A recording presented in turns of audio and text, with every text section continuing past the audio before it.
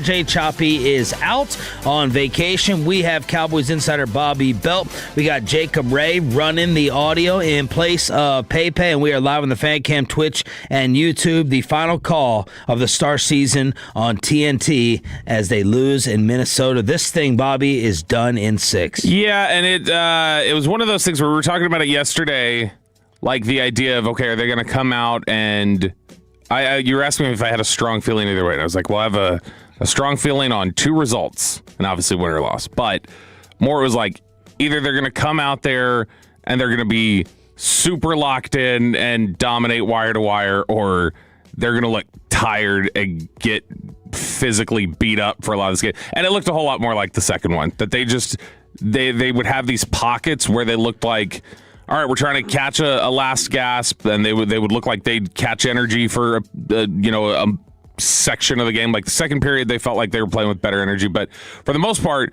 this looked like coming right out of the gate. Yeah. They were just like, they had said, all right, yeah, we're tapping out here. This is exhausting. They fought uphill all night long, and that was an early onslaught. If the Stars were going to win this game, I was going to point back to the first 5 to 7 minutes. It's like a team who is in the red zone and they turn it over, or they go back to the red zone and they have a missed field goal after being up 7-0, and you know that it should be either 21-0 or at the very least 13-0. And I thought the Stars were very, very lucky to get out of the first 5 minutes to be down only 1-0, and extremely lucky to be done after the first period down 1, because that was just holding on for dear life with that wild avalanche early. Yeah, and that's obviously the next second-round matchup is Wild Avalanche. But when you saw quickly, it's almost like Minnesota coming out of Game 5, they were sensing blood in the water.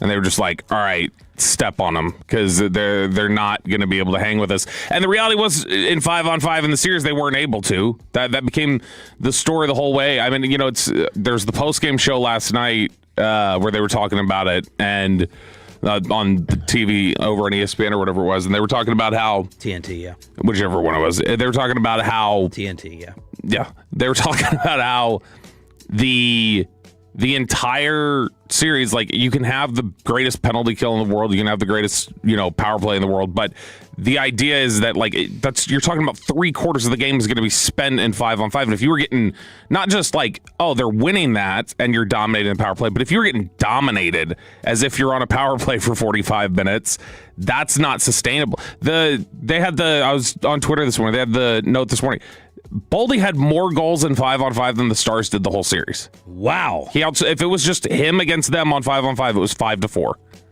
which is absurd. Wyatt, of course, scores on the Stars power play from Mikko. So Mikko with a nice pass, and that ends up tying it. Maverick Bork with his first postseason goal off the trapezoid. To give you the 2-1 lead, and I'm like, I'm going to get out of this bet and escape, because before the game, and I was wrestling back and forth, if Minnesota's favored, you're not going to get, I'm betting for value on underdog. You're not going to get the best value on the favorite, but I've decided to take Payton's advice, and I'm like, I'm going to up this from 50 to 100 or 80, and I'm just going to bet on Minnesota. So I texted my 2 hockey guys, one who plays minor league hockey, and I was like, what do y'all think? They're like, 7. This thing's destined. I said from the beginning it was going to go 7, and I was like, yeah, I hate that prediction person, by the way. Well, what I said from the very beginning, and I got to go ahead and stick to it, and I was like, yeah, but the Stars seem tired, and they're like, okay. And then after 1-0, I texted, I was like, you morons, and they're like, 60-minute game, and I was feeling myself a little bit when they were up 2-1. Obviously, they lose that lead. As soon as Bork scores, Tarasenko has a weird, wide-open goal that ties it seconds later. And that's when I was like, damn it, that lead did not last nearly long enough. So that was 2-2 after 2. Yeah, and it was, that last night, and Quinn Hughes was the one who assisted on that. It's like watching Quinn Hughes last night and what he did. Quinn Hughes, I guess kudos to Bill Guerin, and I know a lot of people hate Bill Guerin in this town now. But Guerin going out and getting Quinn Hughes to kind of be their difference maker, it felt, yes. On the flip side, it feels a little bit like kind of what Rantanen was in the opening series last year, where it's like you went out, you got a difference maker, and he paid off everything. You got all your ROI in this first round because he was great in this series, and specifically last night, he was fantastic. I'm like, I texted Rema, he'll join us at 7. Well, and I was like, how is this little dude doing this? How is this little shrimp out here controlling the entire game? And Jake said, magician with his feet, insane footwork, incredibly soft hands, silky mitts, if you will. He's a good Michigan kid. So that was Rema talking about how Hughes just sits there. And what he did apparently was intentional in the third when he shot it off of our skate. And I was like, no way that was intentional. And 2 other people were like, no, I think that was absolutely on purpose to give them the 3-2 lead. Ottinger pulled with a gutsy move early with 3:16 left. Boldy with one of his goals and another empty netter, 5-2, done. Yeah, and it was our old buddy Joey Erickson that I saw on it was Twitter or Instagram or something last night. There was a social clip of him he was losing his mind over I've defended Glenn Gulletson throughout this whole thing. I cannot defend throwing Jamie Benn out there as your extra attacker with 3 minutes left. He's like, I don't know what the hell they're doing. He's like, the only thing that guy has gotten in is cheap shots for the last 2 years. I know this is sacrilegious in this town. I got to say it, FAF. Jamie Benn to me he's 6 fouls, dude. That's what he is. He's Jack Haley, Dennis Rodman's bodyguard, to go in, get a penalty, knock someone out, and that's it. That's all that's the use that I think he's out there for. That's all it seems like he's good I think that would have been sacrilege, maybe even last year. You see the workout of him online that's choking. He's taking a stick to a medicine ball and put it to the neck of the medicine ball to choke it out and bust the thing. He is, I think that would have been sacrilegious, even at the end of last year where there were a lot of haters, but they still were kind of a little sentimental about him. It feels like a lot of the chatter we've seen on the fan text, a lot of stuff that you'll see on social media when people talk about it, it feels like a lot of people are like, it's time to be done. Yeah. The sentimentality needs to, a little bit like how a lot of people got with, probably even more so, how people got with the Doleys with the Rangers, where it was great, thanks for the memories, but this is time. We got to wrap it up here. Glenn Gulletson on Game 6 and the series. Yeah, I did see the series kind of in this game. I know lots of you are going to go to 5-on-5 scoring, but the reality is, I think, territory-wise, in this series, I think was pretty even. I'd even give us the territorial advantage, but we didn't defend well enough. The chances we gave up were a lot higher quality than what we were getting with the territory that we had. So, we tried to reset a little bit today with our identity, getting back to, being a lot more stingy in our efforts. But I just think the punches and give them credit. They did a lot of great things. But if you look at today, there were some things that we gave them, and I thought that basically, with the territory that we gave them, Mike, or territory that we had and the territory they had, that we didn't make them work hard enough for their grade A's, and they've got great players that capitalized. And I thought we could have been better defensively in this series. What are we working out a peace treaty here? I was going to say that sounded like Gulletson plays Risk a lot or something. But he's absolutely right. He said it there. He said the territory we gave them, because that's what it felt like. It felt like a lot of it was it felt like the Stars just exhausted, almost like a sigh of this is almost over, of just not having the will to fight at different points in that game. It took way too much. I got way too overly excited for a quality Star shot attempt because it felt so difficult. Well, it's like a defense in the NBA smothering you, or college basketball, and you're able to find an open mid-range jumper, and it's you better nail that. You have to hit that because you don't know when it's going to happen again. I know this is going to upset a lot of people, what I'm about to say. This might be the most significant development coming out of the Stars game tonight. Worse than us ending Jamie Benn's run? Yeah. I'm retiring Money Puck. I think I'm retiring Money Puck. Yes. Yes. The deserve to win meter says that the Stars were 55%. There's no chance in hell the Stars deserve to win that game. Dude, come on. In fact, the PFF of hockey, no more. Thank God. The only thing I could think, too, was... You remember in Game 4, there was the when they go to the overtime and Minnesota wins it, but there was like a little bit before that, there was like that scrum in front of the net where like Wyatt Johnston like hits it off the post, and they were like just inches away from like winning that game. They're going up 3-1. Do they still look as like run down and as exhausted in games 5 and 6? Because they looked just physically exhausted. Was that just... If they get that one chip and if they just like tap that one in and that game's 3-1, are they playing different the rest of the series? And are we ultimately talking about they move on to Colorado? And now here we are again asking the exact same question that we do every single year when the Stars come up short after an amazing regular season. What do you do? How do you look at it? And the question I posed last night on Twitter, and hit us up, please, on the Frankel and Frankel text line for the answers at 877-881-1053.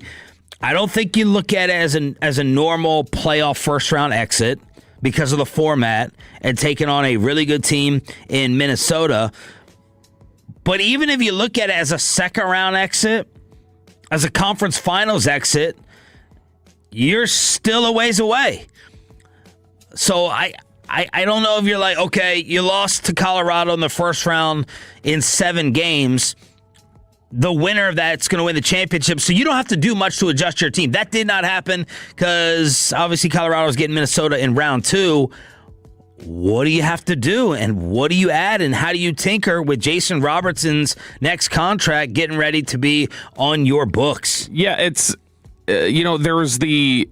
I know there was the common refrain, and we all were talking about it, and we all were a little like, well, that's not fair. The idea of just like how difficult the first round opponent is and everything else. But the problem, the only hang up there, and I saw there were a lot of Stars fans complaining throughout the series about it. Like, we shouldn't even be playing them.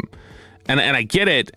But you were going to have to. Right. Or you were going to have to play somebody, even if you get the setup you want. Yeah. This still ultimately ends in, if they play this same series in the Western Conference Finals, it's you just lose in the Western Conference Finals 4 years. Do you just want that badge of honor to say, well, we made it that far? Right. That's less embarrassing than the first round. Either way, you were going to have to play a team like this, and you didn't look ready to as the series wore on. You did look ready the first few games. I mean, obviously, game 1, you were getting worked over and kind of just leaving Ottinger out to dry. But then middle of the series, you played tough. But those last 2 games, you just looked like you were not ready. Minnesota 100% deserved this series. No doubt. This is not like a fluky thing like you feel like. They were better than you. And that's frustrating. And I think for the Stars, when they were so... It reached that point a little bit with when the Cowboys went and got Mike McCarthy. And the whole idea was your sole responsibility, your sole goal is you have been brought in here to take us farther than Jason Garrett did. Yep. Jason Garrett got us here over and over again. You need to bring us further. And obviously year 1, and I know it's the most difficult playoff to win, they say, but for year 1, them to come out and get worked in the final couple games like that, it's concerning to me of like, all right, there needs to be an evaluation. Why? Why did it take a step back from where DeBoer had them? Glenn Gulletson, do you expect to run this back next year? Yeah, I would think so. I think just from the experience and guys I've been around, it's hard to win. You just kind of keep punching your ticket and then try to have things line up and punch your way through. I mean, that's just the only thing you can do in this league. That's why it's hardest trophy to win. Sean, it's unanimous on the Frankel and Frankel injury turners fan text, what people want them to do. 817. Get rid of Money Puck. Too many soft players. 214. The identity of being this ultra finesse team needs to be retired. They need a couple of bruisers.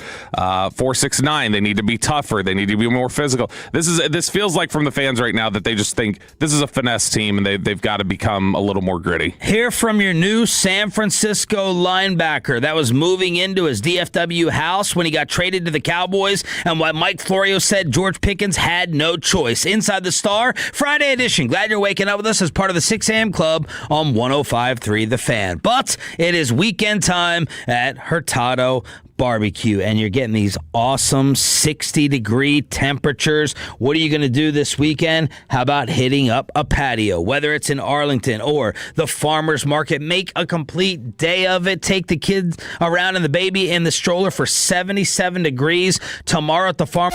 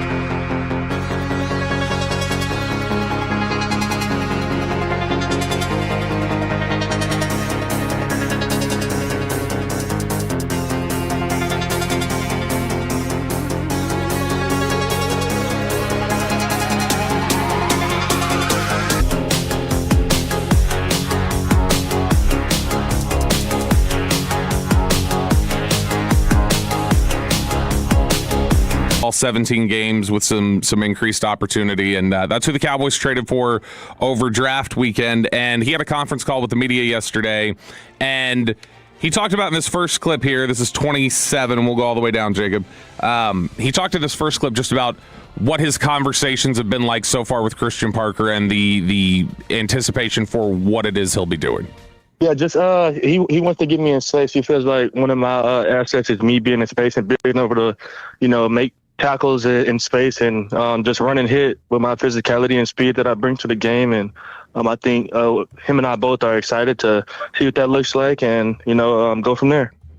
I love the little tells you can get just from specific language. Like you hear a specific word or you hear specific things and you go, oh, okay. So clearly one of the big things here is D-Winnners saying, get me in space, that run and hit factor. When we played the clip from Mitch LaPointe, the Cowboys director of college scouting, a couple days ago, when he was talking about what did D-Winnners bring to the table, the very first thing he said was, man, you're just talking about that run and hit factor and what he can do in space. So that clearly is, that is the focus. The focus here with D-Winnners is keep him clean. Let's make sure we're playing good in the trenches, keep him blockers off him, get him out in space, and let him just explode and destroy ball carriers. That's going to be the big thing for D-Winnners. He looks the part. I mean, he's aggressive. He's a big dude. Yeah. The real shame in Kenneth Murray is he looked like your prototypical linebacker. He looked like the dude you would not want to walk into the locker room with and accidentally bump into. Yeah. And he just couldn't play. And this guy looks the part. And the reality is that you couldn't bump into Kenneth Murray because he'd never be in a spot, so you were never going to see him in the hole. He'd go, ole! Yeah, he would read it wrong and he'd step the other direction. And I'm seeing some pass coverage here from Winters. No, he's flexible. D-Winnners is flexible. In fact, if you want to talk about, I'm seeing some pick sixes. I'm seeing some diving breakups. As is the case with some of the aggressive linebackers that you have in the NFL. His biggest problem at times is there's sometimes a little too much eagerness, and it's you over pursue, and that's the sort of thing that happens with it. But he's generally a pretty fundamentally sound player. He's not all pro level, but he is definitely better than anything you had at linebacker last year. Remember, he's the one that Phillip Rivers sought out in that primetime game when Phillip was balling out, and Winters got him at the end, and Phillip went and sought him out, and he's like, you read it? You saw it? Nice job. Yeah, he's a really good student. The chatter about him is all the work that he puts in, and the time on task that he has is a big thing, and that'll be important because he was asked, cut 28, are you familiar with this type of 3-4 scheme? I'm actually learning the playbook now, so there are some similarities as far as what we're running, but for the most part, it's a little different for me, but I think I'll excel in this defense for sure. Competing every day is, that's the least, that's the thing that you have to do every day is compete. And so my biggest thing is coming in and kind of helping the young guys grow and teach them what I know, do what I can do to help them and excel their game and, build that brotherhood. I know it's a new room, so it's going to take some time, but I'm really excited to get with those guys and show them what I'm about.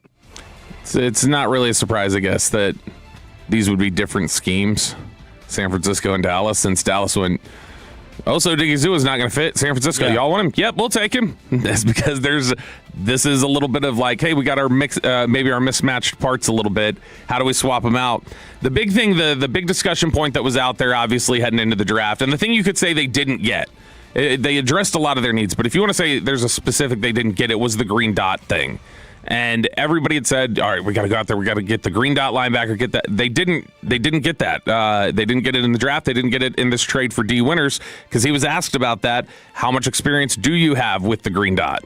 No, I do not. Actually, last year is when they start kind of implementing me in that spot a little bit. But as far as experience, I really haven't had any. I've only done a few practices with the green dot. So that'll be new, but it's the first time for everything. And, I'm willing to do whatever it takes. Honestly, I feel like I do a pretty good job of communicating at the will linebacker position, but being a Mike linebacker, you have to be able to, run the defense and make the calls. And, I think that takes a lot of film study, and it's kind of a different aspect to the game that not a lot of other guys do. So I think just taking a film room extremely serious and, just running it.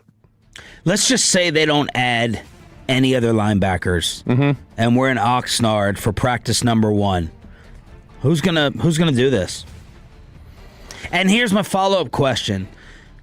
Are you just relaying what Christian Parker is telling you, or how much more are you having to add on with your own knowledge versus just repeating the call? Because if it's just repeating the call, I mean, who cares? Well, so you're going to put in the call, and then a lot of times the green dot is then also going to be responsible for, or just the mic will be responsible for, surveying and looking and seeing, is everybody lined up at like the technique they're supposed to be. So like you'll see sometimes on tape, like when Sean Lee was here, Sean Lee, you would see him physically walk down to the defensive line and he'd like smack somebody's side, like move over, like get into your gap, and like you're kind of directing things and putting guys in position. That's why the mic is generally, you're right in the middle of the defense. You're on the second level between the first and third. You are dead center, so you can kind of, you're the closest point for everybody as a rallying point. And that's why it doesn't make sense for like Caleb Downs, if he's playing traditional safety, to do it, because you're not in the best communicating area. You're in the back. It's harder just sometimes, a lot of times, to like direct everything from all the way in the back.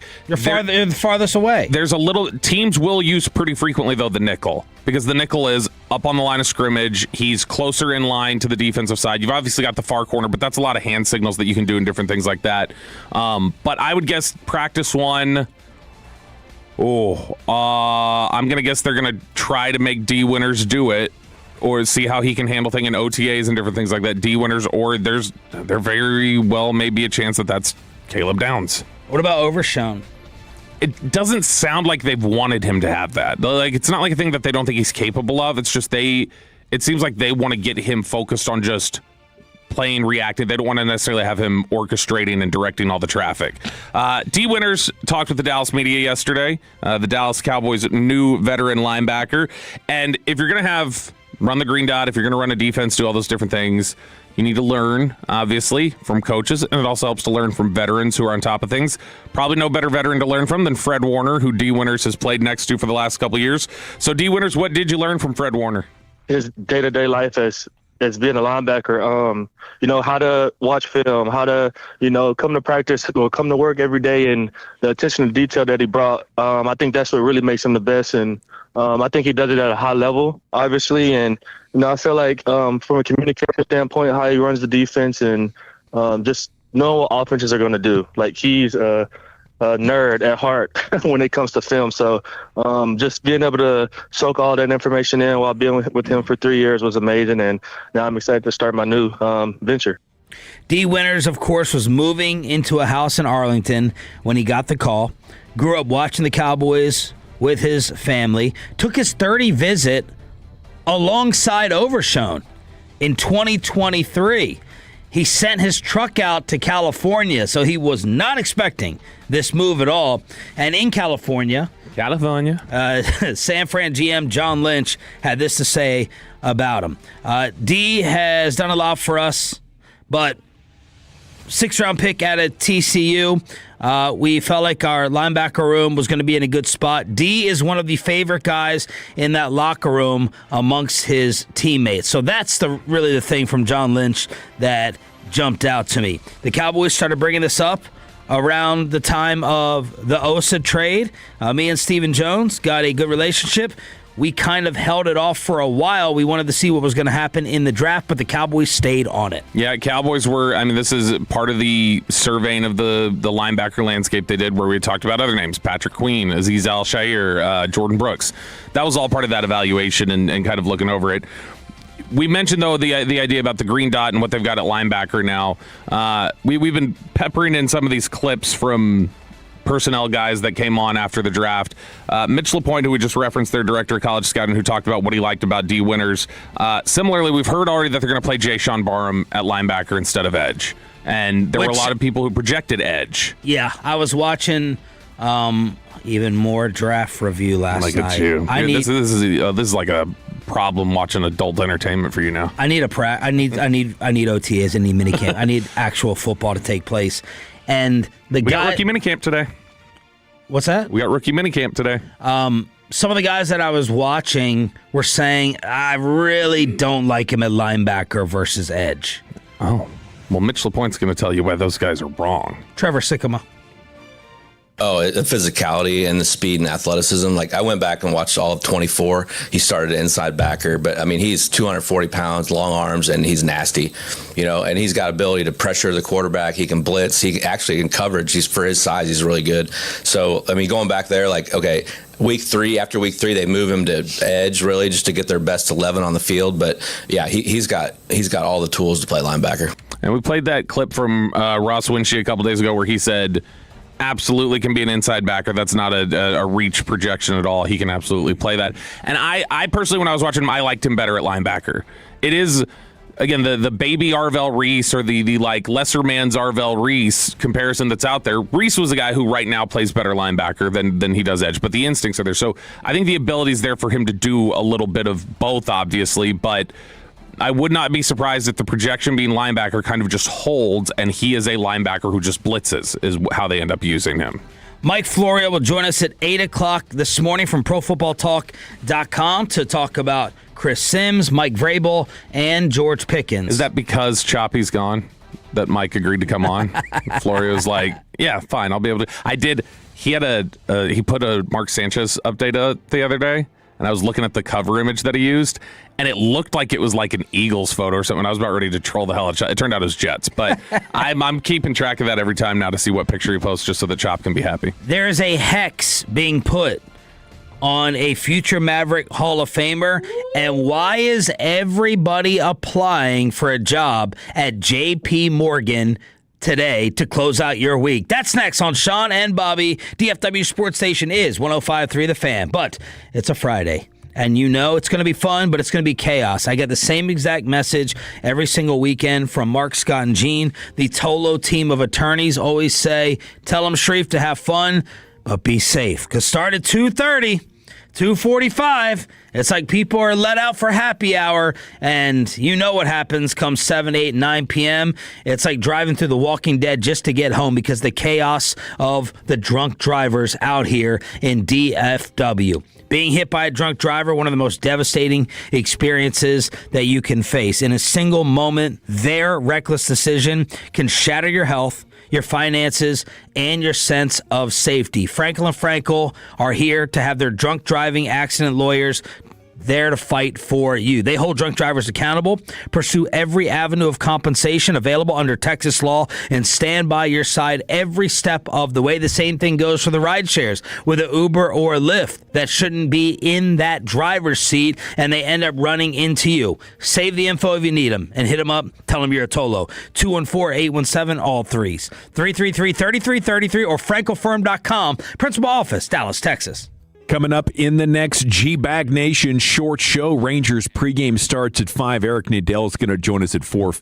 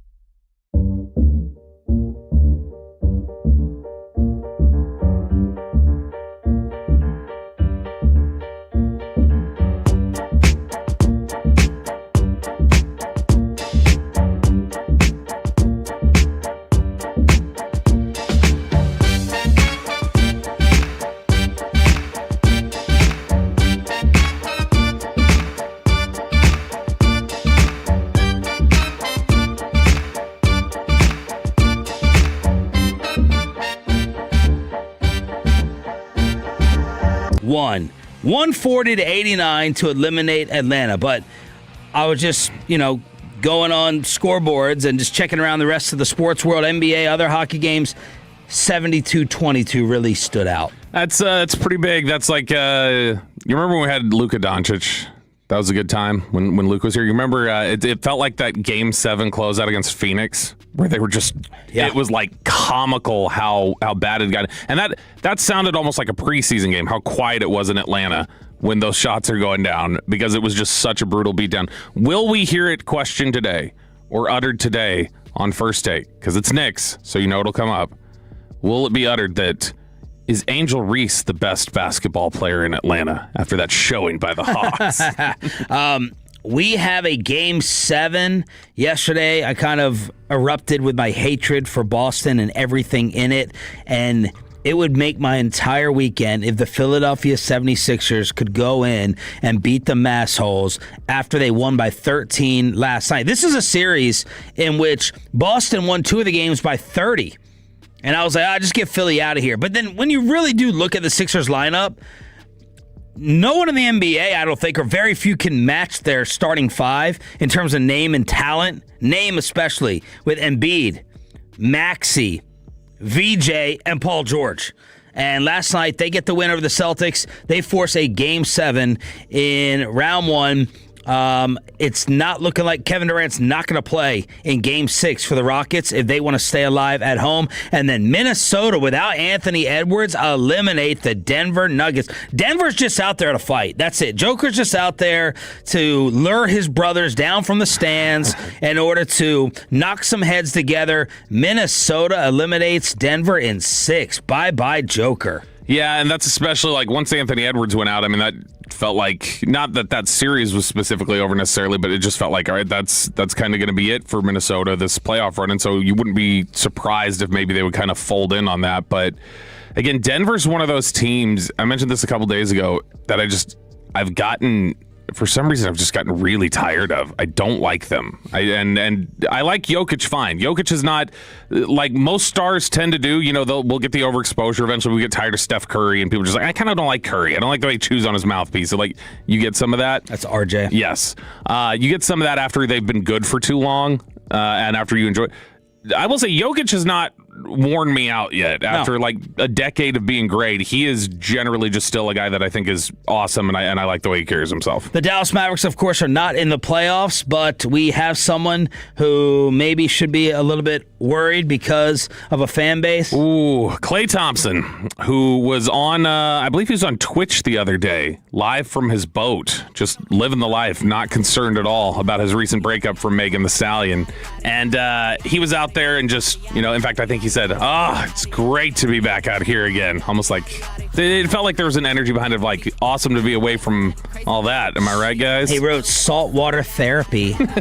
That's exactly what he needed. Well, Megan Thee Stallion, whose fans, what are they called, Jacob Ray, do you know? I do not know. Okay, I didn't know either. I found it in this article. Hotties.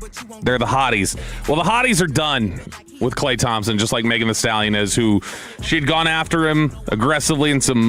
said he cheated. And yes, on some social media posts, talked about how, how dare you, how can you say you're not sure if you want to be able to do this now? Was just clearly not happy about things.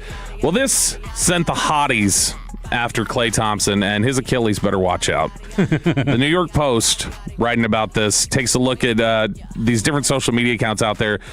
X was flooded with a breakup strategy from the hotties, outsourcing revenge to Etsy witches, which Etsy witches is kind of just like it's a term used for anybody who's an internet witchcraft practicer. And so some of the tweets that were... Our old promo girl, who I always, for some reason, debate in my mind. I think about in my mind how much Bobby would have gotten along with her, and I think he would have gotten along fantastic. But Alicia, she was into all that stuff. Why wouldn't I have gotten along with her? Because of the witch stuff? She was a feisty, cantankerous, barking up and down the hallways, snapping at everyone. You would have seen it as a challenge too, and she would have appreciated kind of maybe your radio nerdiness or production nerdiness. But you had to have some unique traits to get along with Allie. I loved her. I like a good spar partner. They write there, the hotties on social media, currently talking to my friends on the other side, and the Etsy witches have been called. Klay Thompson, you're done, is what one woman wrote alongside a video of a woman stabbing a voodoo doll in the heel. You also had Klay Thompson, your Achilles tendons will begin to ache in 3 days. One person warned. Just paid an Etsy witch, Klay Thompson. You will be dealt with. It says here from the New York Post, as the hex talk snowballed, others leaned into the chaos with a mix of sarcasm and spite. So you had some others on there that were additionally trolling, but others who were saying, I'm stabbing the voodoo dolls, I'm going after him. You're not. This is the solution, I guess, from the hotties, which I didn't realize they were so witchcraft focused. So this is big in the Hispanic culture, and I know many people who go and burn their money, just give it away, and this is where the whole rubbing the egg comes from.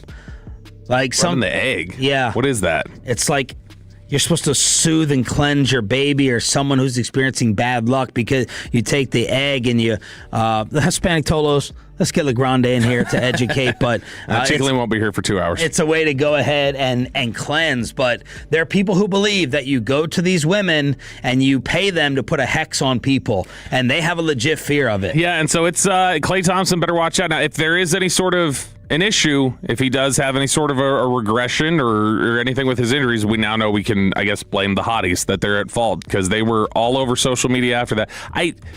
The thing that's odd to me there is just I understand whenever a fan base gets nuts, but what is going on with Megan Thee Stallion's fan base that they all collectively think first, oh, internet witchcraft. Let's go to those people. Yeah. Even as a bit. That makes me think that there's just something odd going on with Megan Thee Stallion. The number one viral story over the past 48 hours is coming from JP Morgan. And the Daily Mail, I'm just going to read from the Daily Mail here after they had their Mike Vrabel insiders. Mike Vrabel. And Jake, get ready to not dump me like Dre Toll because there's a lot of danger in this recap. This story's taken over. A JP Morgan executive, and if Peyton was here, he would say, Google image, who is it? Lorna, Lorna Hajdini. And it looks like there's not like very many photos of her out there.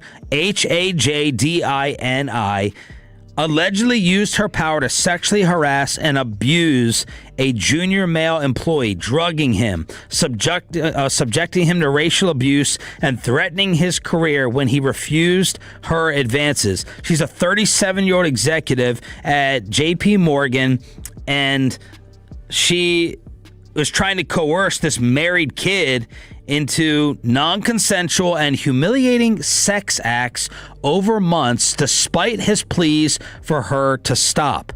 He claims that she admitted to drugging him with roofies on multiple occasions, and during one encounter berated him as he cried while she performed an act on him against his will.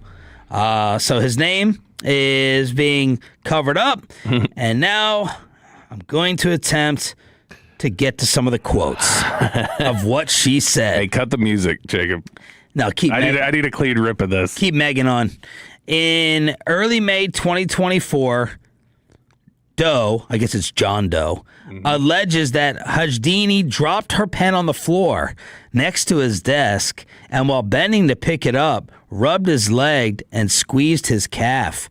You know, it's like the old movie scene. I know you're filming me, Bobby. And you go and you drop the pen, you're like, whoops. He claims... The Benn and Snap from Legally Blonde. He claims she then said, oh, you did play basketball in college? I love basketball players. They get me so blank. I'm gonna mess up your video here. I'm just not gonna talk.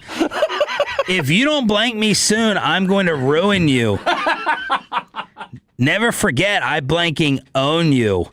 Twice she propositioned him for the Big O in the office. Oscar Robertson? Yeah. And on one occasion said, birthday blank for the brown boy. My little brown boy. Close quote. This from the Daily Mail. You're going to need to earn it, my little boy toy. She reportedly touched him under tables, rubbing his all over here and there. I think you get the point and the picture. So now, apparently, and look, a lot of the internet is saying that this is not true and it's being debunked. And I think JP Morgan is like, we're doing our homework and so far all this is false. Athletic said that about Rossini, too. But apparently there was like 435,000 job applications in the past hour. Ooh. 20 times their previous single-day high to go and work for this woman. Have you ever seen the movie Horrible Bosses? Yes. This is Jennifer Aniston in Horrible Bosses. Yep. I mean, this same exact scenario of, I'm not going to cheat on my wife. Stop harassing me. And she drugs him, and it's the exact same thing. Hey, look, I don't mean to laugh at... Because if this was the other way around, we'd be totally opposite. Yeah, but and this is how guys are reacting. And it's a... I don't mean to laugh at it. I more just laugh at the brazen approach from this woman. She's just like... Do you want to get promoted at year end or not? Do you want a future here? I don't know why you're fighting this. I bet you're... Man, she... was very... Jacob Bray is crying back there. She was very mean towards his supposed wife. But I'll read this. I'll read this last one. Hold on. I bet your little blank fish... No, I'm not going to read that part. Doesn't have these cannons. So she referred to her own cannons while apparently threatening and pushing activity. There's way too many pantsuits in terms of the photos that we're finding of this woman. Have you seen her? Yeah, and People put her head side by side with Rossini, and they're like, they look like they could be sisters. I can see it. They got the kind of forehead for it. There's only like 2 pictures that exist on the internet of this woman, it looks like. Yeah. And and both of them have, like I said, the very professional like pantsuit top. These so cannons. 877-881-10. Fire the cannons! 877-881-10. Whoa. What is this photo? Is that that's got to be AI, right? Yeah. I saw that. I don't think it's her standing on top of a desk. All right, the Dallas Stars season once again ends early. What now? The human cappuccino, Jake Rema, joins us next on Sean and RJ 105.3 The Fan. Disagree with the boys? Yo, who hasn't? Let them know by using our Frank.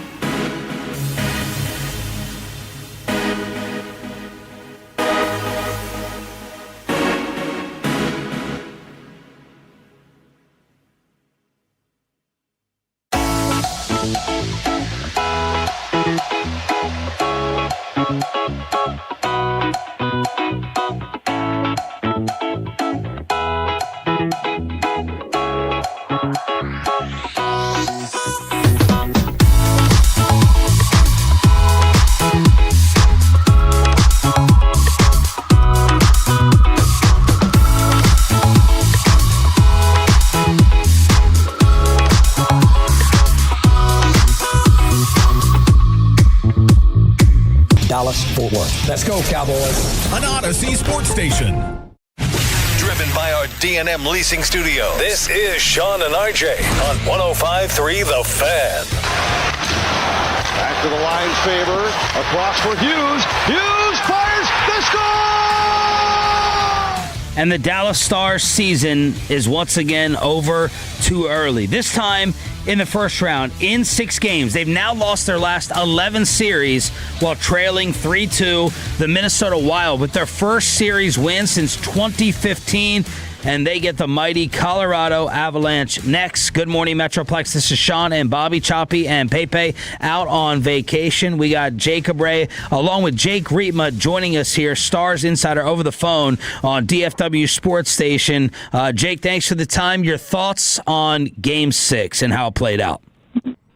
I guess I'm not shocked. I'm sad. Heart hurts a little bit. I'm sad as I'm not in studio with you guys. It wasn't supposed to end this way. And listen, I don't want to be emotional, but I'm watching Game 6 last night, and I think you guys even referenced it earlier. It just, Minnesota was the better team, and it's going to sound like a broken record harping on the same thing over and over again, but the inability to score on 5-on-5, the inability to generate high danger chances, and Minnesota just having the extra step and being one step faster, and maybe a little bit of puck luck mixed in there as well. My guy Quinn Hughes, that go-ahead goal. Did he mean that, Jake?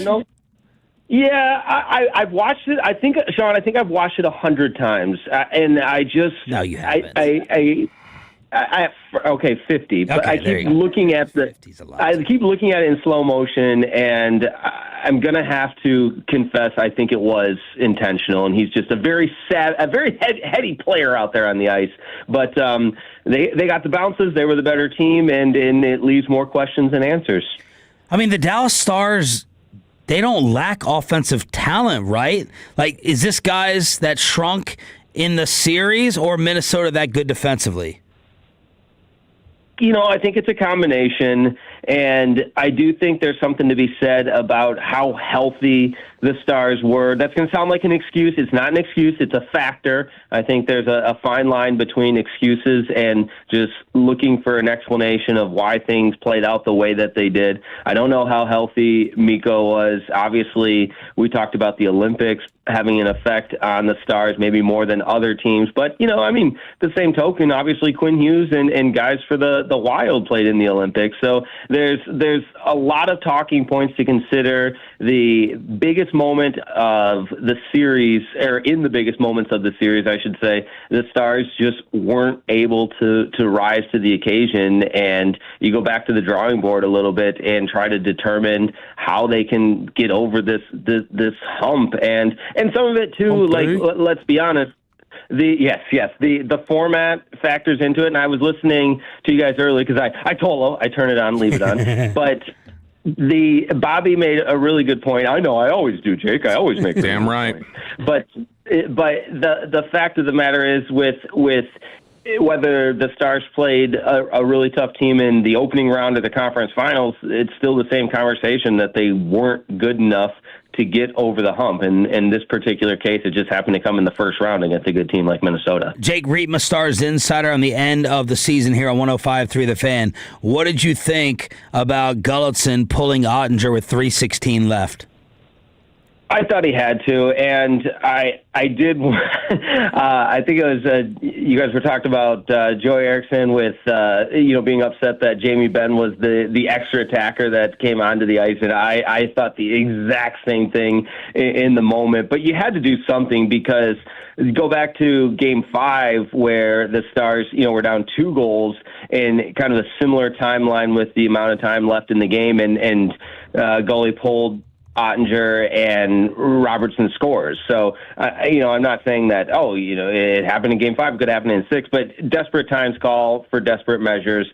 I understand the rationale behind it, and given the team's struggles with the inability to score on 5-on-5, I think you had to, because the other side of the coin is, in the other conversation, if he doesn't do that and the Stars don't score, we're all screaming, why the heck didn't you pull the goalie? Give yourself a team, give yourself a chance to win. So I think it was the right move, and again, back against the wall in that desperate of a situation, you're trying to yield any result, and it just didn't happen, but it was the right move. Okay, it's all nice, it's all well and good that, it was a tough matchup, and it's tough to go 4 years in a row, but we like blame around here. So break up the pie. When you get to the end of this series, give me the pie. And not like a thing of like, well, 5-on-5 wasn't great. Give me people that you think, like, if you were better, this wouldn't have been a problem, whether it's, Otter or Gulletson or Mikko. Just how do you break up the pie of, like, responsibility for this series should have been different?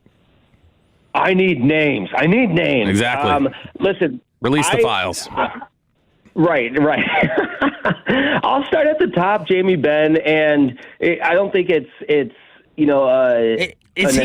Jake, is he good enough to start with? Right. Yeah, that's where I'm going to go with this, because we had a similar conversation last year, and just given the contract situation with Jamie Benn, okay, he comes back on a 1-year deal. Let's see how much gas is left in the tank. Let's see if there's still one more hurrah in there, and there just wasn't, and he wasn't good enough this year. And he's in the regular season, though, when he came back from the injury, he was a really productive player.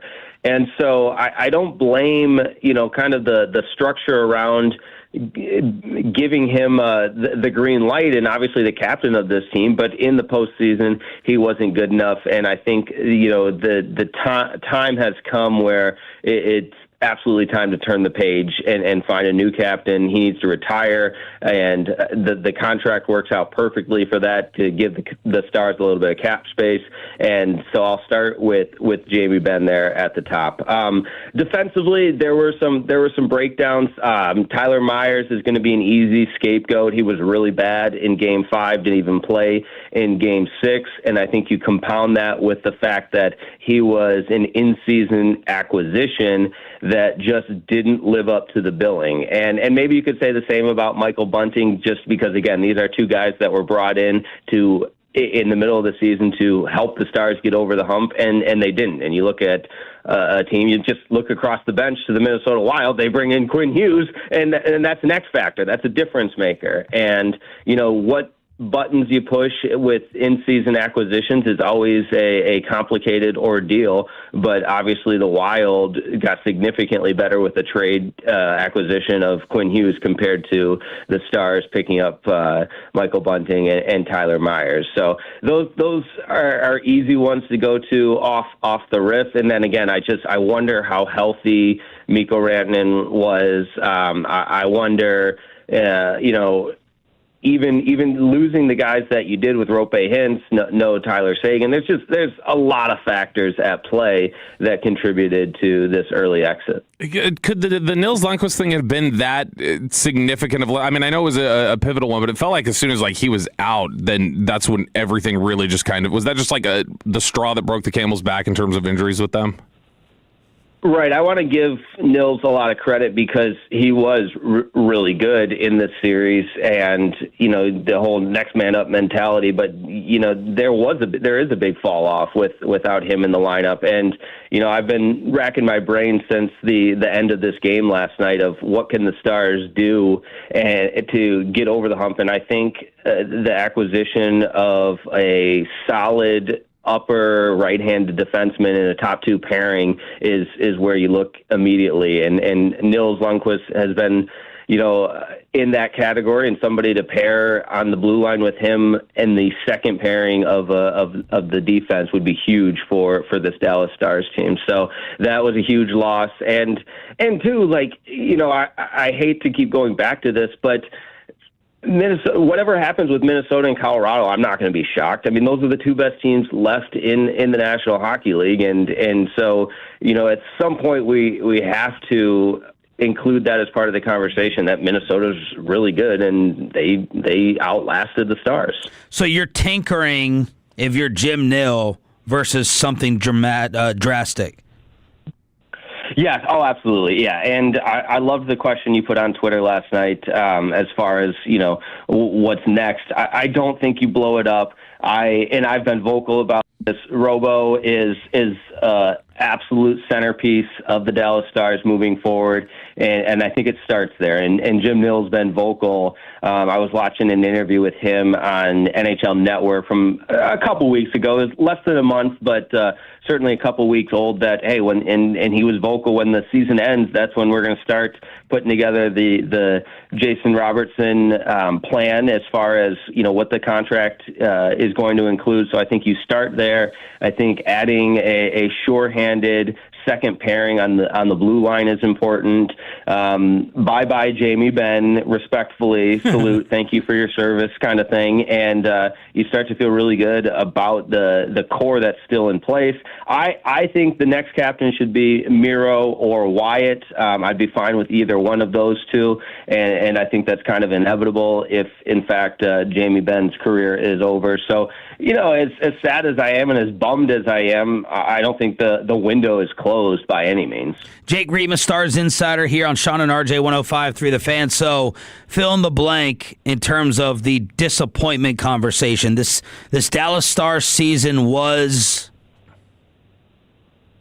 Ooh, I love a good ad lib fill in the blank here. It was massively disappointing. However, there's a layer of optimism moving forward. I know is that too long of a fill in the blank for you? No, it might be too positive. Might be a lot of anger. I don't do bad news. You guys know I'm a positive person, except when it comes to internally. God, what a on-air fraud! What a fraud this guy is behind the scenes. So, but it's not. But you're not going to go too disastrous, right? No.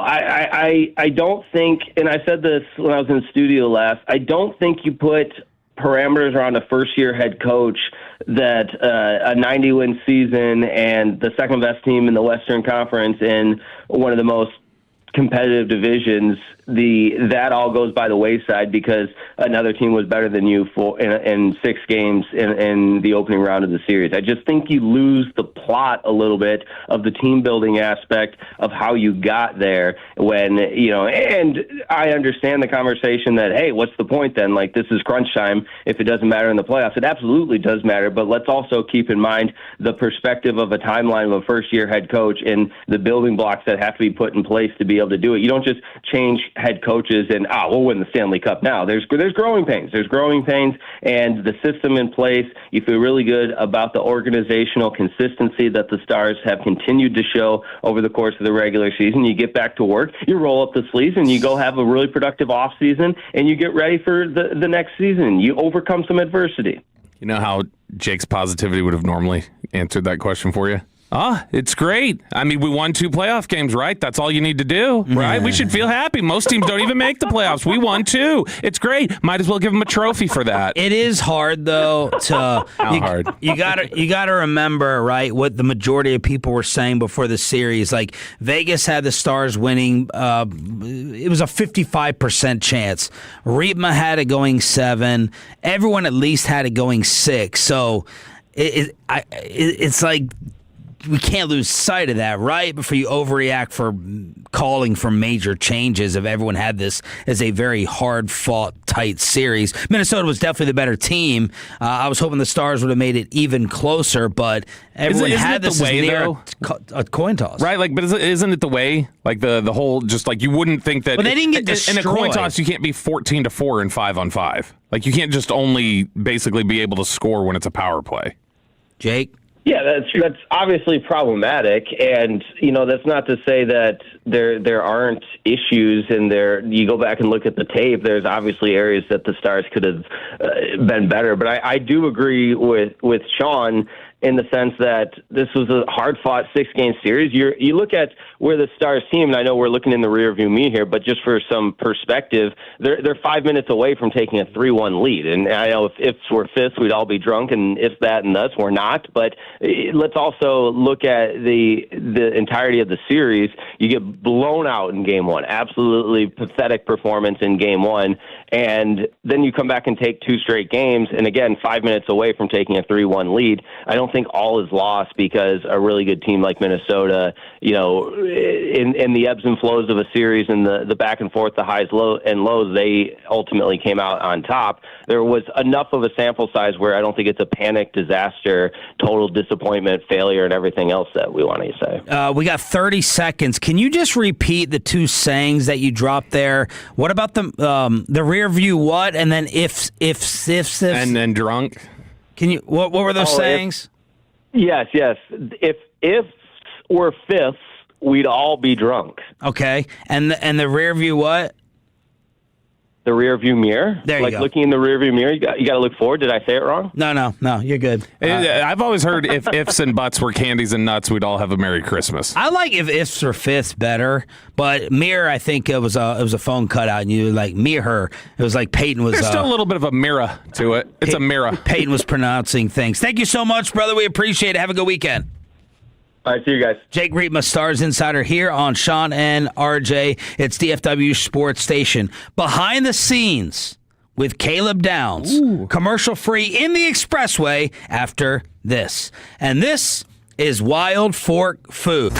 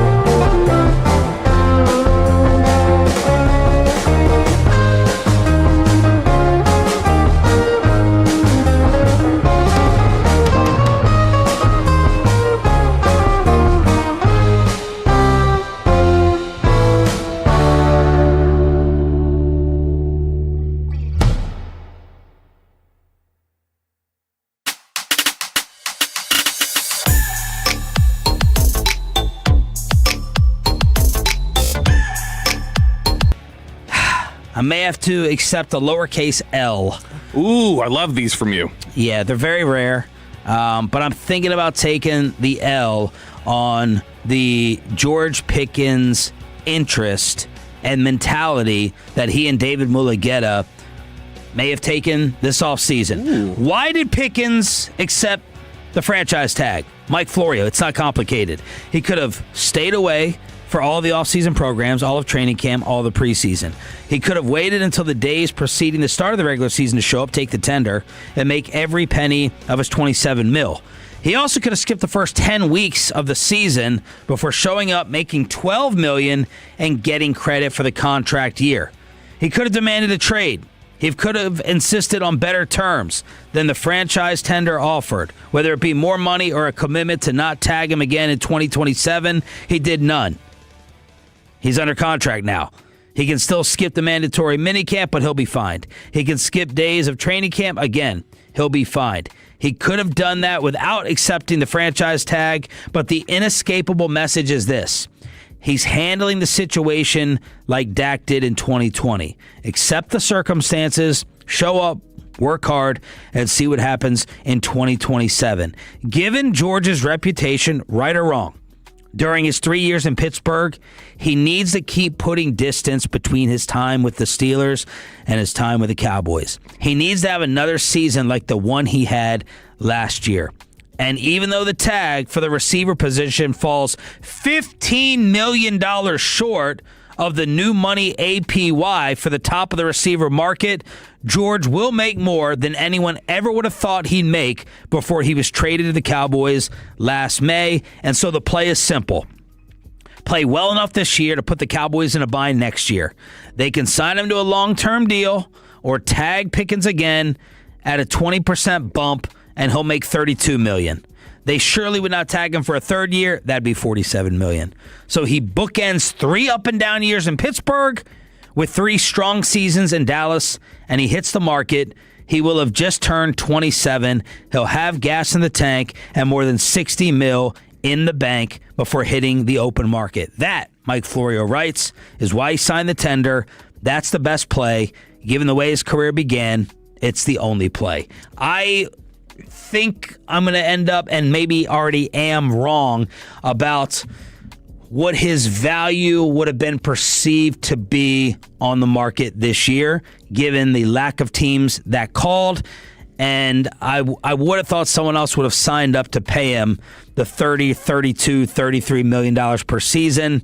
And that's probably, I guess, not the case. Well, it's like we talked about with RJ the other day, where when RJ was, I was trying to say, the reservations are exactly the same as they were last year. Right or wrong, they're the same. Yeah, and that's where I'm wrong, because I'm like, no, like he had a year of pretty good behavior with a quarterback, so we didn't see the on and off the field tantrums. So, and that's the thing. Choppy and I were trying to write probably too much off to no quarterback in Pittsburgh. And Choppy probably still is. Yeah. I wouldn't. Choppy's not believing any inside info you tell him. Yeah, he's getting cut off. He's not believing. He's kind of dismissing it with an attitude to you, too. You guys saw what happened to Jermod McCoy in the draft, right? And then that was a sad thing. I'm not saying that like what happened to him, but like you said that was going to happen. I want y'all to just go back to like 8 weeks ago when we would start talking about Jermod McCoy and the attitude Choppy used to give over that.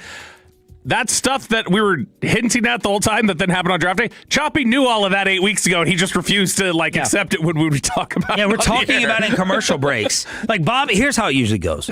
Bobby will call me at like 5 or 6, give me a heads up, we'll discuss it. And then when we come in here, he tells Choppy before the show or in a commercial break. And I'm even like, why are you telling him?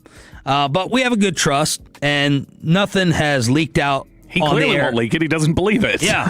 It's not like G-Bag, where you tell G-Bag something, and it's in the next segment.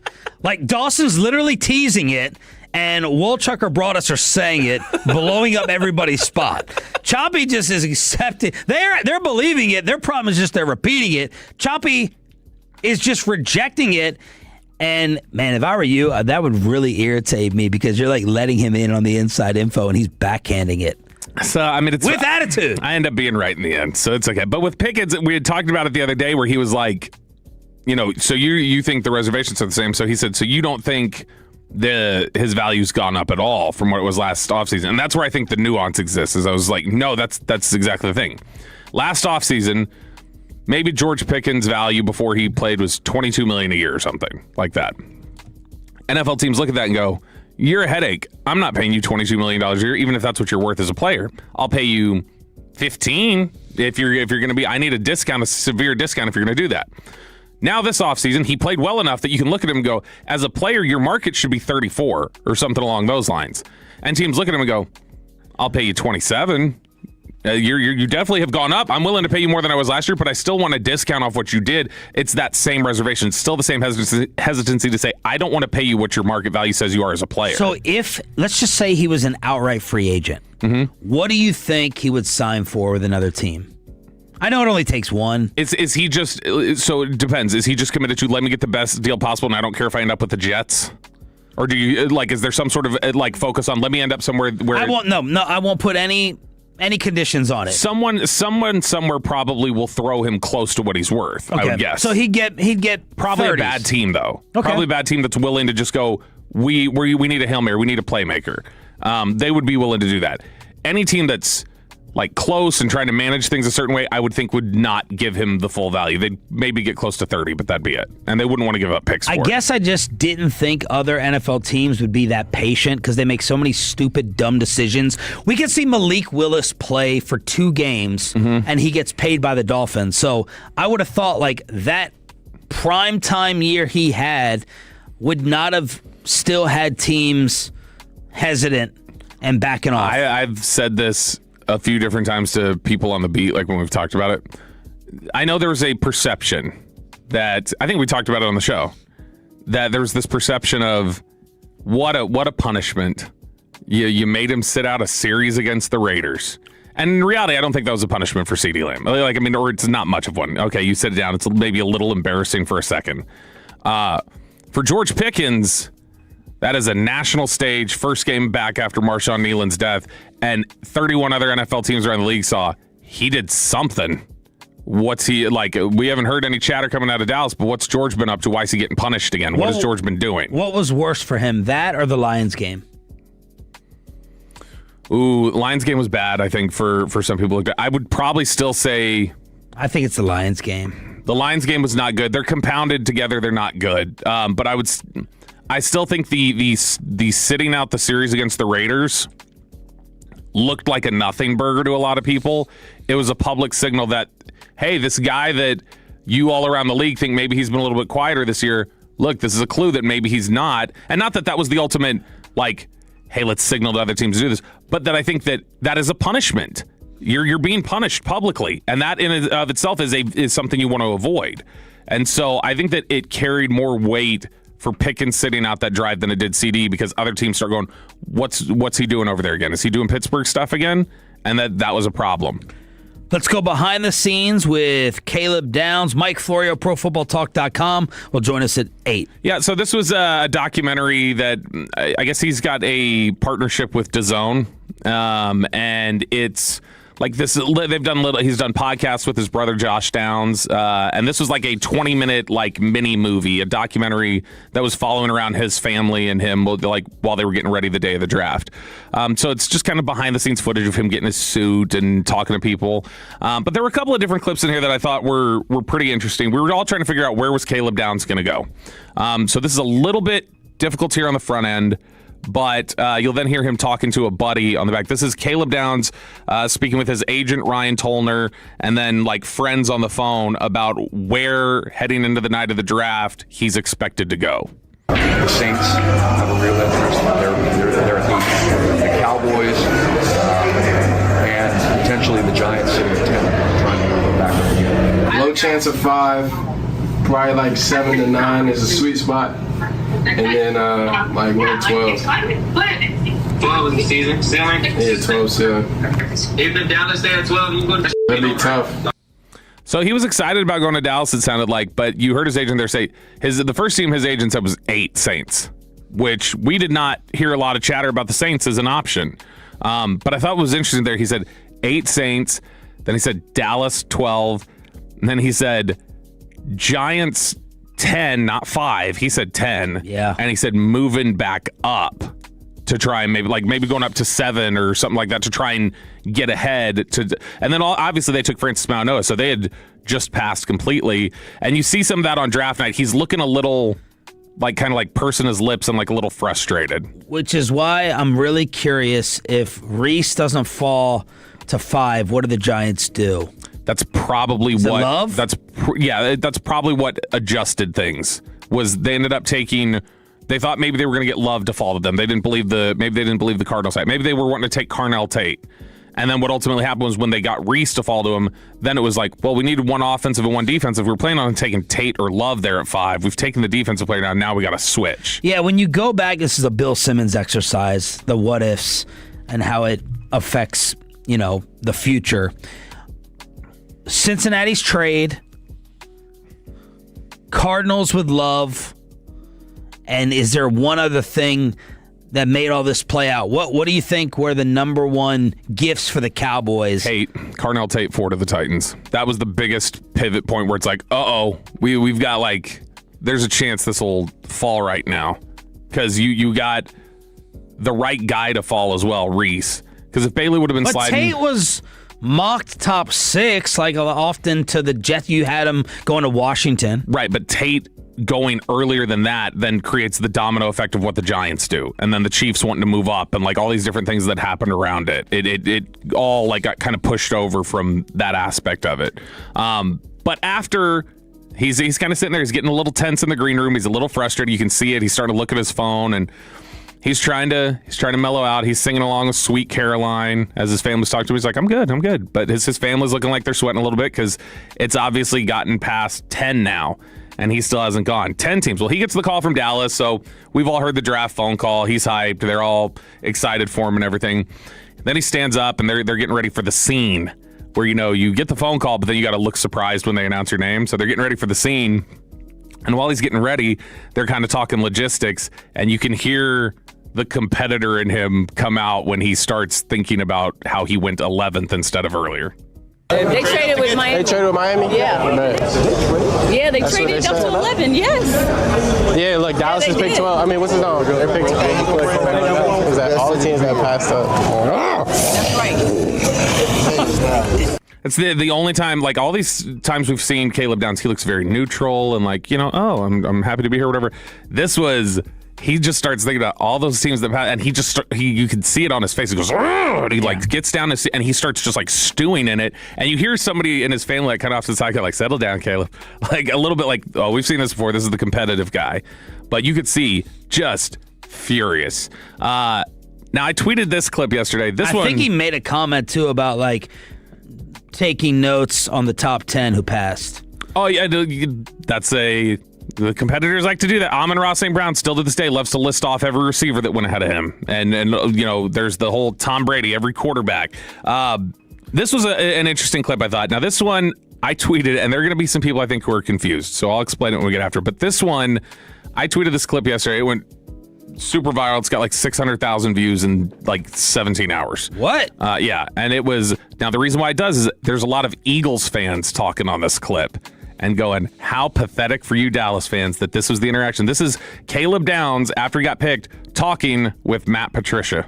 The Eagles defense. Oh, now you know. Now we know it. We talked about it last night. Now we know it. How you roll? Now we know it. Talked to Shotty about it last night. You ready to go? Congrats, so proud of you. Love you so much. Love you too, Coach. Love you too. Very simple clip, but it's Matt Patricia and him talking, and he says that Eagles defense, and he goes, now you know it. And he goes, I know it. He goes, you know it, know your role. And a lot of people were just boy, these Eagles fans were jumping all over the clip going, can't even get the Eagles out of your mouth, right? When you get the most important moment of your life and you're thinking about the Eagles. It's you guys are so dumb. We do it too. No, but this one is dumb. This is missing context and understanding what that is. Matt Patricia, who is a literal rocket scientist, that was his job previously. Matt Patricia helped work through all these different concepts that he put in place at Ohio State and all these different kind of Fangio-like concepts. Fangio, Philadelphia, Christian Parker, Fangio disciple from Philadelphia. It's going to be a lot of Philly concepts.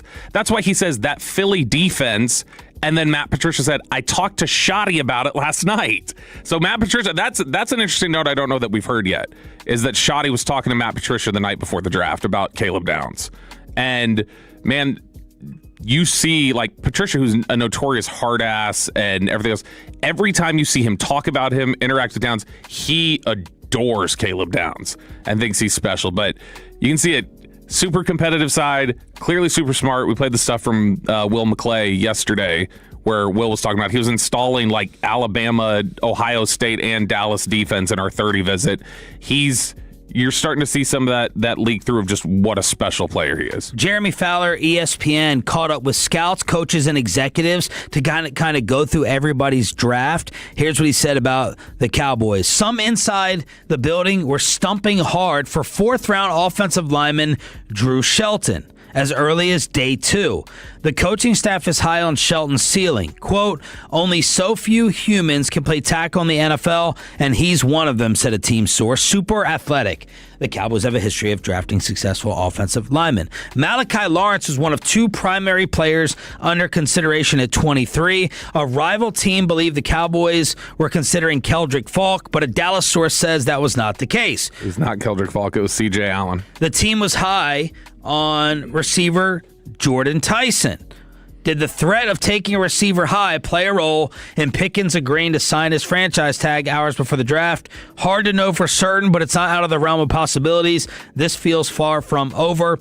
A Cowboys source also says they did not receive a call from Pittsburgh about the 20th pick. Steelers were planning to take Mekhi Lemon, but for the Eagles traded up to select him. So that is what the league is saying about the Cowboys draft, starting with Drew Shelton. You know, when you see insinuations from national reporters, and then you have to kind of like figure out, are you saying that because you genuinely are just talking out loud and wondering, or are you saying that because somebody told you and you're trying to drop a nugget? I'm curious what Fowler's saying there about the Jordan Tyson thing. Like if he's heard at all that there was any sort of a push to, that is what caused him to sign as quickly as he did, was because they knew that was lingering out there. What else jumped out to you in the division about what the league had to say? So I thought it was kind of interesting that when you look at, well, first off, I think the most interesting thing I read on this entire thing was in the Pittsburgh section, oddly enough, and where it said that the Pittsburgh Steelers are really banking on Mike McCarthy's teaching ability to save Drew Aller's footwork, which is pretty hilarious to me because that's not really his line of work. But his quarterback actually worked with Joe Montana. Yeah. He stood next to him at the urinal. So when you, I liked what they talked, or didn't like. I agree with what they were talking about with the Giants draft. Again, just like that they nailed every pick, but also like the Malachi Fields pick that they got, the Notre Dame receiver, that was a really strong one that they got. They lead off with Vandy. Since you're a Vandy guy, you got the Vanderbilt shirt on today, talking about Eli Stowers. Said that there were some teams that had hesitancy about Stowers because of a knee injury that he had, but that the Eagles were all good with it, didn't have any real concern over anything. They compared one of the scouts compared Washington's 3rd round pick, the receiver Antonio Williams, to Randall Cobb.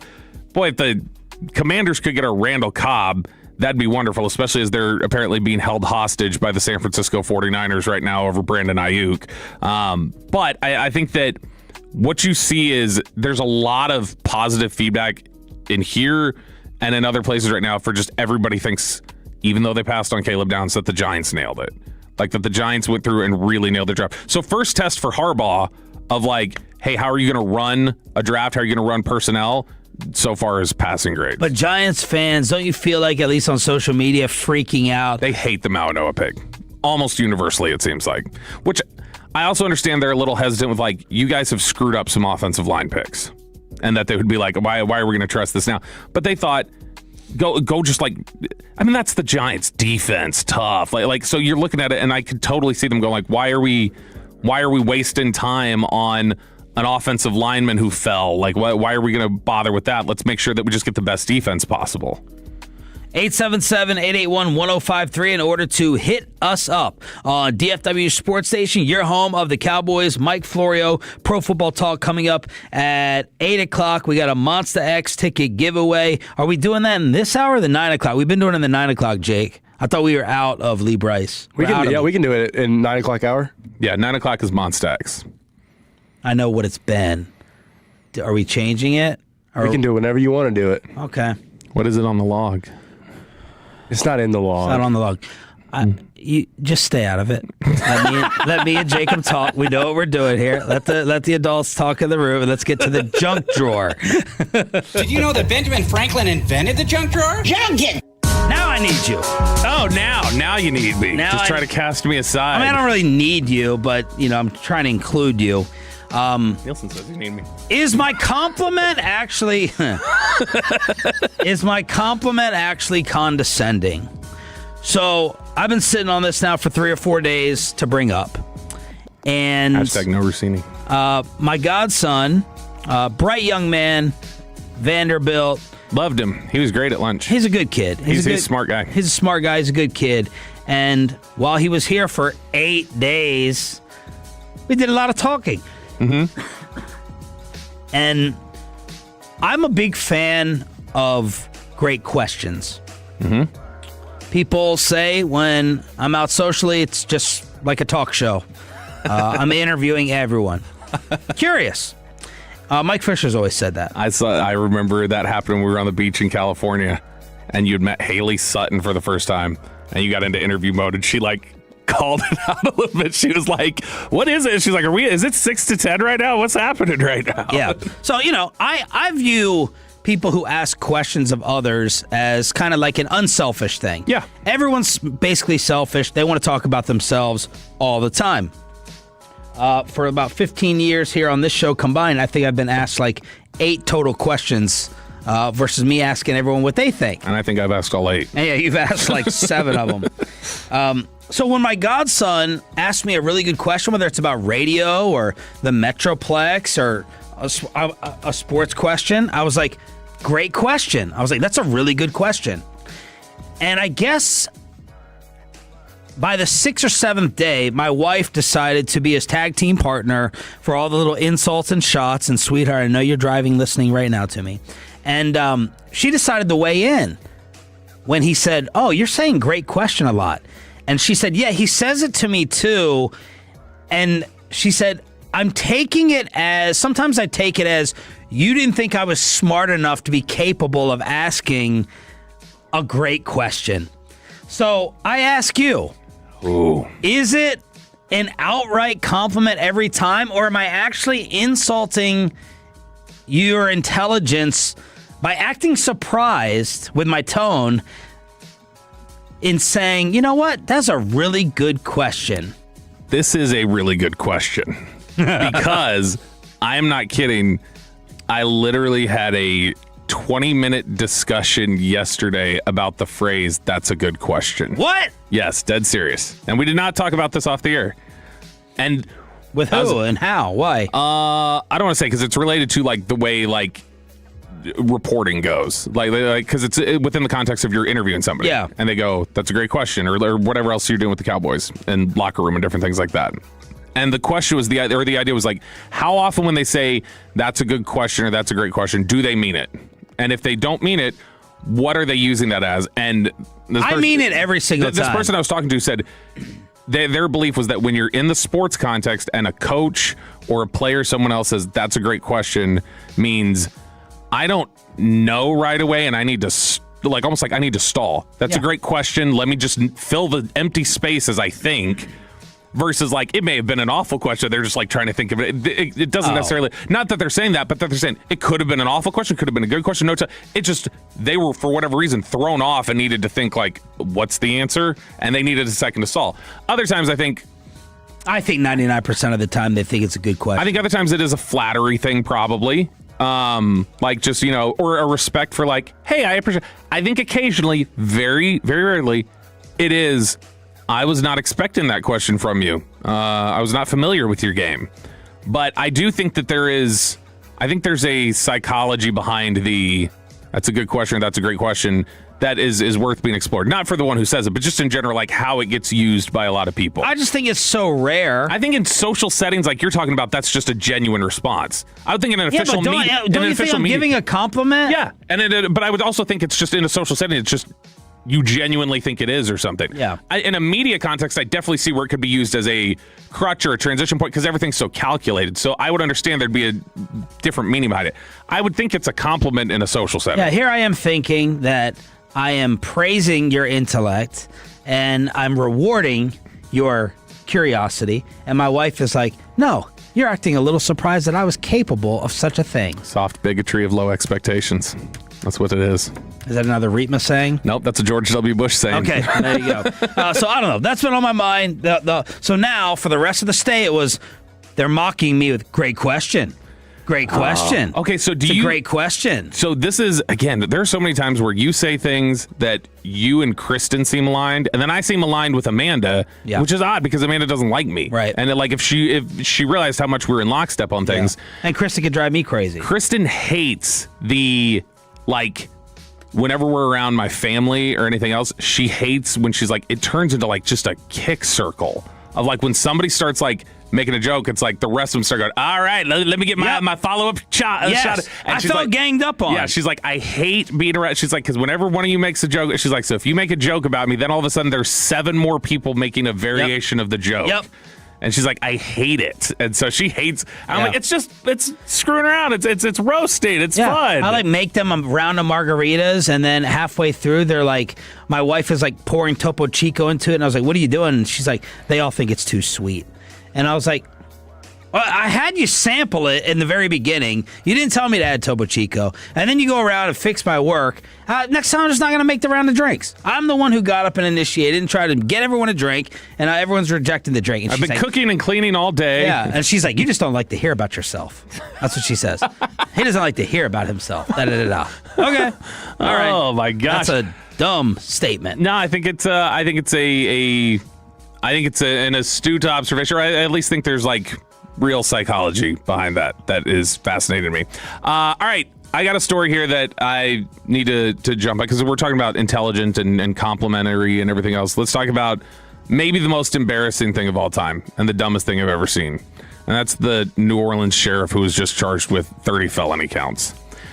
I'm not sure that this might be enough to make me just like say, hey, I'll just put myself in jail. This was a national story, right? Yeah, there's this negligent New Orleans sheriff apparently. By the way, Jacob, how would you take it? I was like, Jake, that's a great question.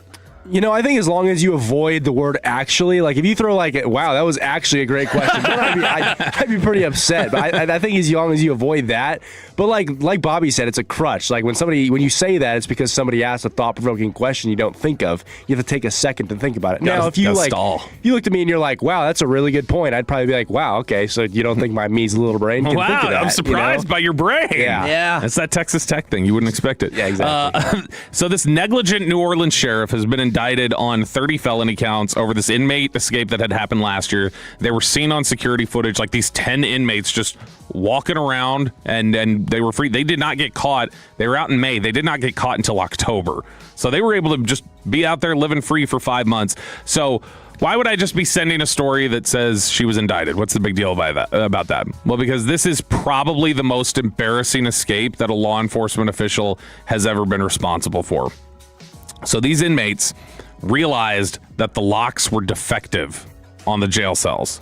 So they were able to break them and then break out. They then were able to just go move a toilet to get an opening in a wall, and they all collectively crawled out of this hole in the wall. The jail did not realize they were gone for 8 hours. They were escaped for 8 hours. And the only way that they noticed it was after they went through and did a head count. And when they did a head count, they noticed what should have been discovered earlier, which was a graffiti note that they decided to leave for them, taunting them, letting them know that they had left. And it said, too easy, LOL. They wrote that on the wall before they left. Now, here's how embarrassing this is, though. They leave a note, which means they're trying to break out. That seems like there's a sense of urgency there. Like you'd be trying to like get out of there as quick as you can. You don't like, hurry up, let's move. Like somebody will be coming. This isn't good. No, they stopped after they opened the wall and went, we got time to write a note. And not only that, they used the grammatically incorrect version of to. They didn't do TOO. They did TO, easy, and then wrote an LOL. Nobody in a rush is writing LOL in graffiti as a note to leave law enforcement officials. So this is enough to me to just say, like, I would I would never want to have that job again anyway. And now I don't want to go to prison necessarily, but 30 felony counts for just gross negligence in terms of the defective locks and everything else and not noticing that they were gone for forever. And I assume also a lot of felony counts would be tied into the resources that the state lost having to pursue them and chase them. What is man spreading? Isn't that what Vrabel does? Have you heard of this? Oh, it's just like when you spread your legs. Timothy Chalamet. Yeah, Vrabel. At the Knicks game. Rossini. That's women's played. Was sitting next to Tina Fey. And Aiden, I should have sent this over to you for the fan cam, Twitch, and YouTube. And the internet is getting on him for manspreading, basically taking up too much space. Now, Chalamet is a little twig anyway. Oh. And he's just kind of enjoying his full seat while Tina Fey's sitting there with knees and shoes sitting right next to each other. And this is a big thing for an airplane of how much space. I'm so terrible at taking up enough space on the airplane. My arms for the full flight are basically up on the seat in front of me. And it's part of the reason I hate flying. But if you ever sit next to me on a plane, I feel uncomfortable. I always want to sit in the aisle so I have one elbow out, which eventually gets hit by the cart nonstop because of my massive shoulders. And then the other elbow/arm, I feel like I'm always giving to the middle seat because I feel bad for them. So this is manspreading because of Timothy Chalamet, and he got shamed at the Garden. This is definitely... This is a choppy thing. It's least acceptable for him because he's small. Yeah. Like, because you're small, like, you don't need to, like, just broaden your space out. I will say that a bigger individual, like, having to have them, like, roll their shoulders in and do that when you're a smaller Tina Fey next to you, like, that's just trying to be efficient. That's space efficiency more than anything else. Chalamet, as being like, what is he? He looks like he's like 5'7" and 110 pounds or whatever he is. That you don't need to broaden out. You're about as big as Tina Fey. Commercial free in the expressway, the junk drawer, Monster X. Me and Jake decided they'd be given away in the 9 o'clock hour. We also decided to have on Mike Florio, Pro Football Talk, after this. But how about a little change up with the Rangers back out?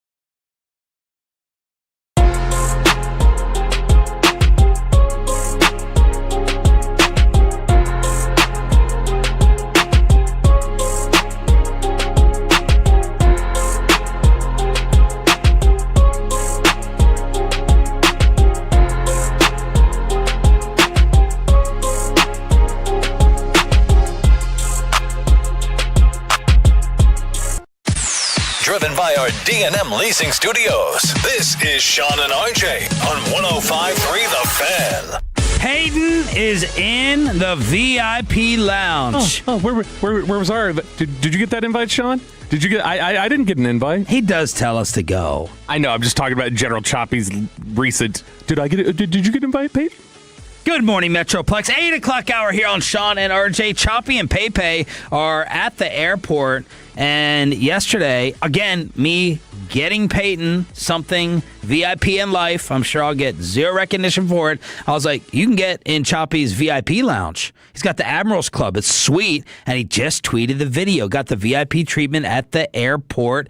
Admiral Lounge with RJ Choppy. So there it is. Choppy heading to Utah and Pepe heading to Mexico. So all four are living the good life. I don't see Sarah in the photos. I think it's possible. She's filming it, I bet. Oh, no, that's Peyton filming it. Exactly. That's my point. I think Sarah did film it. So it'd be like, hey, and then Peyton just tweet the video. So it looked like I got you in. What do you don't think he's in there? I haven't heard the audio yet. He's in there, buddy. Calm the tism down. You're overworking the brain. Mike Florio is getting set to join us from ProFootballTalk.com. We have to talk about Mike Vrabel, Diana Rossini, George Pickens, Cowboys draft, and Mike Tomlin joining Football Night in America. Yeah, and the whole thing with Vrabel still is very interesting to me. I wonder, I really have started to wonder, like, if there is going to be enough awkwardness or pressure put on that end that it does wrap up Vrabel's time early in New England. I wouldn't go that direction, but it's enough of and it's a consistent thing everybody's having to be asked about that it would just make you wonder if it's something that pushes him to the brink.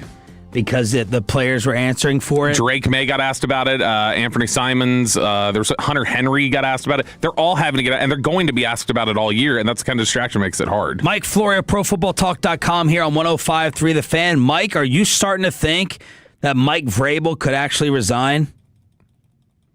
I think there's a set of facts that could play out that would make it unsustainable for him to be the head coach of the Patriots. When the season starts, and I'll be more specific, when training camp starts, you embark on 7 months where you are all about your job, and it's the centerpiece of the family's existence. And it is, I think, impossible for a head coach in the NFL to have a significant personal issue in his life and also have a job that consumes his life. And we've never seen this before, where a coach has been involved in a controversy that has transcended the sport, that has made him fodder for paparazzi. He can't walk through the Salt Lake City airport without being photographed and questioned. His wife is being photographed in the Salt Lake City airport. And the reality is there's no clear ending point. You know, I made the example earlier today on our show that I grew up in a floodplain, and, you know, when it would flood, the water would go down and you go clean up. And it was a pain in the ass. But you knew that the water went down and the coast was clear. They got water coming in, like, oh, it's going down, now it's going up again. Oh, wait, it's gone. Oh, wait, there's another development. And I think the ultimate development, something that Diana Rossini completely controls when she tells her story, how she tells her story, where she tells her story, and what she ultimately says. That's the thing that they have no idea when she's going to do it. I would guess that multiple news outlets are trying to get her to do it. What if she decides to do it right before the start of the season? How about that? And what if her version of the events would be something that becomes problematic for him? Even if she doesn't now, it could be enough that it would be the final domino to get him to step aside. We just don't know. So that's just one way that another development can happen. There have been developments after developments after development. So I think it's possible. I'm not saying it will, but I think it's possible, and we're in territory we've never seen before. Mike, do you think if you asked the Patriots, Vrabel, Rossini, and the Athletic, like, hey, we're going to give you a do-over for when the Post first breaks this story, do you think any of them are handling it significantly differently, or do you think they just were operating under the assumption they had at the time, which was it was this one story and it wasn't going to be these other dominoes that would fall?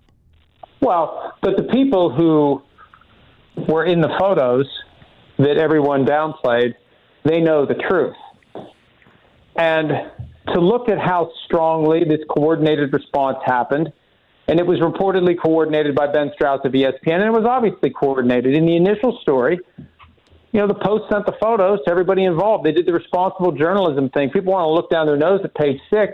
They did the responsible thing. They went to the people involved. They gave them a chance to respond. And they gave a coordinated story that has been undermined, if not flat out contradicted, by further developments based on the photos that came from the bar in New York City, March 11, 2020. So I think that they would absolutely do it differently. And the last thing they would do is do what they did. I think you either say nothing at all and hope that a feeding frenzy doesn't emerge, or you just tell the truth, the whole truth, and nothing but the truth, and you take the steam out of it. But when you essentially dare the media to catch you, they're going to try. And when you know that there's something there, it's just a matter of time before they do. Hypothetical, in August, Diana Rossini reaches out to you and says, Mike, I want to work for ProFootballTalk.com. You say what? Well, I would say that it's impossible for anyone to hire her to be a reporter at this point, because our two most important assets are our objectivity and our credibility.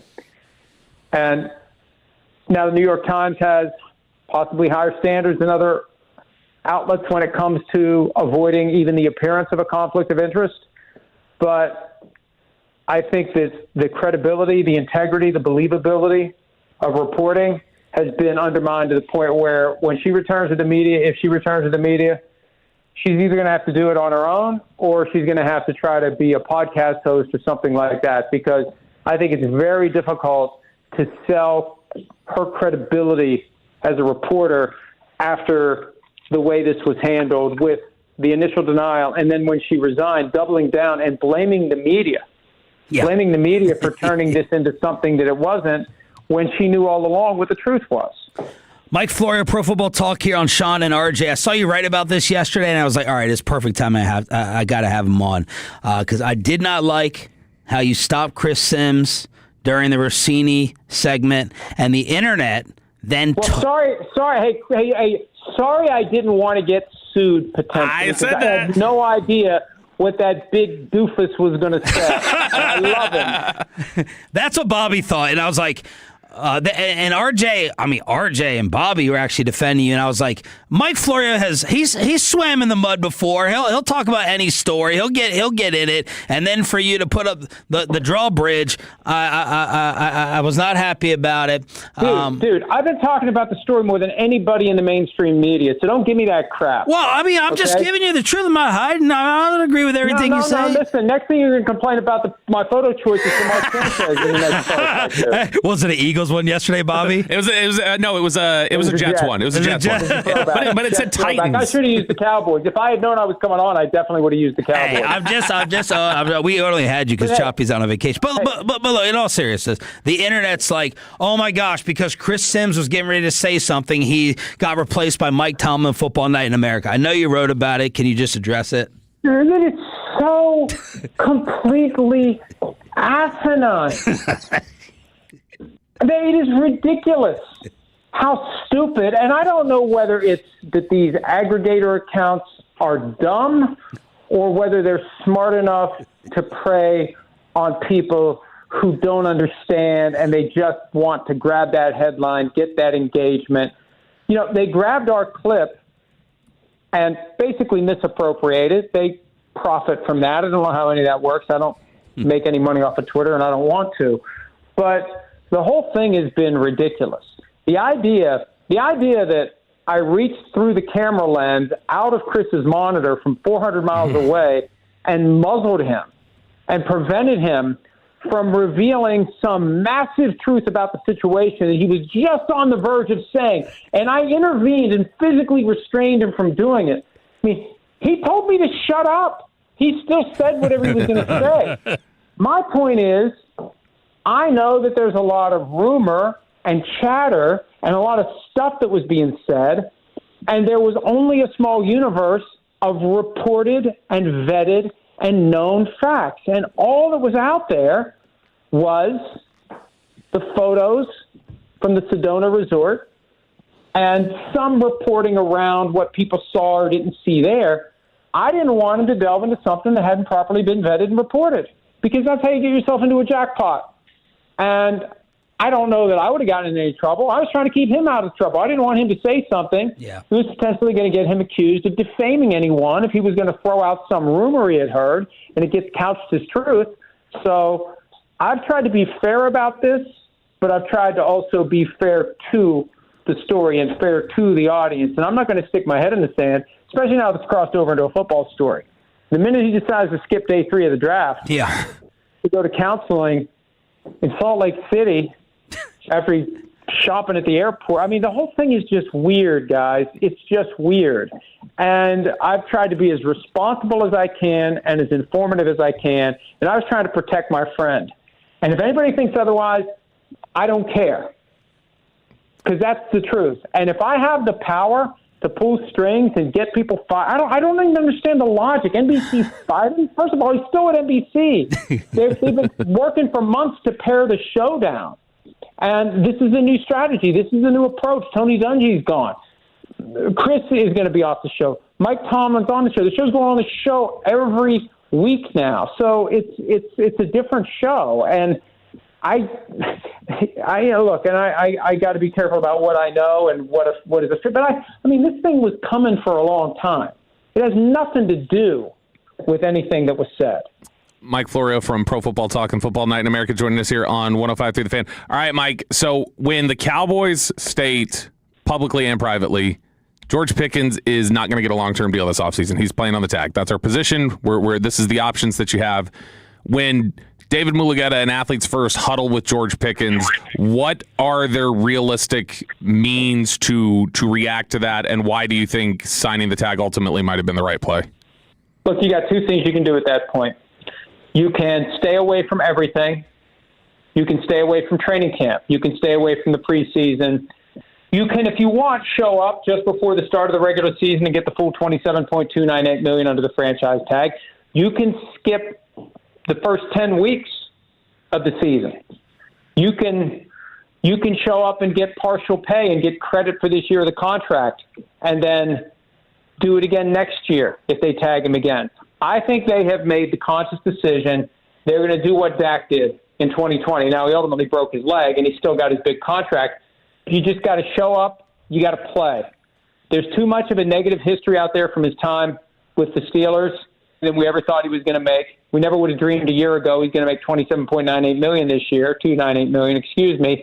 And I think they've made the decision. They're in checkmate, and they're not going to do the aggressive thing. They're going to do the smart thing. Glass is half full, and this year the goal is going to be to try to fill it up the rest of the way. Thank you, brother. We appreciate it. Have a good weekend. All right, thanks, guys. Mike Florio, ProFootballTalk.com. Football Night in America here on 105.3 The Fan. I thought y'all were about to scrap there. I was getting excited.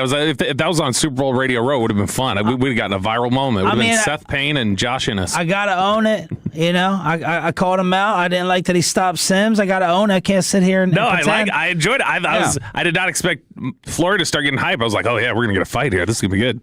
I want some Dallas Stars phone calls on the end of the season. Recap the season. How devastating is it? And what has to happen and what can happen next. Your Stars phone calls after it ended in 6. 877-881-1053 next.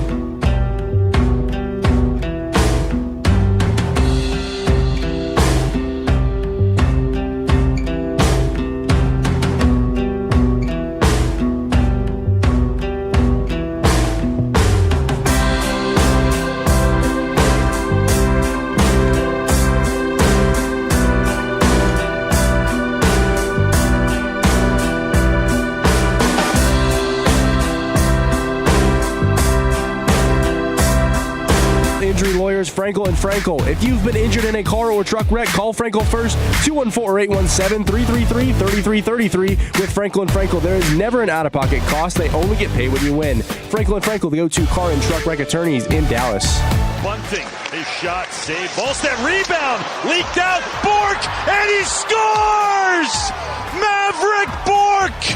And the Stars have taken the lead. Like an idiot, I went against my gut and got talked into a last-second Stars bet on underdog, and I was feeling good after Maverick Bork. I think that was the one off the trapezoid, gives the Stars the 2-1 lead. Seconds later, this weird wide-open goal has Minnesota respond, and the Stars season ends early again, this time in the first round. Who talked you into the bet? Was it the mob or was it a single person? It was two meatballs. Oh. It was a meatball and his nephew. The nephew plays minor league hockey, and well, that was your problem. He plays minor for a reason. I know. And I was like, are you sure? This other one's the mush. Every time he says something's going to happen, it's the opposite. So I knew when he said the Stars were going to, they're like, it's going 7. It's going 7. As soon as the mush said it, I knew I was going to win by betting on Minnesota, but then the minor league hockey guy said it, and I was like, okay, and I ended up losing. So it was a lose-lose with the Stars getting eliminated, and I want to hear from the Tolos on the phone line on, I'll fill in the blank of how, not disastrous, but how bad is this ending, and what do they need now? What can happen? Because I posed that question on Twitter last night. How do the Stars decide how much to tinker after this tough of a first-round matchup? What else is needed? And I'm just going to fly through some Tolos, and then we're going to get to the phone lines. Speed and a new captain. This team ain't S without hints. They fired a coach, and their 5v5 still stinks. Hell, they had a coach that led the team to 3 straight Western Conference Finals and get fired for hurting the goalie's feelings. Stars need to toughen up. A first-round matchup against a really good team, I don't think too much tinkering is needed. A captain that leads the way, for one. Defense. You do not win Stanley Cups by being the best power play team. Playoffs are different, not as many penalties. I've been saying this is a flaw with this team all year long. Blow up the core, 4 years, can't get it done. They need speed. I almost said spit. Speed, grit, and a killer mentality. I know Robo scored a few times, but I don't know. Until Sagan's deal is up, there's not much to do. You just hope you're healthy this time next year. You reading the hurt the goalie's feelings line? The reaction on social media, I'm starting to, and I may be off on this, and Stars fans can say, but the reaction I start seeing about Otter every year now, and where it's got to, it reads very much to me like Dak Prescott.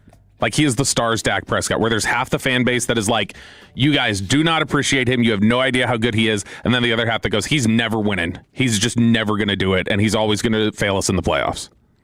I'm not blaming him for this. I'm not either, and that's why clearly as a Dak guy, I would be an Otter guy. But that's kind of the sense I was getting. Logan and Rockwall, start us off. You're live on Sean and Bobby. Go ahead, Logan.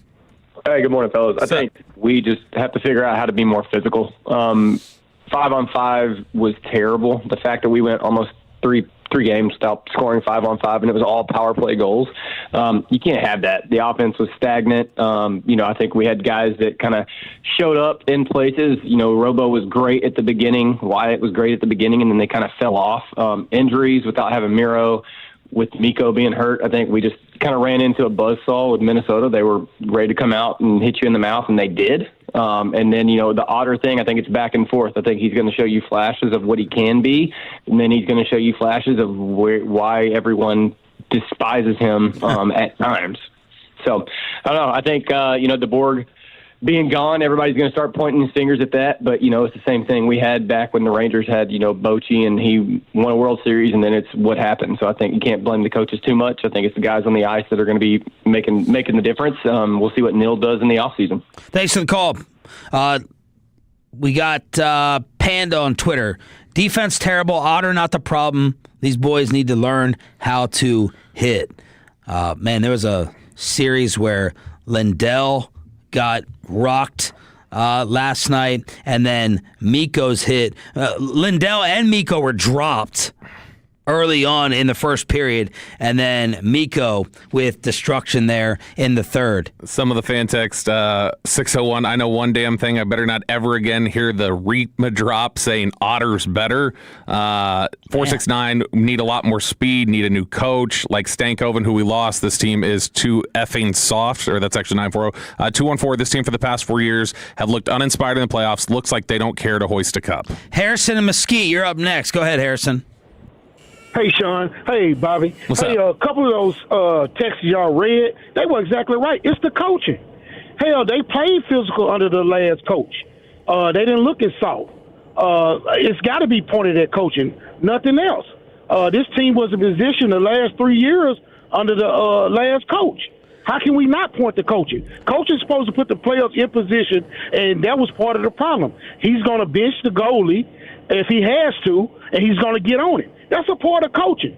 So it's the coaching to me. If you're not going to change the players with this new coach, they in trouble. He's got to get his style of players. I'll hang up and listen. Thanks for the call. I do have to disagree.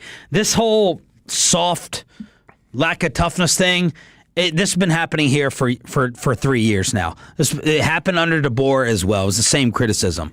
So I don't remember saying, "Oh my God, this is a badass tough team." The same thing when they were eliminated last year. We were asking how do they get tougher? Same thing. So I don't think there was a big DeBoer difference. That aspect he made of it farther. Sure. Like I can't. I guess I couldn't say either way that he was. Like, is he responsible for the toughness factor, or like did they lose something with DeBoer? I don't know. I will say that was the thing I was I think it's got to be the GM that gets the tough players. I'll give Neil credit for it. He does seem to always go out and he's trying to add. He's trying to move the pieces. It hasn't totally worked out yet, but I mean they've gone to the West Finals 3 years in a row. They've obviously fallen short. I will say that was the thing I was trying to get at with Rema the other day, is that everybody said Gulletson was hired to improve the power play, and that he's able to do that, that he, as a coach, is able to improve the power play.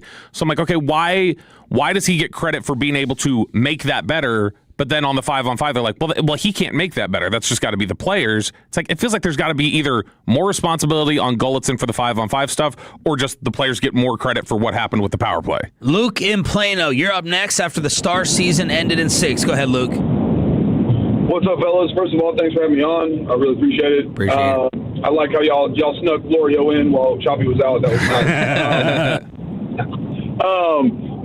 No, man, I don't really have a lot to say that I didn't say this time last year. I think that we put a lot of pressure or value in Robo's ability to score. I don't think that he's valuable enough to keep going forward. If you watch the end of the game when we have one extra man on the ice. You got 2 minutes. It's still tied, right? We need one goal to win, and he passes the puck up and basically walks up the ice. If you go back and watch it, and to me, if I've got 60 seconds to change the rest of the season, I'll kill myself to get there, right? To get what needs to be done. In that moment, that's what the type of player we need, and Robo is not the guy, and he hasn't been for a while. So I know he scores a lot, right? But it's not worth it. We need to find someone else, someone to give us juice in that moment, and we don't have it right now. I'll hang up and listen. I really appreciate you guys for having me on. Thanks for the call, Luke. Appreciate you. Look, he scored in 8 straight games, but I did not notice him once last night. Now, my sights were set on Miko. I almost bet him on underdog because I'm like, he has to do something. He did have the assist to Wyatt. Miko did. I did not notice Jason Robertson once, but he did score in 8 straight. And the overwhelming majority of people before this series, I think Rema being one of them, would say, okay, he deserves, he silenced the critics, he answered the questions, and he deserves the big-time deal. That Tolo disagrees. Not one person is going to say, I'm likening this to, tell me if this is off, you lose to the 49ers in round 1. Yeah. You don't get crushed. You lose by 10. Mm-hmm. Do you freak out and hit a blow-up button because you lost to a tougher, better, more physical team that makes it to the NFC Championship? That's what I'm likening this to. They did that. They lost by 7, or they lost by 6 in the first round. They were facing the same question of, are we tough enough? And they went out that following offseason, and their whole focus that offseason was tough. Like, get tough players. That's what we're going to – if you're not a tough, physical, like, player, then we don't want you. And they went out there, and they were more competitive with San Francisco the next year, but they still lost in the second round. The other thing is this is happening year after year after year. So it's not just like, okay, Gully's first year, awesome regular season, you got taken out in 6. It's like, again. 214 is weighing in on that last thought. They said, saying he didn't put his body out there. Robo is the reason Kaprizov didn't score the first attempt at an empty net. So there's some pushback here in the fan text right now. Like, Robo's not the guy to target right now. Spittle texted, they are so much more physical under Gulletson. Rema. I mean, my phone's blowing up over Stars calls. Here we go. Fan text is asking for a choppy weight update. Otter's not the problem. I'll save Rema. He had his time earlier. We'll get him at 9. Josh in Highland Village. Josh, you're up next here on The Fan. Hey, guys. Thanks for having me on. Hey, I agree with most of the callers. You know, the Stars, they're just not physical enough. They got bullied around. They ran out of gas. And I honestly think Rantanen he's overrated. He's supposed to be a moose, but he looked more like Bambi. No. You know, and a couple things for Bobby. You got to switch from Marcus to Flower Mound. You got to get rid of that hat. and I want to give a shout out to my Fungus hockey team in Farmers Branch. Thanks, guys. Farmers Branch. That's where I grew up. Yeah, the physicality thing is interesting because there was a clip on Twitter at like 7:00. I saw during one of the breaks of, I don't even know where it was. It was one of these analysts talking about it, but they had said that it was like a recap of the game. They said you knew Dallas was going to want to come out in this series and play physical, and the question was like how Minnesota was going to respond to that. And I was like, okay, well, like at least they were talking about it as if like they were expecting Dallas to be more physical heading into this game, and that was the expectation, that's where they were at, that they could do that. A decent amount into this game. The hits were pretty even. I'm not pretending like I know hockey, like I'm a football and an expert in everything else, which I watch am. more hockey than you. Do y'all feel like they got beat up in the series? Or are we calling out their toughness because they faded? Not that they got beat up, but that they got tired. I felt like they got winded. They got it's like running a circle around somebody and then they go, oh, and then they're just exhausted and they collapse. That's what I felt like happened with them. Ishmael in Arlington, you're up next. Go ahead, brother. What's going on, fellas? Hey, I just wanted to let y'all know that Bobby does know puck. Even though he also knows ball, he knows puck. But yeah, a lot like the other callers, Rantanen didn't show up. He paid him that money. We got rid of Stankoven, and he just didn't show up. Now, it's only a year. I feel like we still got a young team. I would keep Robo.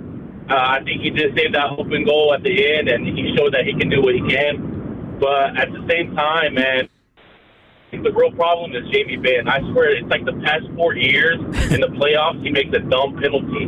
Yep. And it's at the wrong time every single time. Yep. And I'm tired of it. I know he has a C on his chest. Yep. It's time to get rid of him. And put somebody else with that C. So, guys, hey, Bobby, keep going, and I'll keep hearing on the radio. Thanks for the call, man. Enjoy your weekend. More Stars at 9, and oh my God, Kevin Hagelin is probably going to be out for blood at 9:40 in Crosstalk. How the Cowboys can take April hype and turn it into regular season success. Next, and below the belt, right here on 105.3 The Fan. But let me go ahead and get you set up with base power. Do you know how...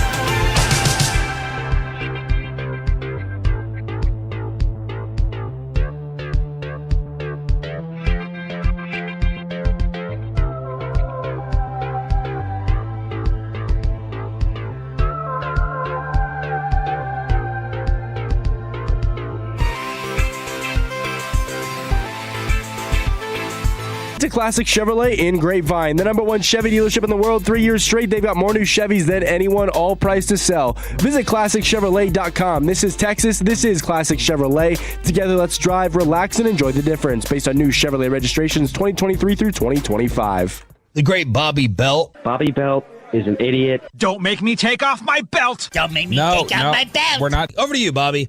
A gold jacket, a consistent starter, and a declined fifth-year option. Let's talk about it in Below the Belt, which is brought to you by Window Nation. Before we do any of that, though, I got to go to the phone. We did get a text from somebody who was asking for a weight update on Choppy. If he could make the horse ride? Yeah, because he was obviously, what was he? He was 12 pounds off, he said, 12 to 15? Yeah, 15. So he was 15 pounds off, and he was trying to cut weight like one of these like UFC fighters that's like, I got 4 hours, let's just start like purging water. As if they have a scale by this horse in Utah, and they put you on the scale, and if you're over 220, you can't go on the 3-hour experience. That is the way, that's the picture he's painting. So here is the exact update directly from RJ Choppy. As I texted, I said, Fantex is asking for a Choppy weight update, and Choppy said, fat, that's the update. I just housed a bagel and cream cheese. So he has given up. He's done. He's through with this. I mean, if you're talking about, is there a denser, like, carb load than a bagel? Knock you out. That thing is like, that's just like, let's pack in as much bread as we can into this thing. And then to throw cream cheese on it just feels excessive. And you tell me in that lounge that you're not getting free drinks like a mimosa or alcohol? Yeah. I would be. Bloody Mary? Heck yeah. Yeah, he's and Peyton is not there encouraging him to be his best and be like, come on, Chop, you can do it. He's going, Chop, let's do Bloody Marys. Let's drink it. Let's get a buzz going or whatever. Yep. So it does not look good for Choppy or the horse. So who knows what'll happen there. All right, so the Cowboys just added 7 draft picks to the offseason haul. Do you think that Sarah will go on the horse ride without him, and what would your wife do? I don't think she would even hesitate, Sarah. I think she's I'm good. She's gonna have the same thought as the Utah place of just like, you were warned. You're not getting your money back. My wife would not go. Kristen would not go. But I don't think. I don't know if I could. I would tell her, go. Like, if it's supposed to be this magical experience, I'd be like, you go. Look, go. I'll go to a bar. I'll figure out something for 3 hours and meet you back. But she would not have the attitude of, you didn't do plyometrics, so you're screwed. Yeah, Kristen would not go. But I did sit in first class when we flew to New Orleans. And made her sit in the back? I didn't make her sit in the back. That's where her seat was. Oh, man. You were there for it. Don't act like this is the first time you've heard it. I forgot. You shamed me at the time. Yeah. But that was also, initially, I didn't know she was going to be seated with us. And so, whatever. Yeah. She got Lee Bryce tonight. She's going to see Lee Bryce. It's going to be a good time. All right, so the Cowboys did get their 7 new draft picks, 8 new players if you include D-Winnners. Now, what if you were late to Lee Bryce? Uh-huh. You guys were meeting at Billy Bob's, and you were late. And they're like, all right, VIPs, let's go. Would she go back there without you? Yes. Yeah. But I would also tell her she has to. Right. I'd be like, do not miss that. Yeah, you want cereal. So, exactly. The Cowboys getting this draft class done. They also added, obviously, linebacker D-Winnners. That was their veteran addition, who we heard from earlier in the show, playing some of the clips. And every spring, we hear terms that get thrown around like, whenever the pick is made and then they jump over to the NFL Network desk, and then you start hearing future Pro Bowler, bust potential, ceiling, floor. Like, they're throwing out all these just different descriptors that basically are trying to communicate a scale or a spectrum of talent that they're on, and that this talent could get you way up here or it could get you way down here, and currently he's right here and he's expected to end up here on it. And that's kind of the way that they talk about every single player. And so with every prospect on that talent spectrum, and some of those spectrums being wider than others, then I wanted to take a look at what would we term that scale for each one of Dallas's draft picks and how realistic we think it is.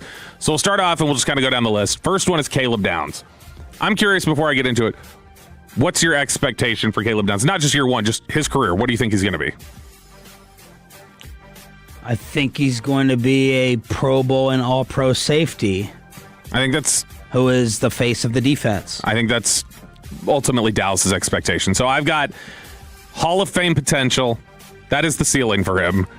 League average, I think, is the floor. He's just kind of like that would be the worst case scenario. Maybe his size doesn't pan out the way you want it to. Maybe some of the difficulties of the NFL, you're like, oh, that is a jump. And there was those margins don't matter as much where everybody here studies. Then he would be the very floor. I think would be an average player. And listening to Dane Brugler's draft show, nerding out, going back to watch another. I'm just a sucker for the build-up. I wanted to see how people would react to, oh, my God, Giants at 10. What are they going to do? Caleb Downs could go to the Cowboys. I think it was Love and Downs as being the two players with the highest floor in this draft for these guys. I'd agree with that. Like you just know he's going to be a good player. No, he does not have the workout measurables of some of the other safeties like Imamori. Mm-hmm. He doesn't have the size of Hamilton. He's just a damn good football Malik player. Hooker is he's just a decent safety, right? That was kind of thought to be his floor when he was coming out. Like when he was coming out, people thought initially with Malik Hooker, there was talk of like that guy could be a multiple-time lead the NFL in interceptions player. Like that was the kind of ball skills that he was thought to have. And it's not quite worked out for that, but he ended up being a decent player because he had a floor like that. Caleb Downs, league average floor. The expectation for him, though, for the Cowboys is that's going to be a Pro Bowl player. That's the expectation placed on his career right now. Malachi Lawrence, this one's interesting. His potential is a multiple-time Pro Bowler. That is like what he can reach up to. His floor is his fifth-year option has declined, and he just never really pans out here. And I think the expectation, the reasonable expectation from them is he is a consistent pressure player. Like that's right now, it's like when we pick you, what do we expect you? We expect you to get after the quarterback and do it pretty well by league standards. So I think if you're to say, we think that the expectation for what he should be able to do, and we think he should be able to do more, but the expectation for what he should be able to do is like that should be a guy that when he's in the peak of his career should be 8 to 10 sacks like a year. That should be what he's able to do. So he's explosive. He's multiple in the means of attack that he has. The question would become like how would the floor factor into that is when NFL tackles are able to counter that and neutralize some of his stuff that college tackles weren't able to do as easily. How does he respond? How does he continue to learn and grow? Because as it stands now, another question would be, he doesn't play with a lot of power. His speed to power is not great. And so because of that, I think you would be looking at a guy who can't just, all right, when they've got every other answer, can I just bull a guy over? He can't do that right now. So that would be kind of the area where he might hit his floor. But the expectation with some of the talent that he has is just an explosive player and some of the moves that he has, being able to attack inside and outside, that at that point would be that he could be a multiple-time Pro Bowler. Yeah, look, it's hard for me to.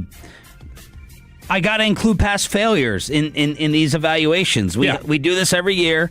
All right, the flowers are fresh, they smell the best, but we have Donovan Ezeraku and Taco Charlton and other first round edges and say what you want about Randy Gregory and Marshawn Nealon. God rest his soul. I mean.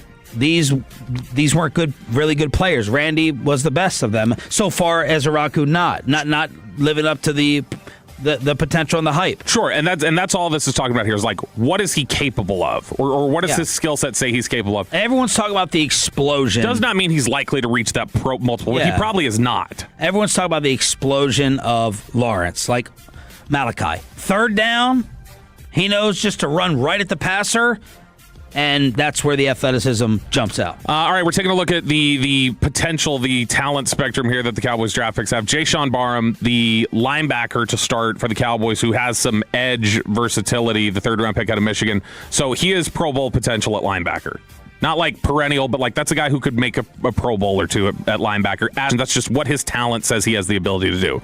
His floor, I think, is he's a tweener backup. So, like, he's just one of these guys that's all, like, you know, think about, like, how consistently Sam Williams is out there. That's probably his floor, where he's kind of doing a little bit of everything. His versatility allows him. Sam Williams is another one who was a miss. Yeah, and his versatility allows him to do a little bit of some other stuff that would probably keep him on a roster. So that'd probably be his floor. He's just a backup who's playing on both sides. The realistic expectation for him, I think, is versatile starting caliber linebacker. That's what they think. Hey, that's what we think you need to be. Is that we think based on your skills and what we can get out of you, this is what you need to be. You could surprise us in either direction, but you should be starting caliber linebacker. Dane Brugler talked about Jayshon Barham and said, depending on how good you are, is how we will call you either versatile or tweener. right? So, like, versatile is the guy who's capable of it. Tweener's the guy who's like, he doesn't really fit either. And he said Barham maybe trends a little bit more towards Tweener's side, but he is a really impressive athlete and somebody who has all the tools to be a really good linebacker. Next on this list, Drew Shelton, who you read the quote earlier from Jeremy Fowler that Cowboys really like him. I think the expectation for or the potential for him is just good starting left tackle. That's the height for what he's capable of. He's not like an all-pro capability guy, but he's got a chance to be a starting left tackle for a number of years. That's his year. That's like his hype. His floor would be he's cut before year 3 in camp. Trevor Sikkema, who we had on at the Combine 2 years ago, PFF recap. I don't think he's a fan of Shelton. Shelton, if he could be, his floor would be year 3. He's think Matt will let's go Josh Ball. Like that's realistically what it could be. Traits that never develop. The realistic expectation for him right now from this organization, I think, is you are a left side leaning swing tackle. That's what we think you need to be. You need to really be a swing tackle for us that probably plays a little bit more left, but we think maybe you can become a starter, so we're going to try to get you there. Devin Moore. This is the corner from Florida. His potential is a true ball-hawking starting cornerback. Like, he can be, that's what he can reach. He can be a guy who gets you 5-6 picks in a season and can be a really strong starting cornerback in the NFL. His floor is injury-riddled and completely inactive, and you never see him on the field. That is a part of his spectrum that he could tap into. And the realistic expectation for him right now from the Cowboys is you are going to be a rotational contributor and spot starter as a 4th-round corner. That's what we think you are capable of doing. We want you to become that. And he's somebody who, like I said, the traits are really impressive there. There's no telling with his injury history what he's going to become because it's a lengthy one. All right. Ceilings and floors here for the Dallas Cowboys draft picks. Next up, LT Overton, the final 4th-round pick. This is one of the more interesting spreads, I think, that exists. Broadus didn't seem too thrilled with this. Doesn't like him. Because he's like... He's not 5'6". Yeah. He is an elite... His potential is elite run defender with power rush capability. Like a guy who can get you some sacks every now and then, but really like strong run defender and average in the pass rush. His floor is frustrating tools prospect that never gets on the field. That would be the absolute floor, where it's just like he's all these tools and no instincts, and he's never putting it together.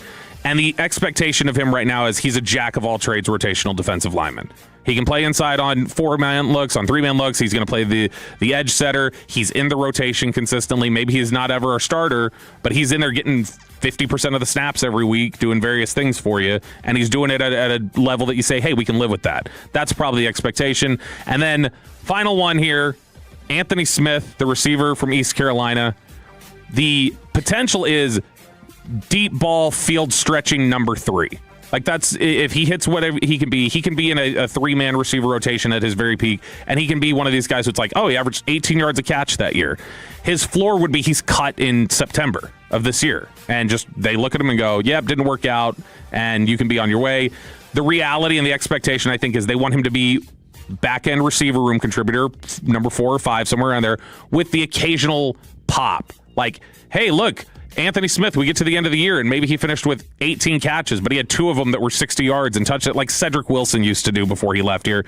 And that's kind of the expectation for him right now. Like, hey, you could be this. Let's see if you can compete to be number 4 or 5 consistently. The ceiling is the roof. Here there we go. And Below the Bell. 1 hour to go here on Sean and Bobby with Choppy and Pepe out on vacation. We have a Monster X ticket giveaway and the nominees for Worst Take. Oh. Is it Adam Schefter?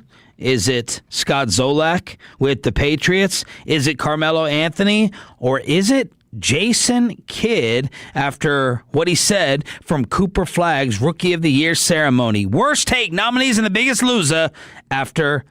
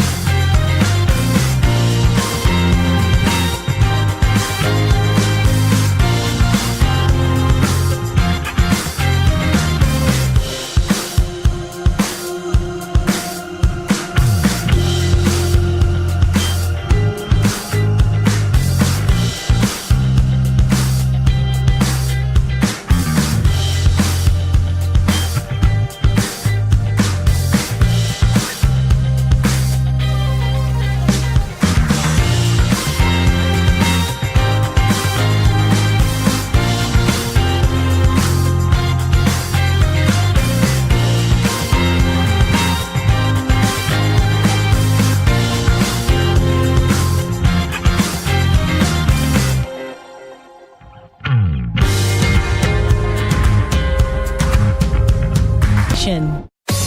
Driven by our D&M Leasing Studios, this is Sean and RJ on 105.3 The Fan.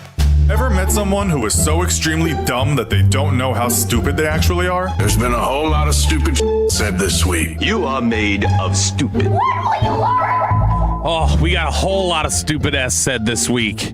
It's exciting. There's I don't know which direction this vote's going to go, because I think I've said on 3 of these stories so far this week that I was going to vote for it. And so I don't know where to take it now. I think I got the loser. I got the winner. It's not in your phone, is it? Man, Mike Florio is blowing me up. If you're watching on the fan cam during Below the Bell, I'm just texting and typing back, and Mike is not thrilled with the interview that we did at 8 o'clock. I don't know what has gotten up in his drawers, but I'm gonna have to salvage the relationship for y'all. Chill out, bro. Chill, man. He worked up. It's Friday. He's a little tense. A little bit of that. The next name of his Godfather series book is gonna be Where is Sharif? I think Mike is mad that we brought up this. Look, here's what happens, and I'll explain this to Mike in person. I guess I have to. I didn't think I had to. When things are stupid but become a humongous talking point, we still address and cover them. So the JP Morgan story, my feeling is it's fake, but it became such a humongous story, we had fun with it at 640. The theory out there from, and I don't believe it, was that Chris Sims got fired off Football Night in America because he was about to unveil some things about the Mike Vrabel affair and scandal. And I don't believe that. They got a superior name and a future Hall of Fame coach at Mike Tomlin, so Chris Sims could be replaced. I guess Florio thought I was giving credence to the theory and thought that Sims was replaced, and I was like, no, the internet is talking about it. You wrote an article about it yesterday, so that's why I asked you about it.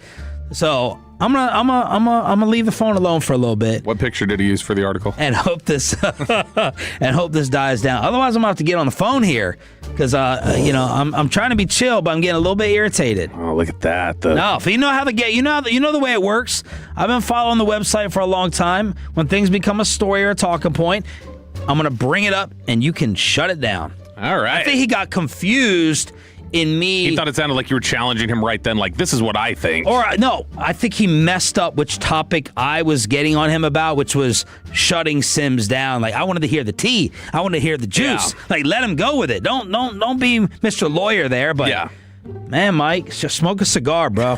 Smoke a cigar. Well, since we're talking about Rossini and Vrabel right there, sort of adjacent, let's go to the first worst take nominee, and that would be the one and only Scott Zolak, former friend of the show. We're not having him on anymore. I was gonna say I don't That's think done. I don't think you're gonna have his chiseled Disney Pixar villain jawline on with us anymore. But he is he was at the season ticket holder event for the New England Patriots. Mike Vrabel making his first public appearance, and there was a standing ovation. Which, if you saw that, you'd be like, "That's absurd." It's more absurd when you realize it was a standing ovation that was almost... He forced it. Instructed. Yeah. Everybody get up on your feet for Lord Vrabel or whatever. And so they end up standing up, going like, God, it's been so hard for you to have to deal with the fallout of your affair. What Mike. A warrior. Gosh, what an awesome individual. So that's number one. Scott Zolak for his take of just, boy, give him a standing ovation, everybody. You know what? Since we're already talking about people getting praise who don't deserve praise, let's go to Carmelo Anthony, Jacob, and his take. This is it. After Cooper Flagg won Rookie of the Year. Shout out to Nico Harrison, man. It's for seeing this right here, for understanding this vision. Whatever happened, how it happened, Dallas got something back, in that. They got the number 1 pick. They got a rookie who led the squad in points, rebounds, assists, and steals. Yeah. Like you said, MJ is the only person to ever do that. So you start talking about Cooper ceiling and a young face of this league in this NBA, it's Cooper Flagg. So congratulations to Cooper. That is my number 1 nominee. So that I think is going to be tough to beat. And Vince Carter and McGrady, they just sat on set. No one said how does that make sense? How does Nico get the credit? And Melo was being serious. Worst take. I don't know how. I hate Zolak, but this is going to be tough. I guess because the only, if you really said Melo, stop for a sec, break this down. How? Like, do you think he evaluated the number one pick differently than other teams would have? It's or like are you he saying believes, shout out to him for trading Luka and making them bad enough to get to the lottery and get the? What are you saying? It's like he's believing the fortune favors the bold clip from Nico. Yeah. Like, it's like, God works in mysterious ways. Yeah. Nico was rewarded with that. Shout out to Nico and God. Real is basically dumb. what Carmelo Anthony's saying. All right, from one basketball story to another, the sidekick, apparently, as we're learning more and more of Nico Harrison, Jason Kidd. Why are we nominating Jason Kidd? So Jason Kidd was on the Dan Patrick Show. Oh, well. And they were talking about Joker and where he ends up on the all-time list. Denver eliminated first round by Minnesota without Ants. And I'm not calling this a dumb take. I think this stirs up a great Friday happy hour discussion. And listen to how J. Kidd develops his top 10 list all time. Is Joker in the top 10 of all time category? I think when he's done, he could be even high as 5. Where's Steph? Steph is going to be in the top 5 too. Wow. When you talk about when he decides to retire, Steph and Joker have the opportunity to be in the top 5. All right, stop it, Jake, for a sec. All right, so he put Steph and Joker all-time top 5. So we know Mike is there. We know LeBron is there. So we have 4. So some combo of Magic, Wilt, Kareem, Larry, Kobe, Oscar. I mean, do we know that if he's already put Jokic and Curry there? Maybe his other one is maybe he's leaving LeBron out. Yeah, maybe Kevin Mike? Durant or something. Like, who knows if that fifth one who is taken by? All right, let's hear the rest. All time. Durant? Top 10. So Mike 1. Yes. LeBron 2. Yes. Kobe? Kobe 3. Yes. Wow. And then if you had to end it today, it would be Joker and Steph. Dang. You got to take some people out. Like, are we taking Magic and Larry out of the top 10? Yeah, they could be in the top 15. It's okay. It's all right. They're still good. They're still really good. Don't get me wrong. Tim Duncan, top 10? Yes. Oh, that was a quick answer. Shaq, top 10? Yes. You know you're going to end up with 14 guys in the top 10.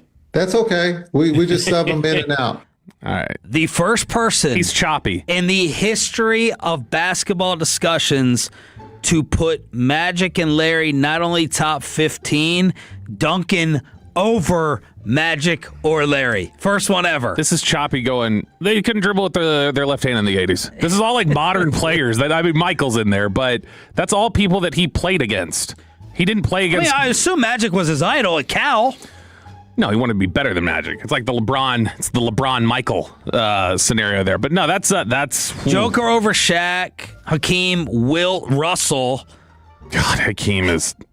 I wish Hakeem would have played in today's NBA. I think he would have been.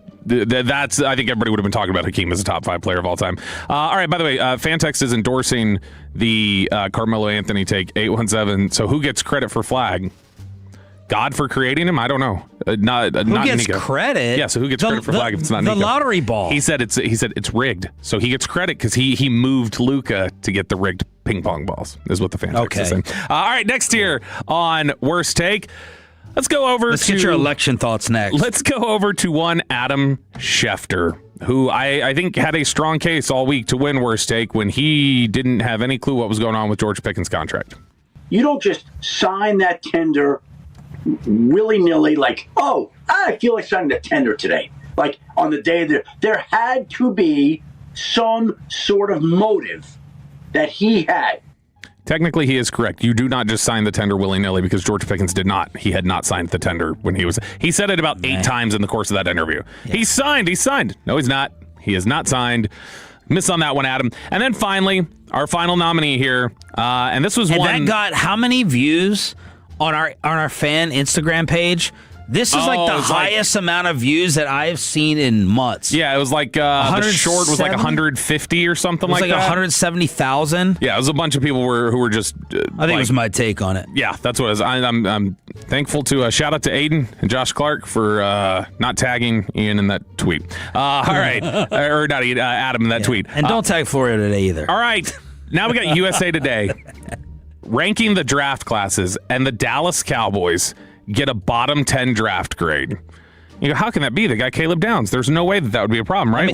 Let me tell you quickly a dumber exercise. And I know the only thing that would have made it better for you is if someone locally wrote it on CBSSports.com. The number one main article yesterday was the worst draft pick from every team.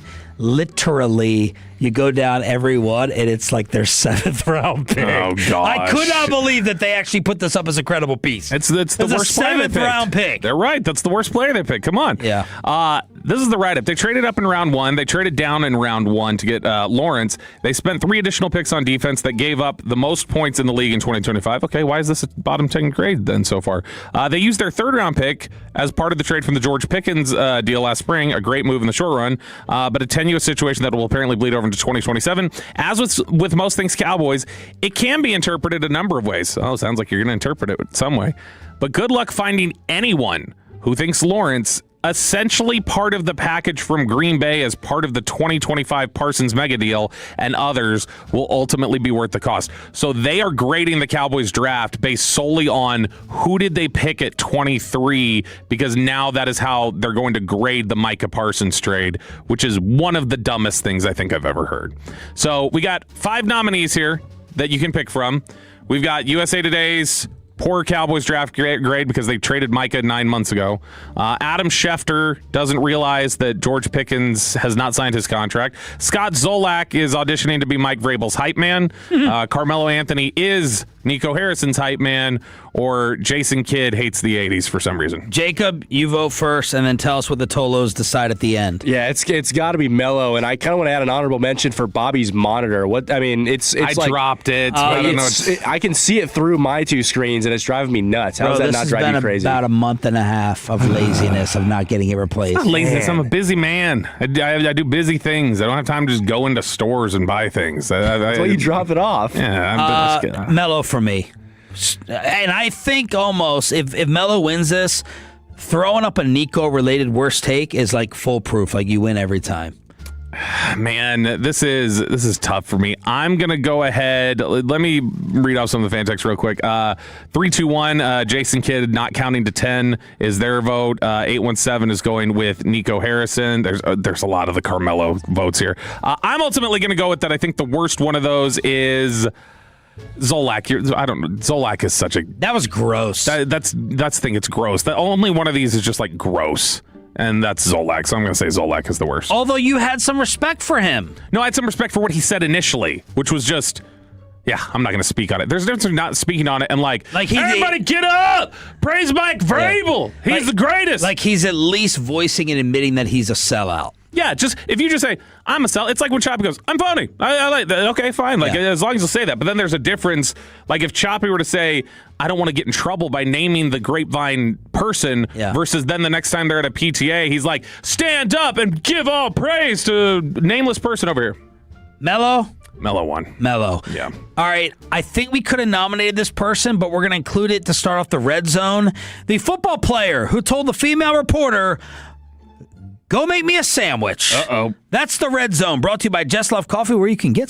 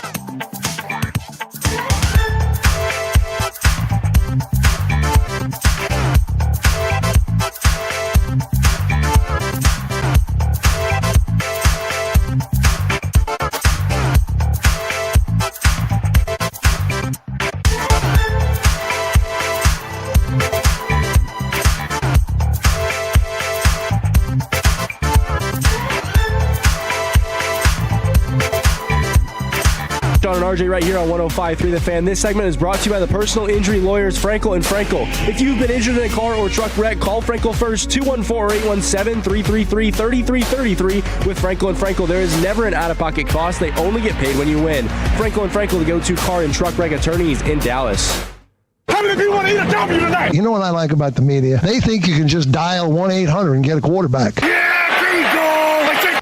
The Red Zone is brought to you by Just Love Coffee here on Sean and RJ. Choppy and Pepe out on vacation. We got Cowboys insider Bobby Belt and Jacob in the producer's chair, along with Aiden running the Fan Cam, Twitch, YouTube, and the Odyssey app. Let's hook you up right now for turning it on, leaving it on. That's right, Tolos. Right now, caller number 10 at 877-881-1053 wins a pair of tickets to see Monster X at the Toyota Music Factory on Thursday, October 15th. That's caller number 10 at 877-881-1053. Our KNC in studio today, Alec. They here? I'm going to be sitting back and drinking my coffee while Kevin Hagelin, I am anticipating Kevin Hagelin fired towards the Dallas Stars at 9:40. Ooh. Buckle up. What do you think Corey's going to say? The Stars didn't want it bad enough? Yeah. Probably. Mm-hmm. I mean, it didn't look like they wanted it bad enough. Shall we talk about Shiloh Sanders? Yeah. Let me give you a headline first, and some remaining free agents. Calais Campbell is going back to Baltimore. 19th season, 6-time Pro Bowl defensive end, is going back on a 1-year deal. And I think this is an appropriate time, as we've been covering the draft nonstop on the home of the Dallas Cowboys, to talk about some names that are left out there. Because yesterday you had new linebacker D-Winnners say, yeah, I'm coming here. I might be the middle linebacker. I don't have green dot experience, but I could possibly do it. Who else is left out there? Well, NFL.com played matchmaker with the best fits for the remaining names out on the market. They had Calais Campbell, Buffalo. That's Baltimore. Joey Bosa, Titans. Debo, Chargers. I like doing this because a lot of times I'm like, oh, that guy's, he's out there? He's available? Had not even dawned on me Bosa was still out there. I didn't realize for Debo. Kevin Zeitler, San Fran. Hassan Reddick, Green Bay. Trayvon Diggs, Jets. I used to be a researcher here at the NFL, so I've seen every mind-boggling stat you can imagine. This is the Diggs write-up. That the Jets managed 0 picks over the 2025 season remains one of the most absurd facts I've ever encountered. So let's fix it. Diggs' 11 interceptions in 2021 remain the most by any player in a season in the last 40 years. He also had 3 in 12 games as a rookie. I'm glad we're going back a long, long ways. And 3 in 2022, then a rash of injuries. Diggs is the perfect low-cost, low-risk, high-reward signing for a team like the Jets. If he can't rediscover his early upside, there's no harm, no foul. They signed Deshaun Wright, D'Angelo Pons, drafted.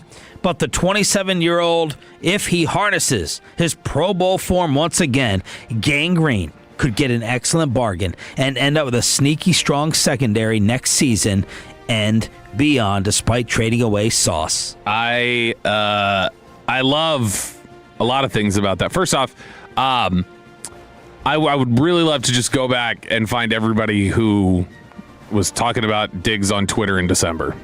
And see, the funny thing is that whenever you go back and then you do bring it up, they always say the same thing. What was your draft spike that you were keeping score on? McCoy going in the first, and everybody, and then of course, like when I went back and I did, and I don't care how petty it is, I'm going back and I'm going to remind you because it's like, no, you don't get to like act like you're dunking on me when it's not settled, and then I know when the settle date is coming. I'm going to come back and I'm going to follow up with you on it, and you don't get to complain about it then. But there was always one person who goes, dude, how pathetic are you on a great night like this with Caleb Downs that you're thinking about this? It's like incredibly pathetic and petty, but right, and so I don't care. But the other thing I love about this, he said the Jets stat there about them not having an interception. Let's tie it to Jermod McCoy. So my line I kept saying all the time about Jermod McCoy when we were talking about him as a player is I said, you can find Ezekiel Elliott Dallas Cowboys tape that is newer than the last time Jermod McCoy played football. That's how long it's been. Jermod McCoy since November 23rd of 24, Jermod McCoy has more interceptions than New York Jets cornerbacks do. And that one interception that the Jets cornerbacks has was Sauce Gardner, and he is not on their roster anymore. They have one interception from a corner in the last year. We're getting close to 2 years. And Choppy's dying for the first one that McCoy has. The first one. We need to do a list of what RJ is waiting to pounce on, and he's waiting for the I told you so's for Jermod McCoy to have a pick. Thought he could play. Thought his knee's done. He's waiting on that one. I'm sure he'll play at some point, and I'm sure he'll get a pick at some point, which will be hilarious. Pickens' first touchdown. Oh, can't resign him. Cancer. He's late. And then NFL.com, the final free agent fit for who's available. David Njoku, did not realize this, and they say he should go to Carolina. There's a name on here, though, that I think Brandon Laurie said you got to pay attention to the way Brian Schottenheimer was salivating over him, and that is the great Bobby Wagner. It's interesting. I mean, he's still, gosh, how old is he now? 36? Something like that? I mean, he's 37 maybe. Yeah, he's up there.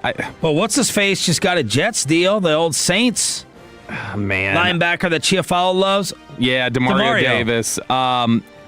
I don't know. They didn't show an interest in him in a couple years ago. He's 35. He's about to be 36. Perfect. So, they didn't. He was drooling over Bobby Okereke when the Giants were coming to town, and Okereke's still out there. So, I don't know. I think they're pretty. They believe right now. They feel pretty stable with their linebacker core. Not that they think it's great or anything, but they feel pretty stable about it. I wouldn't be surprised if is Bobby Wagner automatic green dot. Probably. If he's healthy enough or if he's fresh enough to play, yeah. I would say that typically what the Cowboys will do is they'll go through, they have rookie minicamp today, they'll go through OTAs a little bit later, and then veteran minicamp, mandatory minicamp shuts down middle of June usually.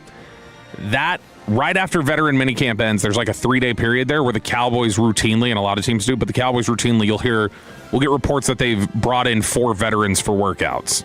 And it's because, all right, this is our 6-week period now where we're all going to kind of be laying low leading up to training camp.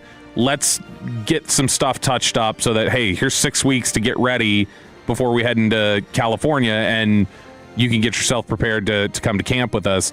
So I wouldn't be surprised if around June they bring in some linebackers to work out, and maybe they sign one to bring with them to camp. But I would be surprised at this point if it was somebody like Wagner.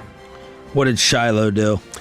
Oh, boy. Okay, so first off, I think this is We'll go to the headline secondary from the New York Post. We'll follow up with that afterwards. But Shiloh Sanders, we had talked about this, that Mary Kay Cabot, who is probably the most respected beat reporter covering the Browns, she had reported that definitely Deshaun Watson is the favorite to be the starting quarterback for the Browns. And a lot of people thought this was crazy. What do you mean? He's the favorite, but a lot of people reacted more to the Browns, less so to her. But her post was up on social media. And then she doubled down and said they should just name Deshaun the starter. I was a little bit surprised by the opinion follow-up there. And she's like, let's stop all the circus. Don't even have the Shador headlines, back and forth. Just name Watson the starter. And maybe that's where this came from. Cleveland.com's Instagram account on Wednesday shared a video of her saying this and talking about this. And Shiloh Sanders' reply to that was, "Go make a sandwich, Mary." Now, first off... Now clip that after you did me JP Morgan at 640. Although, you don't have to clip it. Bobby says this every other hour. Look, that's something you send to the group text. You don't put that on. You don't put that under the post. What are you doing? But I will say this, yeah. What an idiot. Look, there are contexts, even if he's joking or he's just trying to be shocking or whatever else,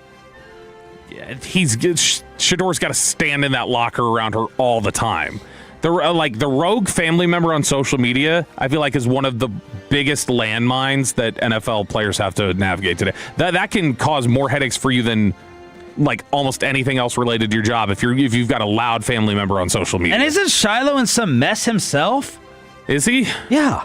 What did he get into? He didn't Not a football game.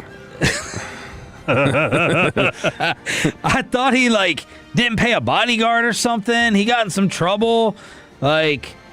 He swung at a at a player, got ejected. None of this is ringing a bell, Shiloh Sanders. All right, I'll look at it. Now, here's the thing that I thought this is rude, and it's come on, dude. Like, especially if that's where your brother's that crosses the line. The New York Post's headline was a little much. Uh-oh. Shiloh Sanders makes disturbing sandwich comment to female reporter. They made a headline out of Shiloh Sanders? Not just that, disturbing. It is disturbing, he would say this. Here it is. He signed with the Bucs after going undrafted. He was cut after he punched an opposing player and was ejected. He did not catch on with San Fran, was later sued by a law firm over alleged unpaid bills. So there you go. There's Shiloh. Sandwich comment. Well, hopefully that doesn't get your boy Pavia then in Baltimore. Like, hopefully the temper doesn't flare and he doesn't run into a similar situation. But if he does, did you see the development yesterday? The strip club? No, the team that's waiting for him. Waiting in the wings for him to be free. Who? The Winnipeg Blue Bombers. Oh, my gosh. The CFL is apparently there was this note yesterday that the CFL is just like, hey, you've always got an open invitation here. Come on out. Now, that is honestly, a lot of players you'll see have chosen to do the UFL and some of that sort of stuff, or USFL. I don't know what the letters are now. It keeps changing. Yeah. But a lot of players have gone there, and you've seen some players get opportunities to go to the NFL from that. Kevontae Turpin got it. Brandon Aubrey, like various guys have gotten opportunities to do that. I've always wondered why they don't do the CFL. Like, I would think, like, well, that's got to be that would be consistent opportunity, and like guys who make a professional living at that, I would think that might be a little better than just kind of like off-season ball.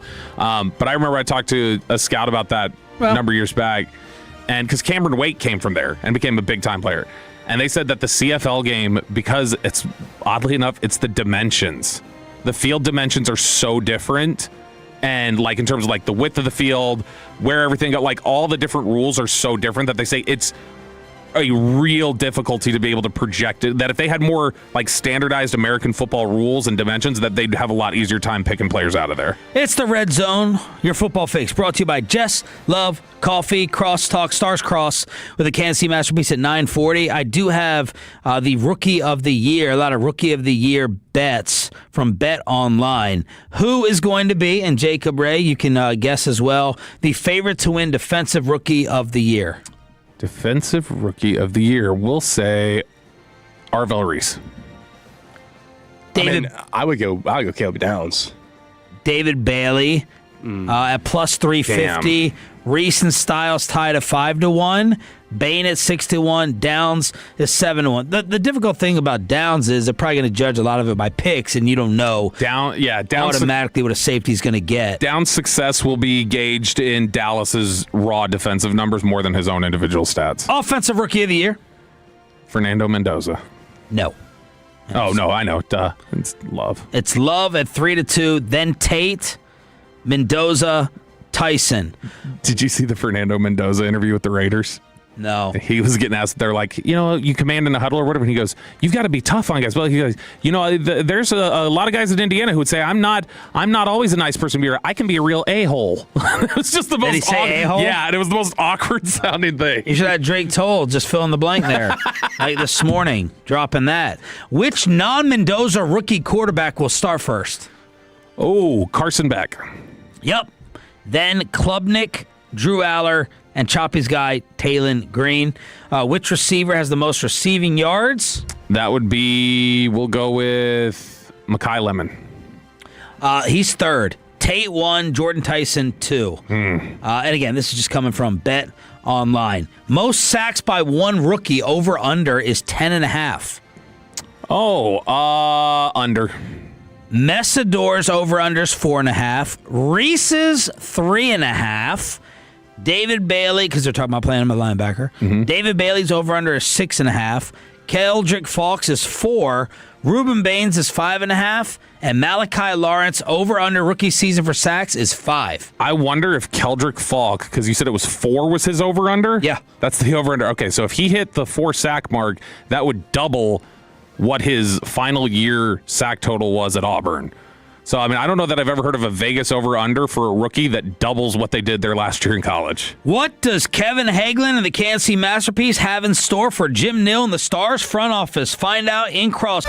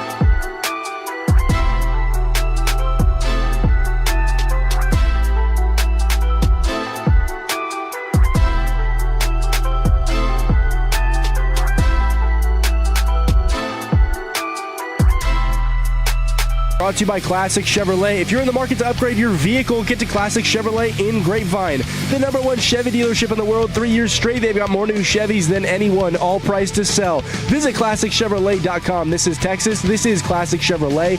Together, let's drive, relax, and enjoy the difference. Based on new Chevrolet registrations 2023 through 2025. Now Benn, Jamie Benn, pounded by Erickson.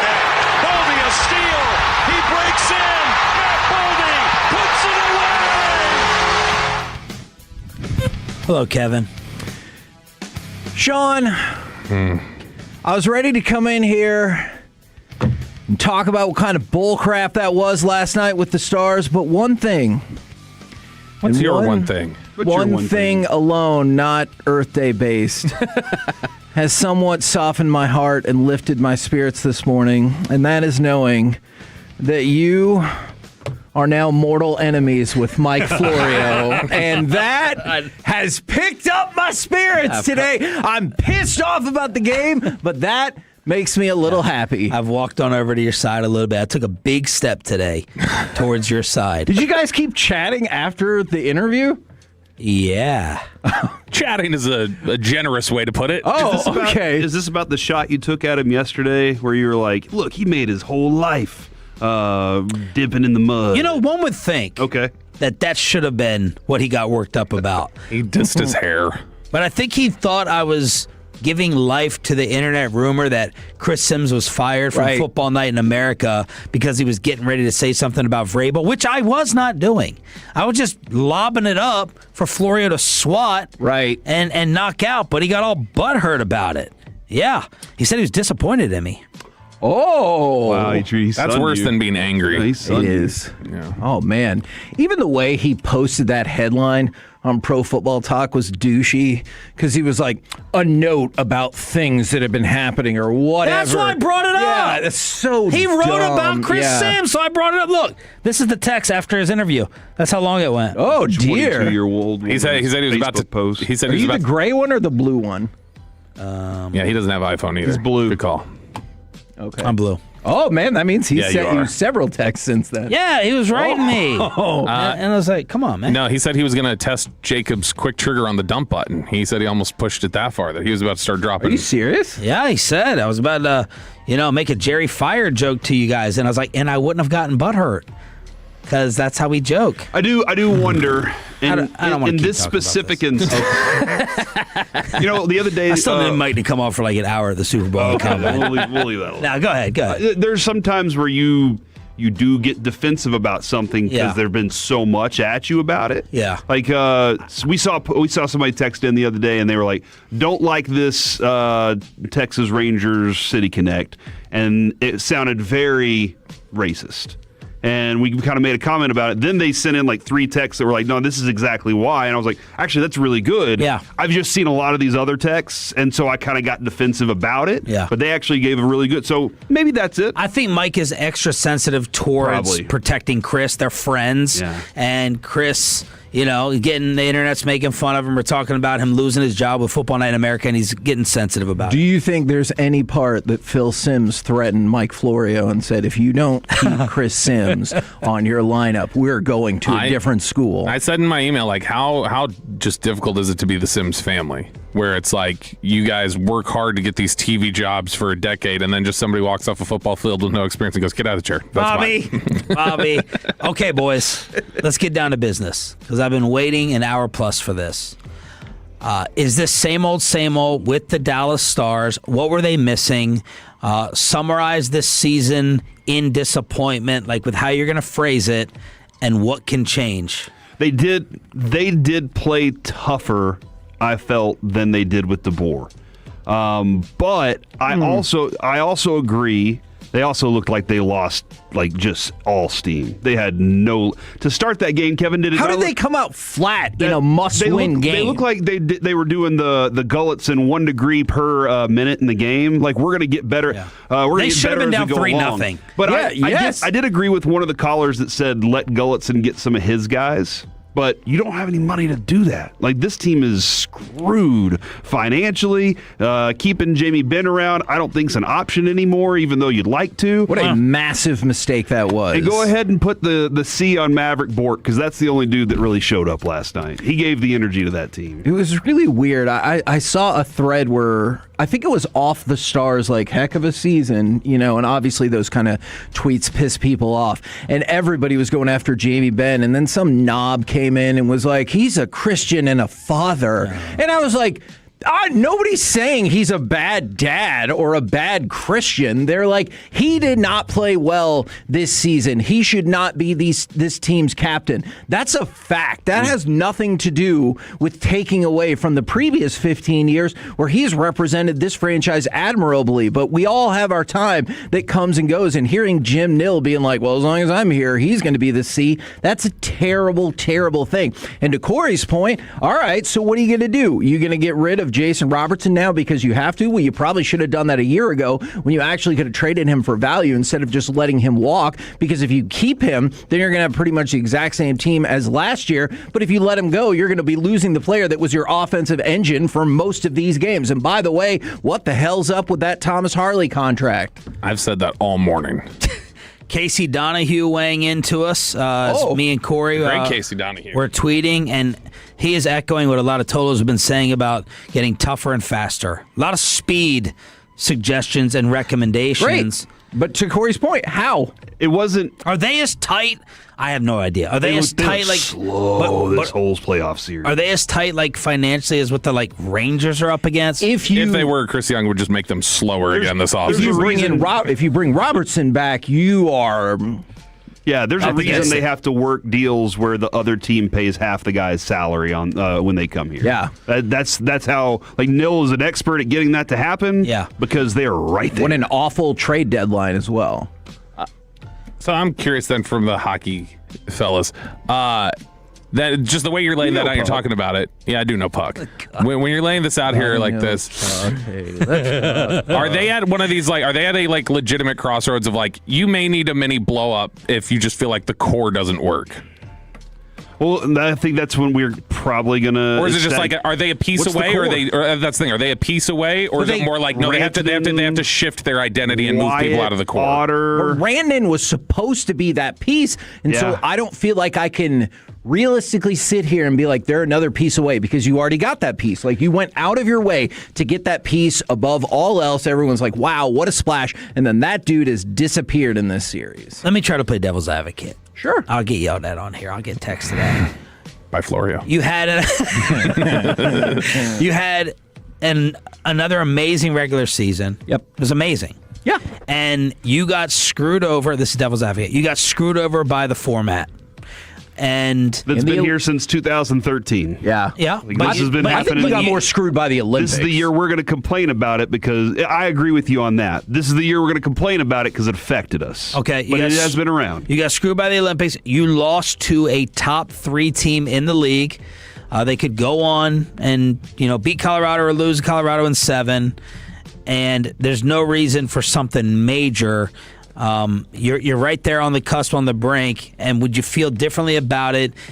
And everyone had this series as a near 50-50 before it started. Yeah. Those are my devil advocates. Yeah, so I can appreciate some aspects of that. The issue I have with is I don't think going into the playoffs, the Wild were viewed as a top 3 team, top 5 team. I would listen to that. But then you were going to have to play Colorado, and you're always going to have to play Colorado. And right now, it looks like you are going to get smoked in that series, maybe even swept in that series. Yeah. It feels like you're far away from a speed and a toughness kind of idea. Because even if this Minnesota series happens in the second round, you still handily lost in 6. Yes, and it wasn't like you.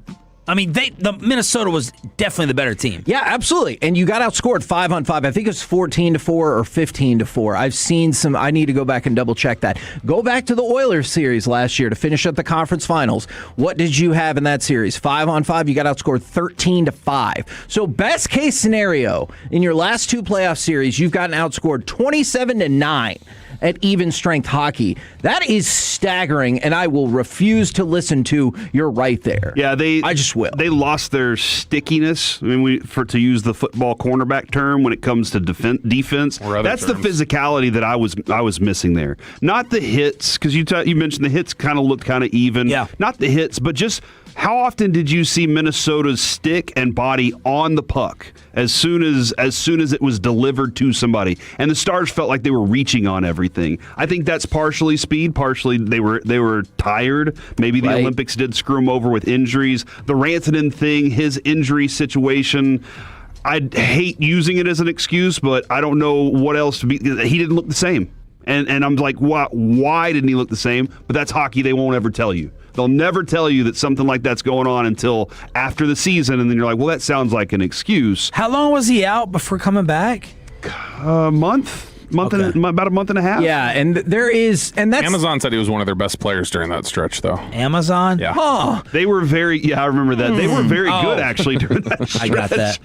He was on fire. He's on fire, Miko. Well, and that's one of the things is you said yesterday, you said, Miko, I'm sorry, but if you're not there, move out of the way. Yes, My question I should have asked yesterday, for whom?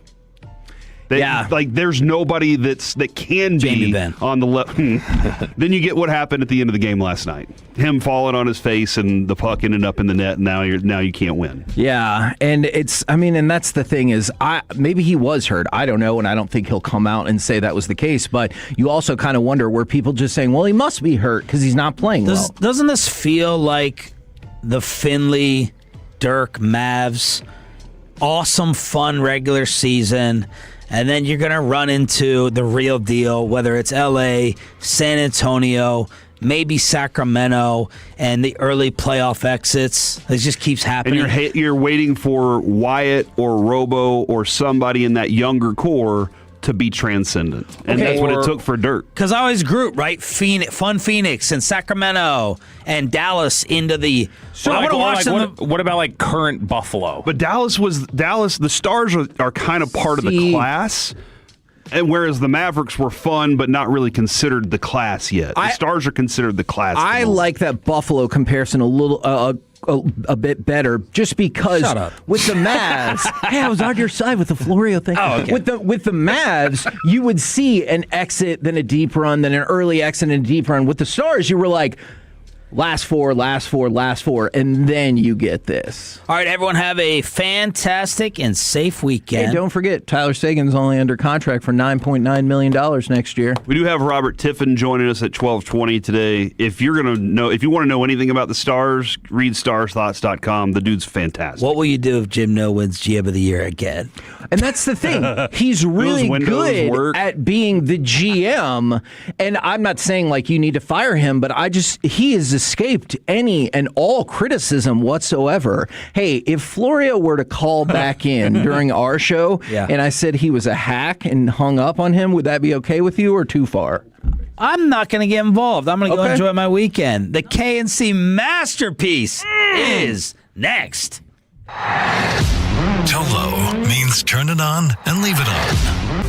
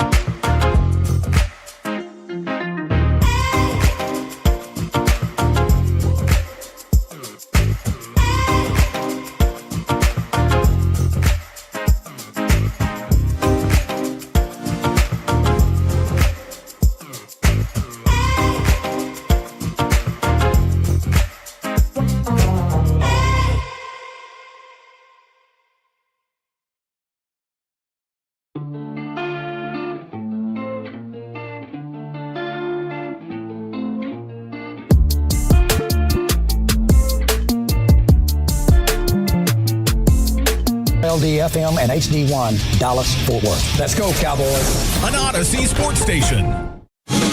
Driven by our D&M Leasing Studios, it's the KNC Masterpiece on 105.3 The Fan. KNC Masterpiece right here on 105.3 The Fan. You got me, Kevin Hagelin. You got, man, I need a chair, Corey Majors. And the famous Alec Medford. Also, perhaps the always inappropriate Bobby Belt if he decides to pop on his microphone. God help us at some point. Gentlemen. What's your favorite Supreme Court decision? Son of a gun. Gentlemen. Who sits this high? How the heck you doing today? How the heck is everybody out there in Radio Land? 877-881-1053. Frankel Injury Attorney text line or the Twitch or the YouTube.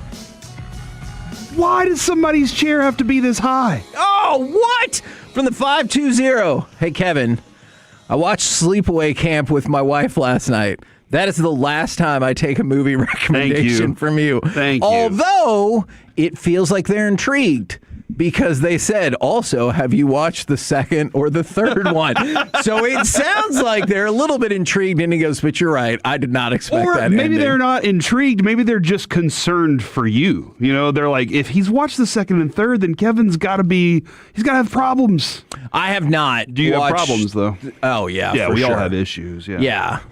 And you've got them too. Dude, listen. So give them all to me and I'll give mine song, to you. Alec, I've got issues. Yes. It's a good song. Can you find that song real quick? See if you can find that. I really want to try this real quick. If you can find that song. One night, we were walking out of the station. Oh, shoot. I don't know if you should tell this story. And Kevin goes, guys, I have an idea. And we were like, what? And he went to his car and turned this song on as like very loud in the parking garage.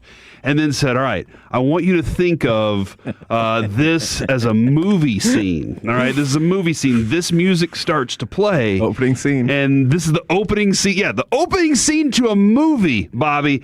And this music starts to play. Have you gotten it there, Alec? Or is it safe? Julia Michaels one? Yeah. Julia Michaels, I believe, is the song. Yeah, it is. And he goes, and then he acted out a murder scene in front of us while this song played.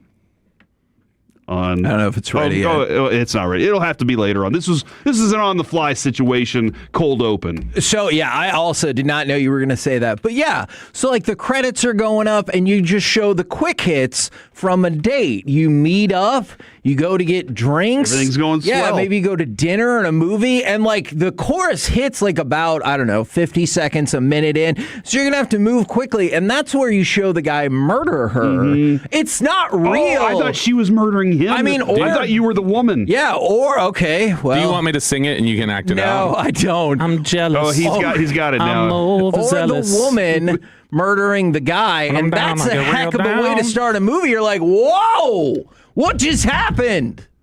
I got issues. Yeah, and then it's like, stab. And then it goes, you get it, right? I'm not, here's the thing. The look on Kevin's face while he was acting this all out was terrifying. It's pretend, though. I get it, but it felt real. And you were like fake holding a knife. That's true. I did do the fake slashing. Colby and I are standing in the parking garage like, we're a little concerned about this at the moment. But now that I hear it again, that song definitely does lend itself to, you got a good eye for what would happen in a movie. And then you follow the lady serial killer throughout the movie. Yeah. All right, I'm just Googling what movies open with a murder, and I'm going to put the song under it, and I'll report back to you. Okay. He's going to send us his AI version of it, and it's going to work out. Scream, yeah. All right. Kevin, I knew he's texted me. For the 972. Man, that movie did have a crazy ending. I'm glad to know that multiple people watched Sleepaway Camp. Newey texted me a moment ago and said he wanted to congratulate you on Cooper Flagg winning Rookie of the Year. He said it's a shame Duke had the top two NBA rookies last year and their lack of good coaching. Shut up, Newey! I just mouthed a bad word on the fan cam, and then I was like, whoops, and I covered my mouth. Sorry, I didn't read the rest of that text, Kevin. I just read the first part. I thought he really wanted to congratulate you. You and Jared should be in a text chain together just to enjoy the downfall of Duke basketball year after year after year. Friday started off pretty good, though, is what I'm saying. And that's what we're going to do. Considering wondering what happened. We're gonna try to cheer you up because from the 817, I'm doing horrible, stupid stars allergies. From the 601, doing terrible. Thanks for asking, Kevin. Well, I don't want that. That person, will you please follow up if it's just the stars or if it's other things? And because I just want to know and make sure that y'all are okay. If it's the stars, I totally get it. From the 817, I watched an effing bloodbath on the ice last night. Let me ask you something. That first... Man, the compilation from that game with that murder music that you're talking about. Yeah, it's tough to... Was it the Nuggets or Stars that had a worse night? There you go. Did that second open net goal, empty net goal really piss you off? Because the first one, I get it. But the second one, I definitely MF'd the TV. Oh, I'm glad you continued to watch. I don't know why either. At 1 minute and 31 seconds... was I sing my song for all to hear moment, Pete Davidson style. And I was like, that's it. Go watch that too. And Farewell, Mr. Bunting. I'm not going to lie. It was very difficult for me to bring myself to it and pushing the turn the TV off button. Because it feels wrong. Yes, it feels like, I'm pretty good at leaving a regular season game before the game's over because I like to beat traffic. Oh man, dude, in a lot of respects. You didn't do it at the World Series. But there was at 1 minute and 31 seconds, I saw Jamie Benn's face, and I couldn't take it anymore, and I turned the TV off, started working on the washing machine because it broke, and then that was where. I didn't see this last one. I was ticked off that you were doing that and you had to be in position to do that. And even with the extra guy on the ice, you couldn't even get control of the puck. And that's how aggressive and how much more Minnesota wanted it than you. Yeah. You saw the difference in them stepping to each player when they had the puck. Not giving any distance, no space, nothing to work in. Every goal last night seemed difficult to come by. So that was what the rest of the series felt like once you had Game 4 happen. Once Game 4 happened, 5 and 6 felt like the Minnesota Wild said, we're not letting them get that close again. And they made the decision that they could. And the Stars, it was kind of you know what? It's a long series. We got till Game 7. We still have time. And you ran out of time. Not that the clock just ran out on you, but you ran out of time, guys. And it looked like you should have had a more sense of urgency. I do wonder, Kevin, with Robo not playing, if that was another, go back to the 3 motivating factors. Contract seasons, grudge. Do you mean not scoring? You said not playing. No, in the Olympics. Oh, okay. I wonder if he just looked a little sharper because he didn't have that in his ledger this year, or if he was motivated by something else. It's possible. I just thought he showed the physicality to a certain extent. That we were hoping. He's for. Still not a fast enough skater. I get it. And and that is never going to be the case. Yeah, you saw how many times did you get out skated for a puck? Yeah. How many times did you see? Oh, we got a breakaway. We don't have anybody that can break away. It was at the beginning of the series when we talked about the puck battles going Minnesota's way, 61-39. I haven't seen that stat from last night, but it feels like it was like 75-25, just in my heart, maybe not in my brain. And I did see this text from the 561. Y'all are not sufficiently sad about the Stars' first-round flameout. I'll just speak for me. I am. I think I'm more mad right now than I am sad. In the past. Okay. They didn't earn my respect enough in this series to be sad about it. This one's I'm mad about. Okay. And see, so I'm mad about it, and definitely sometimes I use humor as a defense mechanism. But yeah, I watched the entire thing, and I was worried pretty much from the jump. I jokingly texted that the game was over, kind of jokingly, after the Wild scored first, because man, oh man, for a win or your season's over game, that team came out, the Stars that is, they came out flat. I think they had 3, maybe 4 shots on goal in the entire first period and 1 in the first 11 minutes. Once again, I know shots on goal is not the end-all, be-all, but when it matches what you're seeing, the kind of thing where, like, you see the statistic that matches what it feels like you're seeing. And when I finally looked at shots on goal, and I was like, good Lord, I guess that does feel about right. They were just getting outworked, and it looked like Quinn Hughes single-handedly was like, we're not going to lose this game. We're not going to win and advance on our home ice. And that's exactly what they did for the first time in 11 years. And I hate it, but you have to look back. Obviously, it's case closed. What Foligno said is the Stars could not hang with the Wild 5-on-5. And man, oh man, was he right. It sucks. They couldn't hang with them 6-on-5. You're kind of right. Yeah, I saw somebody who was like, why do we keep pulling the goalie? That strategy doesn't work. And I was like, well, we can't score 5-on-5. Might as well try. So you're telling me, Kevin, that the time that we're at the best is whenever we have 5 players and they have 4. Yes. So taking a player off their team is a way to do it. All right. Yeah. We're really good when they are shorthanded. I mean, and you're watching. Like beating up on your little brother. Well, and look, how did the Stars tie the game yesterday? On a power play. Yep. And the Maverick Bork goal, well, what a glorious 54 seconds that was. Dude, that was the moment where so twice last night, Adrian tried to talk to me and then politely left the room and went to our bedroom because she realized, Corey's not always in a mood like this, but right now he is. Yeah. And that was one of the moments when she walked into the room and I was feeling hot, dude. I was like, all right, baby, we've climbed this mountain and now we can do something else about it. And then all of a sudden we get scored on and I went, mother effer! And she just turned around and left the room. And she was like, not a good time.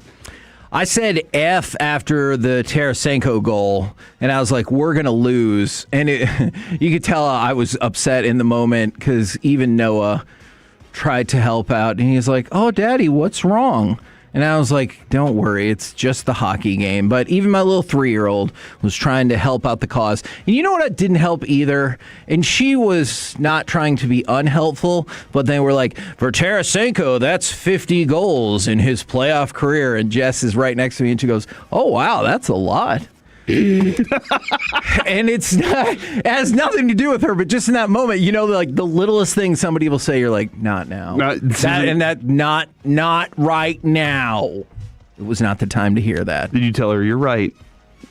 And I'm so happy that I married you. No, but I did suppress my instinct where she goes, oh, how old is he? And I wanted to be like, how the hell should I know? Doesn't matter right now. But I was like, that is not a kind thing to say, so I just said, I'm not sure. I am kind of curious. Bobby, man, hold on.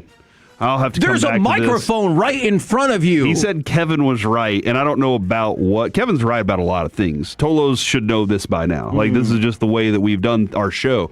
But I think he has put the video together. Okay, that's not oh my gosh. What is that? Oh my goodness. Zodiac. Oh, okay. Makes sense. It's actually good. We'll watch this in the break. You're not. Your microphone's not on still. Damn it. Thank God for that. I tweeted it at Kevin and Corey. Go to my replies. Oh no. I will say this, Kevin. And I just received a text from somebody that we know and love very dearly regarding this. This is going to be a very interesting Stars offseason. Yeah. It has to be a very interesting Stars offseason. And I'm very curious where the decision-making starts. Does it start at the owner and work its way down, or does it end at the GM and work its way down? Yeah. Because I've trusted the GM to put together a good team, and he has. It's been a long time since we haven't been in the playoffs. Hell, it's been 3 straight years since we haven't been in the finals. Yeah. We've been there, and that's a good place. Like, you want to be in that area, dude, and you regret the move of going, yeah, we were there. Look how many people today are going, what about the coach? What about DeBoer? We regret that now. And it is a great feeling to be there, and putting together that kind of run for that long is very difficult. But getting over the hump is always the goal. From the 817, I was buying Game 7 tickets when we went up 2-1. Well, the good news is you probably didn't complete the process before the game was tied again. And then from the 214, I don't agree with this. Jim Nill did great. None of this blame is on him. I just don't see how you can say that. Some of the blame has to go on him. Now, if it's mostly on the players, I agree. Or you want to split it between the players and the coach, I'm with you on that. But some of the blame has to go on your GM if you can't get over the hump. That's why I like the Buffalo analogy that Bobby used earlier. I like Jim Nill. I like Jim Nill a lot. We've had him on air. But even Jim Nill, I think, would tell you he is not blameless in this scenario. I think there are a lot of places we could look. And I told my son this the other day. We got to do some real soul searching. Yeah. On exactly how we feel about every piece, not just some of them, every single one of them. Kevin, it's being reported. Wyatt Langford felt something in his right forearm. Same area. Exited the extended game in Arizona. Rangers are awaiting more info.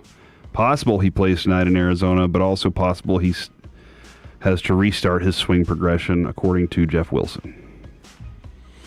So I know it's Friday, and we should be celebrating. Like, Fridays are so fun here on the KNC Masterpiece. We've always said that. Sean actually says that every day. He's like, I can't wait till Friday to hear the KNC Masterpiece. But today seems like it's a tough one. And it's like, just in this moment, it feels like it's the absolute theoretical best players we have, right? Mikko Rantanen, he's a stud. We have him under contract, I think, for 7 more years. Then he kind of disappeared in this series. And at the same time, Wyatt Langford, who is going to be the future, who people already wants to get a contract extension, you can't help but wonder just a little bit. Just a little bit. Does it have to be perfect conditions for him to rock and roll? And then Cooper Flagg, like, he's very talented but couldn't win a championship in college. So, like, will he be able to do that? Damn you, Newey Scruggs!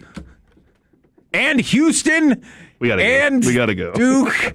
We're the KNC Masterpiece right here on 105.3 The Fan. Coming up next, probably more stars, but also Zachary Risache and the Atlanta Hawks, the Lakers, and, of course, the Minnesota Wild. Do any of these folks deserve Forgiveness Friday? Maybe Bobby, too. Do you? Next on the...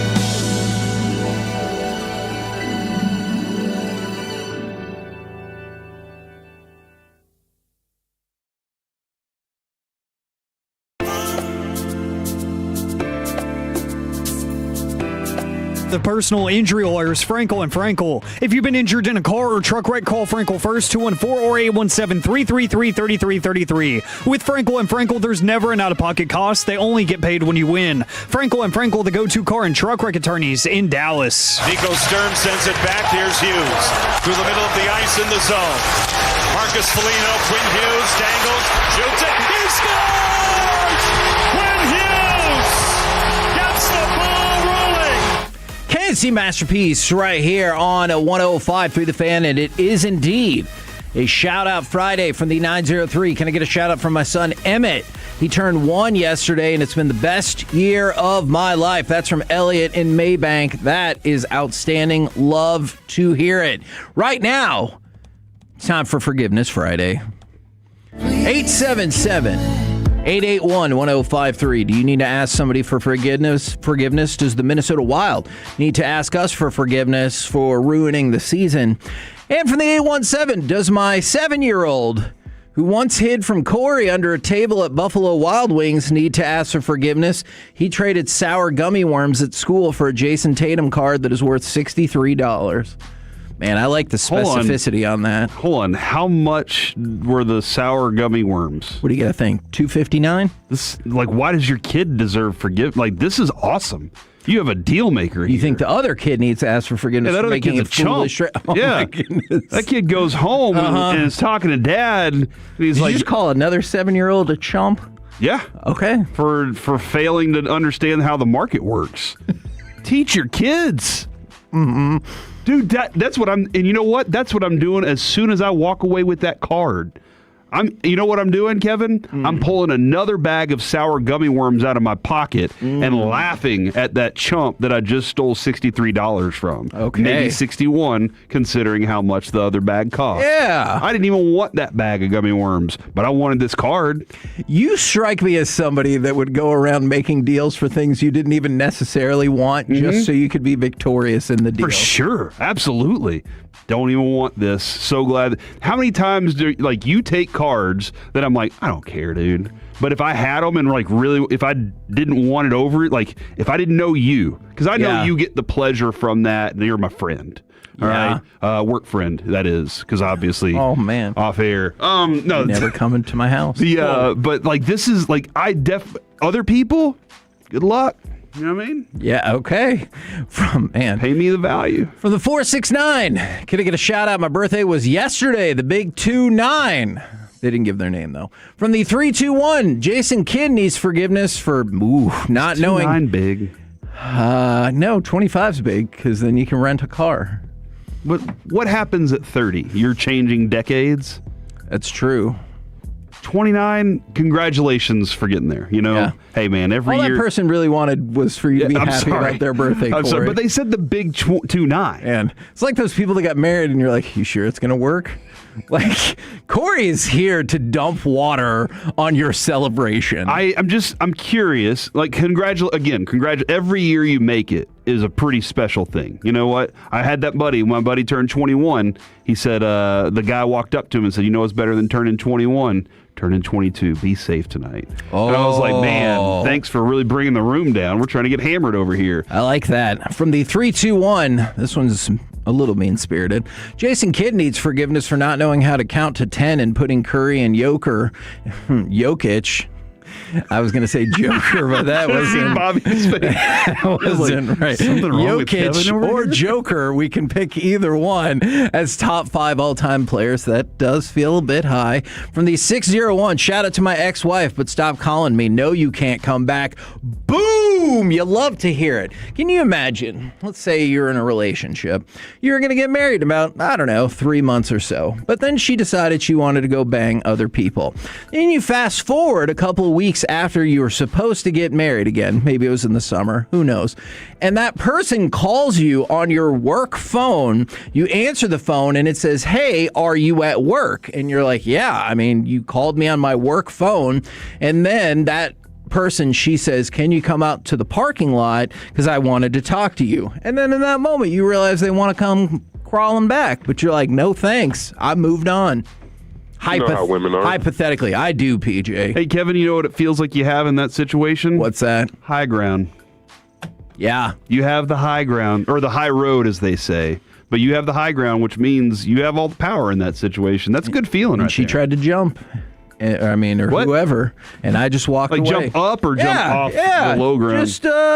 Just walked away. Just walked away. Things turned out okay, though. Oh, yeah. I got for that person. Oh. Whoever that hypothetical person is. Don't care. Yes, she's alive, Bobby. I heard that. Yeah. Yes. No, she is alive. All right. Let's go to cut number 5, because somebody brought up, we were like, maybe it was worse for the Stars last night or the Nuggets, but I was wrong. It was worse for the Hawks last night. Excellent defense from Robinson. Hart pushing the pace. Anunoby on the drive, goes inside, counted, and a foul. He is relentless. This was one of the most astonishing games in the history of playoff basketball. You know what? Scratch playoff. This was one of the most astonishing games in the history of basketball. With 9 minutes left in the first quarter, the Atlanta Hawks led the Knicks 9-5. What happened over the next 16 and a half minutes of basketball was the New York Knicks, and I swear to you this is true, went on a 67-13 run. And they took a 50-point lead at 72-22 with 4 minutes and 39 seconds left in the second half. At halftime, they were ahead 83-36, the largest halftime playoff lead in the history of the NBA. Let's take it back a step further. Since 1996-97, there had been 37,964 basketball games. In none of them had the road team reached 100 points before the home team reached 50. That is what occurred last night. The New York Knicks could have gone from 10 minutes left in the third quarter until the end of the game and scored 0 points, and they still would have won. So that happened? No, they did. Oh. They continued to score points, and they beat the Atlanta Hawks by 51 points in a season-on-the-line game. So if you think the Stars came out flat, and they did, the Hawks was much worse. And then there's this. Could you even bet on that game after a certain point? Or if you wanted to take the Hawks, you definitely could have. And what's really fun about that is they'd keep moving the point spread. So it'd probably be like, would you take the Hawks plus 45.5? And you're like, maybe I would. But consider the last 5 rookies of the year. Cade Cunningham, he's averaging 33, 6, and 7 in the playoffs. Paolo Banchero, he's averaging 29, 6, and 6 in the playoffs. Victor Wembanyama, he is in the second round and just won Defensive Player of the Year. Obviously, Cooper Flagg, he didn't make the playoffs, but he did win Rookie of the Year. And these are the last 5 number 1 picks. And then there's Zachary Risachet. He had played 6 minutes in the playoffs until last night when he played 16 minutes, most of them after Atlanta was already losing by 50 points. So there's that. Forgive him, Kevin. Yeah, be better, bro. Although that whole draft class was trash. Now, do you want to preemptively forgive the Los Angeles Lakers for hopefully becoming the first team in NBA history to fumble a 3-0 lead? There's now a 28% chance they lose this series to the Rockets. Teams in NBA history when trailing 3-0 are 0-160. Game 6 is tonight. The Rockets have won the last 2. I poked fun at them yesterday for saying they were the better team, but they got a shot. They're the home team tonight. They could force a Game 7. You think that's going to happen? I do. What? You think they'll win the series if they force the Game 7, or you think that just the forcing of it is enough? I don't know, because KD is still out tonight, but the Rockets are 3.5-point favorites. So if KD came back for Game 7, that could change things. I know, for you, and then it would be KD, LeBron, history in the making, Game 7. I bet the NBA is like, yeah, all right, Let's do it.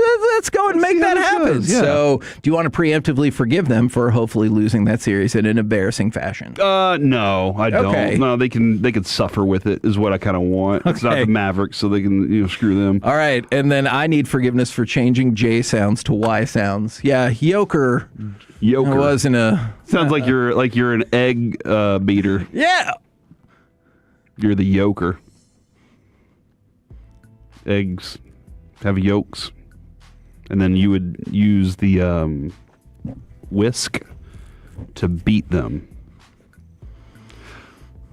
Is that? I'm not saying any words that aren't used often in cooking jargon. Baking also. I don't understand why y'all are looking at me. Even Aiden's over there just staring. I say, we all say egg beater. That's there's literally a mechanism that you use that's called an egg beater. What are you talking about? Do you think we should change that? I'm so glad you started talking in this moment. That was majestic. Unless you tuned in that exact moment, and you're like, "Oh no, what happened?" From the 469, you guys at the ballpark again. We all need to ask Kevin or Josh Young for forgiveness and maybe Evo. I'm not prepared to do that yet. Josh Young is playing at a level right now that I need him to play at, and I wanted him to play at, and his season didn't start that way. And I said, and I thought I was right at the time, go back to AAA and fix whatever it is and then come back. Right. And evidently what he needed was just he needed to get, his own kick in the junk and to get back into it. And then with Evo, we'll see how consistent it is. Great game the other night, but you've had some stinkers that were before that. Yeah. So I'll leave it at that. Okay. And then forgive me for what just happened. No, I think you did great. I really do think you did great. I don't know. This one's a little confusing. Not as confusing as what Corey said. Game 6 tonight against Toronto. Charles Barkley said, I just got to say, I want to apologize for picking the Cavs to go to the finals. They did still win the game he was talking about, and they do lead their series 3-2. But it's not good. You're not playing great basketball because remember, they're also the team that lost that game to Toronto, where Toronto had the worst shooting percentage for any team that ever won a playoff game. But they are still winning that playoff series. Imagine if Nathan Peterson had that game that he had that we always refer to, where it would have been better if he'd have just thrown the ball into the ground every throw. Yes. And they actually won that game. That would be an embarrassing moment in life. It really, really would. We're the KNC Masterpiece right here on 105.3 The Fan. Coming up next, it's time for Baseball Nuggets. Baseball games are longer this year, but it's not really because of the ABS. Next, right here on The Fan. Coming up.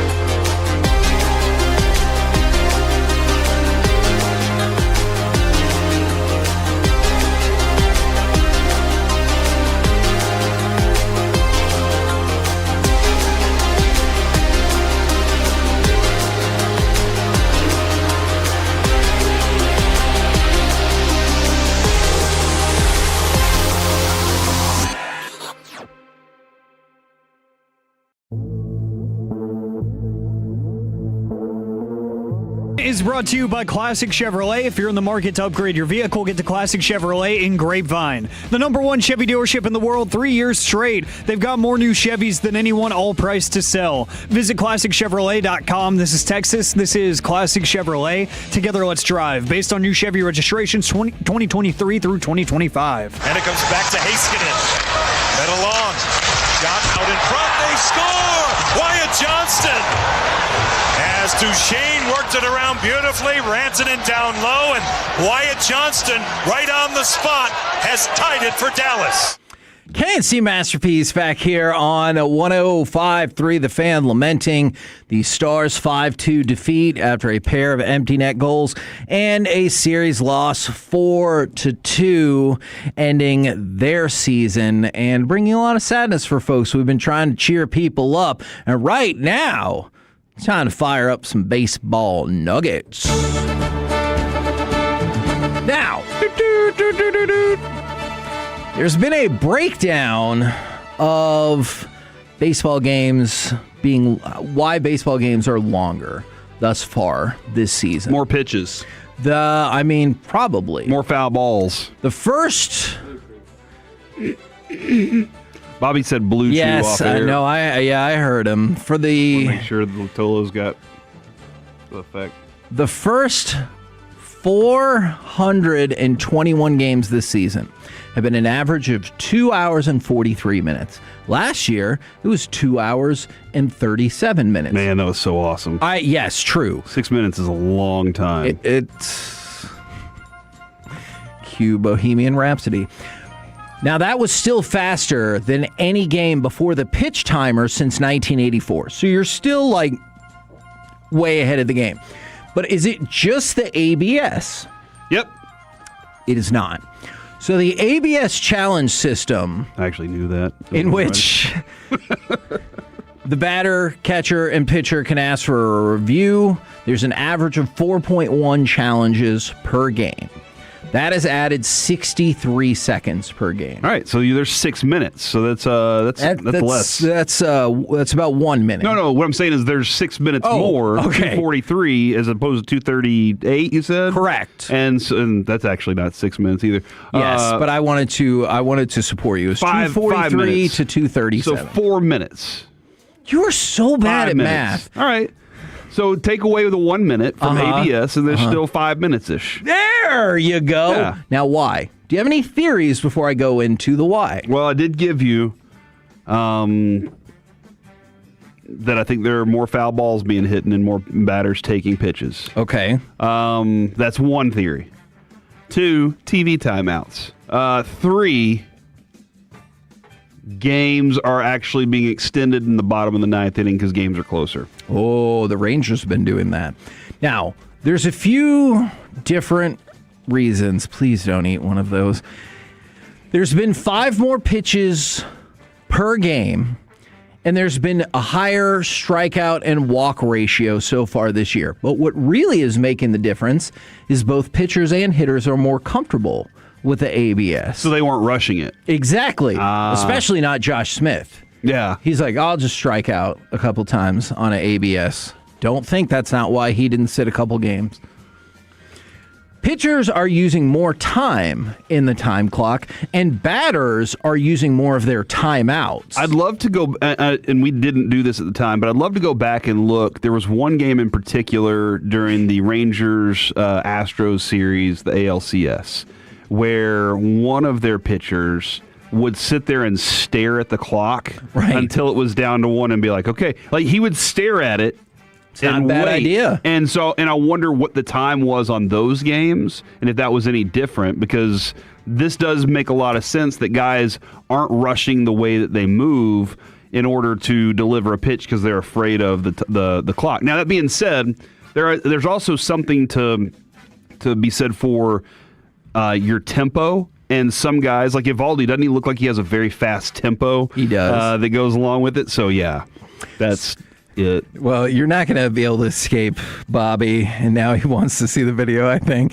But yeah, so pitchers being more comfortable and running the pitch clock down, hitters being more comfortable and willing to use their timeout. So it's kind of ABS adjacent then, but then again, if there was no pitch clock, wouldn't the pitchers just be like, yeah, no, I'll throw the ball in a second whenever I feel like it? And that's where you would get, and Eric admitted this to us, the Eric Nadel performances in some of these games when he's like, well, just so you know, this is the third slowest pitcher in all of Major League Baseball taking the hill. So he would like condition you. No, Kevin, you think he was complaining. He admitted it. But hold you weren't on. here that day. I very rarely get to say this. You weren't here that day. We had him and Alec, and we said it sounded like you were slowly going insane. And he goes, yeah, without the pitch clock, I don't know if I would still be doing this. I was here the other day when we were out at the stadium when he told us that. But it also, baseball is a stats-driven game. It's true. And that was just another stat that he got to throw out there to be part of a complaint.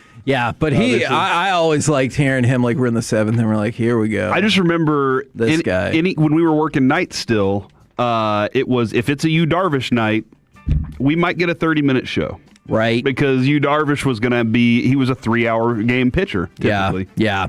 Now, I know you always wanted Jerks and Profar to do this, but you got the double Grand Slam game last night, but it was from two different players. Adley Rutschman for the Baltimore Orioles, and then Jeremiah Jackson also hit a Grand Slam for them. So double Grand Slam in the 10-3 win for the Orioles. Did you see what happened then? Jim Palmer ate a chicken wing. Is that a big deal? I think Jim Palmer said if Adley Rutschman hits a grand slam, I'll eat a chicken wing, and I'm not sure he'd ever had one before. Oh, and that's just odd to me. But he's Jim Palmer, dude. It's like Jess has a friend who says they've never chewed gum before, or they chewed gum once. Dude, this is a segment, right? Okay. Like, what is the thing that your friend says they've never done that you just cannot understand? And you have a great deal of skepticism about as well. Yeah. All right, let's go to Kevin McGonigal. Not only a professor at Hogwarts, also a rookie for the Detroit Tigers. No? You question that description? I do. All right, so Kevin McGonigal has 11 doubles. Now, of course, today is May 1st. They haven't played yet today. He is the first Tigers rookie to have at least 11 doubles before May. He also has reached base in 26 consecutive games, the longest by a Tigers rookie since 1980. He has an OPS of 935 and his WAR is already at 2, which is probably good because you remember right when the season was starting, they gave him a $150 million extension. But he's also 21 years old, so, you know. Yeah, when you do that, you're kind of hoping that they take their time to produce. I mean, looks like it's going to work out okay for him. Okay. Now, I'm going to need you guys to all be honest if you've ever heard of one of these players that I'm going to bring up. I know you've heard of the rest of them. But Nick Kurtz. Yep. Yeah, okay. He has now drawn a walk in 19 consecutive games. That ties him with Ted Williams in 1941 for the third longest streak in the history of baseball. You're kidding. Third longest.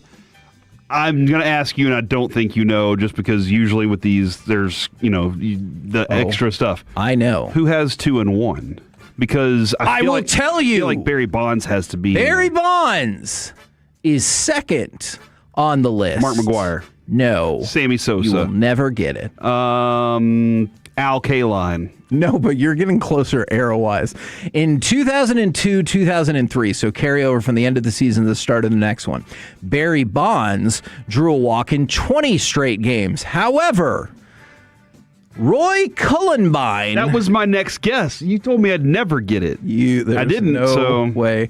Roy Cullenbine holds the record with 22 with walks in 22 straight games in 1947 when he played for the Detroit Tigers. Although he started his career and finished his career with the Detroit Tigers, in between he played for the Brooklyn Dodgers, St. Louis Browns, Washington Senators, and then the Yankees, and then the old nickname of the Cleveland team. Pretty interesting. I figured Bonds had to be in that conversation based on the fact that they feared him, and that's where I look at Nick Kurtz right now. He is a feared hitter. Pitchers just want to nibble with him because they're afraid that dude will park one on him. Yeah, and so hey, Kurtz has got a shot. Now move up into, if you're already tied with Ted Williams with something that's pretty damn impressive. Now, let's talk about the Boston Red Sox. Why do they suck so much this year? Well, here's a good idea of why. They have hit 21 home runs. That's the third fewest in Major League Baseball. They have given up 41 home runs. That is the third most in baseball. Their ratio between home runs hit and home runs given up is -20. At this point in the season, that is Boston's worst margin since any season since 1929. Well, at least they have Garrett Crochet. He's on the injured list. Mm-hmm. At least things are going to go well for him, right?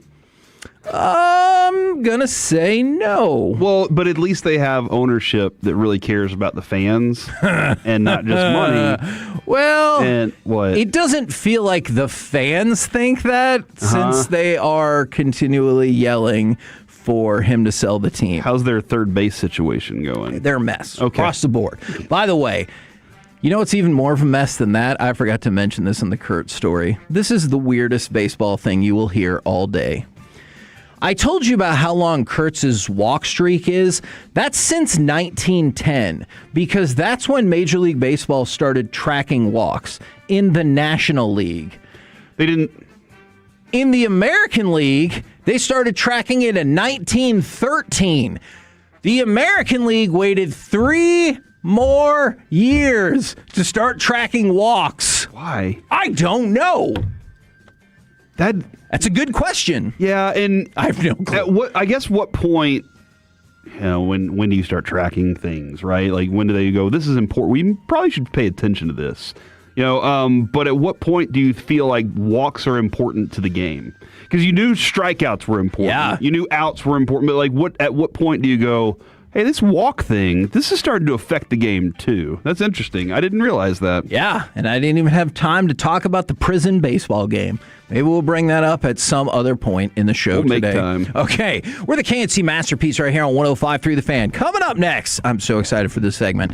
It's the Combo Platter Freebie Edition. Give us a sports opinion, and then, in honor of the Sports Illustrated football phone, what is the best free gift or incentive you've ever gotten for a purchase or subscription?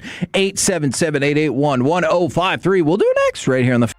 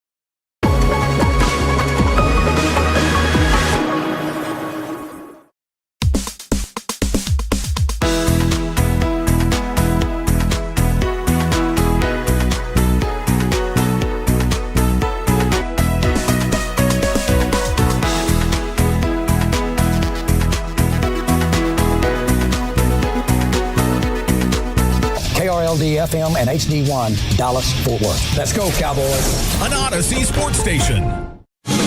Driven by our D&M Leasing Studios, it's the KNC Masterpiece on 105.3 The Fan. KNC Masterpiece right here on 105.3 The Fan, where we're always here to remind you that Jay Cottinger is under contract through 2033. Thomas Harley, so is Miko Rantanen, and Thomas Harley is under contract through 2034. All right, so that's only 6 years if you add a couple more years to it. And then the other one's 6 years if you add a few more years to it. So, what? Feels like, is that 9 years? Hey. 8? As long as you don't talk about eggs, you're good with me. All right. Everything I said about the egg beater's right. Everything. I don't understand. Have you never made eggs? And you never will. Understand. That you'll never make eggs. All right. So I was watching something. Don't even remember what it was now. And they talked about how glorious the Sports Illustrated football phone was. And I was like, man, I remember that. That was maybe you like Sports Illustrated, maybe you didn't. But you needed to subscribe to Sports Illustrated so you could get that football phone. Oh, yeah, somebody still had it in their office. And I was like, that is freaking awesome. So the question we have for the combo platter today, give us a sports opinion. And then, what is the best free gift or incentive you have ever gotten for a purchase or subscription? This is a great example from the 972 Sports Opinion.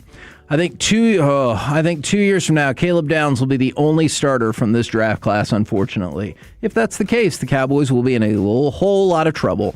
And the people at card shows that throw in a free pack or two after a big purchase are the best. Like a pack of smokes? No, like a pack of cards. Oh.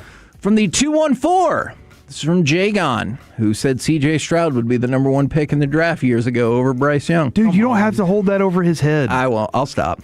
Probably. Until next year. That's fair. The Broncos will make and win the Super Bowl this year in a VHS of NFL Follies from 1986. And that's another thing that Sports Illustrated did. They were like, you can get this videotape never released to the public. And you're like, oh my God, I have to have it. Because obviously it was a different time. You couldn't just grab whatever you wanted off the internet or have Bobby make it for you. You had to actually search for some of those things. So I think it is that's a great example as well. Who would like to start? I will. Initially, Kevin, my sports opinion was going to be, I don't know how much more of this I can take. Oh, just sports? Kinda. What does that mean? Are you okay? Sports just let me down, dude. For sure. Sports is just letting me down. Now, again, it's been since 2017 that the Mavs and Stars both didn't make the playoffs. So, we've had 1 year in the last 7 that we've had one team missing, and I think it was the Mavericks, and then this year obviously too. The Stars have been collectively helping us out. But it was going to be, I'm just not sure how much more of this I can take.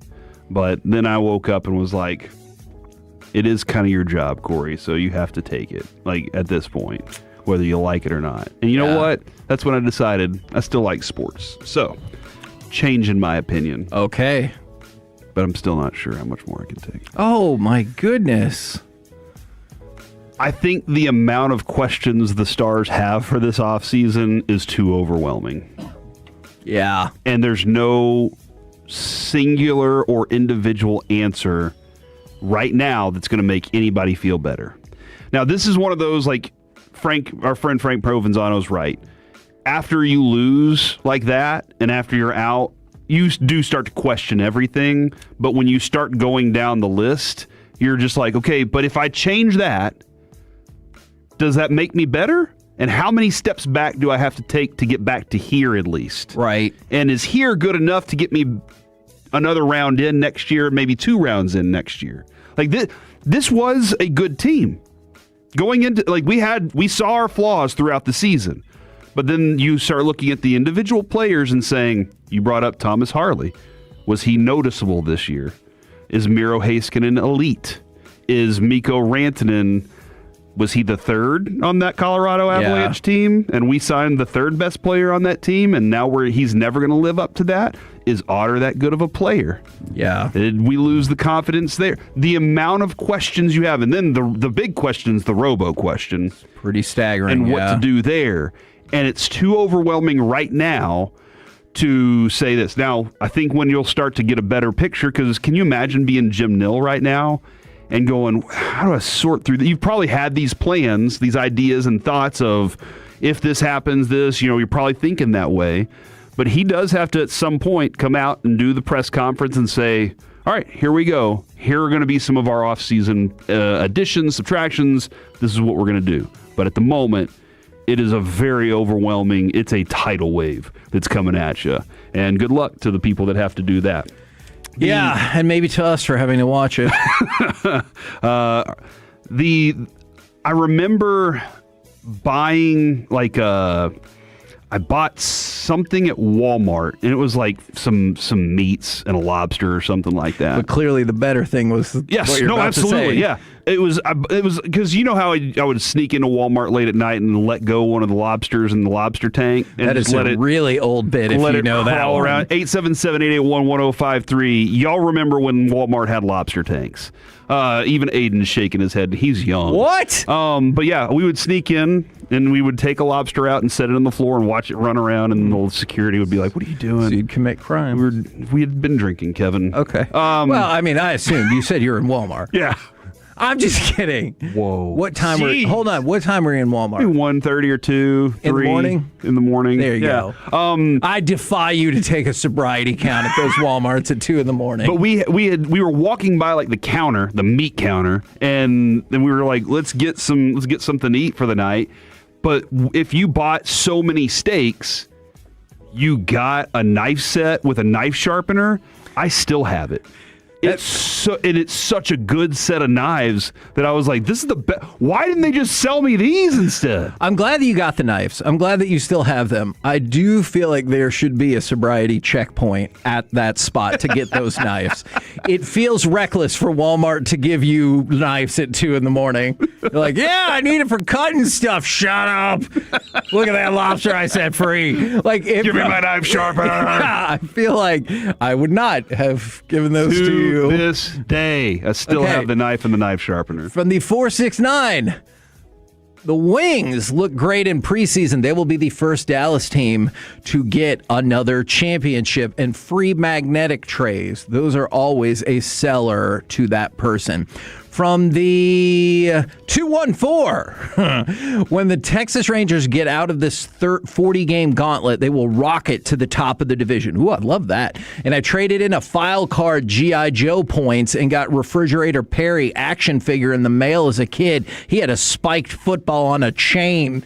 That sounds awesome. From the 817, Walmart closes at 12. And from the 321, Corey just made me sad that Walmarts aren't open 24 hours anymore. Okay, I was going to ask if that was all Walmarts, because I know we've got like a super Walmart off of 30, but I'm not frequently going up there anymore. Like, there was a time in my life, obviously, same as you, would be up there at 2 in the morning or whatever, but no... Hitting each other with pool noodles. Yeah, no Walmart. Or actually what we did was, especially around Halloween, we would get those plastic swords and have a pirate fight in the aisle. So no Walmarts are open? Not a single one. 24 hours anymore? Pandemic killed it. What's the Walton family doing here? Oh, I don't know. They still own it, right? I don't know. I have to admit, I didn't check.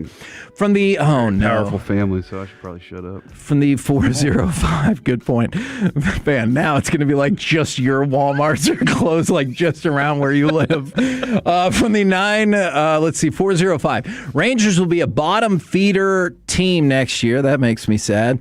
And the Dale Earnhardt die-cast car in the bottom of a cereal box. Man, you could put up with the rising prices of some food items if they still came with free things.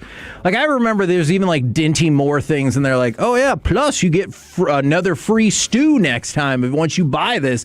And then, like, I'm telling you, that was the thing. And then you would get all kinds of cool toys in cereal boxes now. Now we're just like, let's raise the price, shrink the portions, and you get nothing. The back of the box is a maze. And you're like, come on, what are we doing here? Or some puzzle, and you're like, I'm not doing that puzzle. That was one of the things, and sometimes they made you work for it. They're like, you got to cut out 4 of these UPCs and send it in to get your Boo Berry. Oh, now and you're like, oh, come on.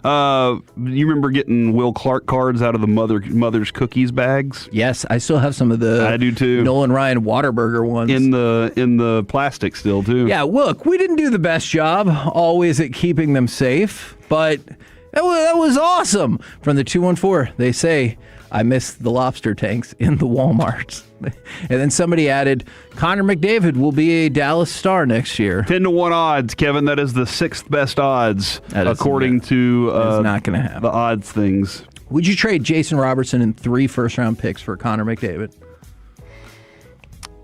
Ooh. Yeah. Oh, maybe he could be a Dallas Star then. Because you're going to trade Jason Robertson. Like if that would be my guess. We'll have to get to that at another point. That's a significant factor that I think is a good segment for next week. Okay, yeah, I would. 940. Hey, Kevin. Not everybody who went to Walmart at 2 a.m. was drunk. Some of us went to watch the drunks because it's entertaining. It was entertaining. It's a good point. That is a good point. Mr. Medford, what say you? Sports opinion.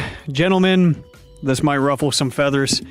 If you are making the but they were so injured argument about the Dallas Stars, you're part of the problem.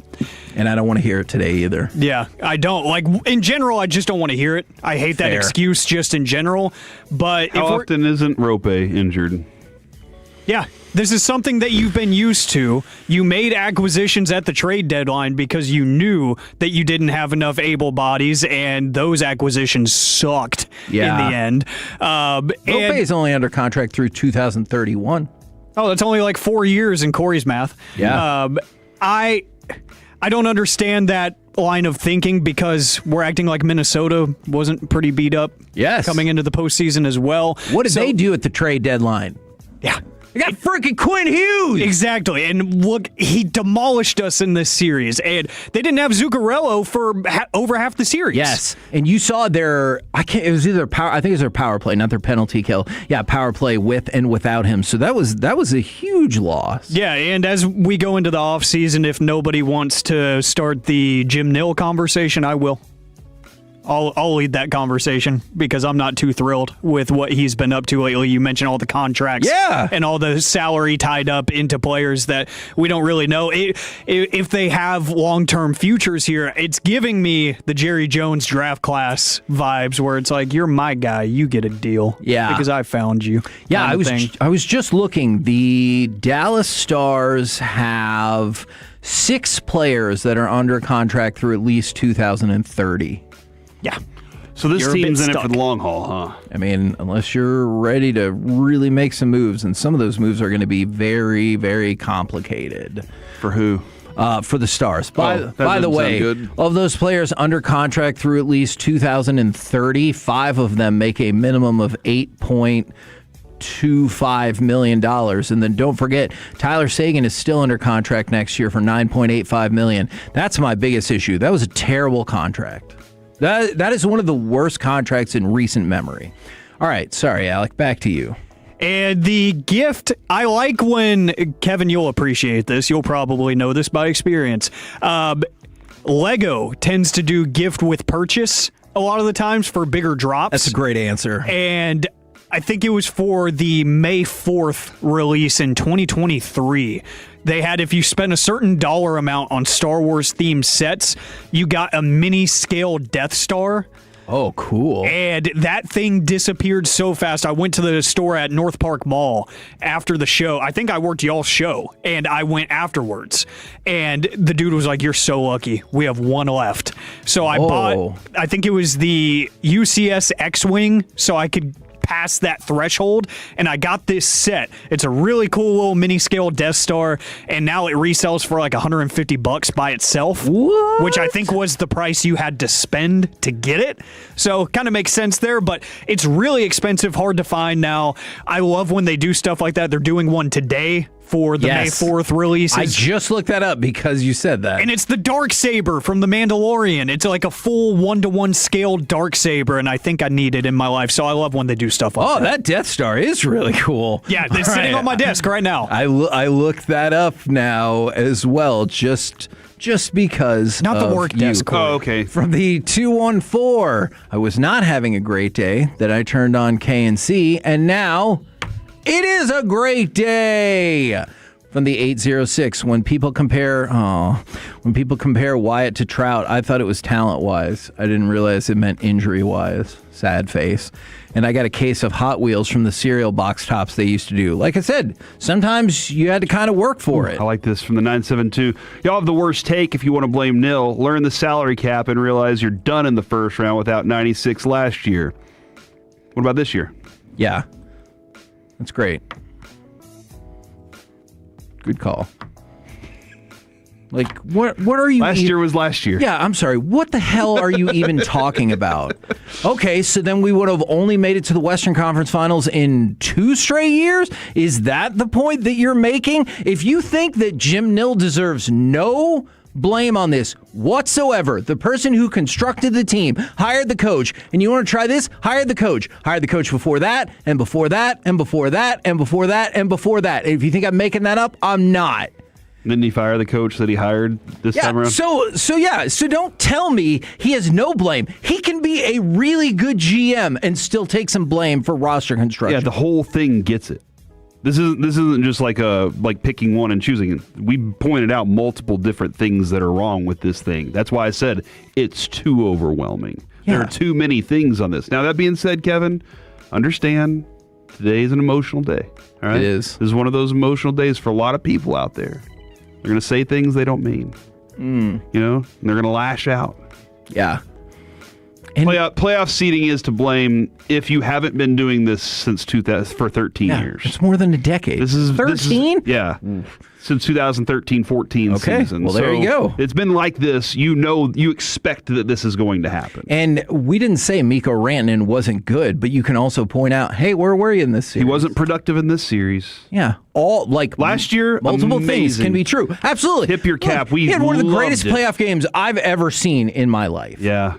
We're the KNC Masterpiece, right here on 105.3 The Fan. Sorry to everybody we missed. We got a boogie. We're already late. Coming up next, it's time for AM on the FM. We got the question of the day plus the self-serve soda shooting next on The Fan. No.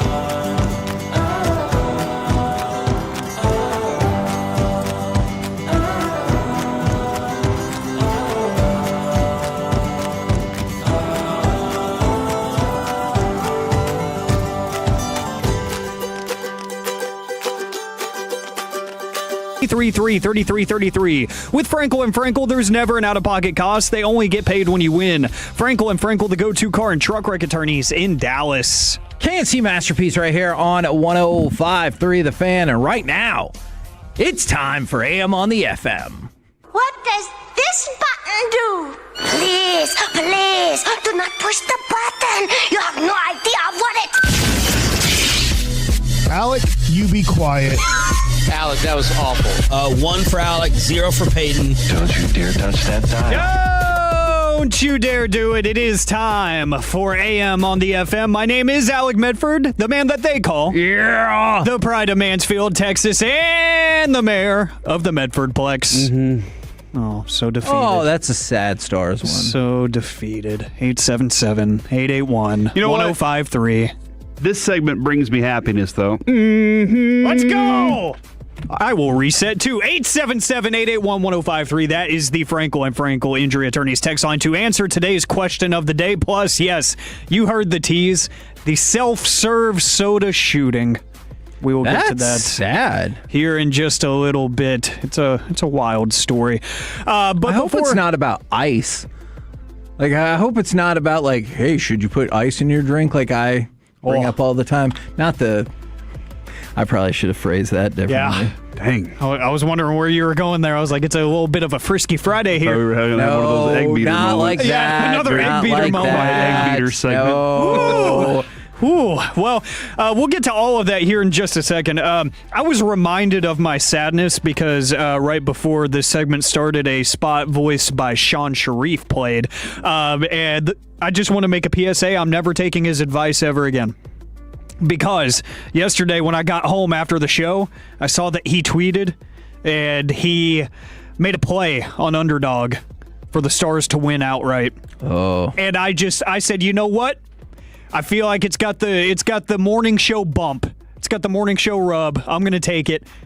And I put $50 on the Stars winning on Underdog. So I'm sad. Oh, and so is my wallet today. I'm sorry. So, yeah, if I'm a little extra on edge, it's because Sean costed me $50. I'm blaming him, not me. Even though I had total discretion whether or not to do that, I don't care. I'm blaming him. Yeah. I have to deflect here. I did text in that group at some point, F this. Yes. I said that out loud. I just didn't text it. Did you read Warren Buffett's take on gambling moving into the world? How much do you look at our run sheet emails? So that's a no? That's a yes. I did see it. Oh, good job, Majors. I was I'm proud trying of you to today. tease, but thanks a lot, dude. Yeah. Trying to tease ahead. It's called a long tease. Guys. Oh, hold on. Yeah. Use it against him. I like it. Today is National Mantra Day. National Mantra Day. Oh. So the question of the day for Twitch and YouTube and the fan text to answer, 877-881-1053. What's a mantra that you live by? In it to win it. Well, not the Stars. Always read the head on the run sheet email. That's right. I'm sorry, that was a D-ish response by me, too. By the way, that's not today's run sheet. It says on Monday. I never read the future part. Never? Not a single time. So if I started putting like inflammatory stuff in there, oh that man, would just be for you and Alec. You know what? If Alec even reads it. That does sound fun for me. You know, I did see it. And I thought it was a very well thought out question posed by Kevin Hagelin that I was very excited to get to on Monday. Yes, Corey. Quite honestly, I already deleted the email, so I don't even know what's it. I'll go to the junk email. Son of a gun. Because I only look at one email now. After what's from Dan Bruno. Nope. I don't look at the company email anymore. All right, man. Jeez. No, it's their fault. They lost my trust. Holy moly, man! Corey's just going scorched earth. Yeah, we're It's a long story that I'll have to tell at some other point. But Kevin, I know that story. Yeah, we know. I'm sorry for not looking ahead. It's a cool story. Okay. That's okay. I really thought it was fun. I'm with you. In the moment, it felt like we could take a shot at Alec on this, but never mind. Today is a mess. What was the question? It's National Mantra Day, Major, so what's a mantra that you live by? I think I'm going to get this tattooed on my body at some point, actually. Because I've always, that was your mantra. It's not the mantra, but it's the quote. And I tell my kid this, and I really hope he does the soul searching that's necessary, but it's the Seneca BC quote before Christ, Kevin. Thank you. To see a man truly succeed is to see him struggle through adversity. And so, when adversity is around, I always have this. I guess I do have this mantra that it's an obstacle that's going to create success. Success is on the way. Yeah. Because whenever hard times hit, if it's easy, Kevin, it's just the way. Yeah. This is the way. That's why it's hard. Because if it was easy, it would just be the way. That's right. And so whenever it's easy, we don't appreciate it as much. But whenever those hard times do hit, you take away a lesson of, I'll never let that happen again. I'll be more prepared for it next. Whatever it is, you feel like you're better from the adversity. So I've always gone by that. One of the things I've always really liked is good is the enemy of great. And so I think that's something that hopefully our show abides by, but I definitely believe in that. I wish I did it more, but I wish I thought that more. Yeah. But that's a damn good one. Man, there's been a couple new ones that have entered my life. I have a few that I've just lived by for a long time, but there's been a few new ones. A great source of them, listen to John Cena interviews. He has some amazing quotes that you should definitely take note of. One of them that he had recently, I think this year, was refuse to be acknowledged by a single accomplishment. Yeah. Oh, okay. I like that. I like that one a ton. And then he tweeted one, I think, a couple weeks ago, where he said, "I'm committed to progress, therefore I cannot claim to have it all figured out." I really like that one, too. I like the single accomplishment thing because you can do great things, but can you do more? Exactly. I really like that idea of being able to be like, you can never take that away from me because I do so much more in addition to that. And that's what I want to be known for, the jack of all trades, if you will. He does this, that, and the other. And he does a lot of great things, not just one thing really, really well. I really like that. And then one, I think Kevin will like this one. The number 2 is unforgiving. Yeah. Yeah, because you never want to be second place. It is so unforgiving when people slap the title of second place. I think that's one that Hagee would like. I agree. What are we laughing at? Our friend Frank Provenzano, former assistant GM for the Stars and DFW's general manager, said, Canadian proverb, don't eat yellow snow. It's a great one. Oh, yeah, that is. You think a good it's one. just the Canadians started that? You think? Yeah.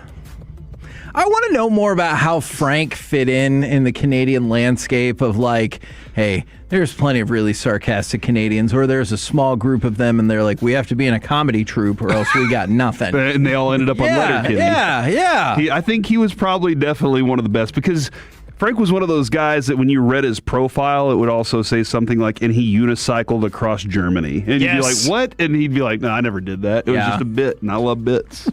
We do love bits around here. For the 972 for National Mantra Day, one that they live by, don't sweat the small stuff. It's all small stuff. I like that one. It kind of feels like we have nothing to fear but fear itself kind of vibe. Yes, from another 214, never trust anyone who doesn't cuss. Colby told me a variation of that and why he didn't trust me. He goes, I don't trust anybody that doesn't drink. And I was like, haven't I always been straight up with you? And he goes, probably, but I still don't trust you because you don't drink. And I was like, oh, okie dokie then. That being said, doesn't it feel like somebody who does have some drinks is probably going to have a little bit of shifty way about them? Yeah, or maybe they'll just tell you more of the truth, whether they want to or not. And then from the 817, you got to be odd to be number 1. Oh, literally. I like that. That's literal. Yeah. I like it. Guys, somebody should create a book of these mantras. Oh. Feels like you should create it. No, I'm stealing that idea. You have too many book ideas, Corey. You need to finish your other books first. That's right. You're right. Don't you have a book about Kyle Yeomans and the Dallas Cowboys No, to that's write? his book That's to write. Kevin's. That is his book to that's write. Kevin's. The That is- triplets. Yeah, no, the book. You I switch still- off chapter by chapter. Do you want me to Still- send you the printed version or the? This is an off. I would like a discussion. printed version. Okay. Yes, please. So tell me if you're shocked by the start of what I'm about to say. A Taco Bell employee in Florida was arrested over a shooting that stemmed from an argument with a customer who used a water cup for soda. You see that all the time, too, except in a lot of places where they're like, here's a water cup. I don't care. Yeah. So NBC Miami reports that one customer at a Taco Bell in West Palm Beach decided to ask for a water cup along with their meal, and they got caught filling it up with soda. That ended up turning into an argument with Taco Bell employee identified as Damari Patterson. The argument got so heated that the customer kind of followed Patterson back to the counter and was still going back and forth. And this customer had a group of friends with him too. So a numbers game. Patterson claims that he thought one of the members of the group had a weapon on them. So he went back to the kitchen and grabbed his weapon, which... bringing a weapon to work. Interesting. And he grabbed his gun and he shot towards the group, which nobody was seriously injured. One person was grazed by a bullet and taken to get evaluated. Everybody was okay, and he fired a second shot that went through a local restaurant's window. And he claimed self-defense. After a police investigation, they said BS. That was stupid. So now he has 3 different aggravated assault charges on his ledger, and the group of teenagers that were filling up the water cup with soda, they had no charges and they were released. Well, they still broke the rules, but I can kind of understand one of the reasons that I got fired from Blockbuster is because the person... You cared about the rules so much. I cared about the rules too much. And the person who was shoplifting and I kicked in their car window, they had filed a lawsuit against us, and I had violated company policy. From the 609, he really gave them a Baja Blast. Jeez. And also, whenever Alex said he went back and grabbed his weapon, I don't know why, and wasn't thinking about a gun. You were thinking about his junk. I gotcha. We're the KNC Masterpiece right here on 105.3 The Fan. Coming up next, it's time for Gridiron Gravy. Could Jeremiah Love have an Ashton Genty-style disappointing rookie campaign? Next on The Fan. Coming up in the next G-Bag Nation short show.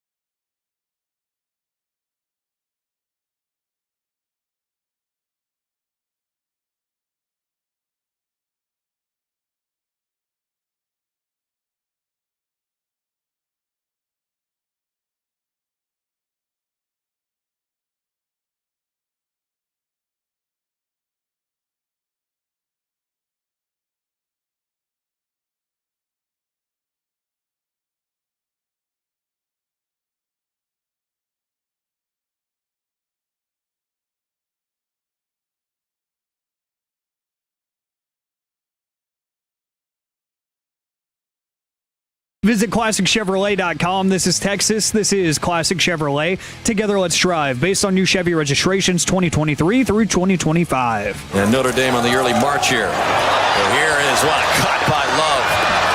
Not one, but two cuts that opens him up down the sideline and streaking for the end zone. Touchdown, Notre Dame. What a run by Love. KNC Masterpiece right here on 105 through the fan. And right now, it's time to go around the entire NFL and dip into some gridiron gravy. Dip it and rip it. And let's start with your Dallas Cowboys. The Dallas Cowboys signed the entirety of their draft class with the exception of Malachi Lawrence. So they did sign Caleb Downs to a deal. They signed their other 5 non-first round picks. So the only one who has not signed their rookie deal just yet is Malachi Lawrence. This is good. Feels like the Cowboys are usually, even though things are slotted a lot more, are usually towards the end of this. Yeah, because why? Feels like they're like, let's watch these tea leaves drop off the trees or whatever. I feel like, Kevin, am I wrong? Has this been an efficient offseason? Yeah, I think so. Now, if you would have picked up one of those linebackers, would you have felt even better? But at least they put in the effort. No, absolutely. And just didn't get it. Yeah, they failed at it. And that happens. That happens. But don't you usually feel like maybe they didn't even try? You'll get the note of, they were not interested in that. You're like, why? Yeah. But they did tell us we want to go find things to make this team better. And I think the timing of the way that they've done things, even with the George Pickens thing, that was a little weird that Steven came out right before the draft and threw that to the wall on his own. But then on top of it, it was even weirder that George Pickens was like right before the draft, all right, I'm in. Yeah. It just feels like things are going the right way rather than let's watch this soap opera play out. And Kevin, maybe they're just saving us for a good season finale. Maybe that's what it is. No. We'll get you for a cliffhanger here. Look, that's one of the things I hate. Cowboys, I'm all of the season's in. I don't need a cliffhanger. I'm going to keep watching your stupid show. They're going to win the second round, get to the NFC Championship, and leave you on the cliffhanger with, can they do it next year? And then... Look, it'll probably work. And that is the danger of raised and lowered expectations. Stars don't get to the Western Conference Finals. I'm outraged. The Cowboys make it to the equivalent of the Western Conference Finals. I'll throw a freaking party. Meanwhile, only 4 years separate those two franchises in their last championship. Don't ever forget that. Now, never ever quit, guys. Let's go to Cleveland, where Todd Monken says he would love to name a starting quarterback before training camp, but he's not there yet. Which leads us to perhaps the first ever version of this on the show. Is this response sexist? I take you to reporter Mary Kay Cabot of the Cleveland Plain Dealer. She says that Deshaun Watson has emerged as the favorite to be QB1. She also said, I think they should declare the Deshaun Watson QB1 ASAP and let the first team offense start to cook. There is no time to waste. To which Shiloh Sanders' brother Shiloh wrote on Instagram, go make a sandwich, Mary. So we asked the question, is that response sexist? Dude, doesn't it feel? Yes, absolutely it is. Rude. Rude or sexist, though? Both. Okay. Because men can make sandwiches. As a matter of fact, Brandon Hurtado makes one of the best sandwiches you'll find out there. If Brandon Hurtado would have put that, do you think he would have said, go make a sandwich, Brandon? You think Brandon would have... No, I'm saying Shiloh. I don't think so. Okay, then it is sexist. Unless, maybe, because he does make good sandwich. But don't you feel like with the amount of work she's done in her career and the respect that she has, that the Browns would be like, all right, go ahead and get rid of Shador because we like her more? Well, it was his brother that said that, though. Still. Do you think... I don't even want to deal with that kind of recklessness aimed at Mary Kay Cabot. Do you think Shiloh Sanders has much of an idea of any of that? Probably not. I think you're probably right about that. Yeah, she's been around for a minute. Yes, and put out some really interesting stuff. Oh, from the 3-2-1. Oh, so you're saying women don't make sandwiches as good as men, Corey? Brandon's sandwich is phenomenal. You found yourself trapped. I want to tell you something. the reason Adrian, she got me. Because she made a bagel sandwich that I was like, if I can get that for the rest of my life. You know how many she's made for me since we've been married? 4. 2. Yeah. Oh, no. Adrian, if you're out there right now in the world. Making brownies, too. I'd love some sandwich. Oh, man. All right. Let's go to Russell Wilson, who... Look, I'm not saying these two things are related. Yeah. I'm just going to read you kind of two headlines and ideas. The other day I told you that Russell Wilson was visiting with the Jets. Could be their backup quarterback behind Geno Smith. Unrelated or not, Russell Wilson could not play next year to go be on CBS. Do you think there's any chance that the prospect of being a backup quarterback for the Jets would force Russell Wilson to go into broadcasting instead? Probably. I think that or too. Or maybe Russell's finally starting to get the picture of what the career might be done. The real career of being a starting NFL quarterback. And quite honestly, if you're a Super Bowl winning quarterback, you started and you were at the top of the game, do you ever truly want to be a backup? Yeah. A lot of those guys don't have the humbleness in their nature to actually go do that. So the next step is, what do I do next? And I take advantage of this. Now, my question is, are we getting Mr. Unlimited personality? And that's the one we're going to get on CBS? Boring. Naked photo shoots with a kid that's not his. It's weird. Biologically. All right, let's go to Austin Eckler. He has been fully cleared and said he plans to play in 2026. I know you'll be shocked to learn this, but the Colts declined the 5th-year option for Anthony Richardson, which would have paid him $22.5 million. Oh, because they need that money for Daniel Jones. Or because he's not good at football. Oh. One of those two reasons, probably though. Both of them. All right, let me ask you this. We've been talking about Jeremiah Love. Pro Football Reference put out that the Cardinals ranked 27th in the NFL last year in yards before contact. Okay. So very, very low. Could you see a scenario, or maybe do you even think it's likely, that Jeremiah Love will have a disappointing rookie season similar to that of Ashton Genty because it's not in front of him?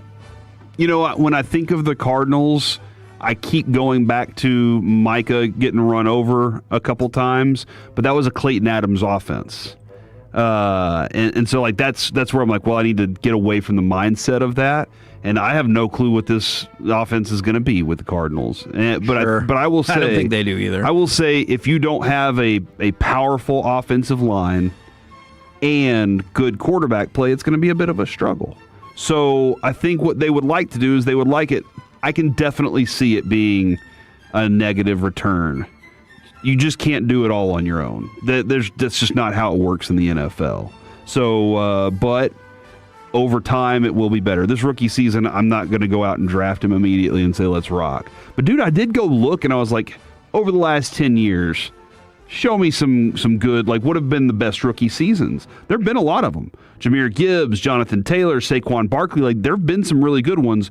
Go back and look at why.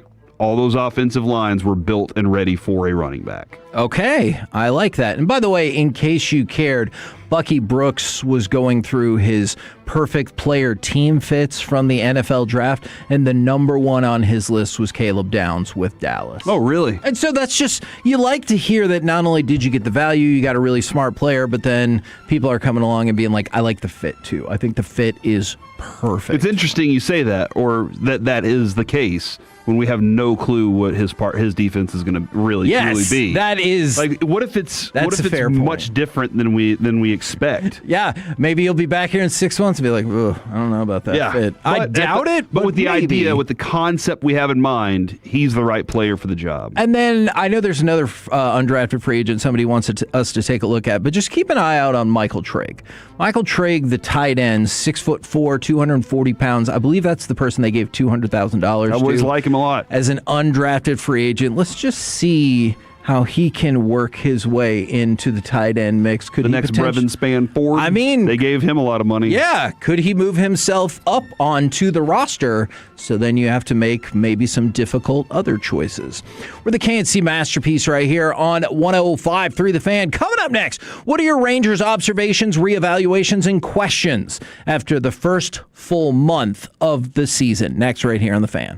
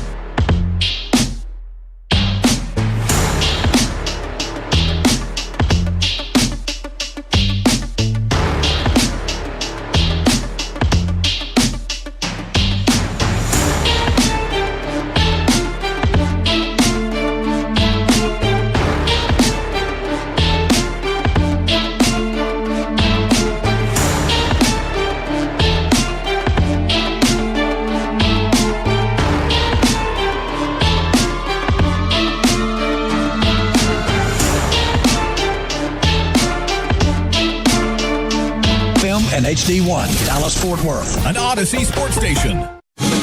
Driven by our D&M Leasing Studios, it's the KNC Masterpiece on 105.3 The Fan. KNC Masterpiece right here on 105.3 The Fan. In about 20 minutes, we have our Dallas Stars insider and man who has the Finnish flag as his cover photo, Robert Tiffin. But right now, we are going to talk about the Texas Rangers. So they finished all of April, so like the first full month of the season for them.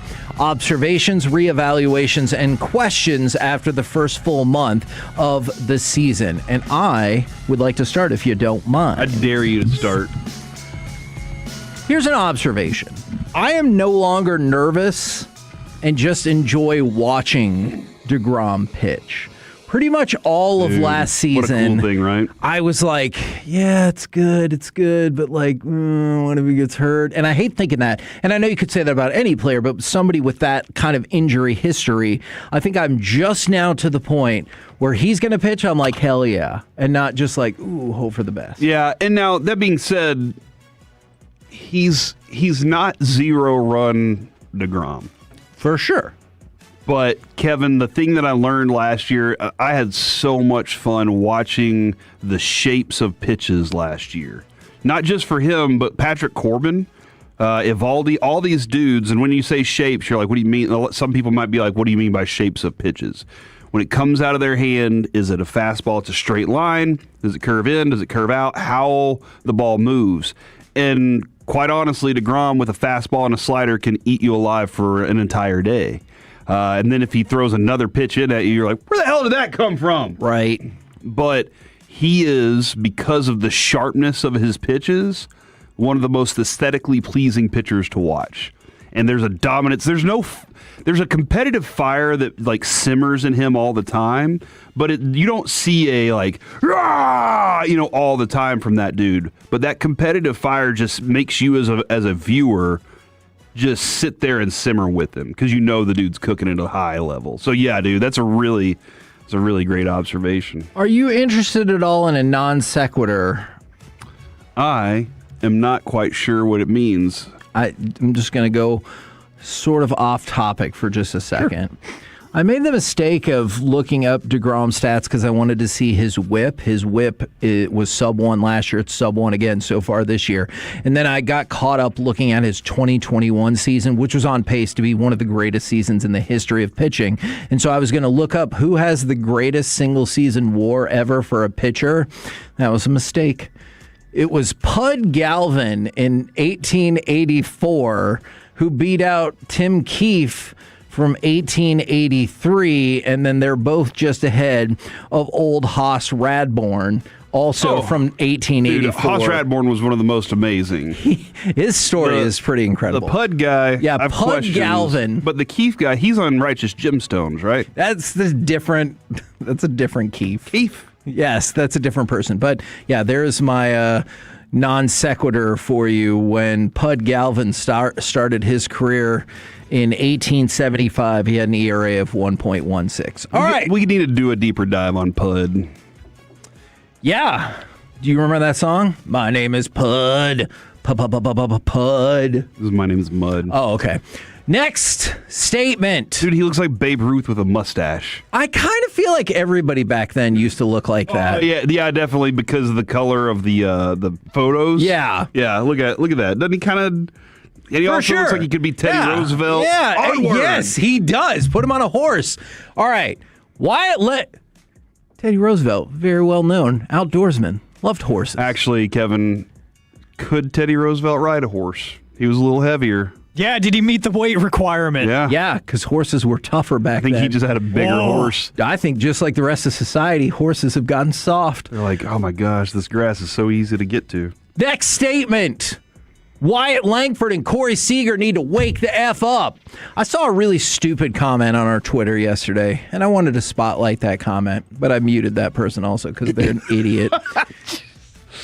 So we were having critiques of Corey Seager so far, and that guy responded as like, oh, sounds like these guys going to get rid of him and not even have him be on the team. And I was like, yeah, you Nimrod. That's what we said. We said he's playing poorly, and you've seen the heights of Corey Seager, which are higher than anybody else offensively on this team. So I would love for him to get it together. And then we got the news earlier today that Wyatt Langford, it sure sounds like he's hit a setback in his simulated game, and he felt more tightness in his forearm. Who knows what's going to happen with that? But it's been a rough start compared to where they usually are for those two. I think that's Kevin, and I think we had a lot of ifs before the season regarding those guys being that level. If they're this, and the whole lineup had a lot of ifs. I think the observation that I have is we are not a talented team. And that's not a hot take in my opinion. You're not a talented hitting roster. That is, at the moment, the toughest thing is looking at this roster and saying, am I just hoping? They're all good dudes. There's some good dudes on this roster. But am I just hoping that they play at their best and that we get the best out of it? And that's what you're doing. The reality is, when it comes to being a talented power hitting roster or doubles hitting roster, this isn't it. And that's why when you look at somebody like Corey Seager, it's crazy too? He's only missed one game so far. So he's played 30 of the 31 games. But even with that, he's on pace for the lowest WAR he's had since 2020. You know why? Because 2020 was the year we only had 60 games. So other than that, you have to go back to 2018, where he missed most of the season. Right now, he's on pace for his lowest OPS of his entire career, lowest on-base percentage of his career, lowest batting average by a lot of his career. He has gotten off to a horrid start, but he's been out there. Mm-hmm. Like there's which was what we asked. Yeah, because we thought if he was out there that he'd be more effective. Exactly. It's kind of like last year's sad Mike Trout season, where he played most of the year and he just wasn't that good. I never would have envisioned a scenario in which Corey Seager plays most of the year and he's just not that good. Now, still plenty of time to turn it around, but him and Wyatt, you got to get something going. Can I add another one, though? Please. Kumar Rocker is a good fourth pitcher. Might even be a good third pitcher. Right now, he's a good fourth pitcher. And I think you've said this a couple times. Some of his outings, you look at the stats at the end of it and you're like, well, maybe those stats don't tell the complete story. I think more him than any of our other starters. And most of the time, the stats might look like a bad story, but then you look at them and you're like, actually, that turns out okay. Yeah. Sometimes it's like, man, he got out of the game before it could turn bad. Right. But listen to this. 6 innings pitched, 4 2/3, 5 innings, 5 innings. For a fifth pitcher, doing all right, only giving up a couple runs there. Yeah, and obviously, I think it's the Pittsburgh game, right, that Evan Carter really bailed you out. Yes. But still. Yeah, no, here's what I wanted from Kumar Rocker this year. Not go out there and wow me. It is kind of starting to get time for you need to be a legitimate pitcher in Major League Baseball. But I wasn't saying go out there and wow me. I was saying go out there every day or every 5 days and pitch. And give yourself a chance and give the team a chance. So far, I feel like he has. So I'll take what Kumar Rocker has given me so far this season, and that's my observation on him. Okay, I like that. By the way, weird coincidence. I'm actually reading the Theodore Roosevelt biography, Horseback in the Morning, right now by David McCullough. Onward. In your face, Alec. All right, question. Go ahead and give me cut number 7, will you please? Because this next one will include audio. On a fly ball to left. Here's a well-hit ball. Deep right center field. Geloff going back on this. It carries well, and it's into the bullpen. Home run for Josh Young. The Jungle Cat bites. In 24 games in April, Josh Young, 17 RBIs, hit .381 with an OPS of 1.103. Is this Josh Young's real breakout season? Because it felt like 23 was it. You know what? No, I'm not going to say that. Okay. Because here's what I need to see him at this level when everybody else is too. Right now, I feel like he is at this level because he is playing at a certain level that he realizes they need it. But whenever everybody else is that they don't need it, where is he? And so I need that dude to be playing at this level when the rest of the group is playing at this level too. So whenever I see that, Kevin, that's when I will claim this for you. Okay. But I appreciate this. Dude, it's recognition of what Josh Young's doing. And what he's doing is as good as it gets. But when sometimes you kind of get in your own head as the other people are having success and maybe you're not. How does he respond to that? That's what I want to see from him. Evan Carter still can't hit lefties, but he's healthy and the prototypical defensive center fielder. Do you know what he's hitting against lefties this year? 121. 0. What? Oh, he hasn't had any at-bats, obviously. False. Okay. He is 0 for 18 with 2 walks and 8 strikeouts. Okay. As an on-base percentage of 100. He needs more. He needs these at-bats, though, right? Like no, you're right. They don't have any choices but to do it because of Wyatt Langford's injury. But he needs these. But at some point, he's got to turn a corner. Especially when you watch him out there in center field. He continues to make really extreme plays look rather routine at times. He's so fast. He's a prototypical defensive center fielder, and I love that, even if he still can't hit left-handers. Statement. Is he I'm sorry, you say defensive. Is he just a defensive center fielder against righties? Or is he a threat against righties, in your opinion? I think that's what we should probably at some point really take a breakdown on what we consider at the plate. He has a potential. He still has the potential, and I firmly believe this to be a threat against right-handers. Yeah, and so we're not there yet. Okay, all right. Now, statement. You can tell me if you disagree. While the bullpen's ERA is really good, the lack of high-velocity pitchers and swing-and-miss stuff is going to catch up to the Rangers' bullpen soon. I think that and just overuse early here in the season because they have to go to him so frequently. Yeah. This happened last year. Kevin, last year the starting pitching started to catch up and the bats started giving you some more runs later in the season. Not enough more runs, but some more runs. And then the bullpen was like, we're exhausted, guys. And so I think this is very similar to the way things happened last year where you were like, man, I really didn't expect the bullpen to be this season. But yeah, I do think you need dudes that walk in there and Mason Miller the hell out of an inning. And you have not a single one of them, but you have some dudes that can trick you into getting outs. Now, would you like another non sequitur? This one is going to go in a wild direction. All right. Yeah. Oh, I don't like it, Corey. He said a wild direction. It's not about hockey. Okay. That's good. fair. Okay, but good. this is definitely not middle of the earth, right? Non sequitur, the middle of the earth line. That's the non-equator, if you were looking for that. Non-equator. Huh. From the 3-2-1, Nimrod is a hunter, Kevin. I will not stop this fight against misinformation and slander you keep spreading about the name Nimrod, so I decided to investigate. You don't want to get things wrong.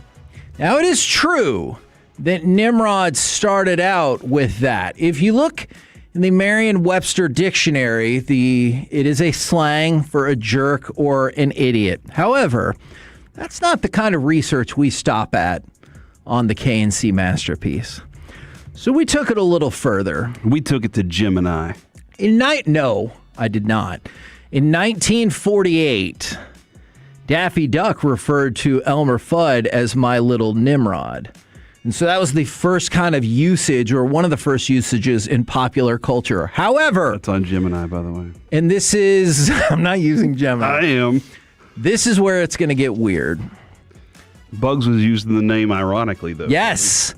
Then we go to Reddit, and the first recorded unambiguous, non-hunter-linked use of the word Nimrod as an insult is found in the 1981 Canadian thriller movie Happy Birthday to Me, where one character yells, "Hey, that Nimrod owes me $20. The reason why I wanted to bring that up is I have seen Happy Birthday to Me. I have watched it in the last year or so. It's not great, but once again, the ending to that movie is wild. wild. So if you like horror movies and you're not totally concerned about how good they actually are, go watch the 1981 movie Happy Birthday to Me. I would slot it below Sleepaway Camp, but still, if you do not value your time like I don't, worth your time.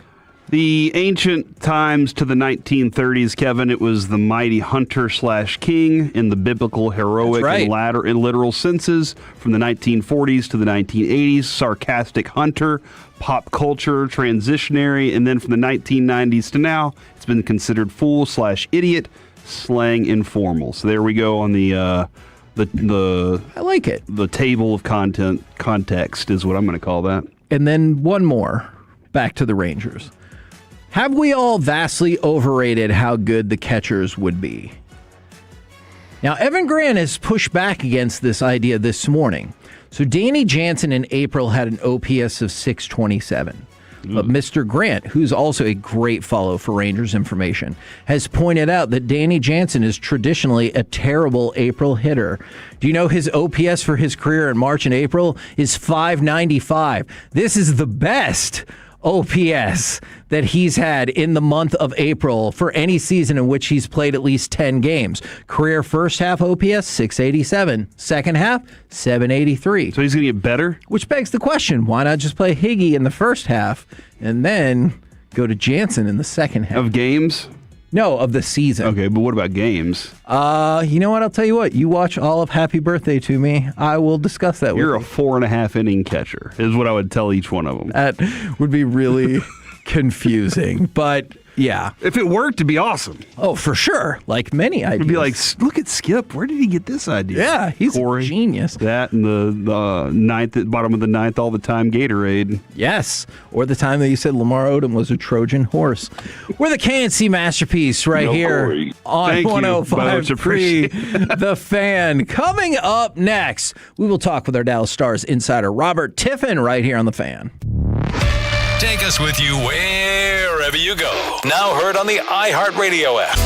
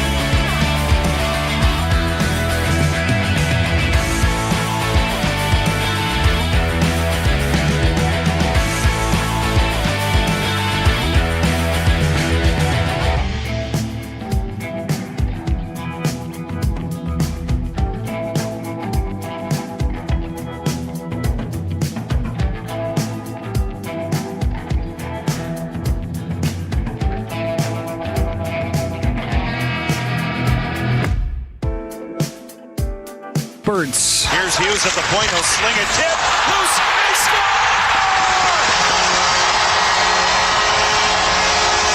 Vladimir Tarasenko with his 50th career playoff goal has tied it. KNC Masterpiece back here on 105.3 The Fan. Right now, we bring on our Stars Insider and man who couldn't will Dallas to a victory last night. It is Robert Tiffin. Good afternoon, sir. Good to talk to you guys. My apologies. I just didn't have it this year. That's on me, 100%. I'm glad that you take responsibility for that. When I look He's a good at, man. We've always said he that. is. Yep. When I look at last year against the Oilers, and you got outscored like 13-5, 5-on-5, and this series, I think you got outscored 14-4. 5-on-5. Mm-hmm. That is not just a thing that happens. That is a worrying trend. Anything in particular, although I'm guessing there's a lot of things behind that trend.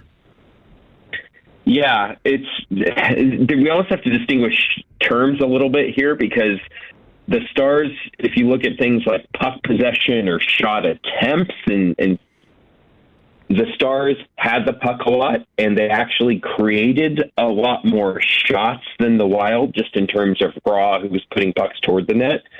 But the deeper you dig into the data, the Stars weren't doing the thing they were doing for most of the season, which is getting to the front of the net with high-quality chances. Even just a few per game was often enough this season for the Stars to punish another team. I mean, how many times over this season did we say, man, the Stars keep getting outshot, but they keep scraping out wins? Right. And the reason for that was because those few shots they were getting, they were being really picky and really creative in finding ways to get those shots from the most dangerous areas. And in this series, the Wild, to their credit, were able to keep the Stars largely out of those areas. Even when the Stars did get there, the Wild were packed in tightly enough to clear the rebounds. And Jesper Wallstedt was really good in goal, too, which helped when those shots did get through. So that's how you get to those numbers, like you said, at 5-on-5, where the Stars just couldn't create that space.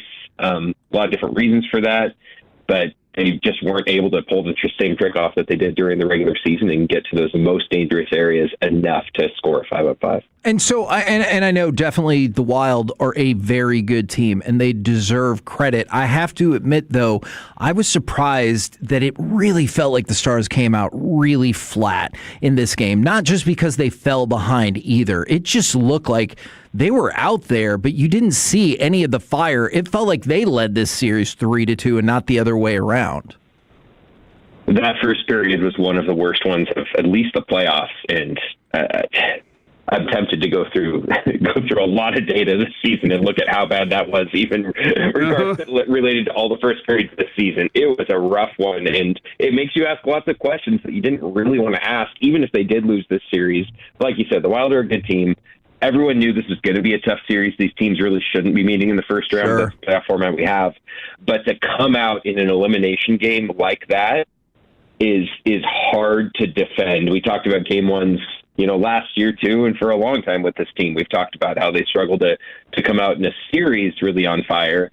And now here in an elimination game, they struggled to come out even in the first period of the game like a team that looked hungry and desperate. And that's a problem, or it's a reflection of something else that was going on. But either way, it was not a fun watch. It just wasn't. And as a fan, you never want to see a team go out like that.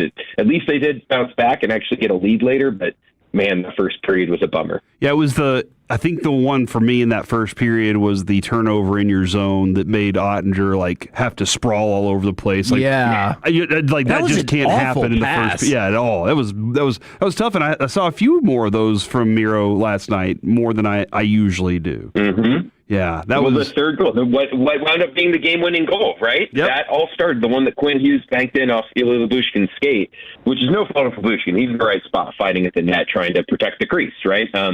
But the whole reason that happened is because you have Miro Heiskanen, one of the best defensemen in the league, passing a puck to Matt Duchene, who's got some of the highest puck skills on this team. Two veterans, two very highly regarded players.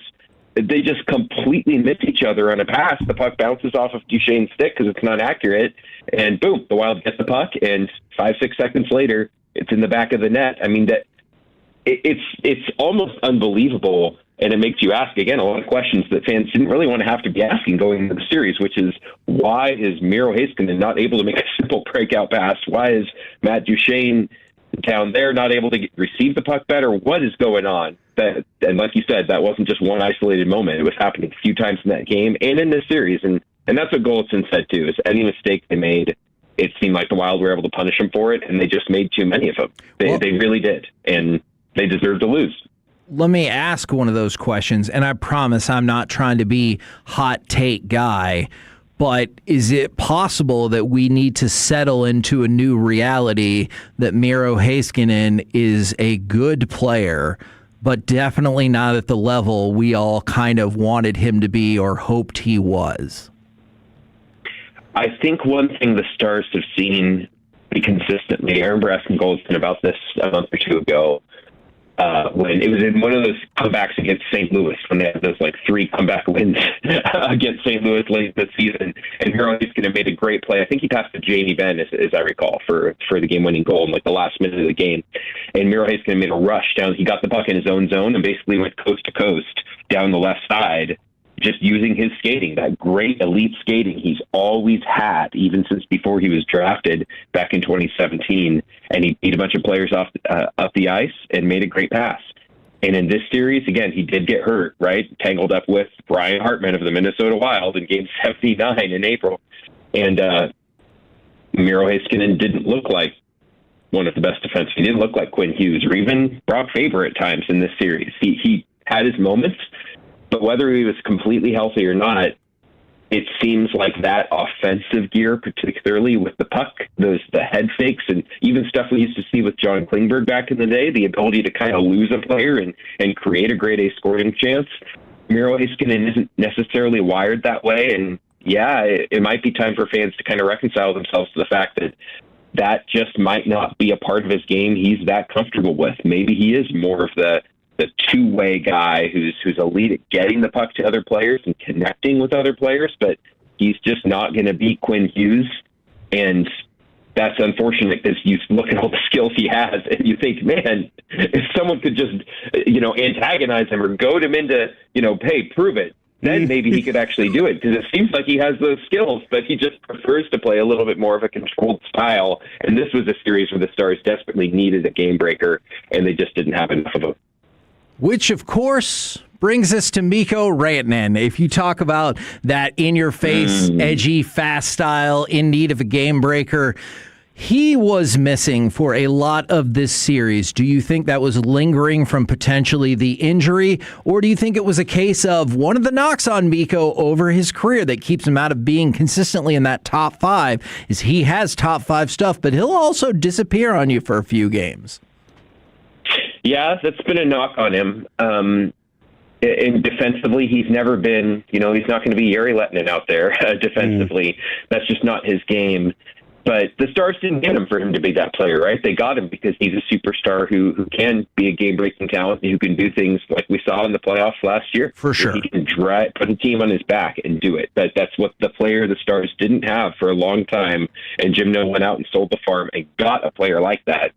And I don't know about you guys, but watching Mikko Rantanen in this series, time and time again, it just looked like a player who wasn't able to push off as much as he needed to at times to lose a guy. He couldn't get past players, and so he would get close to, but he's so strong. Like, there were times during the season and even last playoffs where he would be able to get past a player, and maybe they committed a penalty on him, maybe not, but he was just so strong. I mean, his name moves for a reason. He's just so powerful and skilled that combination is just deadly.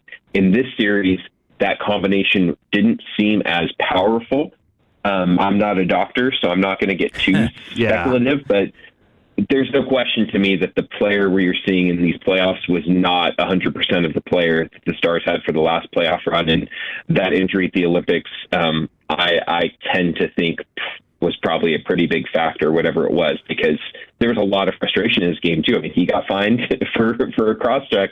He just got fined today by the NHL for that cross-check at Kaprizov last night, and that to me was a clear frustration penalty for stuff that maybe wasn't called, right? He got pulled off for concussion protocol after he gets 5 stick, was frustrated about other penalties that weren't called, and he's an emotional player. That's who he is. But the problem is when those emotions get the better of you and when you're not impacting the game in the way you want to, those emotions tend to come out in unhealthy ways. And despite, scoring 7 points in 6 games, he was also -8 because he and the rest of the Stars, other Jason Robertson, couldn't really do anything at even strength in this series. And I think that injury has to have been a part of that. And, talking about that push off and that ability to get out in front, it did feel like the Stars were the slower team. And, just listening this morning, Robert, to all the callers, and, we're all experts, but listening to that, it was, we got to be faster. And I feel like I say this every year, faster and tougher. And I'm going to talk about tough in just a minute with you, but can we kind of talk a little bit about where would you put this team as a team speed kind of group? Are they on the lower tier of this thing? Well, there's raw speed and there's playing fast. And look at Jason Robertson, who had an incredible season with the Stars at even strength also, right? And of course the power play. We all know what they did in the power play all year long when they had time and space. And speed looks a little differently because the puck is doing the most of the work for you. But even in Glenn Gulletson's system, which was less of a rush-based offense than under Pete DeBoer, where there was more emphasis on transition and playing really, really fast and breaking the puck out, they were a little bit more of a deliberate team. So some of that's by design. Okay. And some of that is also related to how they defend under Glenn Gulletson, where they're a little bit more structured and they give up a little bit more space around the outside of the rink in the defensive zone in favor of protecting the most dangerous areas. And their defensive numbers were better this year than they were last year. So it kind of worked as designed. The problem in this series is when you don't have Rope Hintz, who's probably your quickest two-way center, right? Or your quickest center, or just he's one of the quickest players in the NHL. So missing a player like that, you're going to look slower. Mikko Rantanen being a little bit hobbled, you're going to look slower. Miro Heiskanen, whether he was 100% or not, he missed the last 3 games of the season and, got back for game 1, but we weren't sure if he was going to get back for game 1 of the playoffs or not. So maybe he was also a tick slower too. This isn't a team that's constructed to be, they're like Colorado or Utah, teams that are very much based on a lot of their speed and just playing kind of that frenetic pace, but they can still be a really dangerous team. As we saw all year, they beat a lot of fast teams during the regular season. You don't get to 112 points by accident, but in this series, I think what was really happening, and this might sound condescending to some of those callers of yours, but hey, I don't have to, they don't have my phone number. So anytime a team is getting outplayed, they're always going to look slower because they're being reactive. Whereas when you're controlling play, however you're doing it, whether you're controlling it with speed or puck possession or physicality, you're always going to look faster because the other team is reacting to you. I think that when you're not controlling play, that's what you get. I think that kind of goes hand in hand a little bit with kind of the toughness factor too, because I don't want to question dudes that play this sport are tough. All right, I'm never going to say they're not because fighting through what they fight through, I don't want to say that, but comparably, when you see what you see on the ice, everybody brings up tough. You're not as tough. You're not doing these things. I keep bringing up sticky because it seemed like Minnesota, as soon as the puck got to somebody's stick, Minnesota was on them. And maybe that's from the team speed part, the reaction part of it, but it didn't feel like they answered that call frequently enough. And Minnesota was more often than not looking to finish a check, looking to hit, looking to do those things, and just add that extra thing to make you go, oh, whenever it was on the ice. And so it looks like you're not as tough as the opponent. But when it comes to that toughness, I haven't felt in the last, 6 years that's been part of their style. And I'm just kind of curious on how you might fix or correct or grow that. Because I did feel like Gulletson added a little different mentality this year. Yeah, and we shouldn't gloss over the Colin Blackwell hit on Yakov Trenin early in the series that knocked him out for a few games, right? But Colin Blackwell is, I think he's listed at 5'8". So if a 5'8" fourth liner is delivering the biggest hit of the series for your team, I think it is fair to ask where's the physicality coming from and where's that toughness coming from. Marcus Foligno called out Jamie Benn the other day in an interview saying, we've been asking him to fight multiple times and he just won't fight. He won't stick up for, if you read Minnesota media coverage, there was a lot of stuff about how dirty of a player Jamie Benn was. Again, he got fined for a cross-check. Yeah, that was dirty. They talked about slew foots and all this stuff, the hit from behind on Matt Boldy when he conked him in the back of the helmet. I think we're not big fans of Jamie Benn. I think a lot of teams don't have a particularly high, or at least fan bases don't have high regard for Jamie Benn because of the types of things that he's sometimes done in his career. But the way to quiet stuff like that and to galvanize your team is to stand up and do something, right? To be the player that leaves that big hit as an impression, to stand up and have that fight where you make a statement. If nothing else, sometimes those things don't really mean anything. We also have Brady Tkachuk drop the gloves in Ottawa's first game of the playoffs, and they got swept pretty easily. And Brady Tkachuk did almost nothing in that series outside of that fight. So that's not to say the fight necessarily leads to better results, but certainly helps your fan base to feel a little bit better about your team. And when you're a player in the part of his career that Jamie Benn is at, it was tough to see him opting not to do any of those things, right? He was having trouble getting up and down the ice with pace and declining fights, if that was what was happening, right? We only have Marcus Foligno's word so far to, I don't trust. To go off of. Yeah, I mean, he was right about the 5-on-5 thing. Hey, you know what? The reputation earned, I guess, right there, right? Yeah. I don't. Yeah. You'd like to have seen someone stand up at some point and just kind of stick up, for lack of a better word. I mean, Rantanen had a big hit, Bishop had a couple of big hits. They're players who, I don't think they're a soft team. I do think they were more physical this year than last year. But I also wonder if part of that is just the roster. It's not necessarily a coach. The coach can't be the one laying the hits like that. That's a roster and team leadership type thing. And when you have a Mikko Rantanen who's not 100%, when you have a Jamie Benn who's towards the back end of his career and maybe at the end of his career, we don't know. He's not signed for next year. It's tough to muster that. And this looked like a playoff series where the Wild were able to push him around a little bit, both with speed and with physicality at times. And that's not a fun thing to watch. I feel like you've really baited me or forced me into asking you this question a couple of different times now. So not if, should that have been the final game that Jamie Benn ever plays for the Stars? I was talking to someone about this last night, and I said the Michael Bunting conversation that starts get this forward at the trade deadline, and then they scratch him for the first 5 games of the playoffs. And part of it is because you don't want to scratch any of the 4 kind of penalty killers you have, Beck, Steele, Blackwell, and Foxa.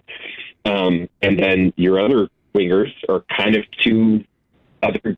You have Jamie Benn is one of those other wingers that you would scratch, who doesn't play a pivotal part of the penalty kill, but you can't scratch your captain. I mean, there's just a different sort of cost to scratching your captain, especially at that point in the playoffs. It feels like a panicky desperation move, and that can cause some discord and everything. It's a bad situation just for the team and for the player and for the coach. It's a bad situation to be in when the player that probably should have been first on the list to be scratched in favor of Michael Bunting was your captain. And I think the Stars need to figure out a way not to be in that situation next year, whether that's moving the C and maybe they want to bring Jamie Benn back. I don't know. Maybe that's a longer conversation. I just don't see how they can choose to put themselves in the situation again next year, though, because it was tough to watch Jamie Benn in this playoff series this year. And he dealt with a lot of stuff this year too. He got a collapsed lung, got his an orbital bone fracture, whatever that scar is in the front of his face from hitting the ice, and he still played 60 games and scored 30-something points. So it's not like he was nothing out there during the season, but in this series, I think a lot of fans are asking that question, and his turnover for that empty netter felt like kind of a punctuation mark in all those conversations. So, I don't see how you can knowingly walk back into that same situation a year from now. And you're right. We can have those conversations probably even with you next week. But Jim Nill is normally beyond reproach. But did he not make this situation or create this situation by saying, I think it was last year, as long as I'm here, Jamie Benn, and he wants to play, he'll wear the C. You can look back at that in retrospect, and I realize Captain Hindsight always wins, but that feels like that was a pretty bad decision. I'm writing something about this today, actually. So, nice. Well, I'm a subscriber, so that's good. It's a good point. Yeah, exactly. The cascading effects of bad decisions is so crazy. Like you can look back at things. This Jamie Benn, like that statement about Jamie Benn, I would argue is directly related to how Mike Modano's tenure with the team ended when they let him go, when Joe Nieuwendyk chose not to bring him back. So he went to Detroit for 1 year at the end of his career. That left a bad taste in everyone's mouth just about how the best player in franchise history, the guy who has a statue out front, the team couldn't figure out how to end his time in Dallas well. He bears some blame for that, sure, but it didn't go well at the very end, right? I think there's been a lot of consideration, especially from, the owner on down, about, hey, let's not make those mistakes. Let's not make a hallmark of this era of the Stars. We're going to screw up handling, our captain, our guy who's been here since 2009, who played next to Mike Modano in his rookie year on that line when Jamie Benn came up. We don't want to make that same mistake. So that leads to decisions like, you know what, we're going to find a way to keep Jamie Benn on this roster if he keeps coming back because we don't want to make that mistake. Okay, you can look at the trade deadline. Ilya Lyubushkin and Matt Dumba 2 years ago when Chris Tanev didn't want to come back. Then they had to buy out Matt Dumba. That takes up some cap space. Ilya Lyubushkin, where was he supposed to fit this year? They bring in Tyler Myers because Ilya Lyubushkin wasn't quite as trusted enough. And then Nils Lundqvist gets hurt because you don't have the cap space to make a bigger move like for someone like Seth Jones, a year ago at the deadline when Florida went out and got him. It's so crazy to look back at all the Ryan Suter buyout when that took up some cap space too, and then you have to end up filling his spot. There's all these things where, yes, this decision ended up not being the best. Jim Knowles' trade deadline this year, it didn't work out well. There's no nice way to say it. When both of those players get scratched at points or for most of the playoff series, and Tyler Myers and Michael Bunting, your trade deadline didn't go well. The reasons for that? Well, they connect to other decisions further back down the road. But how do you stop that cycle? At a certain point, you got to cut your losses, and it's going to be really interesting offseason for Jim Nill, especially because the Jason Robertson decision looks like maybe one of the biggest ones that could have good or bad cascading effects down the road, whichever way it goes. So I don't need you to answer any of these specific player questions, but what I want to know is, are you most excited about answering off-season questions about Jamie Benn or Jason Robertson, or, what do we really have with Jay Cottinger now? Like, which one of those are you most excited to be asked about 50 million times? The Jay Cottinger one, I think I'm most excited about because goaltending is the type of thing that you always think everyone else has it better than you. Anytime you don't win, you always assume there's some better goaltender out there. I would argue that the Stars have it better than a lot of fans realize, even though Jay Cottinger clearly didn't have his best season this year, and he didn't have his best playoff run this year either. That's an easier conversation for me just because I think you can point to a lot of pretty objective things. The Jamie Benn thing is so emotional, and he's kind of been a polarizing player, especially, there's certainly even from the ownership making some comments about him 6 or 7 years ago, and then certainly his Mark Stone incident a few years ago, it's hard to keep everyone kind of rational in Jamie Benn conversations. And then the Jason Robertson thing, hey, nothing else, I can just ignore people for a month and then it'll get sorted out by July 1st. So that's what I'm planning to do with those. That is a strategy. I will say at starsthoughts.com, I have learned a lot more big words thanks to you. I really appreciate that. And also some really creative language on that website. I thoroughly enjoy it, and I suggest everybody to go do it. That being said, I'm not ready to be done with the hockey playoffs. So I want a team that hasn't hurt my feelings, but will be entertaining to follow. Who would you suggest for the rest of the way? I would say the Carolina Hurricanes are your bet. Okay. They're weird. They're kind of like Buffalo. They're kind of like the Tampa Bay Rays. You can do Buffalo, maybe Lindy Ruff. He's the Stars coach for a little while. Sure, he's our friend. Yeah. Look, either way, you got to pick an Eastern Conference team because right now it's like Anaheim, Colorado, Minnesota. I don't think many Stars fans have much love for any of those franchises. But the other offshoot of Carolina, look, they're kind of a weird, quirky team that keeps getting close, but has never. Well, they did win in 2006, but. In this recent era of the Hurricanes, they've always been a team that gets pretty far in the playoffs, but can never quite get all the way. So they're a little bit like the Stars in that regard lately. Plus, they've got some guy named Logan Stankoven on their team. And, how can you not still root for Logan Stankoven on some level? So if you want your bandwagon team, I'd say hop on the Carolina train. There you go. I like it. And then last question, how excited are you going to be to see Connor McDavid wearing a Stars uniform? On the Stars next year? 10-1. Probably not as excited as he would be from the sound of his post-game interviews.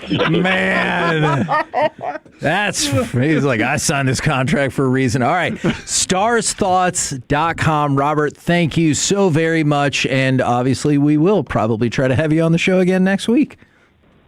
You bet, guys. Been a fun season. Always good talking with you.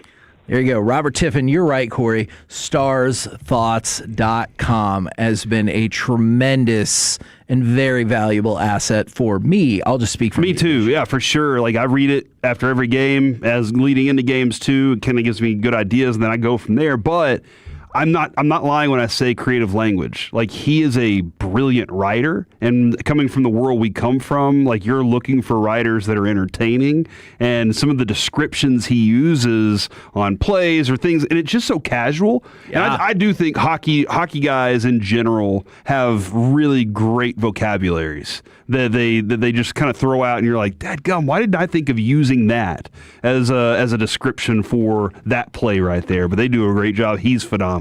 Now, I want to take just a quick minute to update you on the NBA playoffs and the NHL playoffs. And the other day, somebody was like, well, nobody really cares about the NBA. Let's give something away! 877, it might have been Corey, 881-1053. Caller number 10 now will win a pair of tickets to go see Billy Idol at the Dos Equis Pavilion on September 18th. You can get those tickets courtesy of Live Nation, or you can win them for free right now. 877-881-1053. Now, sorry. That's fine. I liked it. I wasn't expecting that. Me Hopefully either. the listener weren't either. So, for whatever it's worth, through 27 NBA playoff broadcasts so far, it's the highest viewed playoff since 1993. Oh, that's good. It's averaging 3.84 million viewers per first-round playoff game. Now, there's a couple of different things at play here. So it's up over the air. It's also up on cable with a 7% increase. And so at first I was trying to figure it out. I was like, is it just like LeBron kind of having to carry the way? Has that been a big deal? Is it watching that Minnesota Nuggets series? Is it watching the Thunder kick everybody's ass? Boston? I was trying to think of all these other things. And then I read an article that kind of crystallized it for me. Betting. I mean, that is a part of this for sure. But a 7% increase is also within the range that could be explained by Nielsen shift over the big data plus panel metric. Remember the NFL went out and was like, exactly. So that has generally helped sports viewership across the board. So just keep that in mind when you see this is up 7%. That's right in the range that theoretically the switch in the way they do their panels could have made the difference right there. Okay. But for whatever it's worth, right now, Celtics and 76ers. Tomorrow, they're going to play Game 7 in their series. Chance the 76ers could pull off a massive upset. Tonight, Cleveland tries to close out the Raptors. I already told you about the Lakers and Rockets. I'm really excited to see how that goes. For the NHL, you got the suggestions. The Carolina Hurricanes, they'll play the Flyers in the second round. We talked about the Buffalo Sabres. Good old Lindy Ruff. They will try to close out the Bruins tonight. The Lightning and Canadiens play tonight. Montreal is looking to win that series this evening. They're up 3-2, even though it's futile, if you will, because we know they're not going to win the Stanley Cup. And then Vegas against the Utah Mammoth. Vegas up in that series 3-2. That Game 6 is tonight as well. So still plenty of fun playoff stuff, even if our souls and hopes and dreams were crushed by the Stars. Yeah, now because of that, I have to go watch a musical tonight. Oh! Yeah. What musical? Bye Bye Birdie. Ooh. I still don't think I've ever seen that. You should. Okay. We're the K&C Masterpiece right explain here. It all to you? Not right now. Okay. Spoiler free from something less 70 years old. Coming up next, it's time for the C Block starring Corey Majors. Who was the biggest impact on your sports career and why Caleb Downs is different from this guy? Next on The Fan.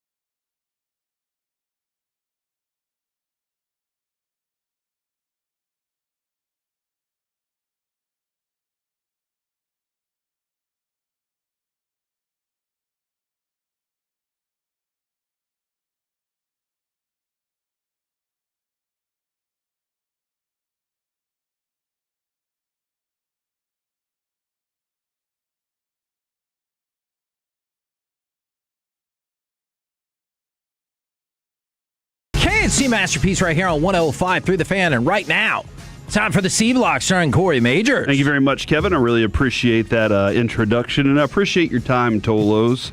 What are you laughing about over there? Kevin, can you do a bonus Forgiveness Friday? You need to ask for forgiveness for these movies you keep recommending. They're garbage. Oh, I stand by them. I got this a few minutes ago, Kevin. Corey. This is Tolo Steven with an A. So I guess it's Staven. Can I get an anniversary shout out to my wife, Judy?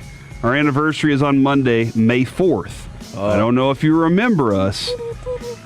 You threatened her a couple of years ago. It worked out okay. She got my birthday wrong by 3 days last year on our plane tickets, but through all of that, it just adds to our love story. They're lovers. And I love my wife, and hopefully her birthday on May 18th, we will be in our new house. May the 4th be with us. Thank you. So I do hope that for you. That's nice. Shout out to y'all. And that's just kind of proves the long-standing relationship that the KNC Masterpiece has with its listeners, otherwise known as Master Peeps. We really appreciate y'all for sticking around with us for all this time. Yeah, and we've been doing this show a long time. And I think that right there is just more proof that bullying works. And is that your takeaway from that? She got it right eventually, didn't she?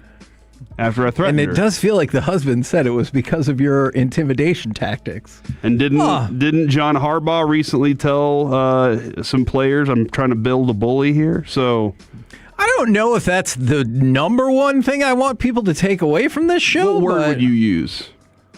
Quixotic. Dude, Tiffin would know. Don't do your Robert Tiffin impression. Okay. Try and confuse me with that. If he's still listening, I want to see if he knows it. I bet he does. My question of the day, because I think that's a great addition to the KNC Masterpiece. Alex, question of the day. But mine is, who is the most important person to your sports career? We'll get to that in just a moment. Okay. Before we do, though, I want to discuss something, because somebody texted this in earlier, and I really like this conversation. They said the Cardinals drafted safety Isaiah Simmons, number 8 overall. A few years ago, he didn't get a second contract. They thought he was the second coming. Why is he better than Downs? I actually thought this before the draft and did some looking to be like, okay, am I right about this? Okay. And I want to go back to the draft profile. Let me read the draft profile of him. Okay.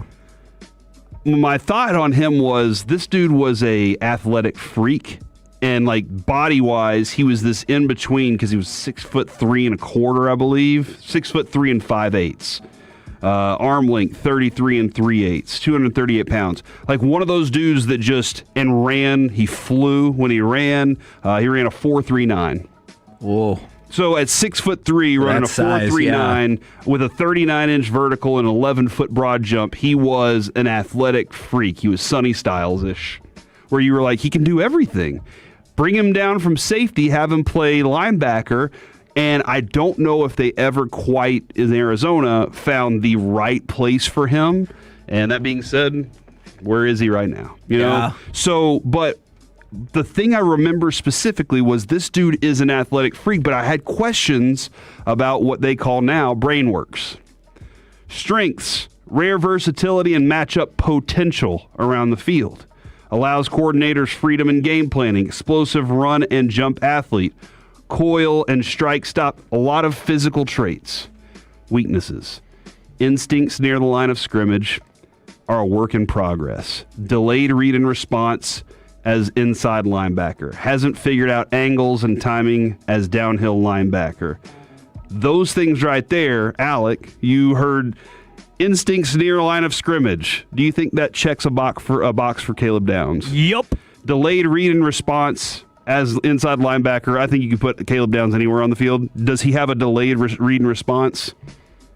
No. Not at all. He's quick. Hasn't figured out angles and timing. What are you? He's got that. When you watch Caleb Downs, your thoughts? He's always taking the right path to the football. So I went to look at the weaknesses and strength, actually the strengths of Caleb Downs. Agent of disruption near the line of scrimmage. Neat. Checkbox number 1. Does not hesitate to step up and run support. Checkbox number 2. Mirrors slashing runners with twitchy change of direction and body control. Becomes tackle magnet once on the run, spills outside. Discipline in processing stacks. Denies receiver leverage. Like, all these things are brain works before snap stuff, and then he can execute on the back end. So when it comes to asking the question of what's the difference between these two, one was prepared for the NFL already, the other one was not, and needed somebody to help him develop. Yeah. And never quite got that, in my opinion. Or, there's sometimes that dudes just don't, not that they never got the preparation or the development from a coach, they just aren't able to. And I think that a lot of guys are teachable. Here's the other thing. Now he's got Christian Parker to work with. This is, in my opinion, pairing up Mike Maddox and Nathan Eovaldi. Okay. A dude who just already loves this stuff anyway. How many times did we hear people talk about Eovaldi specifically, and they're like, he already has a plan for me. Yeah. He already knows. He knows Jack Leiter's scouting report. Right. And that's going to be pretty incredible. That's what I feel we're getting with Caleb Downs. Well, then you pair him with Mike Maddox, who is one of the most brilliant dudes at preparing a game plan. I think that's what we're hoping we get out of these two. Now, can the rest of the defense do it together? That's going to be the big factor on. We know that Christian Parker is very talented in running a secondary. Running an entire defense is going to be a little bit of a growth in progress. Right. So we'll see how that goes. So that was, when somebody asked about that, that is the difference for me. And that's why I don't say, just, you can't just check on every single one of dudes that you hear are this. You got to dig a little bit deeper into what they are. That's it, guys. Thanks a lot. I really appreciate it. Oh, no. No. I'm just joking. Anybody like Anne Hathaway? Yeah. Do you want me to ask you the same question I asked earlier? Yeah, sure. I will not. Anne Hathaway was on Fallon. I'll be honest, I don't watch the late night shows anymore, not because I don't think they're talented. Politics! Just because my life has changed. Not my grandpa. Did he enjoy the late night shows? Did enjoy the late night shows. Carson guy, I'm guessing. Carson, Leno, but then it was they were sitting on the couch and on the recliner at that time looking for entertainment. Yeah. I'm probably finishing something on Clash of Clans or Brawl Stars at that point. You didn't have 8,000 other options. I have so many other things to do. That's why the ratings, I think, are down. Oh, look, I told you this before. I think it's because this used to be the place you got to hear celebrities talk and for stuff. sure. Now you can see them in 8 million different places. Yeah, I can see them on People Magazine immediately, and then on Twitter and Instagram and Facebook and Snapchat. Exactly. And OnlyFans. And oh, my goodness. What, are they not doing that? Maybe. I want to look at OnlyFans, so I don't know. Okay. But she was on Fallon, and she had this to say about how she wants the Knicks to think about her. I'm very chill. I'm very loving and calm. But, I'm also the type of fan that I considered... I'm sorry. Stop. We're going to have to start this over. All right, first of all... Beautiful voice. The way she says that very first thing sounded like a threat to me. I'm very chill? Yeah. I'm very chill. Yeah, the way she said it. And then now you better chill. I want you to listen again. Is this the fakest laugh you've ever heard? Just consider that while you hear it one more time. I'm very chill. I'm very loving and calm. But, I'm also the type of fan that I considered wearing an OG jersey out here today. Yeah, that's it. So I'm kind of the... You're a little both, yeah. Because when I'm at the game, I want them to know that I know who they are and that they're going to win. Yes. I don't want to get out into oh, what are you doing, all that. I want them to know that you can do no wrong. Yeah. I'm trying to be a gentle, loving... Yes, you're motherly fan. Motherly fan. You're a motherly fan. You're I'll take care of you. Yeah, you're doing a great job out there. And when you missed the basket, that wasn't you. It wasn't you. It happens to everybody. I saw it. So it was that was, I thought it was kind of, she wants to be a motherly type figure for them. Interesting. But indeed, it started making me think I think a lot of athletes have grown up and their mom was their biggest fan. And whether it was their mom drove them in a certain way or just supported the hell out of them, whatever it was, drove them to all the practices. Moms are always in there as the number one person, the number one impact on somebody's sports career. And I was kind of curious. My dad took me. My mom took me to games. My dad took me to games. They were always there. But I will say this: there was never a game that I played, not a single game that I played, that I looked in the stands and didn't see my grandpa Wendell and Maxine right there with him. They came to every single game I ever played. Now, my high school was right around the corner, but they'd show up at Molina High School or Sunset. They were there for all those games too. They wanted my schedule. Again, older, retired, needed something to do. But they were there for even T-ball games. I loved my grandparents showing up to those games. It was wonderful. Who was the person that had the biggest impact? When you looked in those stands, you knew you had their support or fire, or maybe they were judging you. Yeah, I think it was definitely my mom, both in terms of watching me play sports and taking me to all the sports things. Like, she got me into sports and got me interested in sports. So, yeah, definitely my mom. Alec? For me, it wasn't anybody in the family. It was actually one of my best friend, Aaron, his family. Because whenever I got into sports, it was a little bit later because I had really bad asthma and other health issues growing up. So I finally got the okay medically in 8th grade. So by then, my parents were divorcing. So they weren't really around as much because my dad was at work.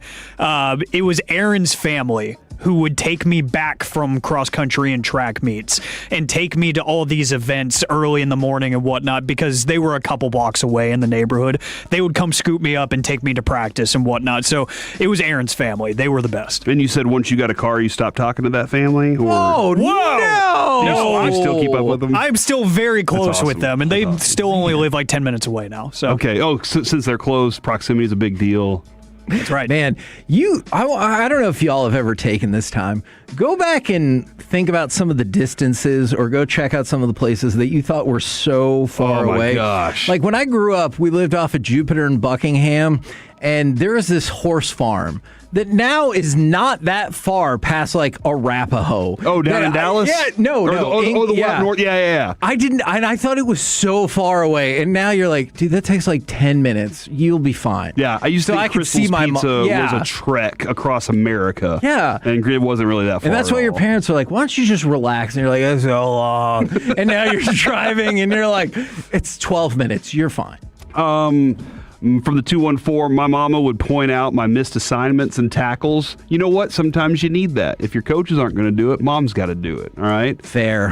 From the shout out to the moms from the 321, they deserve something special, if you know what I mean. I'm not sure. Can you elaborate? What do you think, Kevin? Go watch the SNL sketch Mother Lover, and that will give you good insight. Stop laughing about that, Aiden. They're talking about. Don't laugh about that. That's Mother's Day is next weekend. No way. Oh.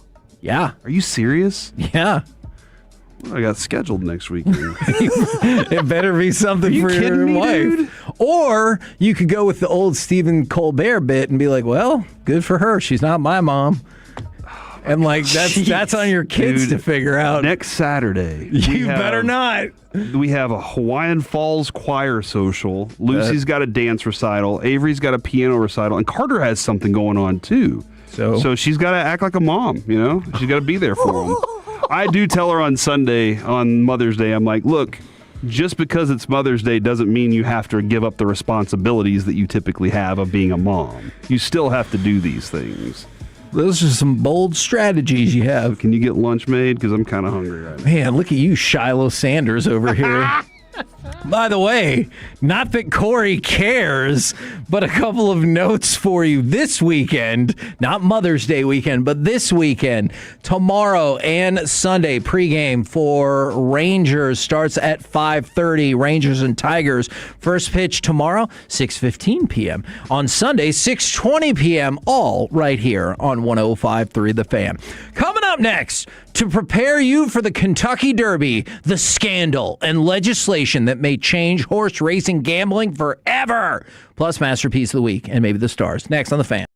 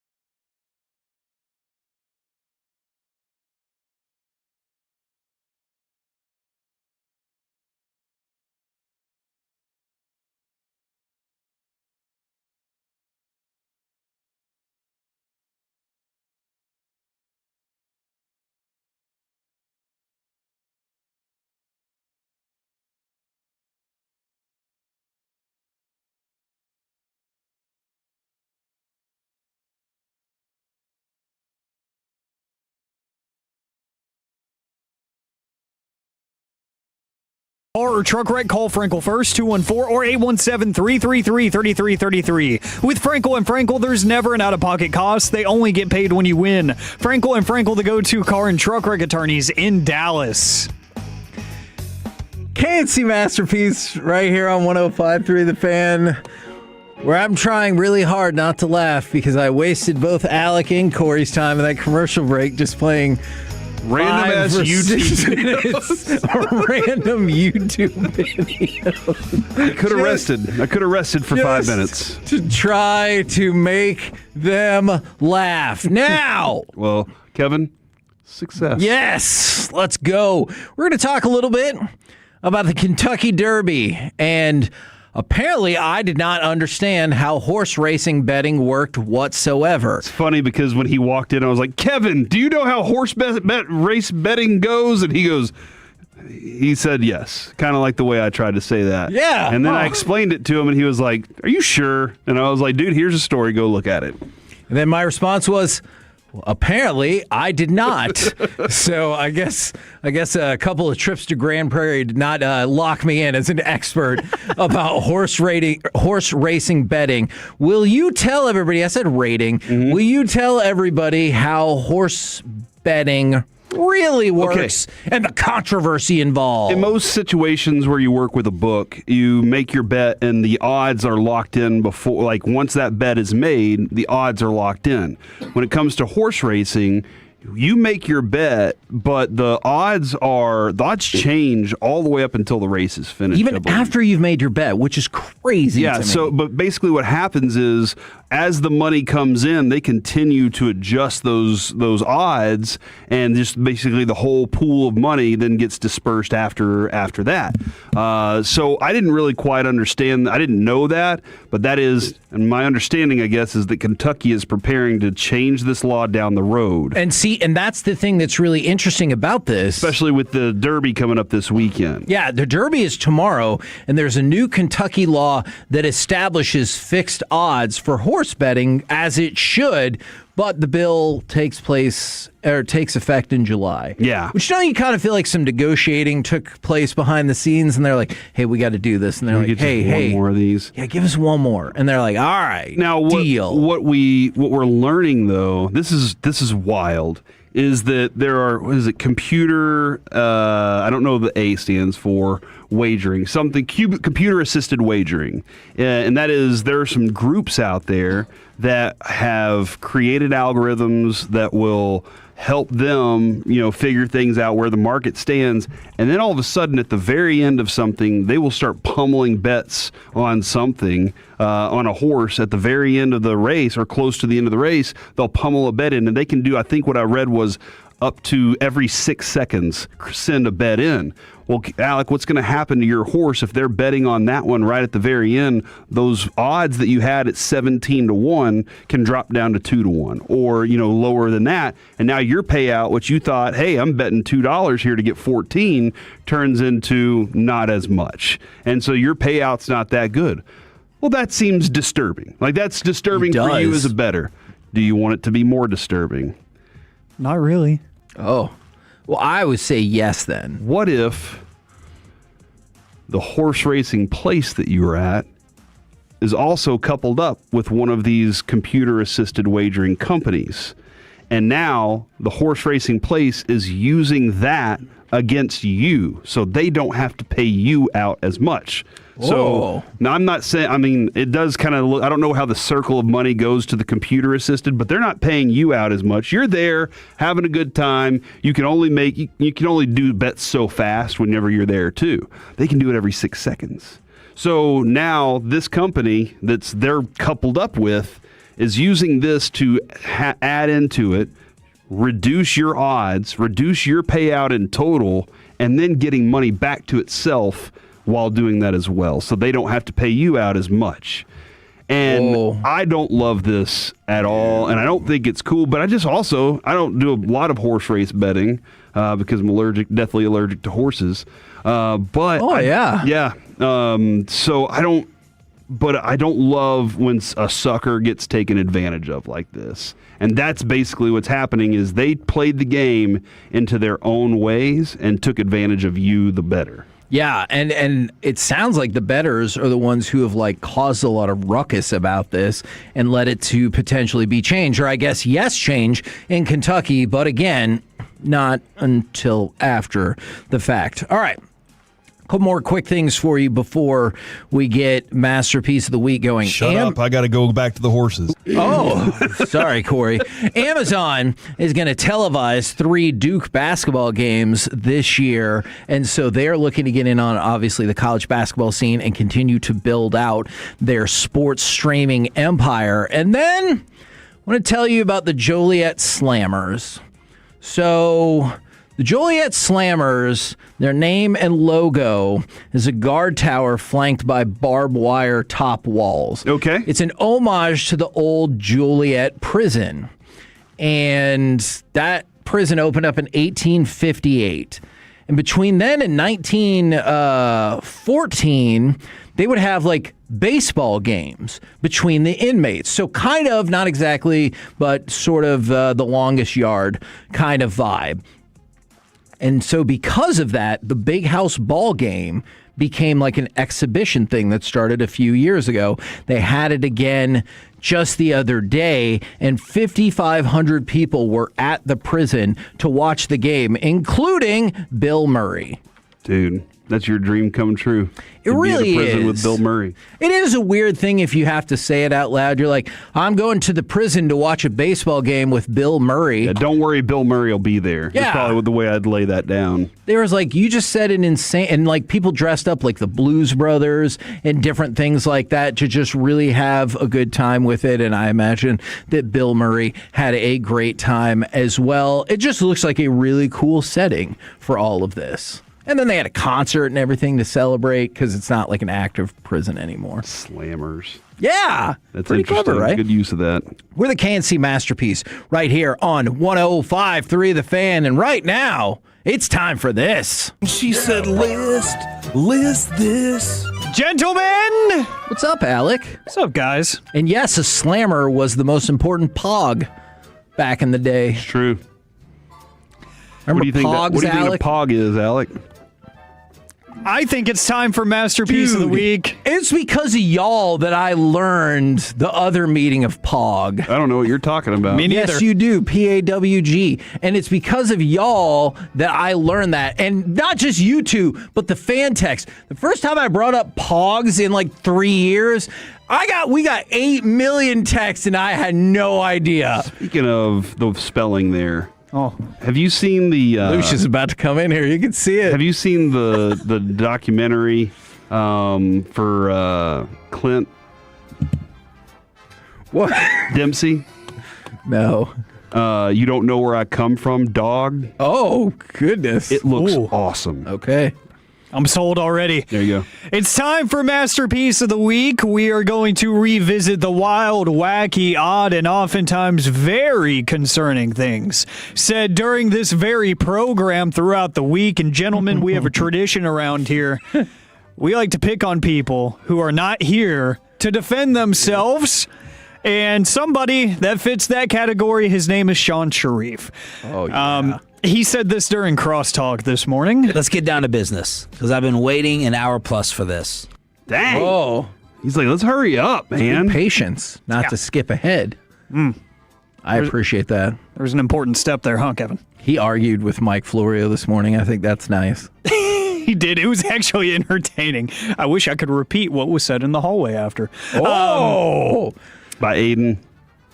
Was it Aiden that said it? No, it was Sean. Oh, okay.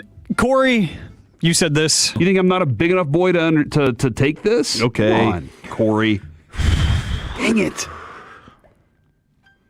You know, and we laugh every time Mickey goes, come here, big boy. You know, like we're always like, we do. I gotcha. And we're like, dadgummit. But here I am. Man, Mickey. It is one of those situations, though, where I'm an adult. Treat me like one, you know? Mm-hmm. What if they've heard this show and that's why they don't treat you like an adult? I get it. Me too. That makes a lot of sense. Me too. But my character on radio is not necessarily the same character. No, it's pretty close. It is pretty close. And I think that's one of my nightmares is that like my father-in-law goes, I heard part of your POG discussion. And I'm like, oh no. You know, like I think that's at that my point, Kevin. You just got to look him in the eye and tell him, "What do you think about that?" You know, really challenge him. See, That's where I fake a phone call. Just two bulls circling around the yard. I'm gonna back down. All right. You're like, oh, somebody's calling. I gotta go. I'll be back. Just embrace it and make it awkward. Make sure Just dinner's on embrace the it. table. I like. Oh gosh. Pulled a Shiloh. That does feel like an interesting way to get out of things. You're like, why don't you go make a sandwich and then just walk away? But as we've learned, you need to say that to men. Everybody Otherwise, loves sandwiches. Sexist. Everybody loves a sandwich. Well, this is kind of a good pivot there, Kevin. Corey, you said this. Where's my boyfriend? Man, when you think about that first one too. First off, I don't believe I said that. Secondly, hold on, play it again. Why would Let's I say see. that? Where's my boyfriend? Okay. You know what? You know how Joey went into the map in that episode where he was in Britain? Of Friends, yes, I do. In Friends, and he goes, I thought you meant Erickson. I got to go into the map. Mm-hmm. And he put the map down and he actually stepped into it. Mm-hmm. I think in this instance, I was thinking as somebody who had a boyfriend. Which was not you, though. Nope. This is one of the rare times that I actually do remember the exact context. Why? And I'm just not going to tell you. No, tell me. He's been making out with this guy, and he's like, that's my boyfriend, though. It's fine. Yeah, what if it actually is turning out bad here? So thanks a lot, Alec, for helping out. Well, this isn't me here. This isn't going to help, Corey. Oh, crap. The length is too much. Okay. Ooh, man. Holy moly. Is that was I building a table or something? That would be on brand for you. It's not just the stars lost that has built up all this tension for Corey, it sounds like. Well, the phrasing I was going to use isn't going to help. I was going to say you were talking about big men. Okay. But you were talking about centers in the NBA. There you go. Yeah. Yeah. Something about the length. Uh-huh. Gotcha. Let's pick on Kevin a little bit here Thank because Corey, I have 9 maybe from you. Kevin did have a very bold proclamation. I would like the A's to be in the World Series. Wow. Yeah, if it can't be the Rangers, important context left out there. I didn't hear that, though. You just said that Exactly. in response to that. I could be lying. I did not digitally alter any of these clips. From the I 469. believe that. How old is that TV show Friends that people keep talking about? I think it's new. I think it's went off it the just air in popped up. 04. Oh, really? If you want to feel old. You're lying. No, I'm not. Jeez. It felt like yesterday. Yeah. How many seasons too long was it? 3. I was going to say 2, but that's fair. It went off the air 22 years ago. Think about that. None of your kids were born when that show went off the air. No. I turn 25 next month. Son of a gun. So he was just born. That's true. Based on math. Look at that. You said I couldn't do math. That's your best Earlier, math I was today. concerned. Yeah. That's your best effort today. Don't you dare question Corey's flowers. Do you want these Mayflowers or not? And what's really crazy is I censored that because my mind said the B word at the end of it. Oh my goodness. Or the B word at the beginning. You choose where to put the B word. But it was that's definitely it's an aggressive approach I have sometimes when I hear people complaining about the rain. I would like to, for Corey or Alec, I would like to sponsor this video. Okay. For our website. I will pay for the flowers if you walk around to total strangers and say, hey, B, do you want these flowers or what? Or you could, either way, I will sponsor that video. That's a good video, right, Aiden? Yeah. If he nods yes, we have problems. Oh, he'll do it. He's the guy I'll sponsor it for Aiden. Bitch, you want these flowers? Oh my God! What the crap, dude? I was not prepared for that. I'm definitely sponsored. I was trying to give flowers to the dog. Uh-huh. Good save. All right, biblical terms there. I like it. I really don't like it. It makes my job hard. Kevin, sometimes difficult is the word you should use, by the way. Just keep going. Ignore Masterpiece of the Week brought to you by Men's Tea Clinic. Kevin, sometimes it's not even anything out of context. It's just dumb noises. Do you It makes. I think that was right.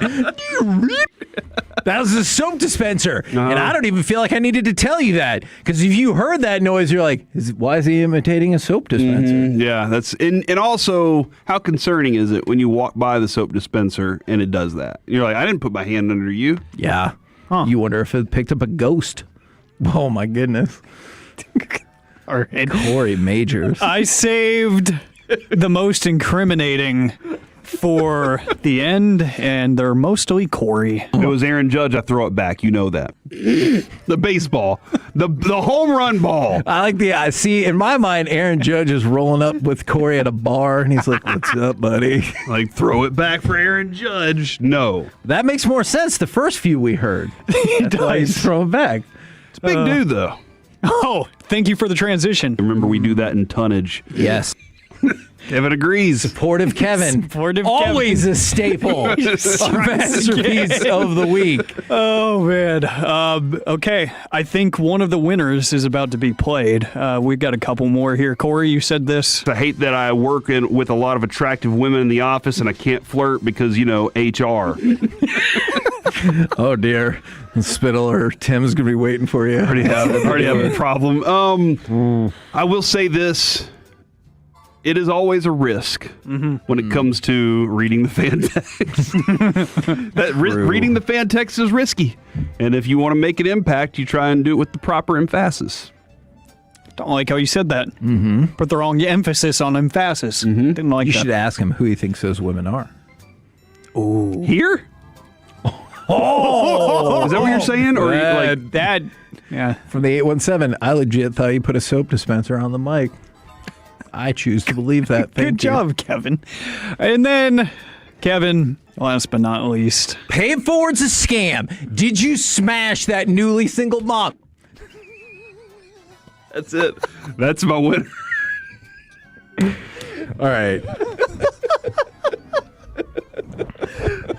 Look, of all the things I said this week, that would easily win.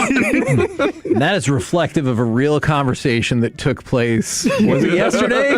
I think it might have been yesterday. Yeah, we were talking about like super uplifting things, and like it was an uplifting segment, and then people were like, "Bo, Alec, did you hook up with that single mom? Pay it forward some BS." And so like it was just all these really negative comments about what was supposed to be an uplifting segment. Did you smash? Oh, did you want to make this a sports segment? Oh, I don't think we can save it now, you know Major. that's fine. I'm just going to, if you texted in sports during the segment, shut up. We already did it, actually. We did it in the first half of the segment. Exactly. Now listen to the whole thing. Plus, you also have to realize the sports radio's changed a whole lot in the last 30 years. That's why ESPN lost in this market. It did. They knew they had us to compete against. I am going to vote for Corey and HR in the hopes that he will reveal the answer to this question. I hate that I work with a lot of attractive women in the office and I can't flirt because, HR. Because HR. I'm voting for Kevin and the Did You Smash Moms or Not? Pay it forward's a scam. Did you smash that newly single mom? The way you said smash, too. Oh, I thought I had a favorite going into this. I was wrong. This is my winner. Pay it forward's a scam. Did you smash that newly single mom? I think once you got smashed out, you realize what you stepped into. But it's too late. It's too late. Yep.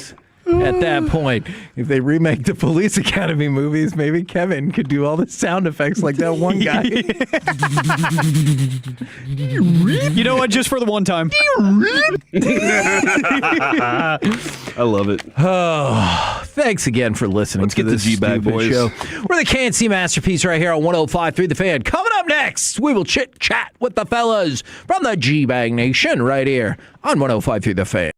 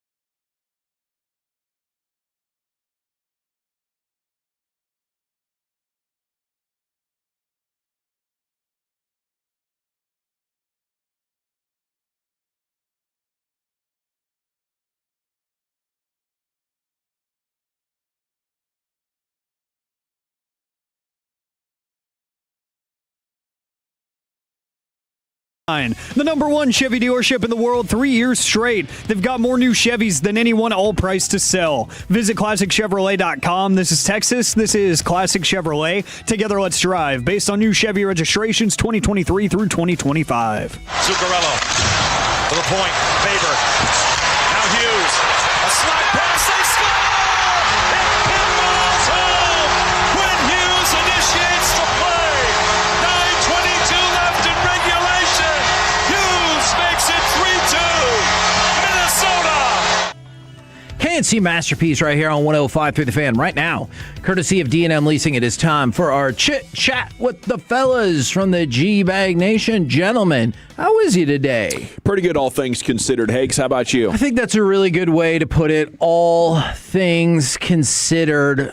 How worried were y'all at the start of the game, and when did you get the sense that Quinn Hughes was not going to let Minnesota lose that game? Yeah. Well, I mean, pretty worried. I think start of the third, though, feeling good. I'm feeling like, okay, this is going to come together.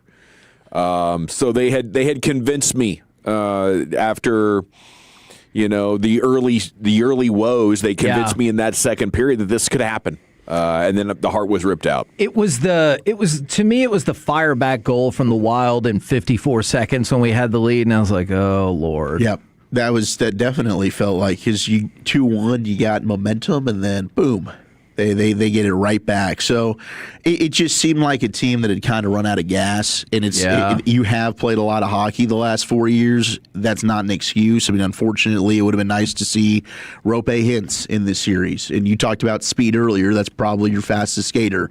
Mikko Rantanen, it'll probably come out. He's got some catastrophic injury that he was playing with. Yeah. I hope so, because he looked like a shell of himself.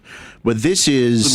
He looked like every muscle in his groin area was just shredded off the bones. He was playing with a calf. Yeah. He just couldn't. Yeah, I mean, there were typical times where you'd see him kind of pull away from defenders, and he just didn't have that extra gear. But goodness gracious, he did. Quinn Hughes, my gosh. I mean, you talk about an all-world player. That dude was unstoppable last night. We should have known when Quinn Hughes was taking down Canada by himself in the Olympics that he was probably going to take us down too. Yeah. Yeah. Did it look like when Quinn Hughes has the puck that there's just chaos on defense? I can see that. Everybody is scrambling guys from the other side of the ice are scrambling to get over there. Yeah. And he decides he wants to take the great polar route around, crab the blue line, and then all of a sudden our guys are just ankles broken, in the wake of the way he plays. That guy's a special player. Somebody on the broadcast said he's a warlock whenever he has the puck in your zone. And I was like, that's he creates problems. He creates so many problems that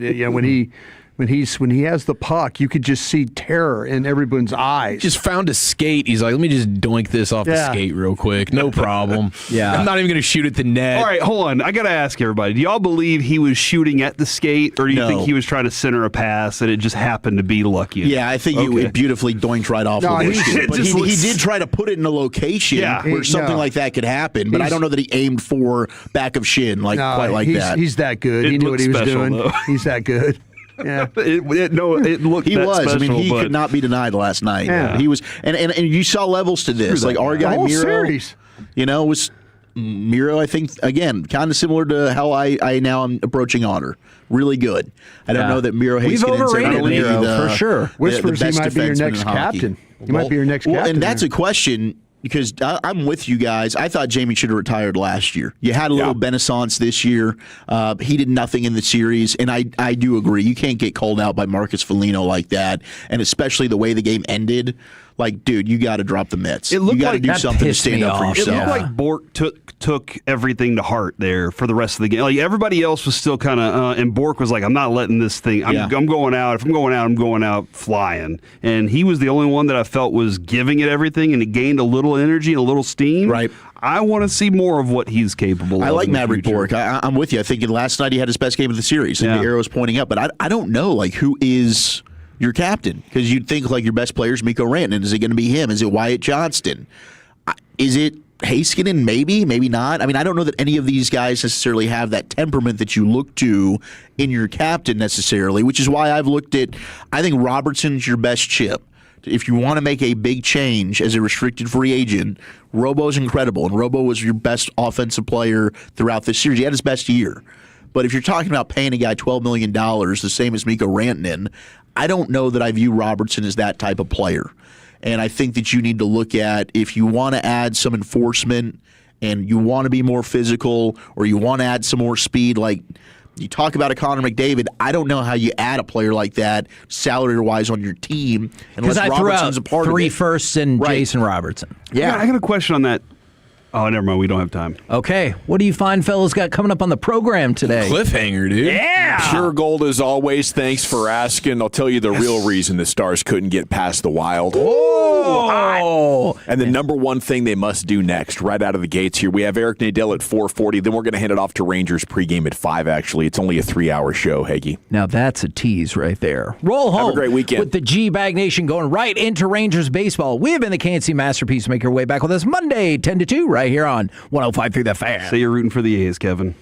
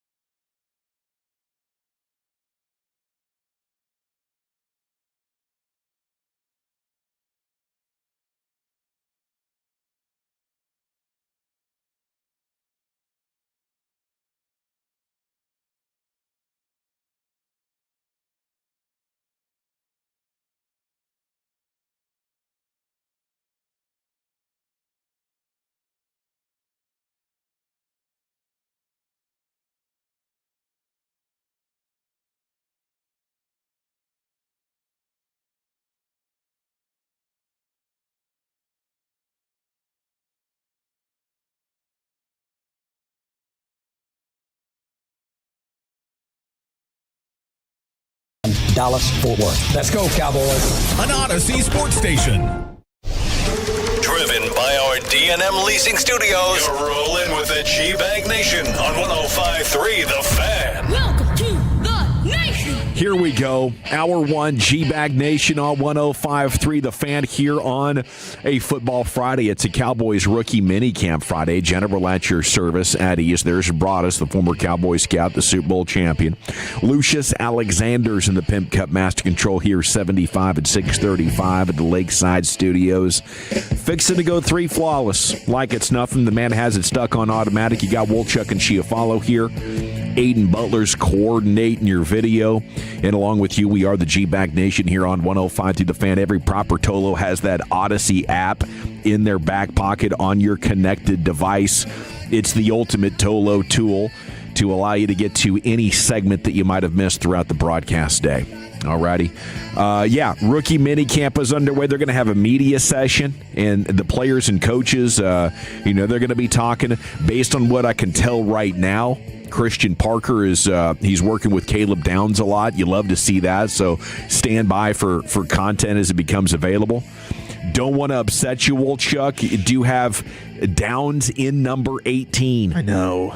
It's just a placeholder. That's all it is. I was told that's where we're going to start. Yep. It's okay. And let's see where it ends. That was what I was told. Right now, put it there for now. Right now, it's going to be 18, and then we'll see where it ends. A summer of negotiations between Kobe Durant, and Caleb Downs. And Kobe Durant looked good in the 14 with the Rams.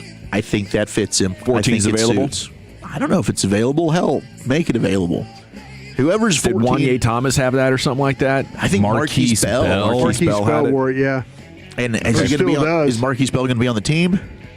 I would imagine so. Maybe not. All 3 phases. All 3 phases, Wolchuk. Just Special added teams. A lot of safeties. Hard to say what that trouble is. But yeah, maybe 14 is going to be available. Maybe this is going to have to play out through the offseason. But I tell you what, if business hasn't been done yet between Kobe Durant and Caleb Downs, then I would say it's not high on Caleb Downs' priority list, which was my gut feeling on this.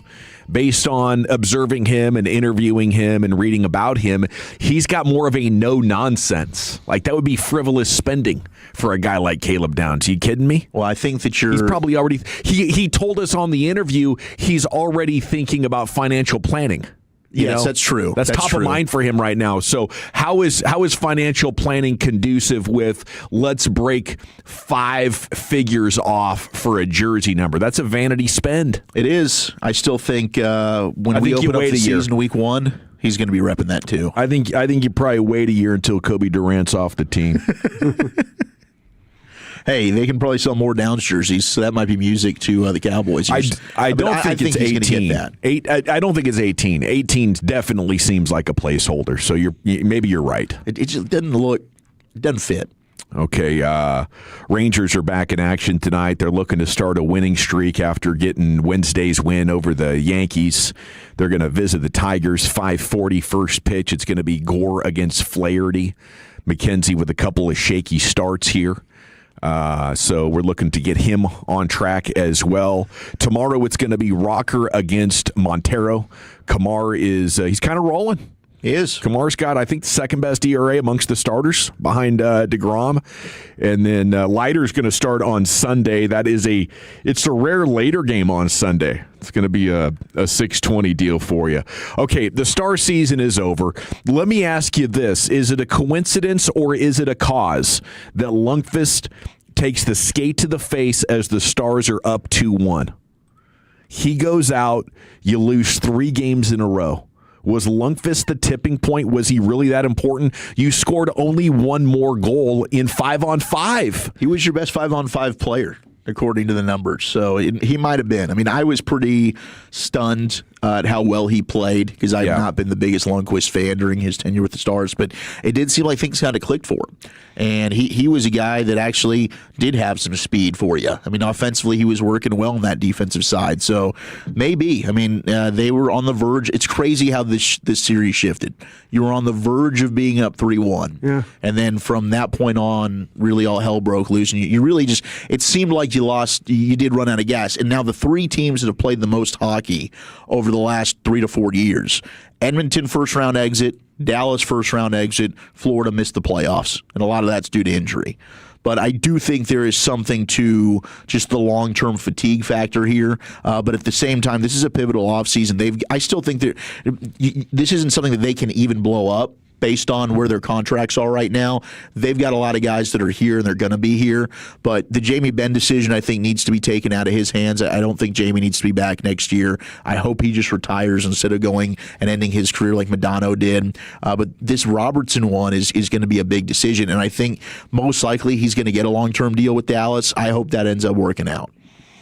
Yeah, I'll take it or leave it either way. You know, I think there's a case to be made that Robertson is a really good regular season producing player, but might not have the quality to be a difference making kind of guy.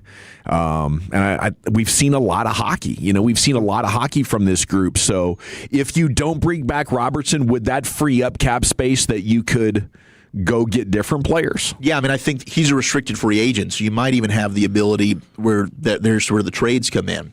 You know, Pittsburgh's a team that has shown interest in him. Is there a player or players on Pittsburgh's roster that Jim Nill would covet? Obviously, McDavid's comments, everybody in the NHL is going to perk up and say, does he have 1 foot out of Edmonton? And that'd be the ideal scenario. Can the Stars find a way to afford him? He's a guy that doesn't seem like he cares as much about money. He might take a deal that can work with whatever the salary cap is for the Stars if he just decides that's a team that I'd like to play for. I'd like to play with Mikko Rantanen and Wyatt Johnston and Thomas Harley and some of these guys that are locked up long-term, Haskin and Hintz. I mean, Hintz has a no-move clause. So does Tyler Seguin. So does Miro, Otter. Lindell's got a no-trade clause. So there's not a whole lot of flexibility. Robertson's really your biggest chip. But yes, if they don't give that money to Robo, then you do have an opportunity to give it to somebody. Like Quinn Hughes is a free agent after this year. Yeah. Do you try and be aggressive and go after Quinn Hughes? I would think so. Yeah. You know, scrappy players, high-energy players. I think that's what you're looking for. On this team, quality players. It's just crazy that a team this good, you know, third best record in the NHL this year, is seeing this run go so long without winning at all. And you're wondering how many more runs do they have in them. So this is the situation that the Mavericks were in post 2006. They went 4 more years not really threatening to win the championship, and it appeared they were done. They were Dunsky, right? So they go out and they get Tyson Chandler, and then they end up trading for Peja Stojakovic and Corey Brewer, and maybe Deshaun Stevenson was a little missing a piece as well. But that team was close, and they needed a break where the Lakers were done being on top, and Miami wasn't quite ready to take the throne. The Stars got massively unlucky. Edmonton is average now, Each of the last 2 years, they were your kryptonite. If you don't run into Edmonton in one of the last 2 years, you could have already been champions. Now they're finally down, and you don't have what it takes to get through Minnesota, maybe because Hintz, your quickest player, one of your best playmakers, is unavailable. And I do think this Lundqvist, man, what's the word Owning used with us yesterday? A catalytic player? Yeah. That's definitely what he had been to that point in this series, and maybe he's not a fan favorite or anything, but in this matchup, he was a decisive part for winning. Let me ask Wolchuk a question about this, because I felt like we've been really, really critical of that player. What clicked? With Nils? Yeah. Maybe finally being healthy for the most part. I think he played his most he wasn't this a guy, year. You gave up a first-round pick for this guy, and he was a big bag of nothing. And they got him for another extension. It's like $1.5 million. Yeah. Like they're still not paying him a lot, but maybe he finally just got comfortable in his game. Maybe his defensive pairing, it was a good situation for him. But It's also one where, look, maybe you just finally found 2 weeks of really good hockey from him. Yeah. And then, you get into next year and you see some of the same awards. But he was a turnover machine. Instead, he was really being a catalyst for trying to create some odd man rushes for you and really moving the puck around. And he was chasing guys down and getting some poke checks. I thought he was really sensational this series. So I think it's a fair question, Brian. And I do wonder, like, is that sustainable? Did we see just a glimpse of, like, damn, is really this a good flash hockey? player? Yeah. Is it just like was it a flash in the plan? It could be. But they extended him thinking that, like, you know what? It's like they quickly jumped on it. Like, okay, we were kind of waiting for this guy to show up, and once he showed up a little bit, then you get the extension, right? Is that yes. So? I don't know, man. I just don't think they have a lot of wiggle room. They don't. I just don't. And this team might be. You can't say an athletic, right? No, I mean they're very skilled. Well, are they very skilled? They are very skilled. They lack, like, Duchesne is still very skilled. Duchesne's not a speed guy anymore. And you don't have these guys that are going to be, when you talk about super fast skaters, Rope Hintz is your fastest guy. Right. And you missed that. Miro, maybe he's lost a little bit of gas. And that could have been fatigue too, but Miro's an elite defensive skater. Maybe having to sit out so long with injury and stuff. And Rantanen as well. Rantanen's usually one of these guys that's going to be flying around the ice, and you didn't quite see that. And that's got to be an injury for him, but Duchesne's older, right? I mean, you got Wyatt Johnston's a guy that he's got some speed element to him. Robo's not. Robo's not a speed skate element like that, or is it just the fact that Minnesota was that much quicker to the puck? Yeah. And they really stood up against you. They did. And look, Valstad, their goalie, was brilliant. I don't think that should go without mentioning. You look at some of the numbers on 5-on-5, it's not as one-sided as you would think. In fact, the Stars lead a lot of those categories. Yeah. Valstad was the better goaltender in this series. Shots were even there for a while. Absolutely. It was like 5-on-2. No question. For the series, Dallas had the same amount of shots. And I thought Robert Tiffin made a good point. You're going to look a little bit slower. Minnesota made you play their game for the majority of this series. They controlled the puck. They tilted the ice. They forced the Stars on their heels. So you're going to look like the slower team out there. But I do think there's an element to that where the Stars have lost speed over the years. All right. Wings beat the Fever last night. Preseason action. You had Beckers and Clark for the first time in the WNBA. Caitlin was injured. She fell to the ground, bruised kneecap. Gave the fans a bit of a scare there. Her first game for the Fever in 9 months. When this injury saga for her began. Beckers had 20. Clark had 21. They sent her to the line a lot. I think she had 13 free throw attempts in 16 minutes. And I guess that's one of the big storylines coming into this thing is she believes that the league is going to be a lot more tight with the whistles on the body checking and the hand checking. And she was talking about it last night, says she thinks it's going to be a better product. So maybe we're ready for the Caitlin Clark free throw tour. Next up for the Wings is a preseason clash with the Aces on Sunday at the Moody Center in Austin. Rockets going to host the Lakers tonight at 8:30. Other than Rangers baseball, this might be the number one attraction on your sports evening, and it should come on pretty much right at the end of the Rangers game as Houston trying to become the first team ever to come back from down 3-0. This is Game 6. Lakers getting Austin Reeves back. Houston still without KD, but their defense-first approach has found a rhythm now against the Lakers, and LA's pretty much going to live and die by the 3. They got 2 chances to get the win, still up 3-2. Cade Cunningham and the Pistons trying to take a step closer to coming back from down 3-1 against Orlando. Detroit won 60 games in the regular season. They're down 3-2. Game 6 is in Orlando this evening. Turnovers have been the story there for Cunningham and the Pistons. And what do you guys think about Draymond Green here on Steve Kerr's run as coach with the Warriors? Quote, as much as he's done for me in basketball, a part of me thinks he's hindered me in my career and what I could have become. Draymond on his podcast going after Steve Kerr a little bit. He's definitely a headline maker, isn't he? Media savvy or put his foot in his mouth. I don't know. You can decide for yourself on that one. I don't know if this is intentional or accidental, but that is some hot content, Brian. Do you kind of feel like that maybe he is a guy that will stir it up? Absolutely. That he will tell Steve Kerr, hey, listen, boss, I might say some things about you. Yeah. Sound a little off. but I'm doing it because of my media career. Yeah. I want to make sure, no offense, man. You did a lot for me, but I'm just going to say some things right here that might, that's how these guys are getting gigs, right?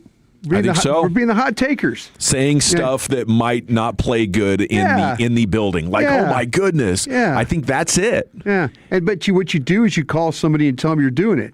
Yeah. He calls Steve Kerr and says, he goes, Hey. they're going to put a mic in front of my face. I'm going to say some things about you.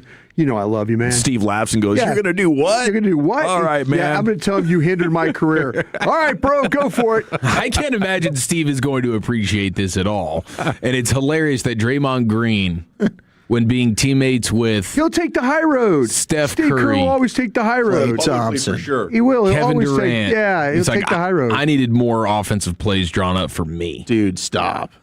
See, that's what I'm saying. He That's says an stuff he unaware doesn't guy. believe. Yeah, you're right. I mean, but he's got such a high basketball IQ. Like, could he really believe that? To Brian's point, it makes more limited sense offensively. We're playing in an era now where the ball handler has to be able to shoot. Yeah. There are no bricklaying point guards anymore. Yeah. He is a creative basketball player. I'll give him credit for that. But if he had improved his outside shot, he could have been a matchup nightmare. But he never did. Never did. He was actually a better 3-point shooter when he started his career than what he ended up being. All right, that's Steve Kerr's fault. Yes, and Steve covered for him so many times. That's what I'm crazy. saying. Yeah. That's what I'm saying. Yeah, that's it. Okay. We got Champ on the other side. Then Wolchuk's top 10, buddy. Where are you taking it? All right, we got the Kentucky Derby tomorrow. So, what are the top 10 Kentucky Derby horse names of all time? What would you name your horse? That's next to the nation. But first, Tolos, I know as parents, we would all do anything to give our own kids a bright future.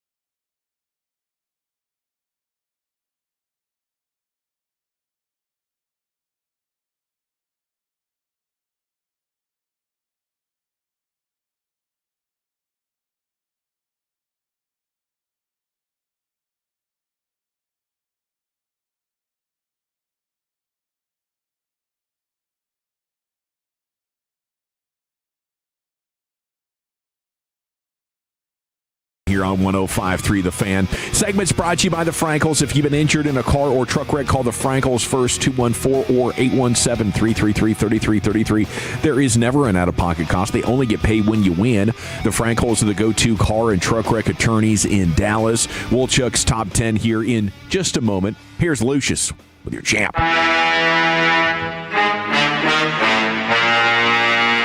This piece of audio will be going for 2 times on Monday. On Monday, be going for 2 times.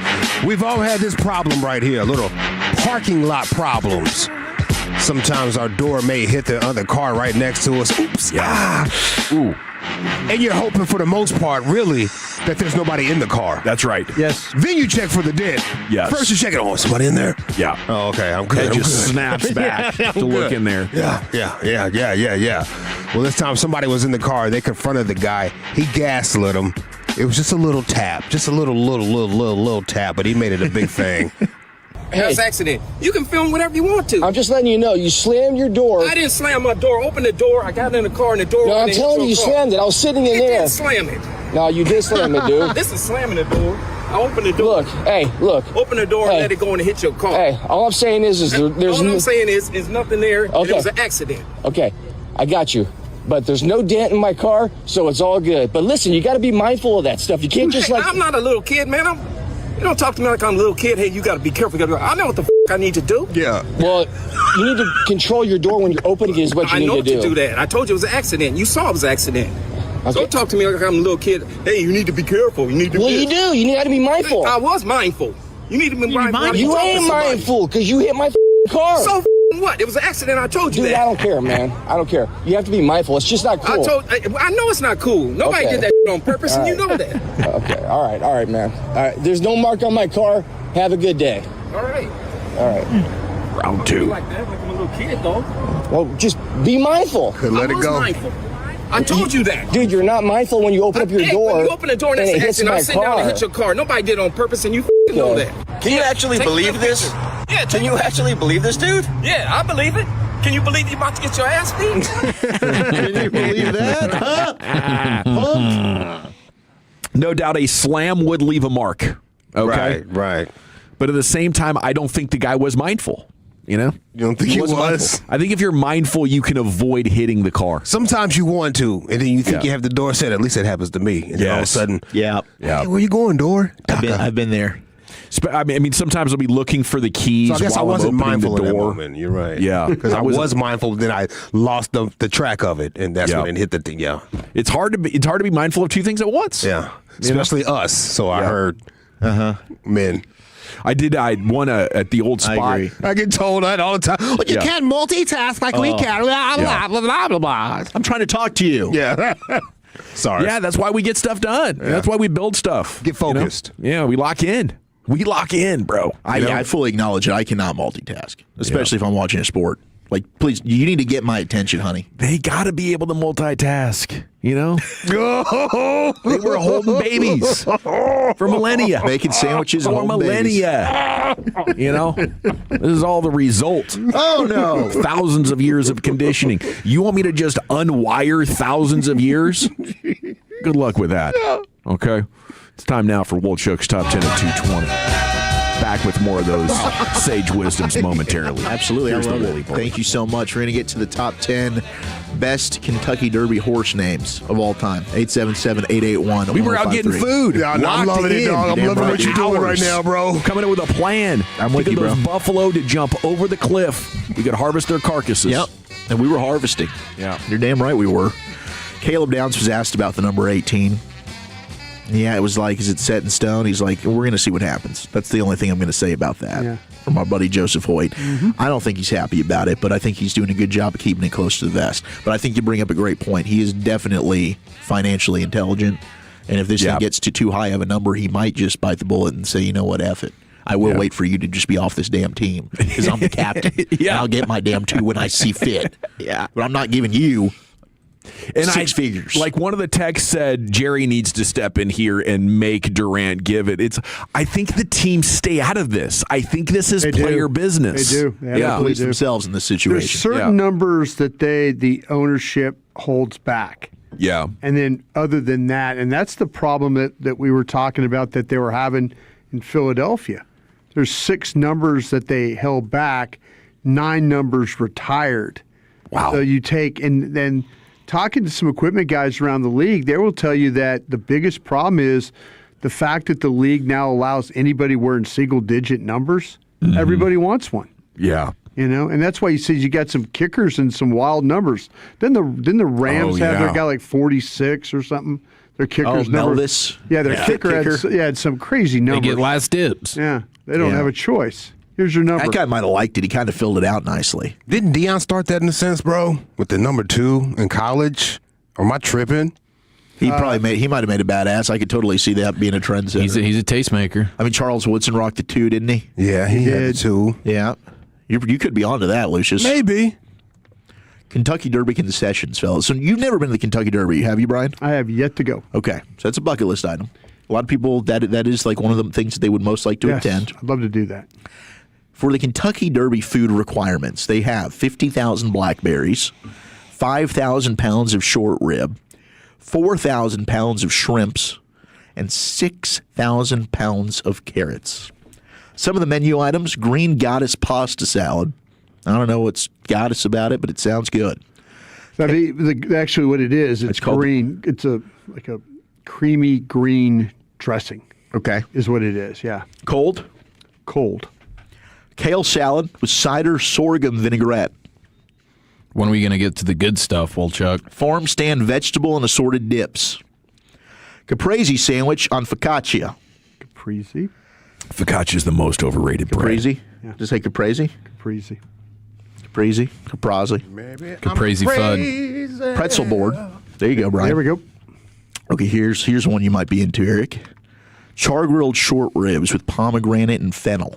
With fentanyl, what? Fennel. What is this stuff you're reading, bro?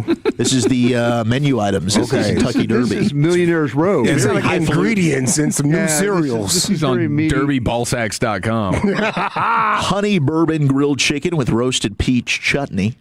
All right, that'll play. Kentucky barbecue shrimp and fava bean relish. Fava beans. The only time the fava beans. Bigger than normal beans. Silence of the Lambs. Ancient grains pilaf. Pilaf, yeah. It's like a rice. Yeah, I know. Rice pilaf. Brown sugar glazed roasted carrots and dill sorghum butter. My man said ancient grains. Ancient grains. Sounds tasty, bro. You just blow the dust off them and wolf them down. Ancient Oreos for dessert. What? Yeah, they've got 25 dining rooms serving these delicious delights. You don't need but 2 from what I heard so far, bro. They're expecting 100,000 guests, and there's 17 full kitchens. Lucius is down in the infield eating with everybody else. I need a hot dog. I'll be all right. Those are the 10 primary food items, and I'm not really blown away at all. Short rib's probably really good. Yeah. Now, for some of the commoners out If there, it's legit char grilled, Yeah. know. Short ribs need to be, they'll try to make them in the oven on you. Yeah, it's a tough cut, so you have to like really cook it in like a liquid, braising liquid. That's probably why they have all those carrots to kind of break it down. concessions will also have items like the smoked Gouda mac and cheese bites. Works for me. There you go. Pork belly bao buns. Boom. Empanadas. Let's go. Let's go. Pork belly bao buns? Yeah, baby. B-A-O, not bowel. Oh. Yeah, not bow buns. Come bow on, buns. man. Intestine bits. Never had a Crazy. bao bun? Bao buns is nuts. Bao buns. That's the name of one of the horses. It might be. The lower intestine. And fruit kebabs. Love a good fruit kebab. Lower intestine on a hamburger bun. They'll also offer hot brown, which is an open-faced sandwich that was created in Louisville and includes turkey, bacon, and gravy. and Mornay sauce. Yeah, gravy on it, yeah. Put the little gravy, Hot because the brown. gravy sets it off, doesn't it? Yeah, hot brown. All right, so if you had to name a horse for the Derby, what would that horse be named? Pimp Slap was something that somebody texted in. I think Pet Cat would be a good one, Brian. Yeah, for scouting? Pet cat? Yeah. Or the Stack. The Stack would be Stack. a good Let's go. Stack would kind of be a cool name for a horse. Trash can of dirt. Is that one of your scouting terms? That'd be trash can of dirt, yeah. You know, yeah. Glass eater. Glass eater would be a badass name. Yeah, for a horse, yeah.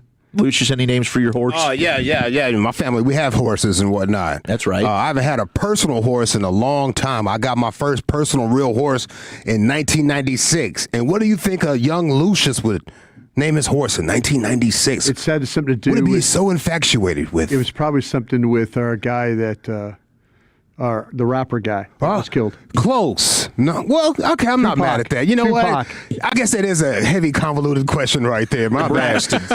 No. Her name was Magic. Because I was a big fan of the Orlando Magic. Okay. Oh. Yeah. Penny Hardaway. Penny would have been a good name. Hardaway Penny was a would have good been a one. good name for a horse. Yeah. My dad's, his horse, his name was Jack the Ripper, the Lady Clipper. Ooh. Yeah, that was his horse. That's smooth. Here's some of the top 10. Palace Malice was an honorable mention, and Lightning Orphan was number 11 on some of the top 10 best horse names in the Kentucky Derby. 10 was Shutout, finished first in 1942. Big Spruce. Yeah. Big Spruce. Big Spruce was 7th. Big Spruce finally got them hands on him. Big Spruce. Big Stretch, number 8. Big Stretch is a good one. That's Kikuchi's horse.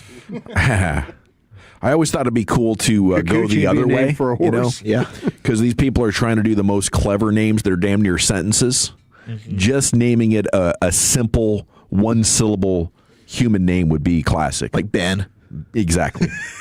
Here comes Jim. I do like Jim. And I'd have a whole down stable. the stretch, it's Jim. I'd have a whole stable of them. There's Steve and there's Jim. There's Bob. You would know a Dawson horse by his very simple first That's name. actually pretty good.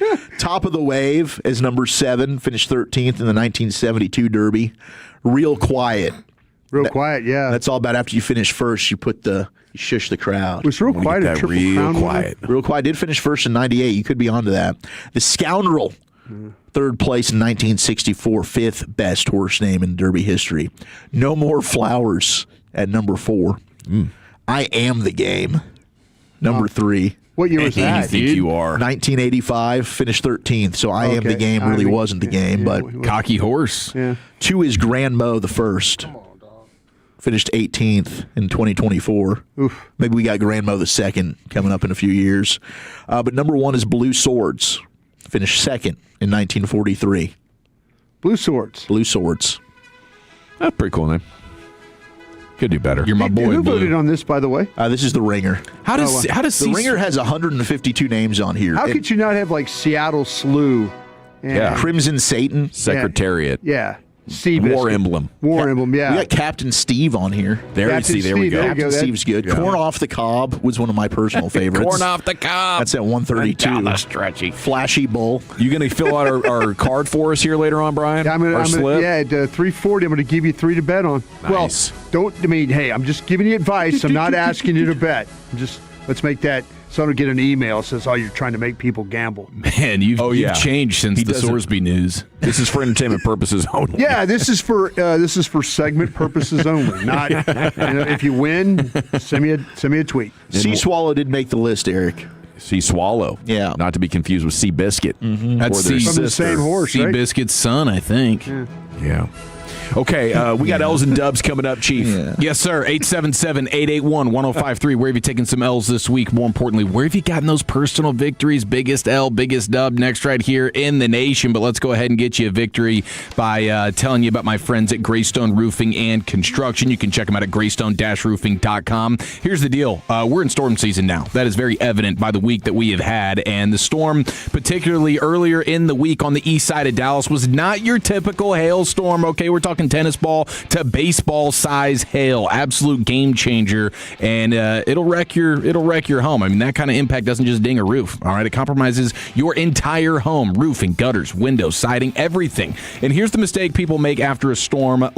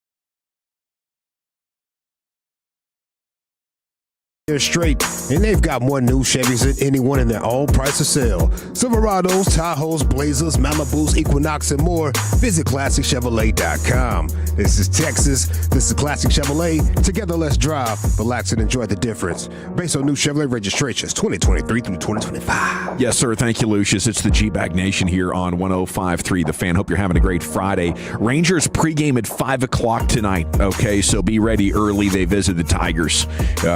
Here's the Chief with his Friday staple. Yes, sir. 877-881-1053. Where have you taken some L's this week? More importantly, where have you gotten those personal victories? Here's British Ian. Oh, yeah. Now listen here. It's time to toss things over to that silly twit, Eric Chiafalo, to give us this week's L takers and dub makers. On and off the field, no one is safe from this imbecile's tongue. It's biggest L, biggest dub. Big dub for the G-Bag Nation, getting to go to Mexican Bar Company. Hell yeah. Yes. On Monday. Boy, that's exciting. Prepping our bodies for some Cinco de Mayo action on Tuesday. The food, the drinks, the vibes. The music. Scenery. The people. Yeah. People are super nice. It's a great staff there. 2 to 7, G-Bag Nation, Mexican Bar Company. If our folks at Knife are listening. right across the way. Slide over Next a couple door. of steaks. Next door. We'll take some steaks. We love you too. Yeah, man. Certified stakeout when the G-Bag Nation arrives. So looking forward to hanging out with the Tolos in Plano on Monday. We have our buddy Woody in the 214. Big L's, of course, the Stars. Essing the bed, he says. A full-on bed essing is what the Stars completed there. And it all came to an end last night.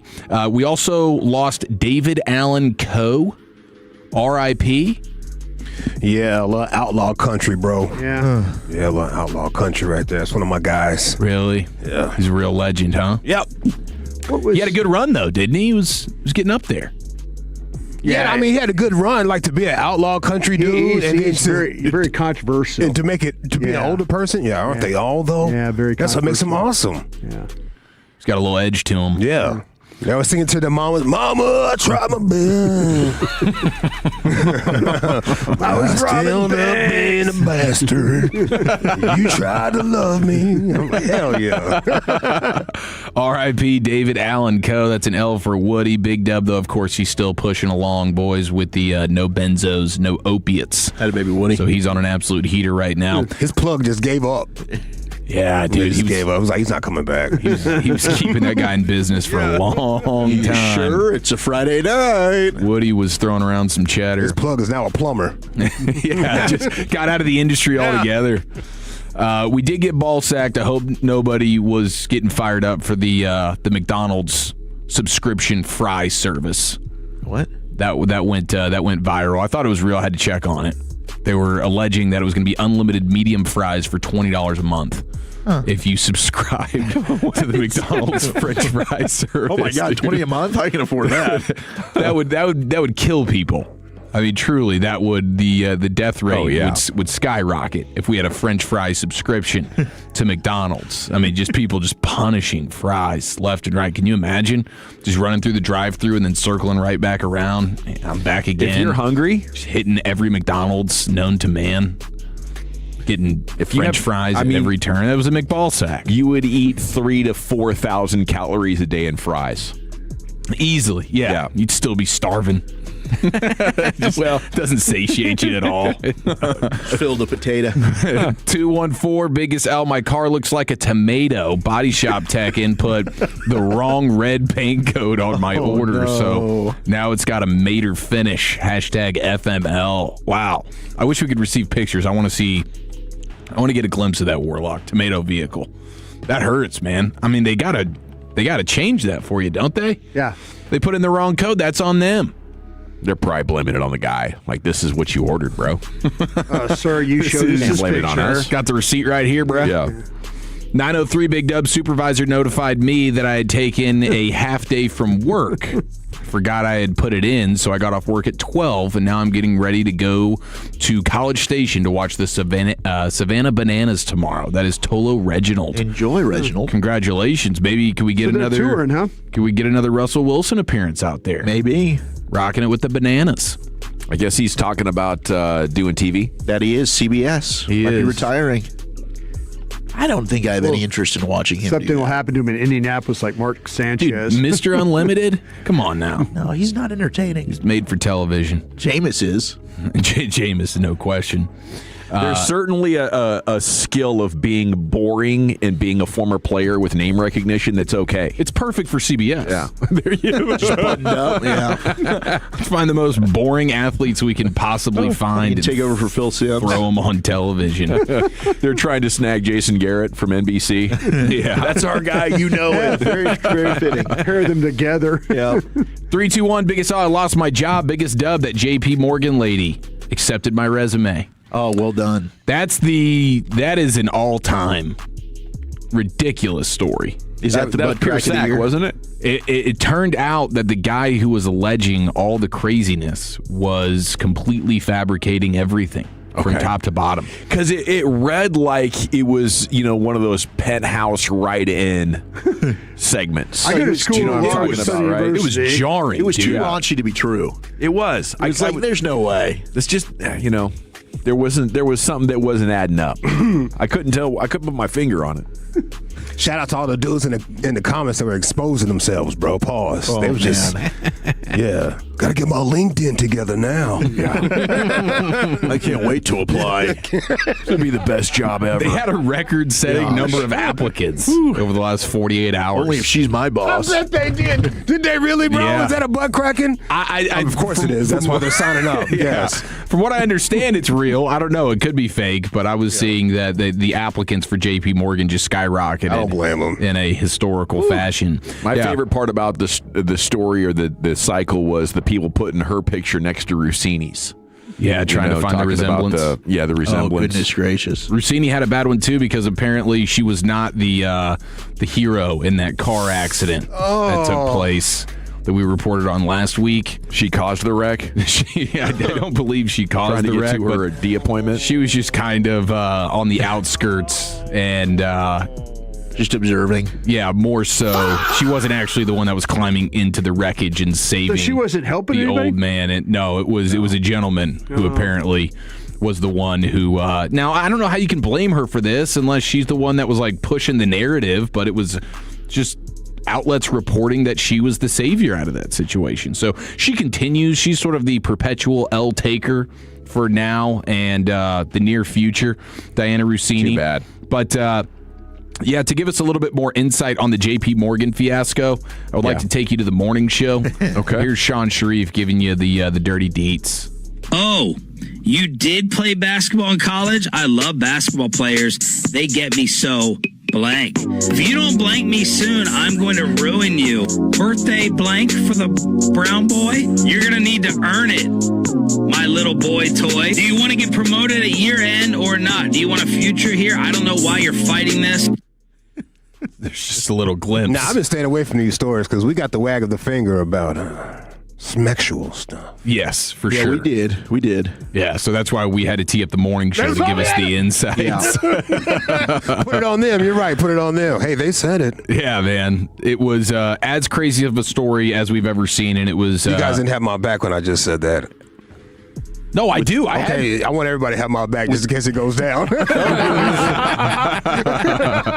We're going down with you. I got you on that. I got you 100%. You also had the Chick-fil-A worker taking a big time L. How about this? This is wild. The Grapevine guy, huh? Man, the mac and cheese. What did he do? It's actually an incredible idea. Shame on me for not thinking about it. He gets fired from Chick-fil-A, but then he goes back in and he knows how to use the computer system, so he did like a ton of orders for mac and cheese, and then he would refund his own card on it.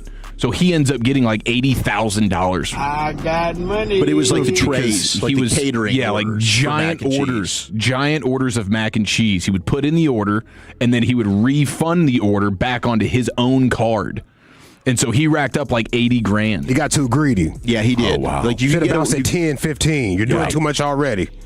Most you can do on something like that's $40 a day. I mean, you do it 800 times. Holy crap, dude. Yeah, he was ridiculous. Got carried away a little bit. Fugitive. They were trying to find him. They couldn't, and then they got the PD involved, and they wrangled him up. So that's undefeated. That's right here in our backyard. That's wild. With the Grapevine Chick-fil-A, dude. If Wolchuk was the manager there, that would have never happened. Absolutely He'd have not. sniffed him out in seconds. Would have been buttoned up with that. Like, that's my mac and cheese, bro. Kidding me, dude? You get away from that. You think drug problem? He's burning through that every night. Yeah, that could be. Or it was just a big time revenge play because he lost his job at Chick-fil-A.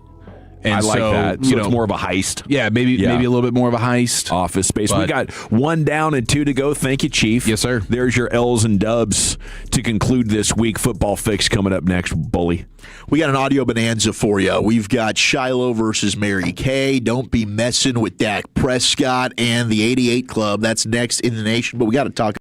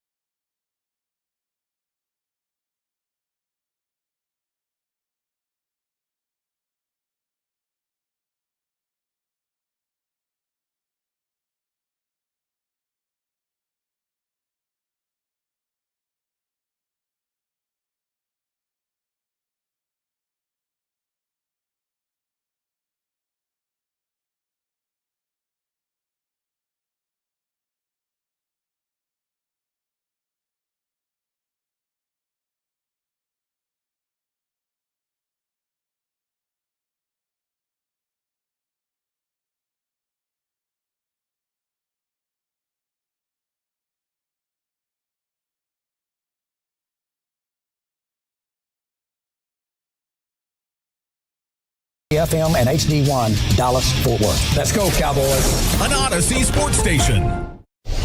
Driven by our D&M Leasing Studios. You're rolling with the G-Bag Nation on 105.3 The Fan.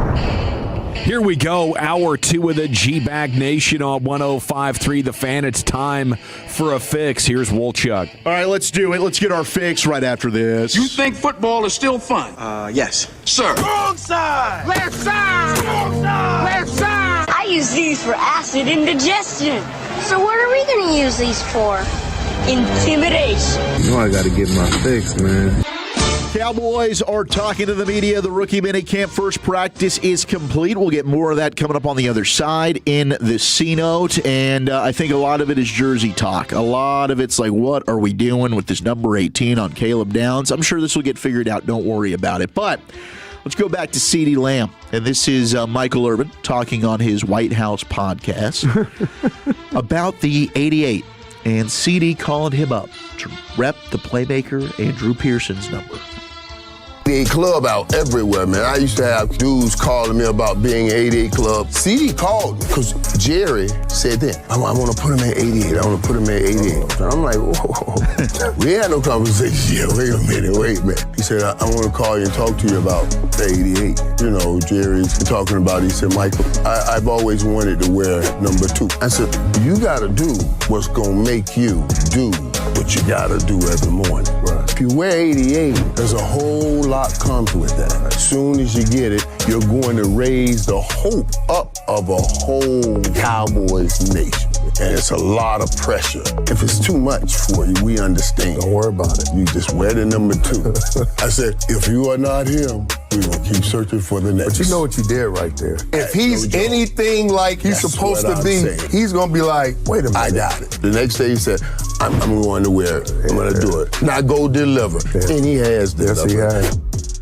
CeeDee Lamb taking this story and quote tweeting it with, just being honest, I haven't done anything yet. Grateful always. Appreciate you, Mike, for sharing. I need more. No greed, just hunger.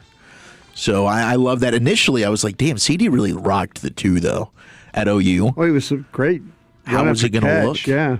And then, man, the 88 really has looked good on him. So, I mean, full circle here with Caleb Downs. He wants the 2. He doesn't have it right now. He's wearing 18.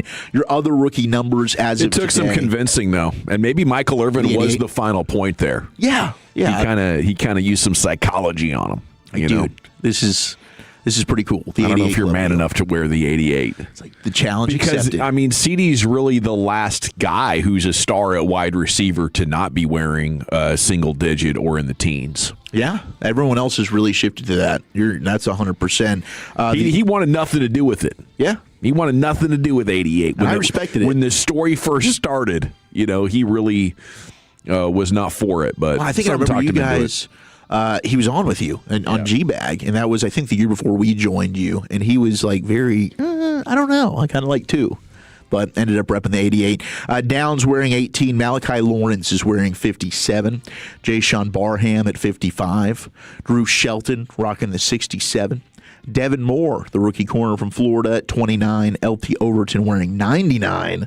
And Anthony Smith, the 7th-round pick of wide receiver from East Carolina, is wearing 83 at rookie mini camps right now. That's a good number for wide receiver. Very good. Old school, traditional, love it. Now, here is Josh Butler. Josh Butler, a lot of people were calling for like, hey, end of the season. Why aren't we seeing more of him? Well, maybe not ready. Maybe he was. Either way, we didn't see him, and now he's going to be in a competition for a roster spot this training camp. But here he was defending QB1, number 4. Don't you talk about Dak Prescott in front of Josh Butler. Somebody tried to argue with me and say Dak Prescott not top 5. My quarterback. Look, you can argue with your mama, your daddy, your sister, your granddaddy. I don't care. You're not going to argue with me because y'all don't see what I see. And mind you, these just people on the internet. They're just talking. They're just talking. So do their opinion really matter? No. Not at all. Say I like Josh, then why you talking about it? Because I'm not finna go and let them sit there and lie. I'm not finna go and let them sit there. Y'all not finna go and lie. And not only that, like, outside of football, he gets a lot of hate, and I don't understand it. He does a lot of stuff for the community. He does a lot of stuff for mental health. He does a lot of stuff. to help people out, then y'all need to stop doing that. That's not okay. We are normal people too. All right, we normal human beings. Just because we got our different job or whatever, and y'all like the sport, don't mean treat us like shit. We don't do that. But all in all, I'm gonna say this to say this. Okay, Dak Prescott is a top 5 quarterback in the NFL. I don't care your opinion. I don't care where you're from. I don't care who your favorite team is. You can fight me about it, and I guarantee you will beat your ass. Golly, what a production. Well, I was getting ready to say, bro, what prompted him to do this? He's got edits and everything in this. Well, so he's really trying to grow his TikTok. And so he's got quite a few videos like this. This is the one where he's really kind of standing on the table for one of his guys. But did we like it? Did we like the production there? Absolutely. I was expecting the Hell's Bells guitar riff to fire up at any moment with those bells in the background. Yeah. I was ready for with a rolling thunder. Was he kicking with Dak or something like that, bro? That's a whole lot. To just come out here and be like, you know what? I'm going to build my brand off of kissing your behind. Can I do that? I think he's probably got a team, and they have conceptualized how we're going to most go viral for Cowboys fans. Okay. So you're backing Dak. You know, you're weighing in on a polarizing topic. You got good prod. I mean, what's he got? Does he have millions of views on this? Wouldn't be surprised. I haven't looked at the update of it, but he does usually get a pretty good chunk. This one might be his most He's starting viral. to fight you over Dak. Yeah, he's like, I'll fight, pull challenging up. to fight you. Is Dak like going to repost it for him? I love content. I don't know. Next thing you know, this starts circulating, makes it happen. So I hate to say this, but I think he's not going to be with us next year. Oh, man. Is that what he's trying to do it for, too? I don't know. I mean, maybe we'll walk it back for the next quarterback he's with. Well, if he doesn't, like, could you end up, because we had that the dude who went viral for fighting his followers. I appreciate him saying what he said, but maybe Josh Butler goes viral for fighting the Dak haters. You know, pull up. That'd be a great series. Now he makes a whole new account. He's fighting the Dak haters. Is that the number his fiance found in Dak's phone? Oh, no. No, I'm tripping. All right. I'm tripping, my bad. Jay Booty? Yeah, who is this? Who the hell is this? 10 of the top 10 selling rookie jerseys, according to Fanatics. You've got 1, Caleb Downs. 2, Jacob Rodriguez with the Dolphins. Malachi Lawrence is 3 on here with the Cowboys. Drew Aller with the Steelers at 4. Mendoza with their 80s coming in at 5, and it's not a surprise. It made headlines today. Fernando Mendoza might not start the season at quarterback. I mean, I think that they kind of told you that. That was their plan. They wanted Kirk Cousins to be their starter, and then they'd ease Fernando Mendoza in. Chris Johnson, number 6, Miami Dolphins. Jeremiah Love at 7, the running back with Arizona. Caleb Lomu at 8 for New England. Dylan Thieneman, number 9 with the Bears, and then David Bailey, shout out to Texas Tech with a couple Red Raiders in this top 10, was 10. There's only 3 quarterbacks I'd rather have be my guy than Dak Prescott. Allen, Mahomes, Burrow. Is there a 4th? Well, are we talking about just in like for a season? Take it away. Yeah. You're going into this season. I mean, Stafford probably deserve a little something. Would Lamar Jackson deserve a little something? There's a debate there. There's a debate, guys. Right? And I'm going with my guy because he's local. Right? We're on the home of the Cowboys. Okay. What about Caleb Williams? Going with Dak. There's a debate there. Caleb Williams missed a lot of throws last year. May. Yeah. Would you consider that if you get a healthy Jaden Daniels? I definitely want Drake May's career. I want whatever. Yeah, if we're Drake's talking about like left. from now on, but just for the season. Baker. Debate. No, I'll take Dak over Baker. I'd take Dak over Baker too. Herbert. I know you're not going to hear the Herbert conversation. You can't go with Herbert because he's every year it seems like he just hadn't done what he's supposed to. He can make some throws that Dak just can't physically. I mean, Herbert is a freak, but yeah, I mean, Dak's had more success than Herbert has in the postseason. But when you bring up some of those other names, like a Drake May, I think you could get to 5 for Butler, and it shouldn't be a fight. You know, you can. I think you can easily get to at least 4 guys, and even with Burrow, like he's getting hurt so much that if you wanted to say I'd rather have Dak because I'm a lot more confident in his durability, Don't think I'd fight you on that one either. Yep. Might be 3. I hear you. All right, talking about quarterbacks, yesterday we had the news of Shiloh defending his brother Shador. I think Shiloh is incredibly entertaining. I was talking with Lucius about this before the show, but Shiloh did make the comment that went viral. What was that? In regards to Mary Kay Cabot. What did he say? Told her to make a sandwich? Yes, he did. He told her to make a sandwich because Mary Kay Cabot is implying that I think they should declare Deshaun Watson QB1 ASAP and let the first-team offense start to cook. There's no time to waste. Now, when you read that, like, she is first-team offense start to cook. You know, with Shiloh maybe just saying, like, well, why don't you go make a sandwich, Mary Kay? He's alluding like they've kind of taken this out of context a little bit. Yeah, but he was like telling her to. Make a sandwich is crazy, Got to bro. just maybe ask her politely. I don't think they took it out of context, Shiloh. If you can I'm find sorry. a way to flip that, that's awesome. That is. If you can find a way to flip this. And he's trying to. He's trying to. I will give Shiloh credit. If you can spin this one, bro. I'm crediting her. She's got one of those faces. I feel like she would make a damn good sandwich. It's compliments to her. She thinks Deshaun Watson's going to let the offense cook. I'm just telling her, why don't you go make a sandwich then, Mary Kay? She's got one of them sandwich-making faces. That's all. She'll cut it sideways. It was like rectangle type vibes. I mean, the triangles. Yeah, the triangle. The triangles. She's proficient with the knife. She cuts the crust off for Brian. Yeah. Well, she understands the meat to condiment ratio. It's a perfect play here. We've got both of them replying. Mary Kay went on Cleveland radio, and Shiloh has replied as well. Which one would you like to hear first? This is so great. We have a back and forth of a sandwich. Yeah, all because of the comment.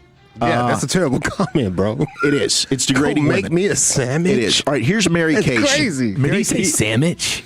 He didn't even say sandwich. It wasn't 2 M's, was it? I'm just saying that. I think he spelled it correctly. Okay, but it was 2 M's. That's just disrespectful. All right, so here's Shiloh. Make me a Sammy, broad. This is Shiloh replying to why he said that. This is what I've been waiting to say all day, bro. And this is to Mary Kay. If you're going to be a reporter and report facts. Whenever you have your opinion, and your opinion is always something hateful to Shador, then it makes it seem like it's something weird, like it's an agenda that you have going on. And there's plenty of women in this field that take this serious and take reporting football serious and actually do homework and study the game and get the statistics right and get the news right. But with you, is so much emotion that I don't want you to make women look bad when it comes to reporting, because you don't have the will to actually want to report real things that are going on. So it don't even make sense. Not make sense. Okay, it doesn't make sense. Now, Mary Kay Cabot was just named the Nowhere Bill was Nunn it my bad. I didn't mean to say it that way, but here's what I meant by saying nothing, bro. He just stood on straight. This is why. Because you keep going after my brother. And I can respect, hey, family standing up for family. However, I have not seen a whole lot to back up Shiloh's claim that Mary Kay Cabot is like unfairly going after Shador. I think there are some in the Cleveland media that have done that. I don't know that Mary Kay Cabot is one. In fact, she was just named the Bill Nunn Jr. Award winner by the Pro Football Writers of America. She's just the second female to claim that honor. She's been doing this since 1988, mainly in Cleveland. And anybody who's going to work in Cleveland that long, kudos to you. You hear that, Shiloh? Wooly Bully from the fan is calling you out, saying you're making stuff up about Mary Kay Cabot. I think he might have receipts. He might. I want to see these receipts, because it sounded to me I'd like to as well. like they believe this is part of a track record. And maybe there is. She's out to get Shador. But it might just be him trying to cover for the sandwich line. It might Yeah, because I'm looking at her Instagram trying to see if she just posted a sandwich at some point in time. Did you see anything? Where he can reference, hey, well, I was talking about this one time. No sandwiches? Yeah, there's no sandwiches I'm seeing anything. No. Here's Mary Kay Cabot's response on Cleveland radio. Well, let me just say about that I really do believe that I have been an inspiration for lots of women and young girls to know that you can go out there and do a good job in a man's world, and take on all of that comes with that. And I know that there are so many women who have joined the football world, especially because of some of the things that I've been able to do over the years. and I'm happy about that. And I know that will continue. Now we've got women in flag football, playing flag football all over the place. And I'm just happy that I have been able to help set the tone and open some doors in that way. And I know that will continue. And that's just how I feel about that. Just took the high road, which honestly, Mary Kay, come on, get toxic. Yeah.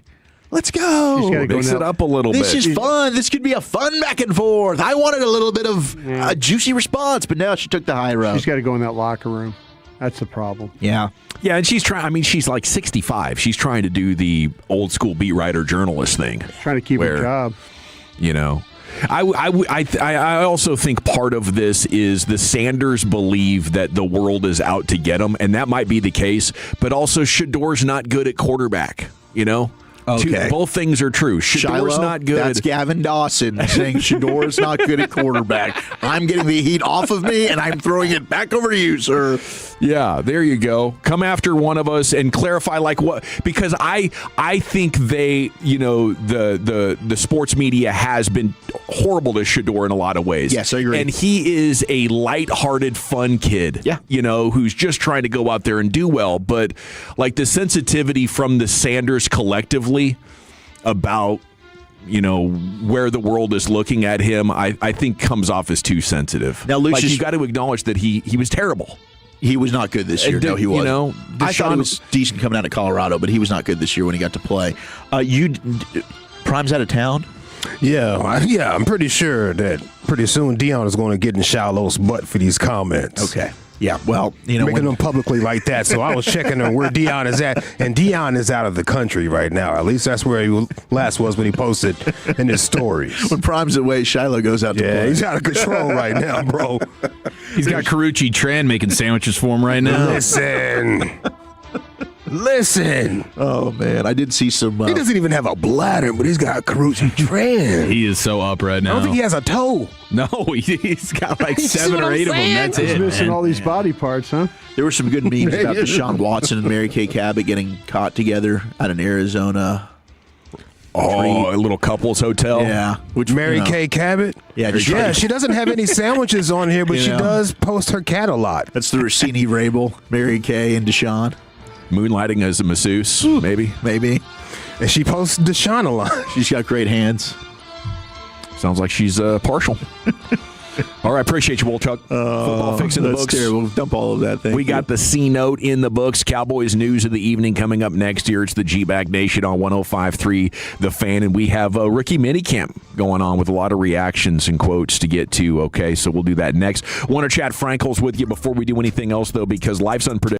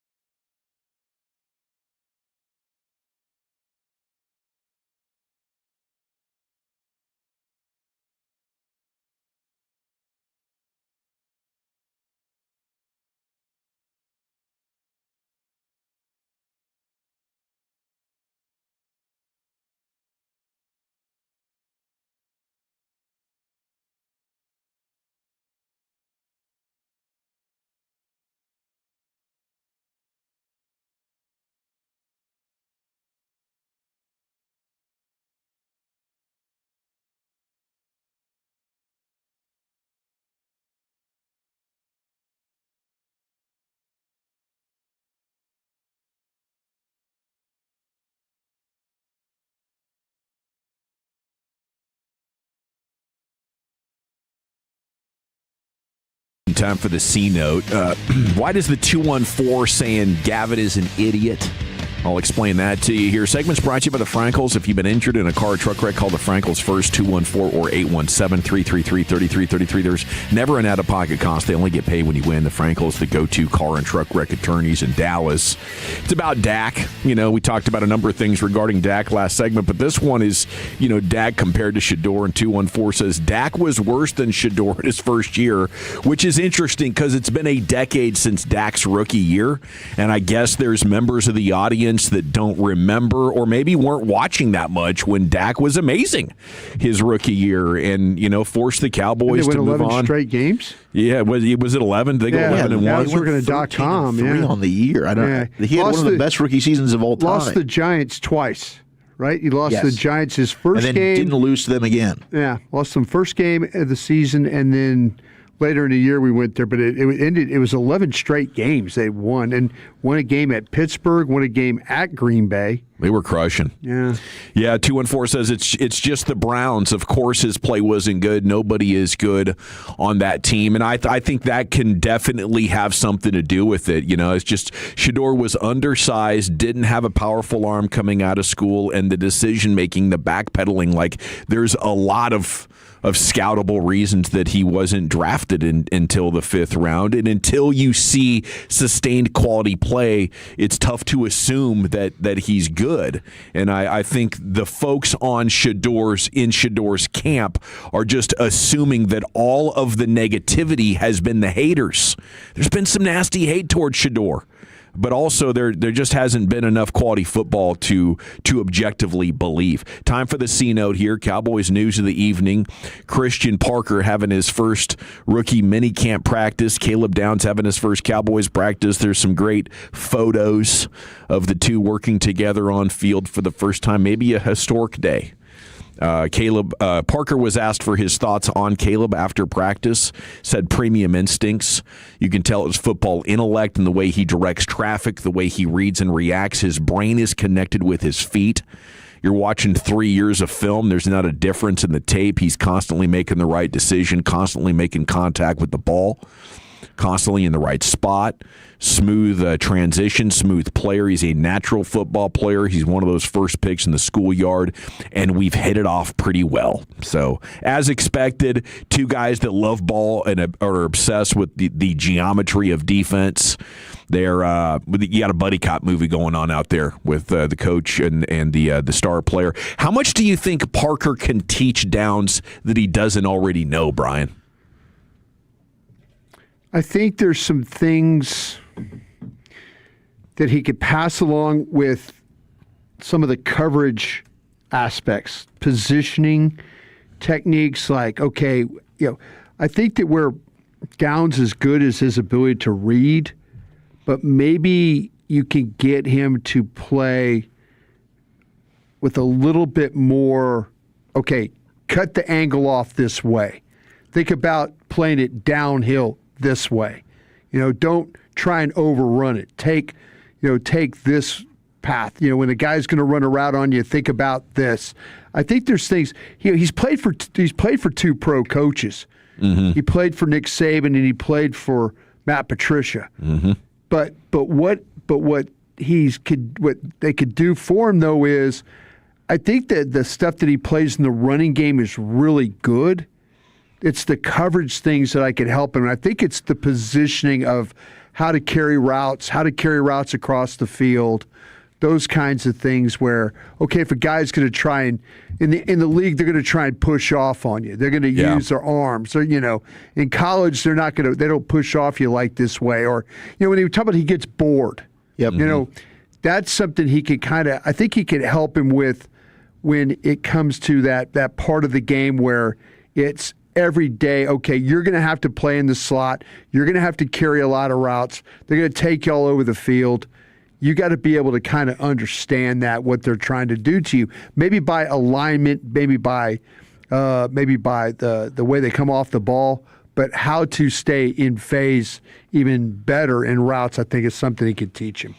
Yeah, a number of players in the NFL have talked about how great of a teacher Christian Parker is. I just wondered with Caleb Downs, because of his background, because he's known as a genius himself, like if that still applies to a player that you think that much of with Caleb Downs. Okay, Downs was asked again about the jersey number. He said, we're going to see what happens. That's the only thing I'm going to say about that. Sounds like he's taken the Jones boys approach of you don't comment on negotiations while they're live.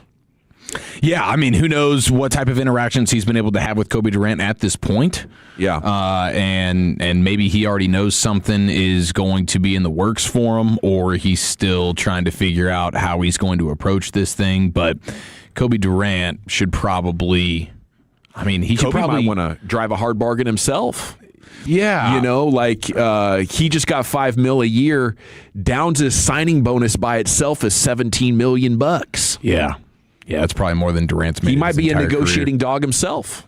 For sure. And now I would imagine if it's me, I do kind of have this feeling like we should probably give it to the star player. And a Rolex sounds amazing, Sure. 10, 20 grand sounds amazing. But if you're Downs and you're just coming into this and you're thinking fiscal responsibility is a big enough deal that I'm mentioning it first in an interview with the fan, you might think wasting 10 to 20 grand is a bad omen for your fiscal responsibility.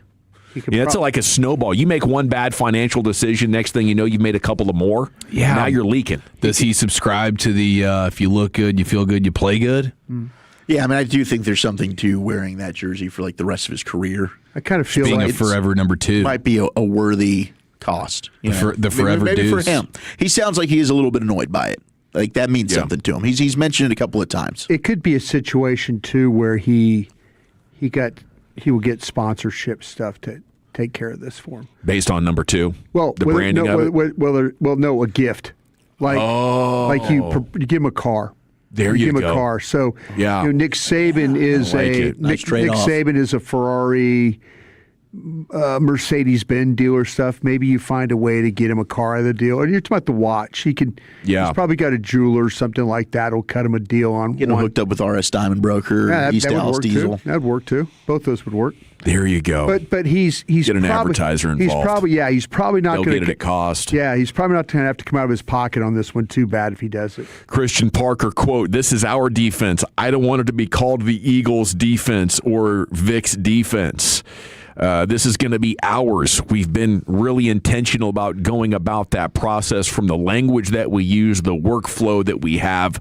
So it's been fun. He's been putting his own stamp on things here.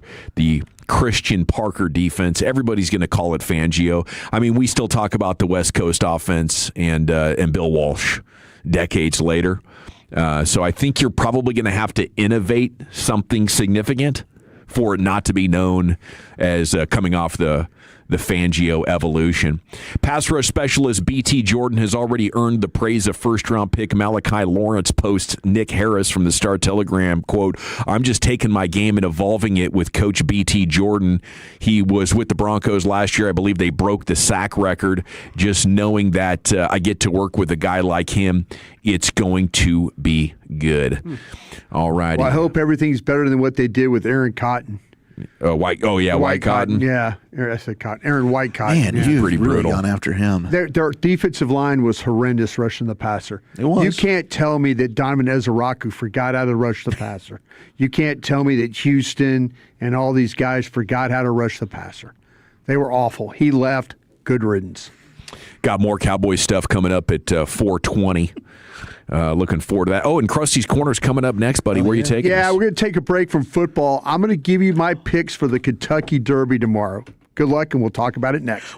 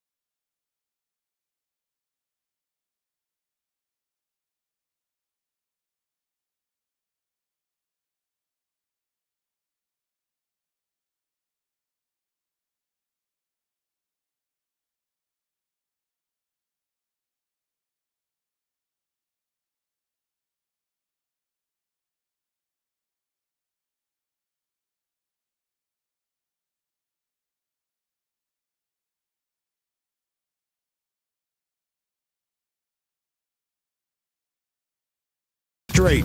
They've got more new Chevys than anyone in their all-prices sale. Silverados, Tahoes, Blazers, Malibus, Equinox, and more.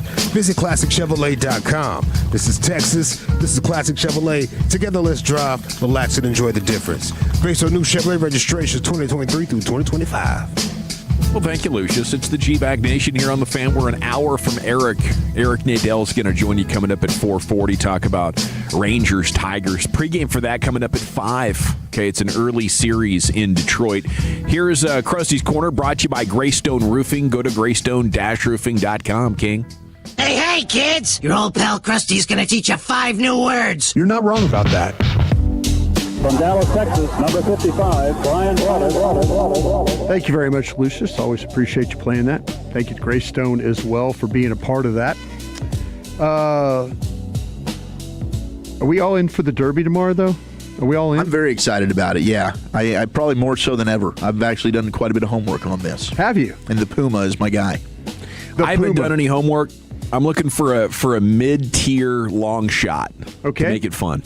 I've got you the 3 horses I'm going to give you. Okay. The odds are going to be 6-1, 8-1, and 15-1 is what I'm going to give you. I love it. So, but I'm going to maybe give you one too that's I'm going to give you one that's I'm going to give you a couple that are 15-1. But I just I'm trying to kind of figure out the last horse that I want to put. And I want to go through... Putting together a superfecta? Trifecta, yeah. Exacta box, maybe? I love it. That was on Wolchuk's top 10 box list a couple years ago. That top 10 box, that thing can change quite a bit. Can change a lot. It can really fluctuate based on the year and based on the mood. Okay, let me give you something here. You know me, I love... like combine numbers. Yep. I've got kind of basically the combine list of horses for this race. Oh, we got some measurables? Oh, let's go. We got some measurables. Do we know how they did in the interviews and the medicals? They were a little horse. Little horse in the interviews. Hi, Eliza. Nay. Nay. A lot of nay answers. It's like, hey, Eliza, what sounds a horse make? And she goes, nay. Nay. It's a skill. Okay. If you'd like to know the fastest horse in the field, and this... Well, what else do we need to know? The slowest horse.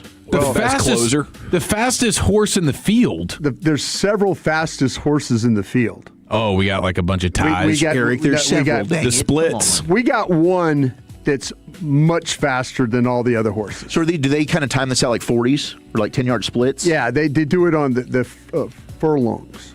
So it's the what? Furlongs. It's the length that they run. Furlongs. Like this race is 1.5 miles. Okay. And you win by furlongs. It's distance. Okay. What it is. I was hoping to get a 3-cone out of one of these horses. There's something known as the Beyer numbers. Beyer. The Beyer numbers. They're kind of like it's the way that the horses around the world are gauged on their speed. Okay. How many bear are you? How many Beyer? Beyer. Beyer numbers. Okay. And so if you hear somebody talking about that, that's what it pertains to. If they say, oh, well, these are the Beyer numbers. This is what they're talking about. Bears and furlongs. Yeah. Horsepower is right there. It was a layup right there. Yeah, there we go. Right there, bro. Horsepower. That might be a good name for a horse. Horsepower? Horsepower. Yeah, absolutely. A good name for a horse. I think there's a rule against it. I don't think you can have horse in the name. Yeah, I horse in the name. don't think you can have. There's like 15 rules and regulations about the type of. It can't be named after a famous, or it can't be named after a person. I think. Right. Yeah. So we couldn't do the Steve or the Jims or the Bobs. You probably couldn't call the horse Beyonce. Right. Yeah. Okay. Yeah. You could do a generic first name. Yeah. Okay. But not like Jim Bob Cooter. Right. Yeah. Jim Bob Cooter. He's obviously a legend. The fastest horses in the field tomorrow, and you can. I'll give you my picks, but I'll give you the fastest horses, and you can kind of do your research. 302 is putting in the call. Emerging Market is going to be your pick. That would be one of the horses. Ooh, nice call. That would be one of my horses. Emerging Market is one of my horses. Absolutely. There's a horse coming out of the 18th spot, and we've drawn positions. Is what we've done. So along the rail, the first hole is generally we haven't had a winner out of the number one hole since 1986. So Renegade is not a good bet. Not a good bet. Because is that the furthest? It's near the rail, and then the furthest away from the rail is the further of the trips. So this is a 20-horse field, is what we're looking at right here. In the 18th hole, there's a horse called Further Ado. That's a good name. Further Ado, we got the measurement for the Further Ado. Is this Freddie's horse? No. Good fold. Further Ado. Has a bare number of 106. And this was done in the Bluegrass Stakes. Sounds fast. Earlier. Yeah. By a lot. This horse is fast by a lot. Second is Commandment. Commandment is coming out of the 6th hole. I was looking at Commandment. He's sitting at 6-1 right now. Yeah. He has a bare score of 100. That's out from the Florida Derby. So Happy is out of the 8 hole. Ooh, right next to my Puma. Ooh. That's got a 100 score as well. We got that score at the Santa Anita Derby. Those are 15-1 odds right now. The number one horse, Renegade. 98 speed. This was at the Arkansas Derby. And then out of the 15th hole, Emerging Market, 97 speed from the Louisiana Derby. 15-1. Those are the 5 fastest horses by speed in this Derby. Okay. Okay. We good with that? I like it. But the top speed doesn't always determine the winner. Is that what you're saying? Because you got to go to 1.5 miles. You do. Some of these horses, they can't hold it. Mile and a quarter, they can't run it. And what happens is after a few furlongs, they start slowing down. They have the closer you are to that rail, like usually the horses in the 1, 2, 3. They describe it as kind of running a race in a washing machine, especially with this big of a field, because horses are trying to get out and run, and they can't because they're getting knocked around. So, my 3 horses for the week or the weekend, and this is how I'm going to do it. I'm going to do it like with a little bit of an exacta box. Okay. I'm going with Commandment at 6-1 to win. Commandment's a horse that's won the Fountain of Youth Stakes, and it's also, as I mentioned, won the Florida Derby. Big time speed with this horse.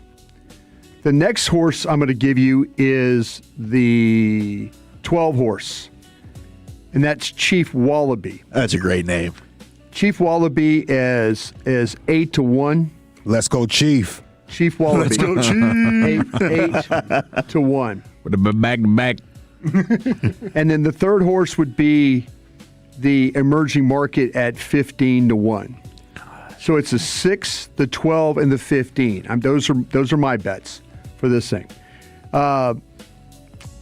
Commandment, Dawson, to your point, I'll give you a little scouting report about Commandment at 6-1. This horse has had 4 straight wins. Wow, due for a loss. Yeah, its maiden race was at 4th at Keeneland on October 3rd of 25. And since then, it's won 4 straight races. How much of this is about the horse and how much of this is about the jockey? We're about to get to a jockey. Okay. About to get to a jockey, because a jockey does make a difference, I think. I think experience is important in this thing, to kind of know where to put your horse and how to be patient with it. Guy who's battled adversity. The guy who's won these things. Got a little moxie. But yeah, I could say, okay, the workout, top speed for Commandment, it had a workout on April 25th. Speed was 36.6 miles per hour. Training. That's how fast we got our horse. This is the first time that Luis Saez has been in the irons, and this is the first time this horse, first time Luis Saez has been in the irons with this horse, and it's won all these races. It's won 4 straight, but they're going for a more experienced jockey here to try and win this. So this is the first time this horse has gone for 1.25 miles. Chief Wallaby at 8-1. William Mott is the trainer. William. And you have to know the history of Bill Mott. Bill Mott is known throughout history. He's a Hall of Fame trainer. He's known to bring horses that are kind of under the radar to Louisville and find ways to win. And so keep an eye on a Bill Mott trained horse. Is this his son? There's the old man. Okay. There's the old man. Same old guy. Okay, I thought you said a different name. My bad, bro. William Mott. It's like horse racing's Moneyball guy. Yeah, exactly. All right. So keep an eye on the number 12. I will be Chief Wallaby. Chief Wallaby. Okay, the workout for Chief Wallaby was at Churchill Downs, speed of 36.6 miles per hour, training speed. Decent. I'm surprised it's not higher, though, to be honest with you. I mean, humans are doing 22 on a football field in pads. Seems like a horse should be into the upper 40s. Number 15. This is my third horse, Emerging Market. And, Chief, this answers your question about jockeys at 15-1. Tiny guys. Flavian Pratt is in the irons for Emerging Market. He's got, this horse has 2 wins in 2 races. It's won at the Fairgrounds, and it's just recently, and won earlier in the year at Tampa Bay. The jockey this past year has a 29% win rate for the year so far. He's finished in the money 68% of his races this year. So if you bet him as a win-play show, Pratt will get your horse there. But so his workout recently was at Churchill Downs, 37.8 miles per hour. So this is the fastest horse in the field. So, and what number is he again? He would be the number 15, Emerging Market. I already got him on this card. Yeah. Right, Emerging Market. 15. Emerging Market. Like it? Yeah. So those are the love horses. for the Puma, huh? No love for the Puma. Damn it. No love for the Puma. I'm going with the Puma. Again, the 18 horse. Shoot your shot, old Chuck. The 18 horse is the fastest horse. Okay. That's Further Ado, Commandment, So Happy, Renegade, and Emerging Market. So, good luck with all your bets tomorrow. Average jockey size at the Derby, 5'2", 110 to 115 pounds. Yeah. They would not be on scouting boards in the NFL. You like the tiny guys. I like the tiny DBs. They can play corner for me any day. I got my bet slips in. Did you get them? I'm ready to rock. There you go. Thank you, bro. Good luck to you, man. Good luck. I can't wait to get out to the track next with you. It's always fun. We got 2 down and 1 to go. Friday news dump with the Chief coming up, buddy. Where are you taking it? You got your tweet of the week, stats of the day, and an all-time playoff beatdown next in the nation. The more time you give, the more our crush grows. Together we continue to build something special. Keep turning it on and leaving it on 105.3 The Fan and the Odyssey, iHeartRadio, and TuneIn apps. This is an Odyssey Sports Minute. The shorthanded Minnesota Timberwolves eliminated the Denver Nuggets last night in Game 6, 110-98. Without Anthony Edwards and Dante DiVincenzo already out, Ayo Dosunmu sat out with a calf injury. Jaden McDaniels led the Wolves with 32 points and 10 rebounds. The Timberwolves will now face the San Antonio Spurs in the Western Conference semifinals on Monday night in San Antonio. I'm Adam Abdallah. This is the story of the one. As a maintenance tech at a university, he knows ordering from multiple suppliers takes time away from keeping their arena up and running. That's why he counts on Grainger to get everything he needs, from lighting and HVAC parts to plumbing supplies, all in one place. And with fast, dependable delivery, he's stocked and ready for the next tip-off. Call 1-800-GRAINGER, click Grainger.com, or just stop by. Grainger, for the ones who get it done. Wendy's new Biggie Deals lets you choose whatever you're in the mood for. It's like a music mixing board of deals, and you're the producer. Go with some chill folk music with a JBC in the $4 Biggie Bite snack. Try the drum and bass of deals with a double stack in the $6 Biggie Bag. Or go full-on sandwich symphony with an $8 Biggie Bundle, the grand finale of snacking. And the best part? They all come with napkins. $4, $6, and $8 Biggie Deals how you want them at Wendy's. Price and participation may vary. Single items at regular price. Prices may be higher in Alaska, California, and Hawaii. Yeah, buddy, Dawson back here with you. Wanted to chat about Window Nation. You know, May's weather's pretty nice, but those hot summer days are right around the corner. You can expect high utility bills with that AC running constantly all summer long here in North Texas. You want your home to be as energy efficient as possible. Help your AC out as much as it can.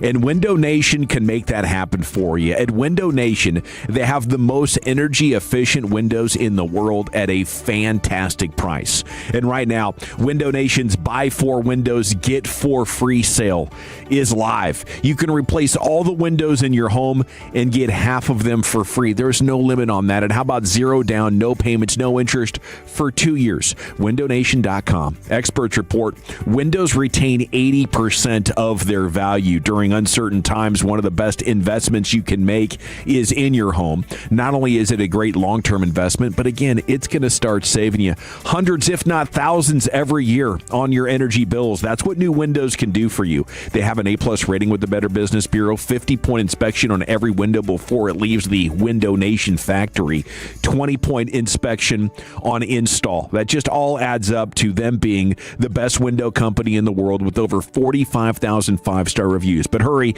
this sale's going to end soon. Buy 4, get 4 free. Pay nothing for 2 years. Do not wait to put an end to your window needs. Go to windownation.com. Salute. Hey everybody, it's Corey Majors, Tolos. When it comes to retirement, timing your Social Security can make a huge difference in how much you actually get. My good friend David Dustin, founder of MoneyWorks Group, helps people all over North Texas navigate the system so they don't leave money on the table. Right now, David's giving away a free copy of his Safe Money book to help you make more informed decisions. Visit moneyworksgroup.com for your copy or call 972-736-7373. David Dustin and MoneyWorks Group. Reinvent your tomorrow with confidence and guarantees. Texans, do you work in industries such as trucking, agriculture, or construction? Then you might be operating equipment that we want to help you upgrade or replace. The Texas Emissions Reduction Plan provides funding to help Texans upgrade or replace their old equipment and vehicles. From trucks, tractors, forklifts, school buses, and more, we have grants that can benefit you and your business. Want to be the first to know when new grants open? Sign up for email updates at texasvehiclegrants.org. That's texasvehiclegrants.org.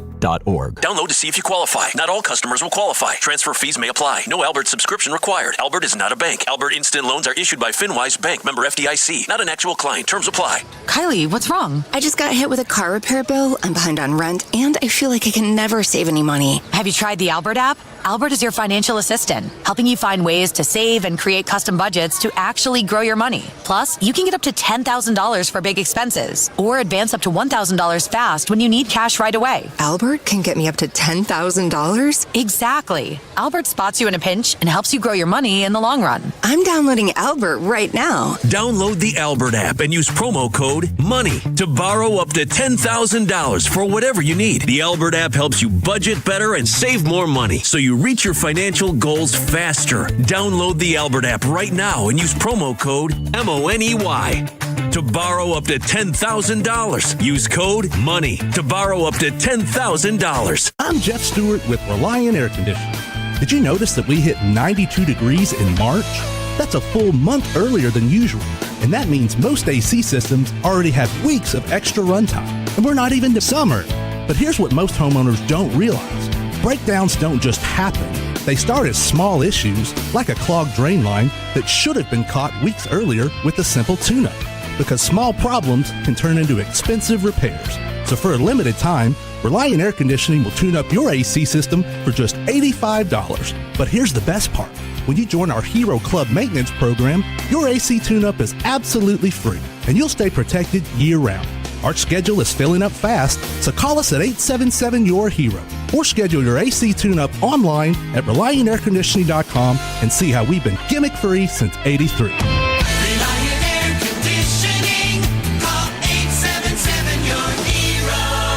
What's up? It's Draymond Green. I'm back for my 14th NBA season, and my podcast, The Draymond Green Show, is back too. This season, I'm breaking down games, reacting to the biggest NBA stories, and sitting down with teammates, rivals, and culture shapers. And trust me, I'm not holding back, on the court or on the mic. 2 new episodes every week, new segments, big conversations, real basketball talk for the real hoop heads. Listen to and follow The Draymond Green Show wherever you get your podcasts. We're back. We're better. Let's get it. Looking for a great deal to stay connected? Now for a limited time, new Verizon Mobile and Frontier Fiber customers can get Fiber 500 internet and a line of mobile for just $59.99 a month with autopay for 1 year. Get Fiber 500 internet for $19.99 a month and unlimited welcome for $40 a month plus taxes and fees with a new smartphone line. Visit a Verizon store today to learn more and switch. For new Frontier Fiber internet and Verizon Mobile customers in select areas, mobile and home discount enrollment required. Additional terms apply. Times of congestion. Unlimited 5G and 4G LTE may be temporarily slower than other traffic. Domestic data roaming at 2G speeds. Your turn it on, leave it on. Home of America's team is 105.3 The Fan. Dolo, baby. KRLD-FM and HD1, Dallas-Fort Worth. An Odyssey sports station. Driven by our D&M Leasing Studios, you're rolling with the G-Bag Nation on 105.3 The Fan. Here we go. It's our third and final hour of the nation today. Rangers pregame is coming up at 5 o'clock. Big series in Detroit. Can they get after the Tigers? We'll start to find out with the first pitch at 5:40. Here's Eric Chiafalo with his Friday news dump. Yes, sir. Let's prep our bodies for the weekend. Right after this. You're rolling with the News Bag Nation on 105.3 The Fan. You guys know it's all about good news here in the news bag, okay? I don't like to dip into this bag of news and pull out anything bad.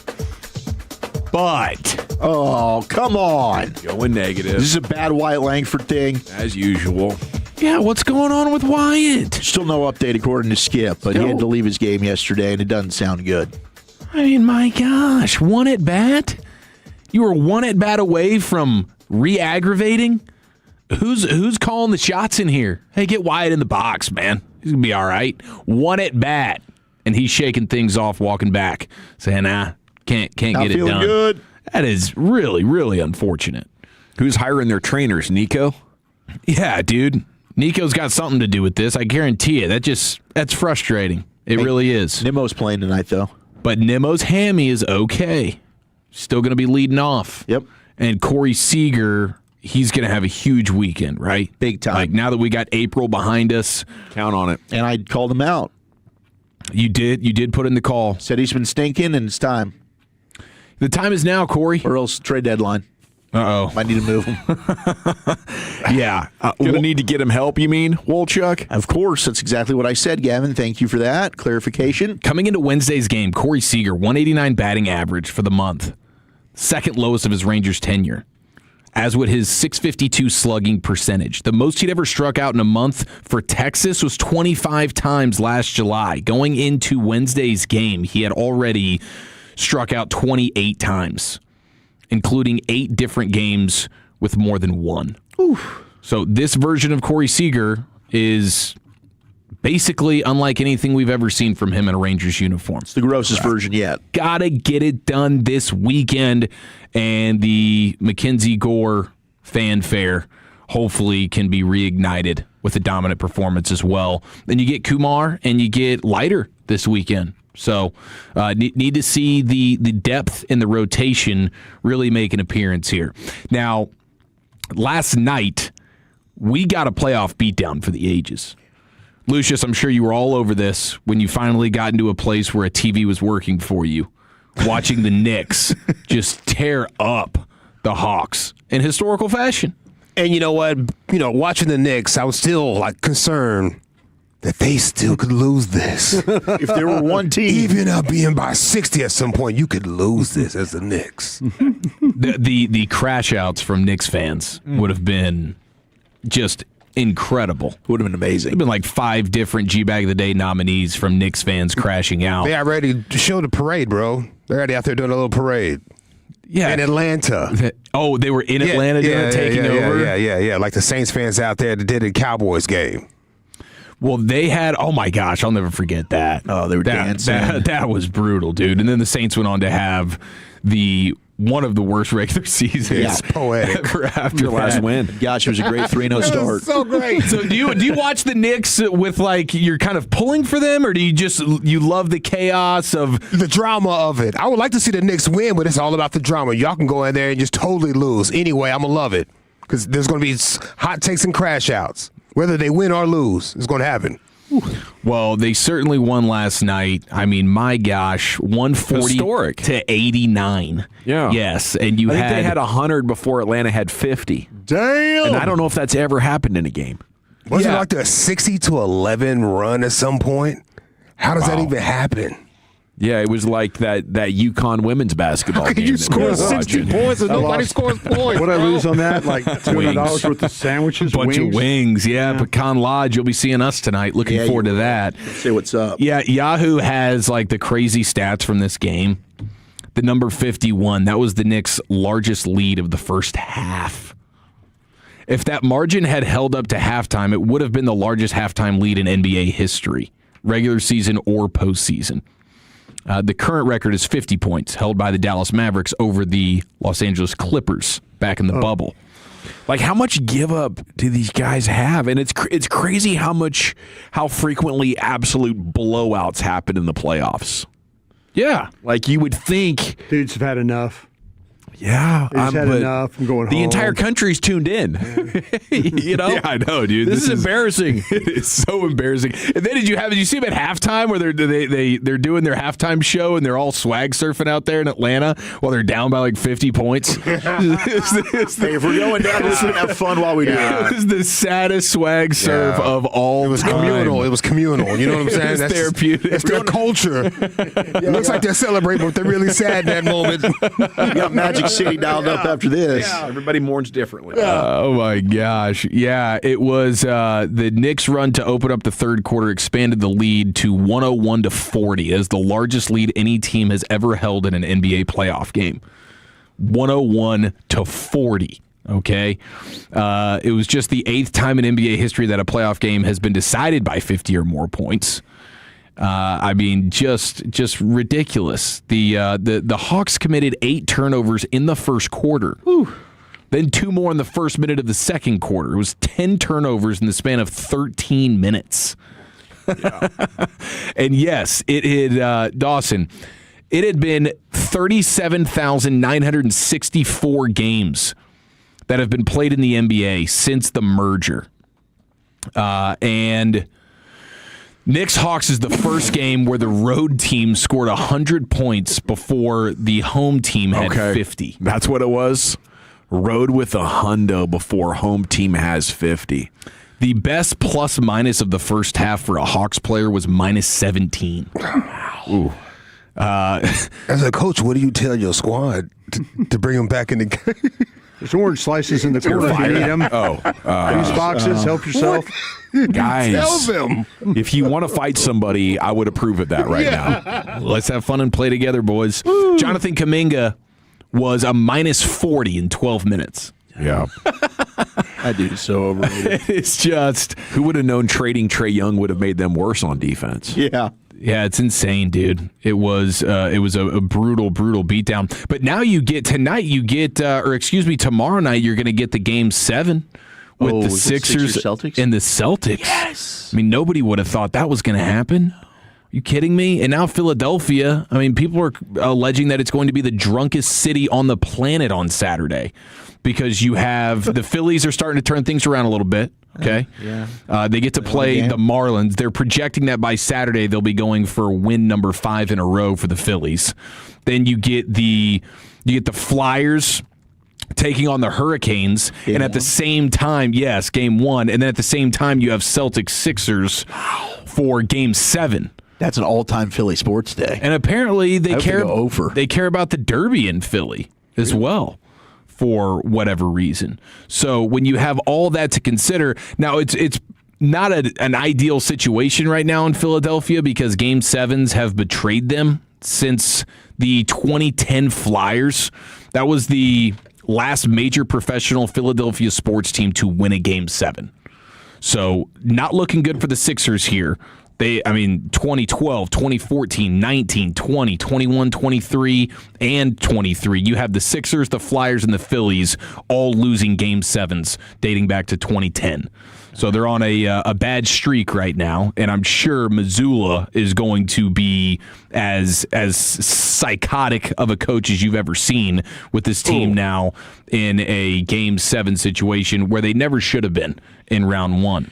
It would be crazy to see Philadelphia win this series, but I mean, it would be crazy just to imagine them after trusting the process and tanking to have all of this come together and then all of the moves that they've had to make with Markelle Fultz and James Harden and Ben Simmons. If this is the group that goes on a little bit of run, that would be insane. But you do have to acknowledge that Joel Embiid is about as unstoppable as it gets this side of Wemby.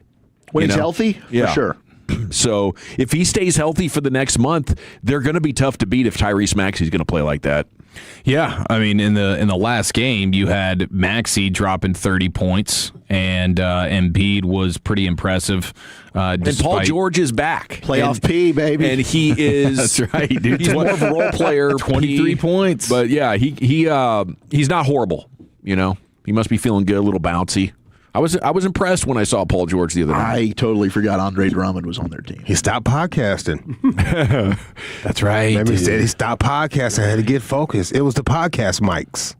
That's what that was affecting him. Yeah, they brought some sort of contagion. Now, I think this is the tweet of the week. Would you guys agree with this from a gentleman named Colby? He tweeted out, "If you're a man in college living with other men, you should be playing catch at least 3 times a week. Football, baseball, even a tennis ball. You need to be playing catch." When you were living in college, like we were playing catch all the time. Like that's one of the things that I've loved doing lately with my daughters now that they're 5, 6 years old. Nice. Go grab a little catch. Yes. And even the tennis ball is a lot of fun. Yeah. Playing catch with your boys is what we were just running around in the backyard or finding a parking lot somewhere. This is mostly football catch? Mostly football. Yeah, mostly football. But one-on-ones? Even a baseball catch, was a lot of fun. But yeah, playing catch with your boys, I hope it's not a lost art, but whatever, we were in college, and Walchuk, you had a bunch of roommates. Like, how much catch were you guys playing at that time? Not a You guys lot. were just FIFA shots. We were a lot of FIFA shotting. A lot of FIFA shotting. We did have some times where we'd go out there and play some catch, but 3 times a week that was not it. 3 times a week, potentially overboard. But I think like how often you're playing catch is probably a pretty good barometer for how wholesome your college experience is. Yeah. The more catch, probably the higher GPA you're having. Less drunk. The less drunk. Probably. I mean, there was a lot of more productive. I mean, it'd be like, let's hit up Cool Beans and just get a pitcher, and then the next thing you know, the day's gone. You have a couple of coldies and you toss around the ball. It's like, I mean, are you kidding me? There were those times, but yeah, I mean, we definitely would go out and play catch. It just wouldn't be 3 times a week's a high bar. 3 times a week is probably setting the bar. That seems excessive. A decent. Do couch catches count? Like if you're, we would do that for sure. Absolutely. Back and forth, a little Nerf ball, indoor ball catch. Yeah. Sometimes it turns into God knows what. Break something. Little wrestling meet. Ball gag. We were never had that at college experience. That's what college is for, right? Hey, experimentation for you. Thought I could get somebody to play along. It's just very liberal Denton area. Just go outside and throw the ball with the fellas. Just walk around there. You'll see some things. If I had Walchuk over at my house this weekend, we'd be playing catch in my backyard. Yeah, that would be happening. And it's a nice backyard. It's good catch weather. Yeah, 100%. But it was even fun battling the elements. Now, this is probably more like middle school, high school, but you get like the monsoon rain downpours, and now you're like diving into puddles to make the grabs. Like truly, some of the best times ever, just throwing the ball around. Yeah. And this dude went viral, and I respect it. And I don't know how often bros are out in the yard, good question. just tossing the ball. Even the baseball, just baseball in a glove. Dude, you could kill a lot of time doing that. You could. Yeah, I don't know if my college roommates actually played any sports now that I'm going back through them. A bunch of guys that can't throw a ball. I think they were. I don't think they were players at all. There was like a surfer dude when I was at that college in San Diego for 1 semester, and then when I got up to Seattle, I was living with a bunch of guys that were going to University of Washington, and they were all like computer nerd style dudes. You know, okay, just kind of. Got to get these guys off the Dungeons and Dragons and get out there and throw the ball around a little bit, man. I know. We're losing the art. If I'm the most athletic guy in the house, there's a problem going on there. I'm not sure what the problem was, but when I wanted to play sports, I actually had to go find other friends at work, for like a pickup basketball game. It was crazy. I guarantee you Nadell and Hixie are somewhere in Detroit right now just having a catch together. Yeah. just being bros. What's up, Neil? No ball gags. Just slinging that No thing. naked wrestling, Wolchuk. Barehanded, too. Yeah, 100%. I call this one my oopsie loopsie. Hey, hit the grab log. Nadell's going to join you coming up at 4:40. Biggest questions now that the draft is over coming up next in the G-Bag Nation. I want to chat D&M leasing with you before we do anything else, though, because if you want or need a new vehicle, D&M leasing is the best thing you could do for yourself right now and your family, your budget. Give D&M Leasing a call, 972 or 817-35-LEASE. Go to dmautoleasing.com. Tell them what you want to get on the Easy Lease program. The Easy Lease is the most consumer-friendly lease on the market, and you can get any vehicle, any make, any model, foreign, domestic, car, truck, SUV. D&M Leasing has access to anything and everything. All you have to do is call them right now. Tell them what you want. About a 10-minute phone conversation. They will deliver your brand new vehicle to you and drive off with the old one. You'll see why I love them. I've done over 10 easy leases over the years. Won't be long before we do another one. That's right, 3 easy leases in my driveway every single night. We love D&M Leasing and the Easy Lease, and you will as well. See for yourself why they're award-winning, win Dealer of the Year from Dealer Rater just about every year. Right, the Easy Lease from D&M. Any local area code 35-LEASE. Go to dmautoleasing.com. Take us with you wherever you go. Now heard on the iHeartRadio app, YouTube, Twitch, the TuneIn app, our Odyssey app, and of course with the biggest mother of a radio signal in DFW. Thanks for making your favorite travel buddy 105.3 The Fan. Here at Academy, we're putting the outdoors back in Academy Sports and Outdoors, especially for firearms and ammo. Whether you're punching paper at the range or heading to the field before sunrise, you'll find what you're looking for, and probably a few things you didn't know you needed. Trusted brands, tons of options, and undefeatable prices. Right now, get up to $50 off select Smith & Wesson firearms through May 10th. Academy, fun can't lose. Age restrictions apply. Remember to always keep it safe. Looking for a great deal to stay connected? Now for a limited time, new Verizon Mobile and Frontier Fiber customers can get Fiber 500 internet and a line of mobile for just $59.99 a month with autopay for 1 year. Get Fiber 500 internet for $19.99 a month and unlimited welcome for $40 a month plus taxes and fees with a new smartphone line. Visit a Verizon store today to learn more and switch. For new Frontier Fiber internet and Verizon Mobile customers in select areas, mobile and home discount enrollment required. Additional terms apply. Times of congestion. Unlimited 5G and 4G LTE may be temporarily slower than other traffic. Domestic data roaming at 2G speeds. Follow here. Tolos, I want to tell you about my friends at Greystone Roofing and Construction. You can check them out at greystone-roofing.com. And this week's storms on the east side of Dallas, that was not your typical hailstorm, okay? We're talking tennis ball to baseball size hail. And that kind of impact doesn't just ding a roof. It compromises your entire home. Roofing, gutters, windows, siding, everything. And here's the mistake people make after a storm like this. They let the first guy who knocks on their door take control of the situation. Don't do that, okay? Damage at this level requires real experience, someone who understands full scope restoration, not just patchwork, okay? That's why I tell people to call my friends at Greystone Roofing. You can reach them at 469-202-7205. The Vining name has been trusted in construction across North Texas for decades, and Greystone was built on that foundation. They know how to assess the damage properly, deal with the insurance the right way, and handle a project of this size from start to finish. If your home was hit, this is not the time to guess. Call Greystone Roofing today, 469-202-7205, and get the right team on your side before this gets worse, or check them out at greystone-roofing.com. At Alliance Hyundai, you can shop the all-new 2026 Hyundai Palisade today. Every new Hyundai comes with America's best warranty, 10-year, 100,000-mile limited powertrain warranty and owner's assurance. Get our lowest price guaranteed. Come and see us today in person or visit us online at alliancehyundai.net. Tolos, the G-Bag Nation cannot wait to hang with you this Monday live at Mexican Bar Company at the District in Willow Bend. A May the 4th be with you party in Plano with the G-Bag Nation from 2 to 7. Get your body prep for Cinco de Mayo with the G-Bag Nation. Directions and reservations at mexbars.com. You love your land. During Kubota Orange Days, you'll love all the great deals. With versatile compact tractors, professional-grade mowers, and durable utility vehicles, Kubota equipment can help you turn dream projects into reality. Kubota Orange Days is here, and so are the best deals of the year.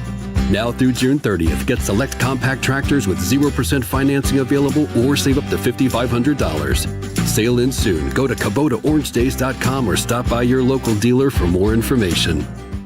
TXU Energy is the trusted 5-star provider with plans to help you save no matter how you use energy. Whether that means you're a work-from-homer, a stay-up-all-nighter, a newfound EV driver, a solar panel adopter, or a recent mover, they've got a plan just for you. And a total satisfaction guarantee means they stand behind every single plan. Discover why more Texans choose TXU Energy than any other provider by visiting TXU.com today. TXU Energy. Energy for everything. Visit TXU.com for more information. Rep number 10004. How was your break? It was great until I stopped for gas. Prices have gone up almost $1 with no end in sight. I might have to start watching how much I drive. That's exactly why I use Upside. I never pay full price for gas with the free Upside app. Upside? Yes, Upside. It's the free app that gives you cash back just for buying the gas you're already buying. So even with the rising gas prices, I'll never have to limit how much I drive. Does that actually add up to anything? Just last year, I made over $200 with the Upside app. Wow, that's serious extra cash. I'm downloading the free Upside app right now.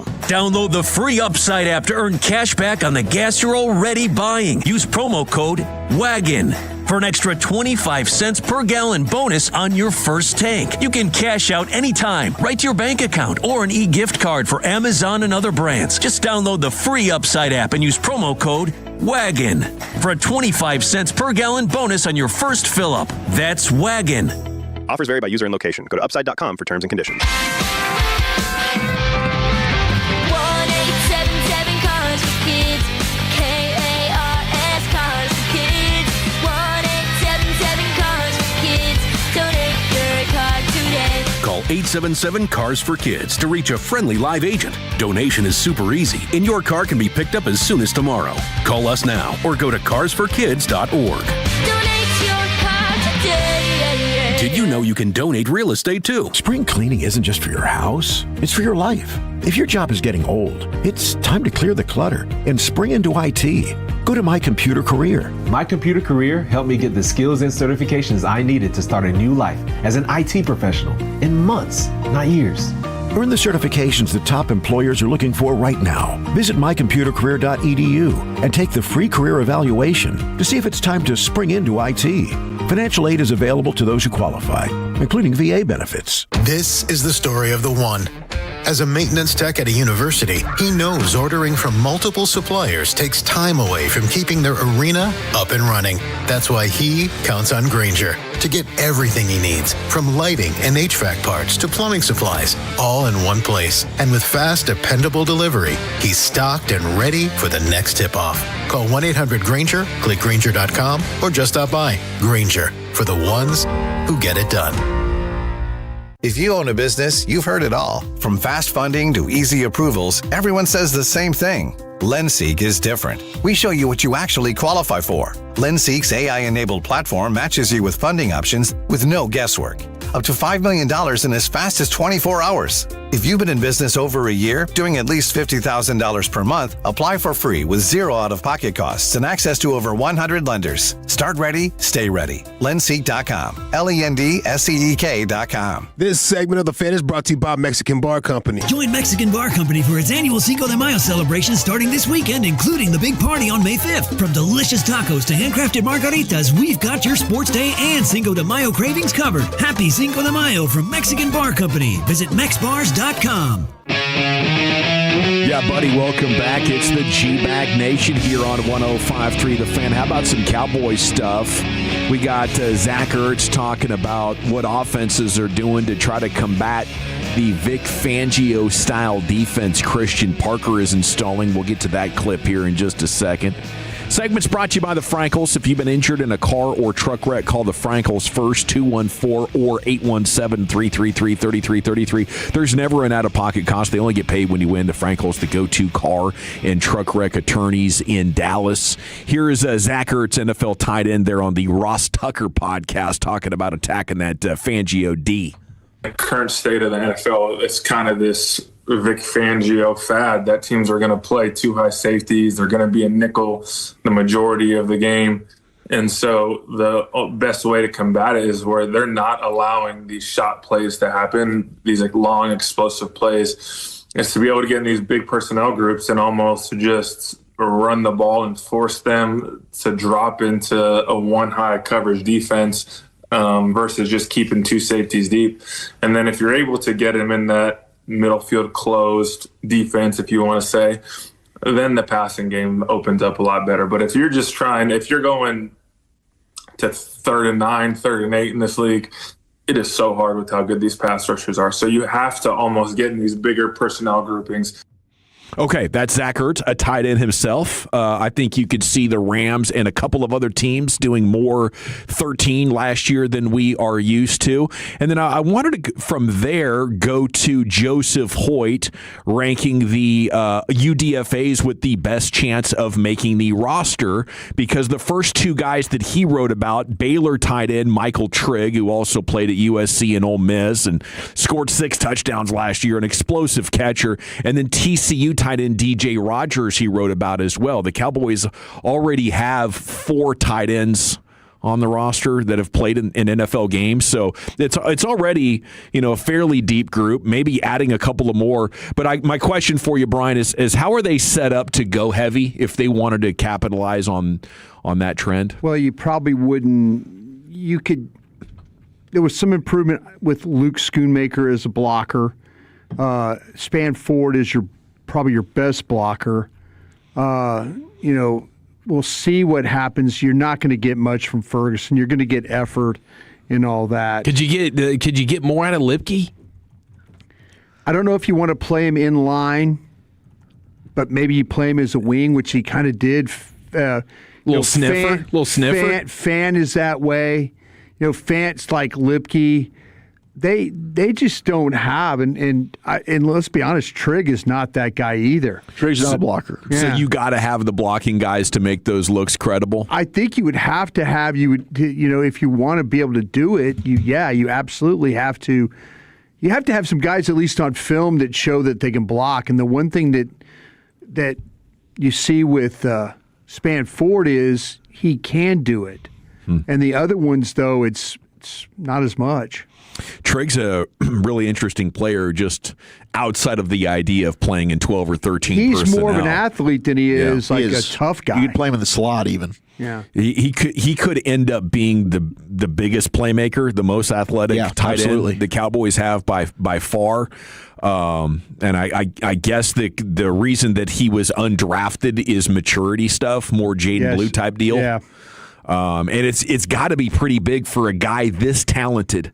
6 touchdowns last year to not be drafted. You're talking about a guy that probably has to take some pretty big steps in the maturity department. And hey, I think you feel good about what Shoddy can do for a guy like that, right? We're going to bring you in. Well, we're going to put Lunda Wells is really taking a liking to this kid. Oh, cool. So Lunda Wells is the one I think that's going to push to get this kid onto the roster if he can. And they gave him and the other tight end, DJ Rogers, the most guaranteed money. Yeah. Which is usually an indication, to your point, that they got a good shot to make the roster. That's awful nice. Yeah, and I mean, Trigg, you need explosiveness up the seam. And before the catch, after the catch, all of that, they just don't have a guy who can reliably catch it and then make guys miss. I imagine Trigg is going to have the opportunity if things go well. Like if he crashes out, sure, it could go just like Jaden Blue's rookie season went, but it could also be really, really damn good. Okay, 5 biggest stories post-draft. We go here to Machota and The Athletic. Will George do everything is the first one, and that's big. The story a couple of days ago, he's signing the tag. That's cool. But until you see him in all of the offseason workout stuff, I don't think we know for certain what George Pickens and his camp are thinking. My guess would be just the mandatory stuff. Yeah. Whatever's going to keep them from losing money, like the voluntary action that they're going to get in the OTAs. I wouldn't bet on him being there. Maybe he can surprise us and show up, but I would think for the mandatory stuff to avoid any sort of fine, he will be there. Yeah, there's like one mandatory week in early June. So I would agree with you. Yeah. Yeah, and then training camp, I expect him to be there for that as well. You don't sign the tag and then skip out on camp and then get fined for missing. I think he'll do everything at camp for sure. If GP and if Dak and CD can get GP at the OTAs and the actual optional stuff, that would be amazing. That would be telling, Yes. And I think it's possible because of how much he really wants to be a Cowboy. I don't think for the rest of the league, right? Yeah. Look at him. He's showing up. He doesn't have to be there. He's there. Who's going to be the green dot guy? I think it matters. I think when you don't have a clear green dot guy, I think you can deflect and say, "Oh, we'll figure it out." And we've had a lot of different guys wear green dots. It's important to have a linebacker who's got the leadership traits and puts in all of the film work. So he's got all of the intangibles. I don't know who that guy is going to be at this point in time. It kind of feels like it'd be Winters. Yeah, Winters are overshown. I wonder if it's too early for Downs. Man, I do think we're going to be at a place that won't be too far from now where Downs is going to be that guy. Like, Downs is going to be the face of your defense, hopefully for the next 10 years. And I would imagine majority of that, he's your green dot guy. I just don't know if, would they do that for a rookie? I don't know. They might once the season starts. I don't think immediately you do, but I think that absolutely Caleb Downs is the guy that's going to get everybody lined up regardless of if he's wearing the green dot or not. It is entirely possible, though, that you get to Oxnard and he spent the offseason studying and figuring stuff out, and you want to bet on him, and if there's any growing pains, you're willing to accept it. But the way that he learns and communicates, and he's got a Dak-like feel as far as how mature he is with his age. I think he's going to step in and look veterans in the eye, and he's got that natural leader ability. Who's the left tackle is the next question. Says that with adding Shelton, it should at least give the Cowboys enough options to keep Tyler Smith at left guard. But who's going to win the job? Could Shelton beat out Guyton year one? I'd be surprised by that. I don't think so, unless Guyton gets hurt. I think that's going to be Guyton's job. And then maybe during the season, if he's playing terribly, you give Shelton an opportunity. I don't look at Shelton as that type of guy right now that realistically is going to compete to take over that role. How will the running back room shake out? They did add Tulsa's Dominic Richardson as a UDFA. Did either of you guys watch Dominic? Yeah, he's a transfer from Oklahoma State. Big boy. He's certainly a good in-between-the-tackles runner. He wants to run through people's faces. I mean, this guy's going to run behind his pads, and he is not going to look to dart out to the sideline. He's going to run right through you. But so, I think he's a guy that could possibly help in the red zone. I think, to me, does he give you much that you don't have in Phil Maffa? Probably not. I think Phil Maffa is probably going to be your running back too, and then you got hopefully Jaden Blue step up. But I think Maffa, if you were to lose Javonte Williams, I think Maffa steps up in that number one running back role. I don't want to cause any panic here, gentlemen, but this next headline might do just that. If we hit worst case scenario. Oh, crap. Texas Agriculture Commissioner Sid Miller issued a strong alert. First confirmed detection of a New World screw worm. A damn screw worm. That doesn't sound promising. Sounds like we're screwed. This is in the Mexican state of Coahuila, just 119 miles from the Texas border, at roughly the same latitude as Zapata, Texas, and north and west of the Rio Grande Valley. The screwworm, dangerous parasitic fly whose larvae burrows into living tissue of warm-blooded animals, causing problems. Yeah. Adult flies lay eggs in open wounds. Next thing you know, the maggots screw deeper into the flesh with razor-sharp mouth hooks, rapidly enlarging wounds and often killing livestock within days. The pest threatens cattle, horses, sheep, goats, wildlife, pets, and yes, even human beings. Chief. Oh my gosh. Yeah. Where is this coming from? I don't know. I thought I was getting butt cracked or ball sacked when I first read about it, but this is your Agriculture Commissioner, Sid Miller, issuing the warning about the screwworm. Apparently, the threat is advancing fast and every Texan needs to take notice. All right. So be on the lookout, and apparently we need to hit him with some pretty good some pretty good bug spray. Eric Nadell's going to join you next here. We'll get the Rangers Hall of Fame announcers' thoughts on a big series against the Tigers coming up next year. It's the G-Bag Nation on 105 through the Fan. But let's chat East Dallas Diesel. And look, there's so many great ways and reasons why you should be going to East Dallas Diesel. If you're shopping for the next vehicle, whether it's a truck, it's a motor car, they got everything for you there. So the Range Rovers, Bentleys, BMWs, Corvettes, Escalades, any type of make, model, and they're going to customize it for you. So go check out that website right now, eastdallasdiesel.com. They're adding new inventory every single day. Tony Alberti, he is the owner there. He's been in the car and truck game for over 30 years. He is personally inspecting every single vehicle that you see, so you know you're getting the best. And if you see something that's close to what you want, but it doesn't have all the bells and whistles that you like, go ahead, give Tony a call. Him and his team are going to help put exactly what you want in or on that vehicle. Go check them out, eastdallasdiesel.com, or go by and say what's up with that gorgeous performance showroom. Tell them Wooly Bully sent you. eastdallasdiesel.com. East Dallas Diesel, where custom comes standard. Coming up on the next KNC Masterpiece, how this Dallas Stars playoff run, and by extension the season, went so wrong. Plus, we got a double ticket giveaway with FC Dallas and Young the Giant. Join the show 10 a.m. to 2 p.m. right here on The Fan. Hi, welcome to Sprouts Farmers Market, where we guarantee none of our products have AI in them. AI? How would food have artificial intelligence in it? Oh no, I meant AI like artificial ingredients. Isn't that what AI stands for? Guess I've been spending too much time with local organic produce, 100% grass-fed beef, gluten-free snacks, dairy-free milks, surrounded by ingredients with nothing artificial in them. Oh, that sounds nice. With zero AI and healthy choices at prices you'll love, every aisle's a healthy aisle at Sprouts Farmers Market. Follow here, Tolos. I know as parents we would all do anything to give our own kids a bright future, but some kids need a helping hand to get there. That's why I'm here to ask you to donate your old car to Cars for Kids. It is so easy, okay? Free towing, all paperwork done, a maximum tax deduction, and a $50 gift card as a thank you.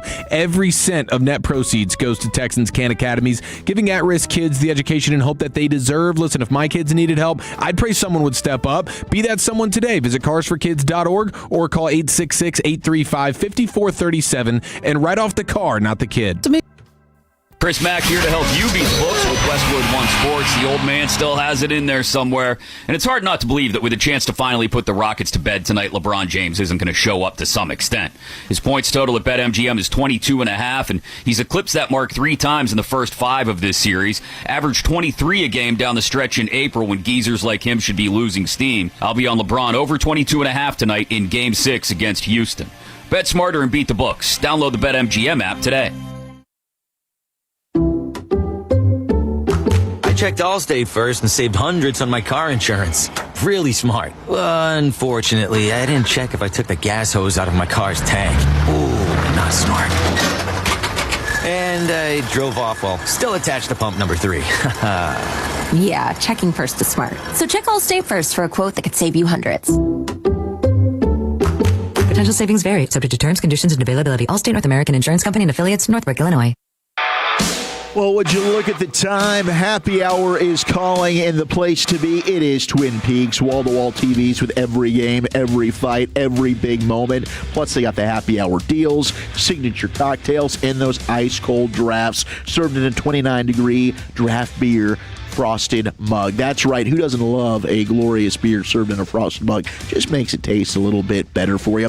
It's got that rustic mountain lodge atmosphere. You have the Twin Peaks girls delivering the signature lodge experience. Plus, how about that scratch-made menu with something for everybody? They got the seasonal specials, the limited time menus, but they've also got, of course, the smoked wings. They also got brisket. They got the burgers that are stacked high and cooked to order. It's the best place to go. Game day watch parties, event nights, massive screens, perfect sight lines, the perfect spot for guys' night. Go ahead and check them out today. Twin Peaks Eats, Drinks, Scenic Views. When it's time to replace the roof on your home or business, call Blue Nail Roofing. They'll find the damage that other roofers and the insurance companies often miss, which means you'll get a complete repair of your property and a larger claim check, too. BlueNailRoofing.com. BlueNailRoofing.com. Wind or hail, call Blue Nail. Hey, Tolos, RJ Choppy here for one of the best dealerships on the east side of the Metroplex in Terrell. It is Platinum Ford. Owner Stephen Gilchrist and GM Adam Vinci, they're Tolos, taking care of you, the Tolo, each and every day when it comes to the purchase of your brand new Ford car, truck, SUV. I am proud to say that I am a Platinum customer, and I promise you're going to get the same incredible experience that I got. Adam's got everything from Super Duties to full-size Broncos and more. Start the process right now online, PlatinumFord.com, and then drive a little further to save a lot more at Platinum Ford. You love your land, and you have plans for it. During Kubota Orange Days, you'll love the great deals on our versatile, reliable lineup, helping you turn dream projects into reality. Visit your Kubota dealer today for the best deals of the year. Now through June 30th, get select compact tractors with 0% financing available or save up to $5,500. Sale ends soon. Go to KubotaOrangeDays.com for more information.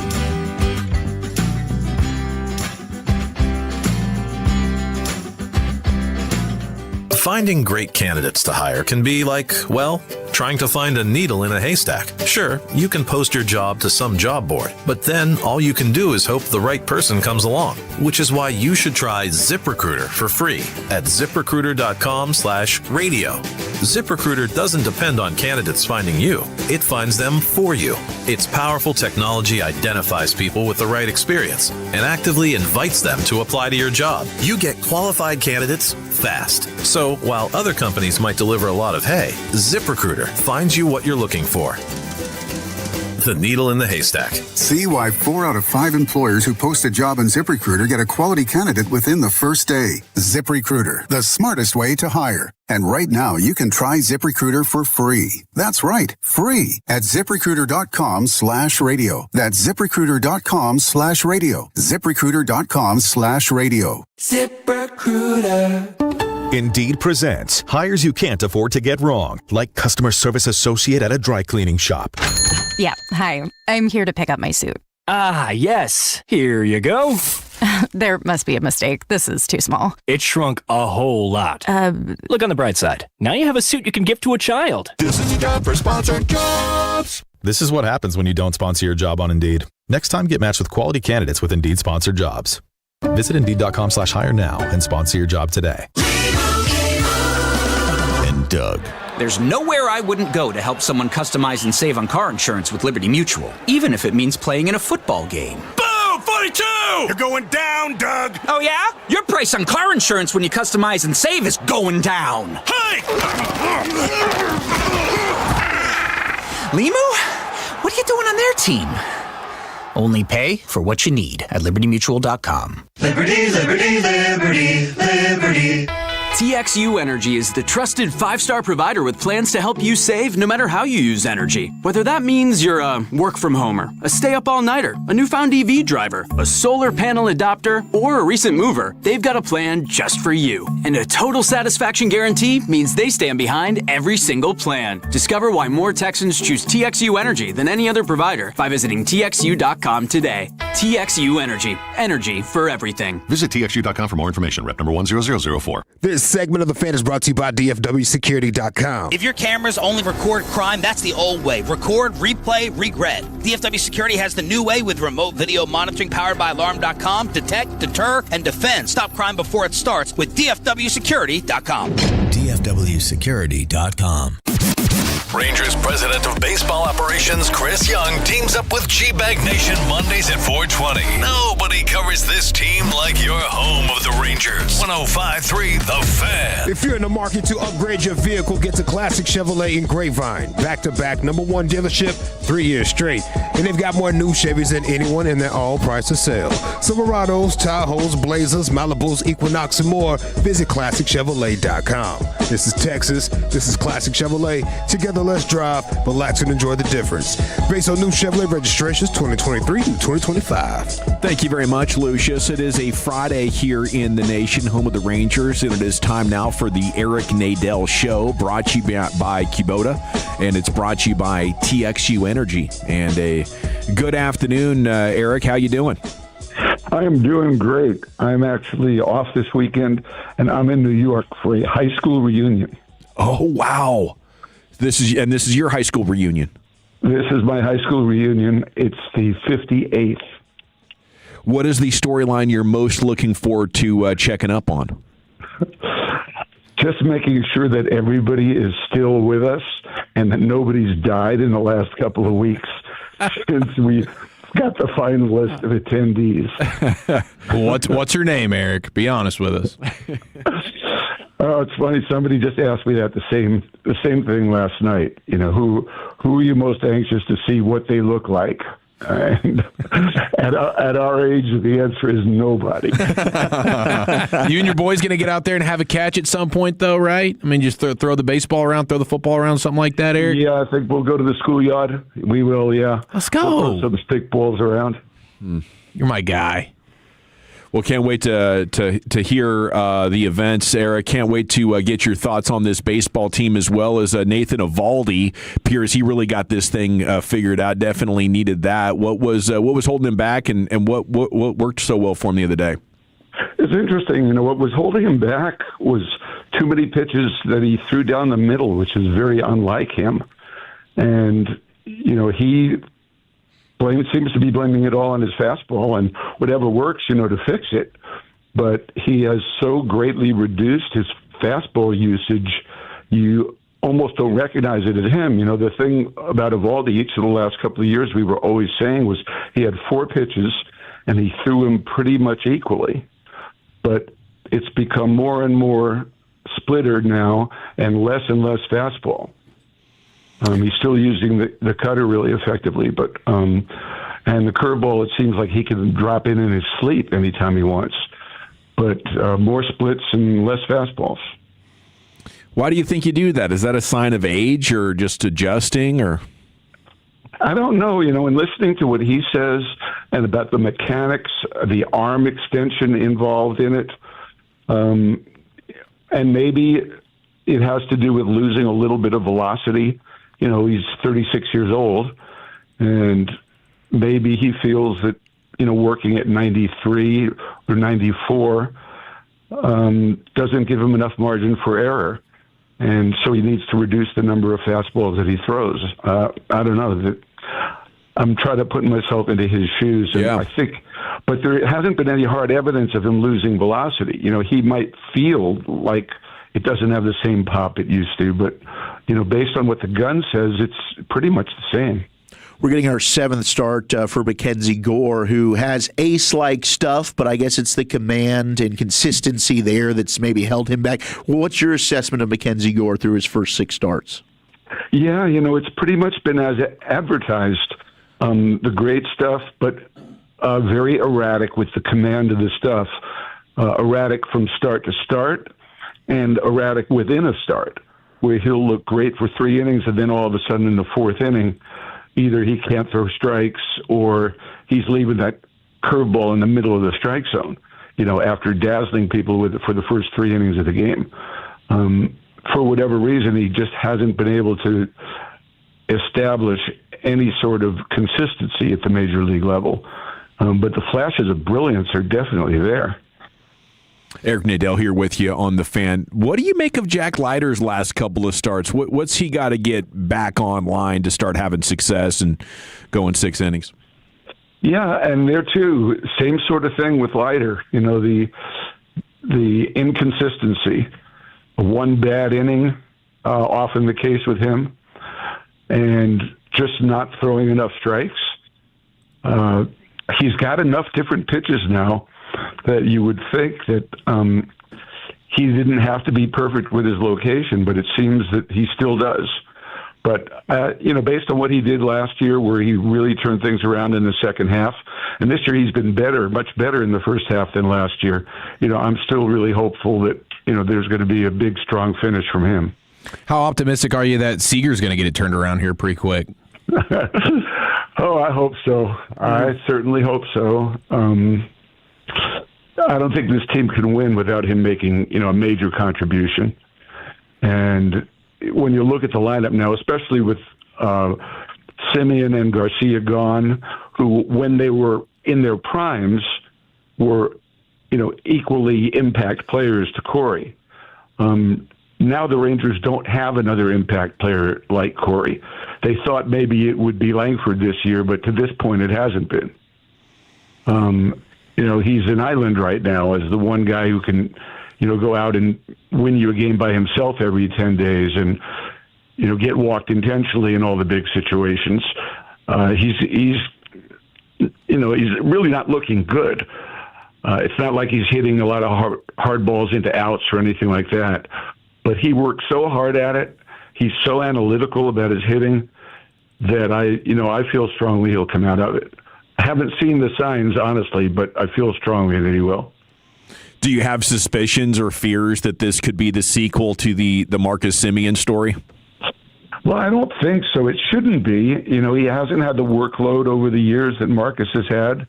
He's not as old as Marcus was when he, started losing it, if that's the right way of putting it. So, no, I really don't think that's what it is. Eric Nadel here with you on The Fan, with the guys being in Detroit this weekend. Eric, we often do chat with you about music and the different towns that they're on the road to. Is Detroit still Rock City to you? It can be. It's really hard for us in Detroit because we stay in Birmingham. And it's one of the reasons I don't usually go to Detroit anymore. Where we stay is a really nice suburb, but it's really far away. And there is no music in Birmingham. To get to a show there, I'd have to go 45 minutes or an hour. And there are still rock shows, yeah. The music is still there, but unfortunately when we go there, it's kind of unreachable. So instead, I went to New York, where tonight I'm seeing a band I've never seen before that I've really wanted to see for a couple of years. They're a folk rock band called Drug Dealer.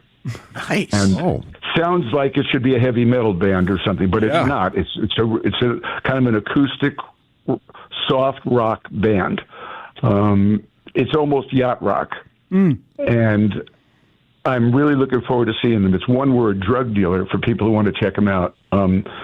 And they're coming to Dallas on May the 11th, playing at a new place called AM/FM, which is in the Design District.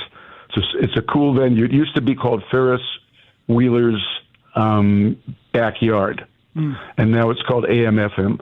But people should listen to them, check them out. If you like them, go see them on May the 11th in Dallas. Drug Dealer. Eric, what actually have them in my contacts? Yeah, Eric, what makes a really good venue? Because you always talk about places to go and see music. What makes a really good venue for music? Brian, you start with the sound. That's the most important thing. What it sounds like. You want it to be clean. You don't want it to be too loud. You want the mix to be good so that you can actually hear the vocals over the instrumental part of the song, which in some cases doesn't happen. Yeah. And then you get into, are there seats? If there are they comfortable? What are the sight lines like? And if there aren't seats, how high is the stage? Can you actually see the people if you're not a tall guy? I'm really conscious of that because I am a tall guy. And in venues where it's really hard for people to see, I don't like going to the front where I'm blocking everybody's view. Right. I'll tend to lurk in the back. But if the stage is high enough, it doesn't matter. Then I could have the experience of rushing the stage if I want to. Love it. Well, have a great weekend, and we'll catch up with you next time. Eric, cheers, buddy. Yeah. And we'll all be rushing the stage May 14th at my birthday benefit. Get tickets at longhornballroom.com. May 14th. Thanks. Cheers. There he goes. Eric Nadel Show, brought to you by Kubota and brought to you by TXU Energy every Friday, 4:40 here on 105.3 The Fan. It's going to be Gore and Flaherty tonight. The pregame coming up here at the top of the hour. The first pitch at 5:40. It'll be Kamar Rocker tomorrow and then Leiter on Sunday. Tonight, closest thing you have to watching DFW sports might be Cade Cunningham. They're your Arlington guy playing with the Detroit Pistons. They're going to battle the Orlando Magic. The tip-off there coming up at 6 o'clock. And then Lakers Rockets tonight at 8:30. This might be Point Nico, actually. If Luka being hurt prevents them from finishing off Houston, maybe the narrative is Luka, the couch potato, can't stay healthy, of course. He is more in shape now than he's ever been. Just bad luck this time. Got him. All right, we got to run. For Lucius Alexander, the Pimp Cup Master Control here, 75 and 635 just went 3 flawless for Wolchuk and Chiafalo and Brian Broaddus. I'm Gavin Dawson. Rangers baseball is coming up next. Till Monday at 2, you're going home with the G-Bag Nation here on 105.3 The Fan. Yo, it's Jay Uso from WWE, and I'm Jimmy Uso. Chumba Casino and WWE are hyped for the biggest event of the summer, SummerSlam. I know, I can't wait. There's nothing better to do while we're waiting than playing Chumba Casino. Sign up today and you could win a VIP experience with Chumba Casino and WWE for SummerSlam. So what are you waiting for? Play Chumba Casino and enter for your chance to win. Let's Chumba. Yeah. Sponsored by VGW Group. No purchase necessary. See terms at ChumbaCasino.com. Must be over 21 and present in a state where it's legal to play. This is the story of the one. As a procurement manager for a hospital system,